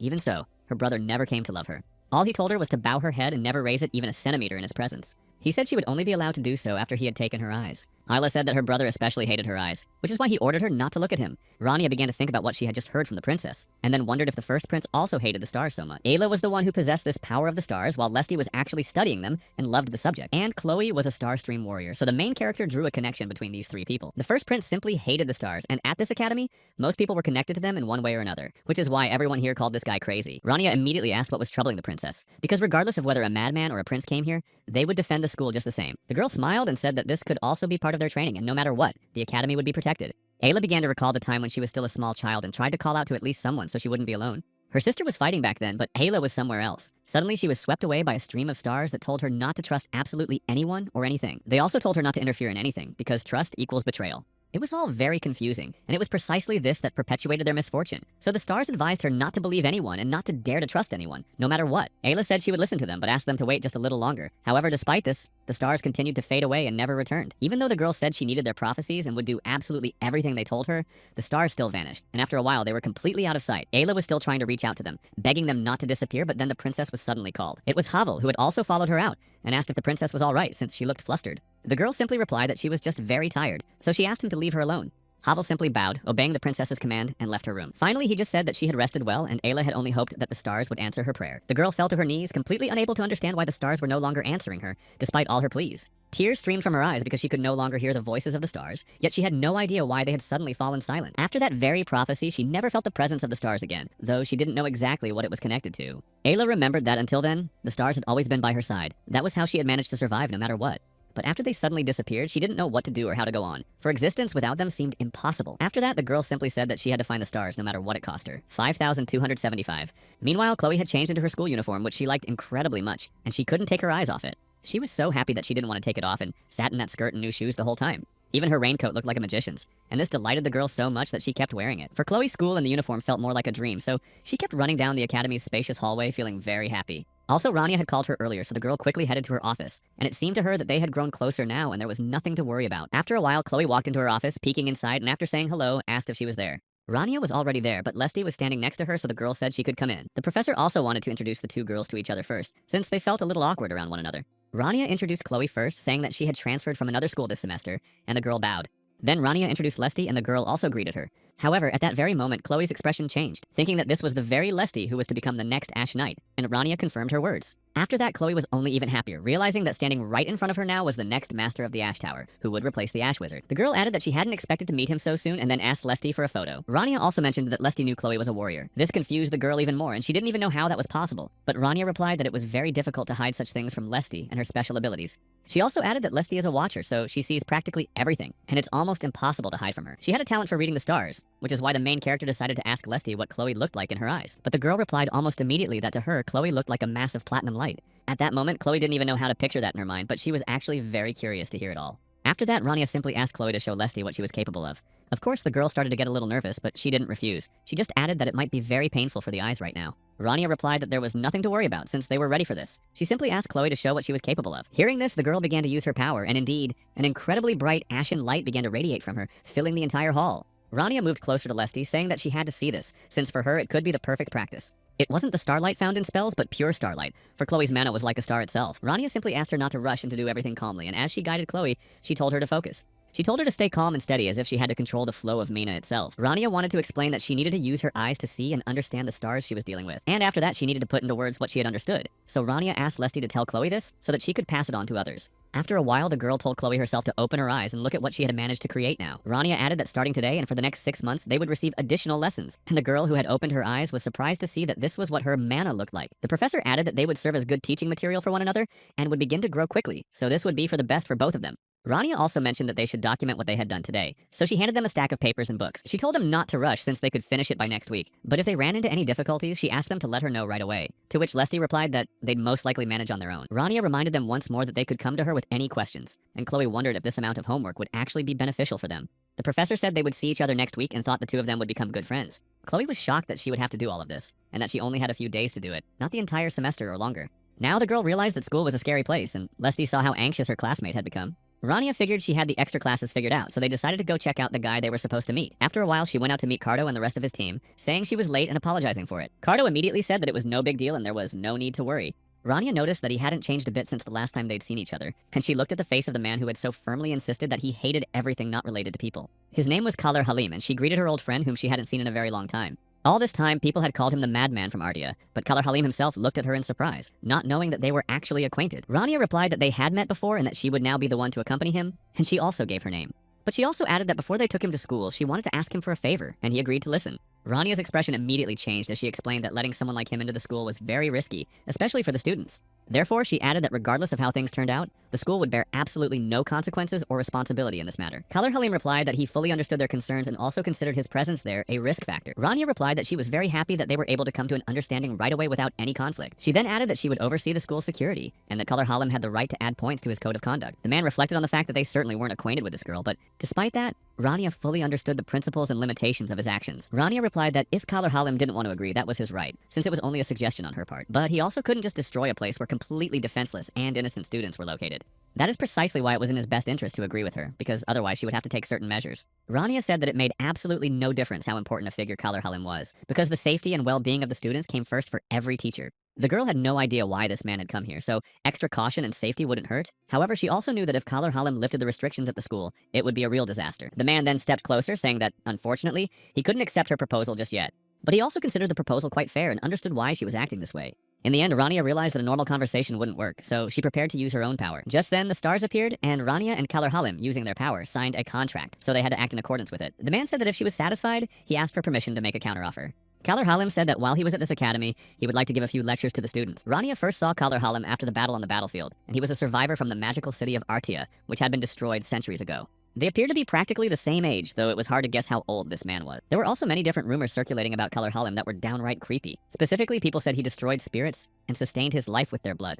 All of this seemed truly terrifying, so it would be difficult to strike up a conversation with him. Kalar Halim's eyes were so empty that they seemed lifeless. Moreover, it was impossible to read anything at all in them. Cardo said that even if it had been planned, he didn't know what was going on here, but Rania said they didn't need another battle on their territory. The guy just didn't understand if it was okay to let him hold classes for the students, but Rania said that everything was fine since, as long as the restrictions were in place, there shouldn't be any problems. Besides, she asked Cardo to station his troops around the school, but the guy himself said that for someone like Kalar Halim, his troops wouldn't be an obstacle. Such a weapon would be completely useless against him, so it wouldn't do much good. The girl replied that school was a safe place, at least as long as the contract they had just signed with him remained in effect. Cardo asked if, in that case, they really needed to keep following him, but Rania said she didn't understand what he was talking about, since they had just come to the lecture and she was curious to hear what this man had to say. She wanted to study the teaching methods of other professors, and besides, almost all the faculty members from this academy were present. She wanted to do this for her professional growth, and they attend each other's lectures. Cardo thought it might be best to just admit that he was spying on him, but there were indeed more people than at a typical lecture. Everyone was curious. Rania pulled Cardo aside, asking if Kallarhalam could tell anyone in the audience who he really was. Meanwhile, the man was writing something on the board, and Cardo thought it was unlikely he'd told anyone who he was, since no one would attend a lecture given by a madman, and then wondered who he was according to legend. According to legend, he was a wizard who had arrived from a distant foreign land, and even his name and origins remained a mystery. Meanwhile, Kallarhalam announced that the lesson was about to begin. He said it was nice to see so many students and that he was going to give them a special lecture on the use of elemental magic. At first, it seemed like a direct hint that he was from Ardia, and Cardo added that he should have come up with a better legend. But it was also unknown how much the other students knew about elemental magic. However, they didn't have enough time to assess everyone's skills. However, there was one thing that every wizard knew, and he created fire and water in both hands. Kallarhalim said that this was the compatibility of fire into water and water into ice, and ice then back into fire, but if you need to use several methods and abilities at once, most mages would be powerless here. After that, he asked if someone who had spent their entire life perfecting just one skill would be weak. Without waiting for a response from the others, Kallarhalim said, "Of course not. It is impossible to consider such a person weak." He explained that there is nothing wrong with students mastering only one skill. They can discover that very method of extreme utilization hidden under the name of compatibility. And in this case, they will no longer be limited in their own capabilities, knowing just a few simple rules. The man said that although he wouldn't be here long, he intended to teach them all of this. He also suggested that this method doesn't use a diagram, but in any case, it shouldn't be too difficult for them. Kallarhalim said that this idea would indeed be very strange and interesting to them.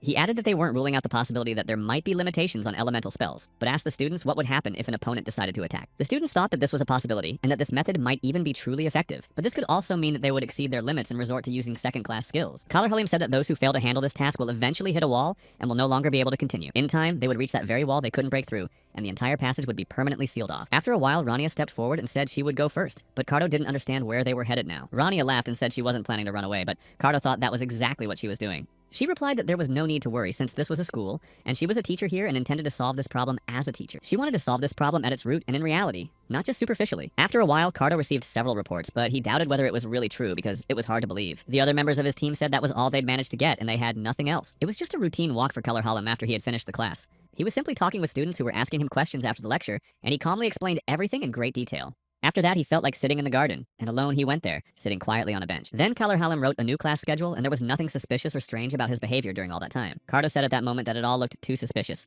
like the calm before the storm. This man was a superhuman and a soldier of the demon realm. Moreover, it was hard to believe that he had simply decided to come here on a whim. Cardo recalled that Princess Luluel had also previously insisted on her connection to the next principal. Then he said that their subject was capable of controlling his madness, and ordered the others not to let their guard down and to keep a close watch on the suspect, even if everything seemed fine. Then one of the soldiers approached the commander and asked if he could ask one more thing, and the commander agreed. The soldier then asked about the wound and who she really was, leaving Cardo at a loss for words. The guy asked why they were so interested in this, since there was no need to keep an eye on her, and they had another suspect to deal with. Then the soldier sighed and said they had several reasons for asking these questions. They were well aware that this girl was very skilled in magic and came from the Trias family, but there were still many questions surrounding her identity that they wanted to resolve. But they also knew that it was precisely because of her family that she had been able to become an assistant professor at this school, since that was what had helped her get in. However, looking into her eyes, they couldn't shake one nagging thought. They asked the headmaster if he remembered the moment when Kallarhalim drove here, because the tension between them was truly unbearable. It was such a powerful force that they couldn't even move, but now they wanted to move freely even in such a tense situation. Rania, at that moment, could move freely, and to do so, one had to be a very experienced mage. Cardo simply didn't know how to respond to that at that moment, because he understood that he definitely couldn't tell the truth about her. Now there was definitely no one to blame, because Renelle wasn't the kind of person who listened to what others told him, even when it was necessary. At moments like this, he just wanted to get out of there so he wouldn't have to answer all these questions. That's exactly why the boy started making up a story on the spot, and decided to say that he'd been meaning to tell this for a long time, and began talking about how Rania was Renelle's former student. They were very surprised to hear that the Ashen Mage had a student of his own, but they listened intently as he continued. Cardo continued by saying that on the battlefield, even the most experienced wizards sometimes didn't survive, which is why they had to be prepared for any outcome. Renelle was not only a wizard, but also a scholar, which is why he attracted much more attention.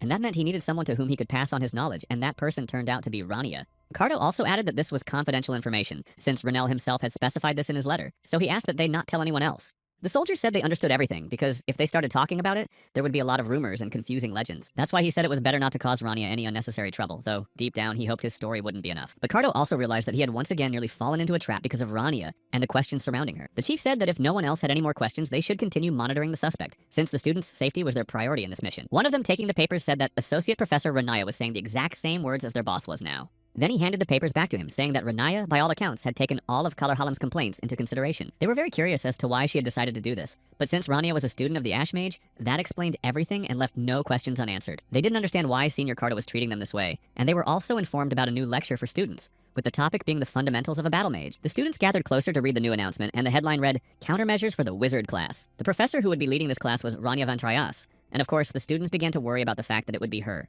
But Lark and Belnoa, on the other hand, wanted to show their best side, so they were ready to dive in and see what might be new. Rania, meanwhile, was already ready to begin, saying that this lecture would be for those who wanted to become combat mages just like her.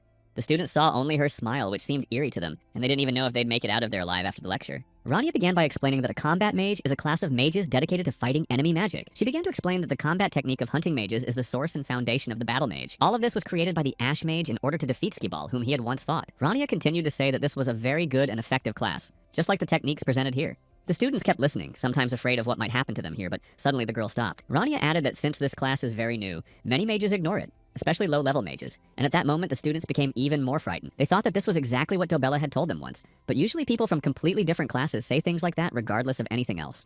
Besides, Rania was their assistant professor, and even if she could use various spells, it didn't change anything. Then Rania concluded her speech by saying that these were the words of the swordmaster Kuntala, and when things reach a dead end, there's nothing better than practice. Over the next 2 weeks, starting today, the students were to undergo this training. The girl explained that the students would learn methods of hunting magic and experience them firsthand, although the students had hoped until the very last moment that she wouldn't do this. But Rania decided not to drag it out, so she said they would start right now, beginning with a light warm-up, even though the students already hated these lessons. Chloe was sitting in another room. Hearing all the noise, she became curious about what the students were studying that was causing such chaos. It was the same class that the guest wizard had taken, and she also wanted to go there, so Chloe didn't understand why she couldn't appear before him. But while the girl was pondering, someone knocked on her door asking if they could come in, and she immediately jumped out of bed. The girl was overjoyed, immediately jumping to the door and greeting them. It turned out that Princess Ayla was standing at the door along with her servant, and Chloe happily walked over to the girl, almost throwing herself into her arms. Ayla said she wanted to stay with her today, so she asked to stay there. Everything looked very appetizing today, as there was a teapot with tea, cookies, and cake on the table. Chloe, who loved sweets very much, sincerely thanked the princess for such hospitality, but Ayla said there was nothing special about it. Besides, Chloe had done her a huge favor, so the girl wanted to thank her for it somehow. Chloe started eating the cookies, not knowing exactly what the princess meant by a favor, since this was already the third time she'd gone to her room. Besides, they were just chatting over a cup of coffee and doing nothing else. And all these sweets were meant only for Chloe, since the princess almost never eats anything. Suddenly, the girl realized that she had figured it all out. Because inside the palace, where the atmosphere is one of threat and betrayal, the princess feels terrible. Right now, political strife is at its peak there, and at a time like this, you can't even trust your own shadow, which is why the princess comes here. Chloe thought that Ayla was looking for a place where she would feel a little more comfortable, and that's exactly why she found it here, even though few people here knew her. Then Chloe took her hands in hers, about to say something, though Ayla herself didn't quite understand what was happening. The girl said that no matter what happened, she would always be on her side, and told the princess she was always welcome here at any time. Ayla simply thanked her for her kindness and then brushed the cookie crumbs off her face. Chloe said it happened because she was eating too fast. After all, the cookies were incredibly delicious, and offered the princess a taste as well. At that moment, Ayla realized that none of this was helping at all, and the stars still weren't communicating with her. The princess had come here because they were talking about a warrior candidate who possessed star magic and mana, which was why she had come here. Ayla thought that if she spent more time with her, the stars would once again grant her their openness. But the stars remained silent, so the girl had no idea what to do next. The princess only remembered their last message, namely that she must trust no one and should not interfere in anything. She simply needed to show distrust and cold-bloodedness. After this prophecy, the princess began to view absolutely everyone as her enemy, not knowing whether they wished her harm. After a while, Havel approached her, saying that a pack of hounds had arrived, though the princess was surprised as to what they wanted from her. The servant quietly told her that it had to do with Princess Luluel, so they wanted to speak with her.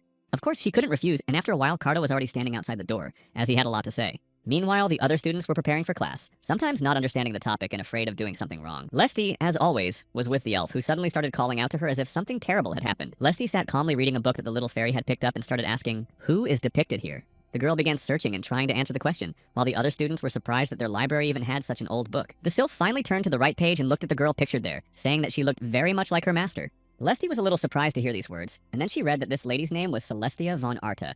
She was quite well known in the Arya Academy and was very talented, capable of commanding 5 high-level spirits at the same time.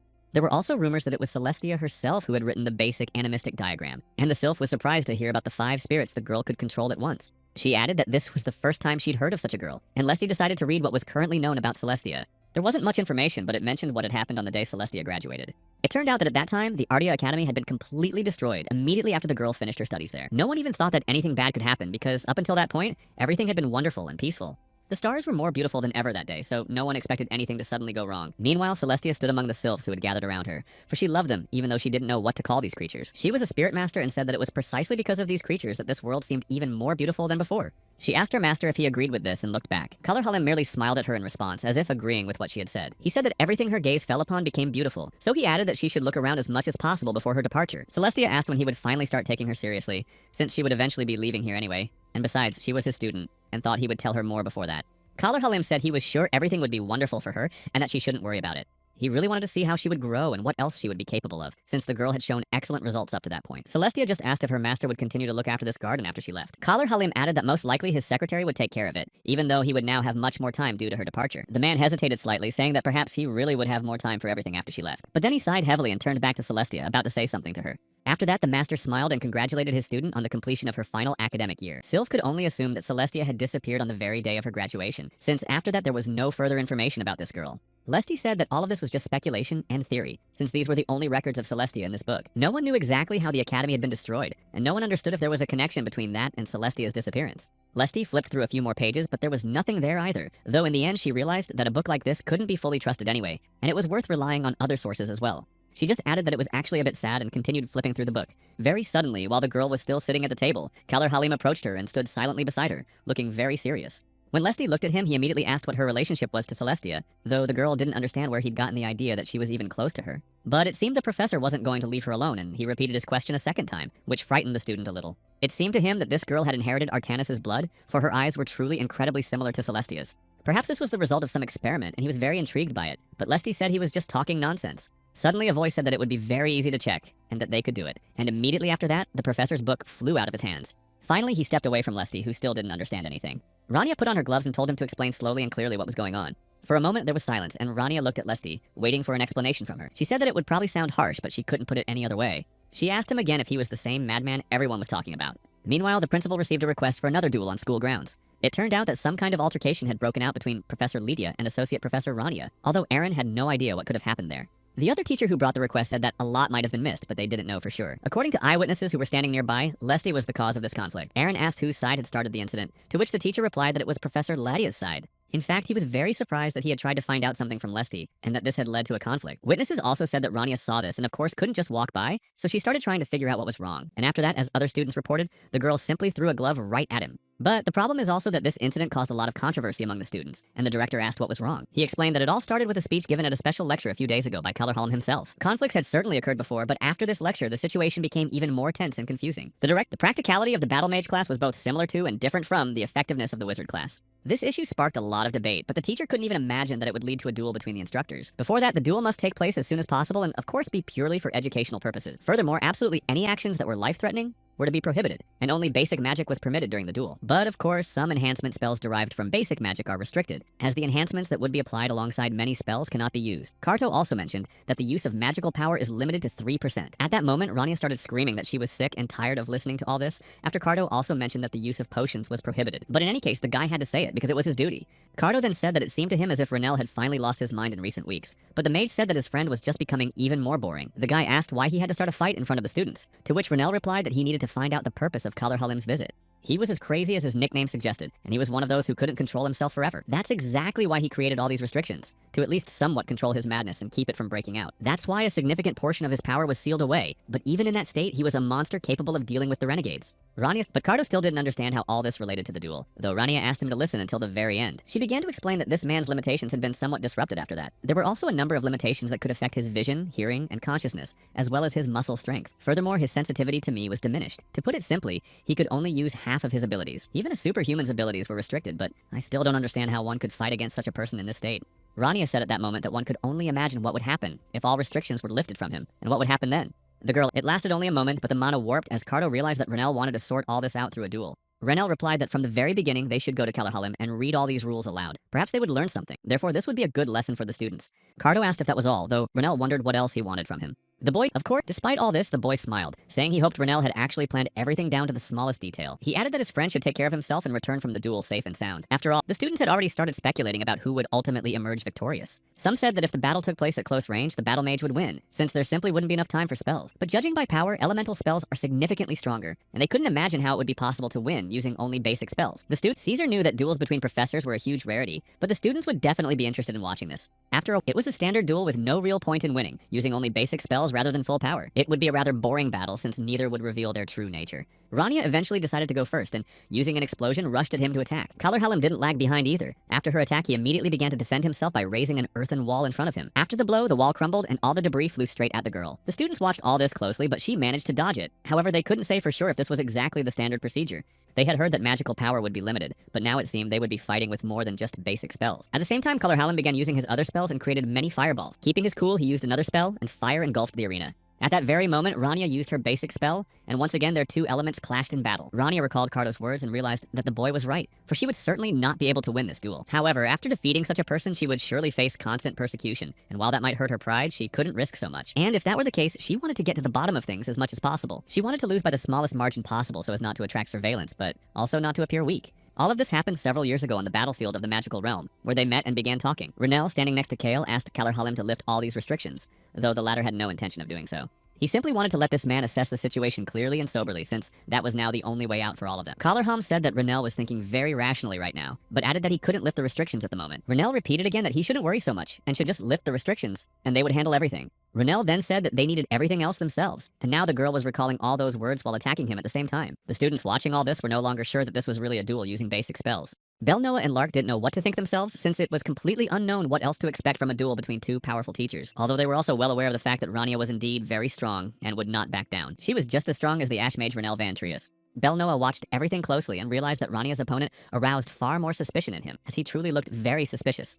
Kalar Halim behaved very calmly, but his power was so immense that it was destroying everything around him. All this time, he continued to stand in one spot, simply casting spell after spell using fireballs. Rania, in turn, used a basic explosion spell to counter all of his attacks.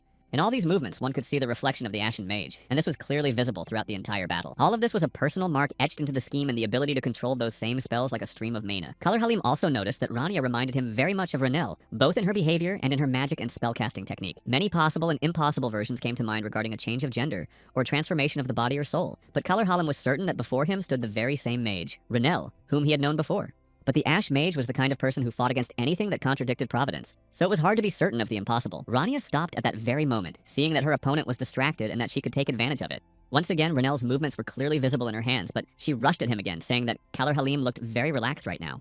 He had merely cast another spell, creating a new formation, and was not distracted.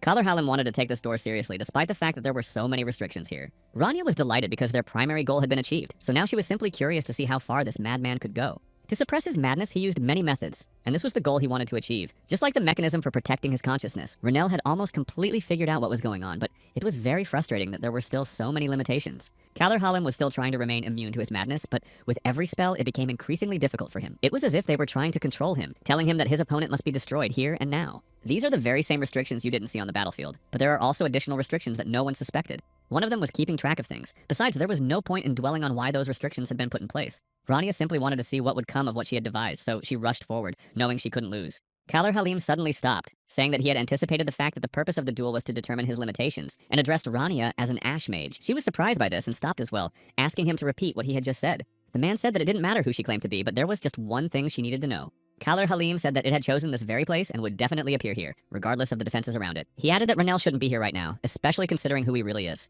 The man added that his mission was precisely to stop whatever was coming here, and that was why he had come. Rania cried out, saying he should speak more clearly because it was just like talking to that old elf, Cardi, who always spoke in riddles and never said anything directly. Kalar Halim remained calm and said that they had all seen his limitations, but most likely just didn't understand what that meant. That was all he wanted to say right now, so this battle could be over. She started screaming for him to put it back immediately because she wouldn't let him go until he told her everything, and the students realized that this duel no longer made any sense. Kalar Halim said he would accept all of this as his defeat, but Rania started screaming that it was wrong. The man said he didn't understand her at all because in the end, she had simply won, and he had just congratulated her. Rania didn't want to let him go so easily, saying that he couldn't just leave like that. In fact, everyone was surprised that she managed to win, since this professor was like a superhuman who was practically impossible to defeat. The two reported that they had found a very suspicious magical object in the sewers, and when they asked what was wrong with it and why it looked that way, Cardo said it didn't matter, and simply continued listening to the report. One of the soldiers said he had been watching this place since the time it was called the Altar, and from that moment on, everything had been quiet until this night, when crystal balls appeared that aroused suspicion. They said that these spheres were empty but evoked strange sensations, so they asked their commander if they should continue with a more detailed inspection. Cardo replied that he didn't sense any magic in this, but it all looked truly eerie and suspicious. That is why the soldiers asked their commander for permission to find out more about this magical ball. So Cardo assigned the task and told two soldiers to keep watching the sewer and not take their eyes off it. For them, all of this was very strange because up until that point, everything had been calm in that place, but suddenly something had happened. Cardo continued to hold the orb at that moment. Though it was a small magical object, he began to feel very unwell while interacting with it. Of course, he couldn't let his guard down or lose his vigilance the whole time, because danger could be lurking at every turn. But after a while, he returned to Rania to congratulate her on this victory. He started teasing her on purpose, saying he was surprised by this incredible victory. Cardo said that it was all truly incredible since his entire squad watching the duel was amazed. Of course, they didn't know how she managed to stay level-headed in the face of someone like Color Halim, and their suspicion grew. Rania began asking what everyone else had said about her, and whether they had felt fear, as well as whether that fear was similar to what they had felt during their encounter with the Demon King. They also wanted to know what her relationship was with the Ashen Mage Renel, since at this point everyone was convinced that they were brother and sister. Generally speaking, they aren't far from the truth, but Rania replied that he says that because he understands almost nothing about magic. Lord Renel would never show such an obsession with victory or defeat. That's exactly what the others were saying. Karto said that all of this was too complicated for them, and they had to make up an explanation, but the result turned out pretty well. However, Rania was angry, realizing that he had taken advantage of her weaknesses, so she could only hope that their squad had really done their best. Karto added that he was so busy he didn't even have a minute to spare, even after the match ended. For example, he had to read reports and keep an eye on Color Halim. Rania took a look at the whole list and was surprised that the students were so confident. And in the end, this man did indeed attend the lecture, but in reality, it surprised her greatly because she was sure that wouldn't happen. Karto added that even while watching him, they were all surprised by how much Color Halim had taught, but now they at least knew the purpose of his visit. Rania remembered perfectly the words he had said to her during the duel and would never forget them. Of course, she was troubled by the fact that it was bound to appear here sooner or later. Kalar Halim said it would be just like in Ardia, because now it had chosen this very place for its arrival. She was also a little unsettled by the fact that Kalar Halim had told her not to stay here because it would end badly. After that, she tried to get more information out of him, but she couldn't get anything out of Kalar Halim, who simply remained silent. All she could understand was that she shouldn't be in this place or get anywhere near it, even if it was imperceptible, and since it wasn't the Demon King, she was tormented by the question of what exactly it would be. After that, Rania said she was lost in thought and then remembered that Kardo had wanted to ask her something, so she asked what had happened. The boy replied that he was going to ask about magical instruments, though the girl didn't understand why he needed them. Kardo simply said that they had found a strange magical object, but it had suddenly disappeared, so now he didn't know what to do. Rania started asking what the object looked like, and Kardo tried to explain it to her. Kardo said that at first glance it was a completely ordinary black crystal ball, but the place where it was found shocked them because there used to be an altar in that very sewer, and it seemed that the sphere was dark on the outside but empty on the inside. It was as if the emptiness had been designed to hold something inside. All of this puzzled Rania even more because such a coincidence, with whoever was supposed to come here and attack the academy, and the found spheres raised even more suspicions. Kardo said once again that he had definitely put this sphere in his cloak, but suddenly it disappeared. Rania suddenly started screaming and pulling the cloak off him, telling him to take it off immediately. Kardo, of course, demanded an explanation, but she said there was no time for that, and the cloak had to be taken off as quickly as possible. However, something suddenly happened, and she froze in place because something had struck her. Rania fell to the ground, and Kardo was frightened, asking what had happened, but she replied that everything was fine. Only now did Renel realize what Kalar Halim had meant when he said not to approach, but he didn't understand why the man hadn't said more. Renel was already breathing heavily, but he told Kardo to listen to him very carefully now. She said that everything might seem very confusing and unclear right now, but Kardo still didn't understand what had happened, or what she was trying to say. Renel Vladik spoke but told Kardo to go quickly and find that bullet, after which he began to lose consciousness. Then Kardo picked him up, realizing he had very little time to look for the ball, since he didn't know how bad Renel's condition was. He didn't even know where he could take him without revealing the secret, but suddenly the same place came to mind. He looked at the Tower of Black Magic and realized that he needed to head there right away. Ichuel welcomed them there, but had no idea what was happening to her. He was surprised that anything at all could have brought the Ashen Mage to such a state. Ichuel also said that if they left things as they were, the mana would eventually spiral out of control and everything would get even worse. Kardo added that it seemed to him that everything was stable, so he asked what would happen if the mana got out of control in this state. The man explained that it would be something like several bombs exploding inside him.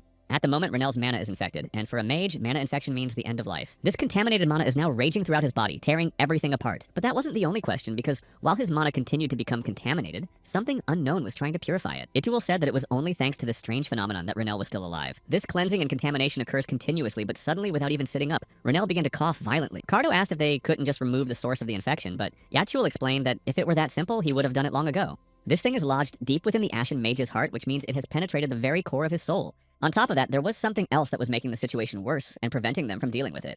Ichuel said that there was very little he could do right now, but he would do whatever was within his power. Suddenly, Renel spoke up, asking who had told Karto to drag him to this place in the first place. Ichuel and Kardo happily approached him, seeing that he had regained consciousness, but suddenly Renel lost consciousness again. However, at that very moment, someone behind them slammed hard against the door, and it shattered into pieces. The two looked back in surprise, not understanding who it could be, and held their breath. The intruder walked inside, saying that they had been shouting so loudly that he'd become curious to find out what was going on. The elf who entered said they should have called him immediately upon seeing what had happened. Ichuel and Kardo looked at him in surprise, asking who he was and what he was doing there. A long time ago, Kardi had been acquainted with the director of the Black Tower, and asked if he was looking for an apprentice.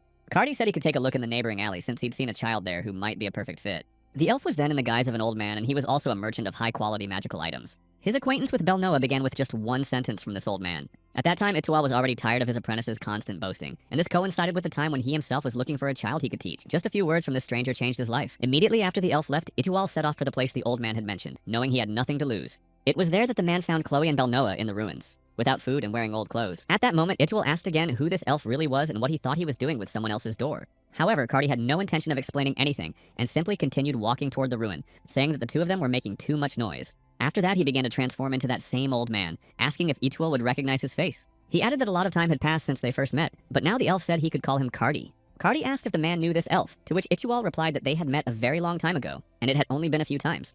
The director added that he had no idea who this elf was, but Cardi, approaching Renel, began to heal him and assess his condition. After that, he sighed heavily, saying that they should have called him sooner. Cardi then stepped back, asking if Cardo had brought the Ashen Mage here. Then he started saying something incomprehensible, mentioning that this might be a permanent loss. Ichual said that he, too, had understood only a few words, but it seemed that was enough for Cardo. The boy simply replied that nothing of the sort had happened, and he wasn't going to make things worse. Cardi then realized that this creature hadn't appeared before his eyes, and then asked if there was an altar or something similar nearby. Cardo eventually managed to find the very same orb and said that there was no altar, but there was this object. He handed it to the elf, saying that his soldiers had found the orb in the sewers not far from where the altar had once stood. But after that, he suddenly vanished as if he had simply tested the waters, and just as he was about to show the orb to Renel, it simply appeared as if it had been waiting for that moment. And only then did the boy begin to realize that this orb had been created from the very beginning to take Renel away. From the very beginning, this magical instrument was created to hold something inside it. Cardi also mentioned that this orb was enchanted specifically to be indestructible, which is why what they are now seeing happened to Renel. This magical object was created to disrupt the flow of mana, forcing the heart to undergo an incredibly powerful reset. And the one who brought this sphere and showed it to Renel was to blame for what happened. Cardo didn't believe what he had heard because he didn't want to believe that he himself had set a trap aimed at his elder. But there was no time for panic now, so he simply asked the elf how they could help. Cardi simply replied that in reality things weren't as critical as they might seem at first glance. He began to explain that Renel had most likely taken emergency measures himself, and while this was certainly a huge strain on his body, the mage was safe for now. He was as if unconsciously speeding up the rotation of the chains so that the rate of purification would match the rate of contamination. But then the elf pulled out 2 vials of potion, saying that they might still be able to do something. He began pouring it directly onto the elder's wounds, saying that this amount would most likely be enough. After that, he turned to the Ichual, saying that he would need stones with cooling properties and increased durability. The elf also said he needed potions that could replenish his own magical power, adding that there was no need to worry about money since this man would pay for everything.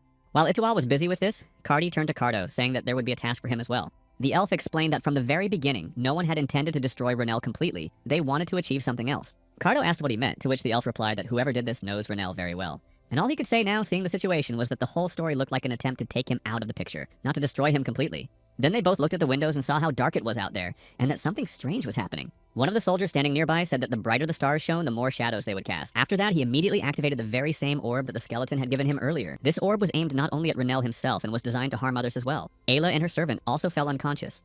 Chloe, who had been reading a book until then, simply fell asleep in her chair as the orb appeared completely out of the blue. Skeeble was still trying to carry out his plan, saying that all of this was meant to light his path. After that, he greeted his king, saying that he had done everything to summon him here. At that moment, Sylph flew over to Lesty, trying to bring her to her senses, but all her attempts were in vain. She kept saying that they needed to get out of there as fast as possible and run away, but the girl didn't wake up and lay there with her eyes closed. Suddenly, Color Hallam appeared beside her, leaning over her body and looking at the orb. He merely said monotonously that he still felt nothing. It was the worst sign, yet he behaved just as calmly as before. Meanwhile, Cardo tried to get to the right spot as quickly as possible, having listened to every word the elf had said up to that point. He said he could guess who they were dealing with now, since it was most likely an ancient lich named Skabal. If that was the case, they simply needed to take the necessary measures, since his tactics hadn't changed in hundreds of years. Cardi said that they would now try to proceed as follows and explained the entire plan to Cardo, after which they began to act. To start with, he gave him a few vials of potion, saying they would need to destroy the barrier around the school grounds. When the boy had done everything, he noticed that the barrier was indeed disappearing, but this elf raised more and more questions in his mind. Cardo also realized that if he got even slightly confused and didn't make it in time, he wouldn't be able to get inside. But he immediately decided he couldn't stand still and wanted to move on to the next task, since they had very little time. Skeeball could already infiltrate the academy, as the elf had said, so they needed to act as quickly as possible and follow all his instructions. All the students who were in the lecture halls, the library, or the dormitory were also out of it, and there was no one left who could put up a fight. And the Ash Mage, who had been capable of defeating Skeeball, couldn't help them now either, so all hope rested solely on Cardi's plan. Ichuel and the elf stayed by Renel's side, monitoring his condition, and Cardo now realized he had no choice but to follow Cardi's instructions if he wanted his elder to survive. Cardo moved as fast as he could and after a while found Chloe, who was also out of it, though her mana was still surrounding her. As Cardi had said earlier, the crystal ball was supposed to be here as well, but he didn't know why they needed Chloe. Nevertheless, he realized he had to hurry. There were also 2 others he had to find, according to the plan Cardi had told him. Meanwhile, Skeeball continued trying to break into the academy, gathering every last bit of star magic mana into that crystal ball. Ayla lay unconscious, and the remnants of her strength also flowed into the orb. Chloe and Lesty likewise gave all their power, which was gathered into a single vessel created by Skeeball. And after some time, Lich realized that all life force and life light had been gathered into this sphere. A stronger light began to cast a large shadow, and he gathered as much light as he could. The remnants of this life force continued to flow into the sphere he had created. Skeeball told them to welcome their king, for his arrival was imminent, an event for which Lich had been preparing so diligently all this time. This time, he wanted to end it with a complete victory, so he devised a brilliant plan that worked. But then, after a while, he saw that someone had arrived, and glancing with one eye, he noticed that it was the renegade. Skable began calling him a worthless man incapable of anything, and turned to Kaler Hallam. Skelet said that this man was behaving too boldly in the presence of a demon as powerful as himself. Besides, Skable was the king, and he said that no human had the right to behave that way in his presence. Skable ordered him to bow his head immediately and began to use his power. Lich directed his energy straight at Kalorhalim, but the latter continued to stand calmly in place for a while as if nothing were happening. Suddenly, an explosion occurred when Skiball's power collided with him, and the skeleton saw nothing, thinking that he had finally managed to defeat the renegade. He stepped closer again, saying that Kalorhalim remained as worthless as he had been before. Skiball added that no one could stand in his way and no one could prevent the king from doing what he desired. The skeleton laughed, saying that there wasn't even an Ash Mage here now, the only one who could destroy him. That was the skeleton's plan, for this time his plan was perfect, since he had eliminated the one who could have resisted his power. Skellball wanted to ensure that all these shadows would swallow up the light of life completely, leaving not a single ray behind. He said that from now on, light would become shadow, and everything would turn into nothing but shadow, while the barrier around them faded away. The king's return had been impossible for hundreds of years, but finally the very opportunity arose, and the skeleton seized it. Skiball was so confident in his success that he didn't even consider the possibility that he might lose, or that his plan would fail. But it turned out that nothing had happened to Kalorhalim, and he said that such a life, lasting hundreds of years, if not eternity, was not an indication of anything. Despite the fact that the skeleton had lived such a long life, he had not achieved what he desired, even though he had tried so many times. Skiball was surprised that anyone could survive such a blow, but then he remembered that this was the same man who had survived the Ashes of Ardia long ago. The skeleton said that the man simply had no right to speak, as if he had attained enlightenment in just 100 years of his life. He was incredibly angry upon hearing Kalorhalim's words, yet he seemed to know that sooner or later he would defeat him, and the man would no longer be a threat to him. The skeleton said that he had crossed this barrier many times before and gone inside. He simply exclaimed that despite all this, Kalorhalim was still not human, and then he unleashed his entire army of skeletons upon him. Kalorhalim replied that it was precisely because he was human that he had this advantage now. On that day 100 years ago, he had sworn an oath of loyalty to his hometown to live as an ordinary human being. He taught Celestia, who knew him as an ordinary man, and as her master who helped her with everything. Kalorhalim taught at the academy and was someone the students loved and respected. He said that it was solely for the sake of that oath that he had endured a life of terrible pain all this time. And that is precisely why Kalorhalim now had the right to judge, and right now was the time to keep his promise. A long time ago, a young prince came to Kalorhalim saying he wanted to talk to him. Even then, rumors were circulating that he was the mad Kalorhalim of Artia, and it seemed that this prince had no good intentions. But despite this, the man showed no concern, and said he wanted to get down to business since the prince had come all this way. The prince laughed, saying that even though he was a descendant of the throne, Kalorhalim continued to behave rather brusquely. But despite this, the prince handed him an envelope, saying that he had an unexpected proposal. He told the man to go to the Academy of Aplaya to carry out a mission. The prince knew full well that Kalorhalim was going there anyway, and this letter would make everything much easier. Kalorhalim finally took the letter in his hands, knowing that the prince's proposal was very unexpected. His manner and tone of voice suggested that he knew Kalorhalim's goal. And at that moment, questions arose in his mind, but none of this changed his mission. It was something that had been impossible to do on this day 100 years ago, but could be done now. Kalorhalim couldn't make that choice back then. He had no choice but to submit. He simply didn't know what to do, but now he realized how to proceed. At that very moment, Kalorhalim stood before a massive army of skeletons led by Skiball.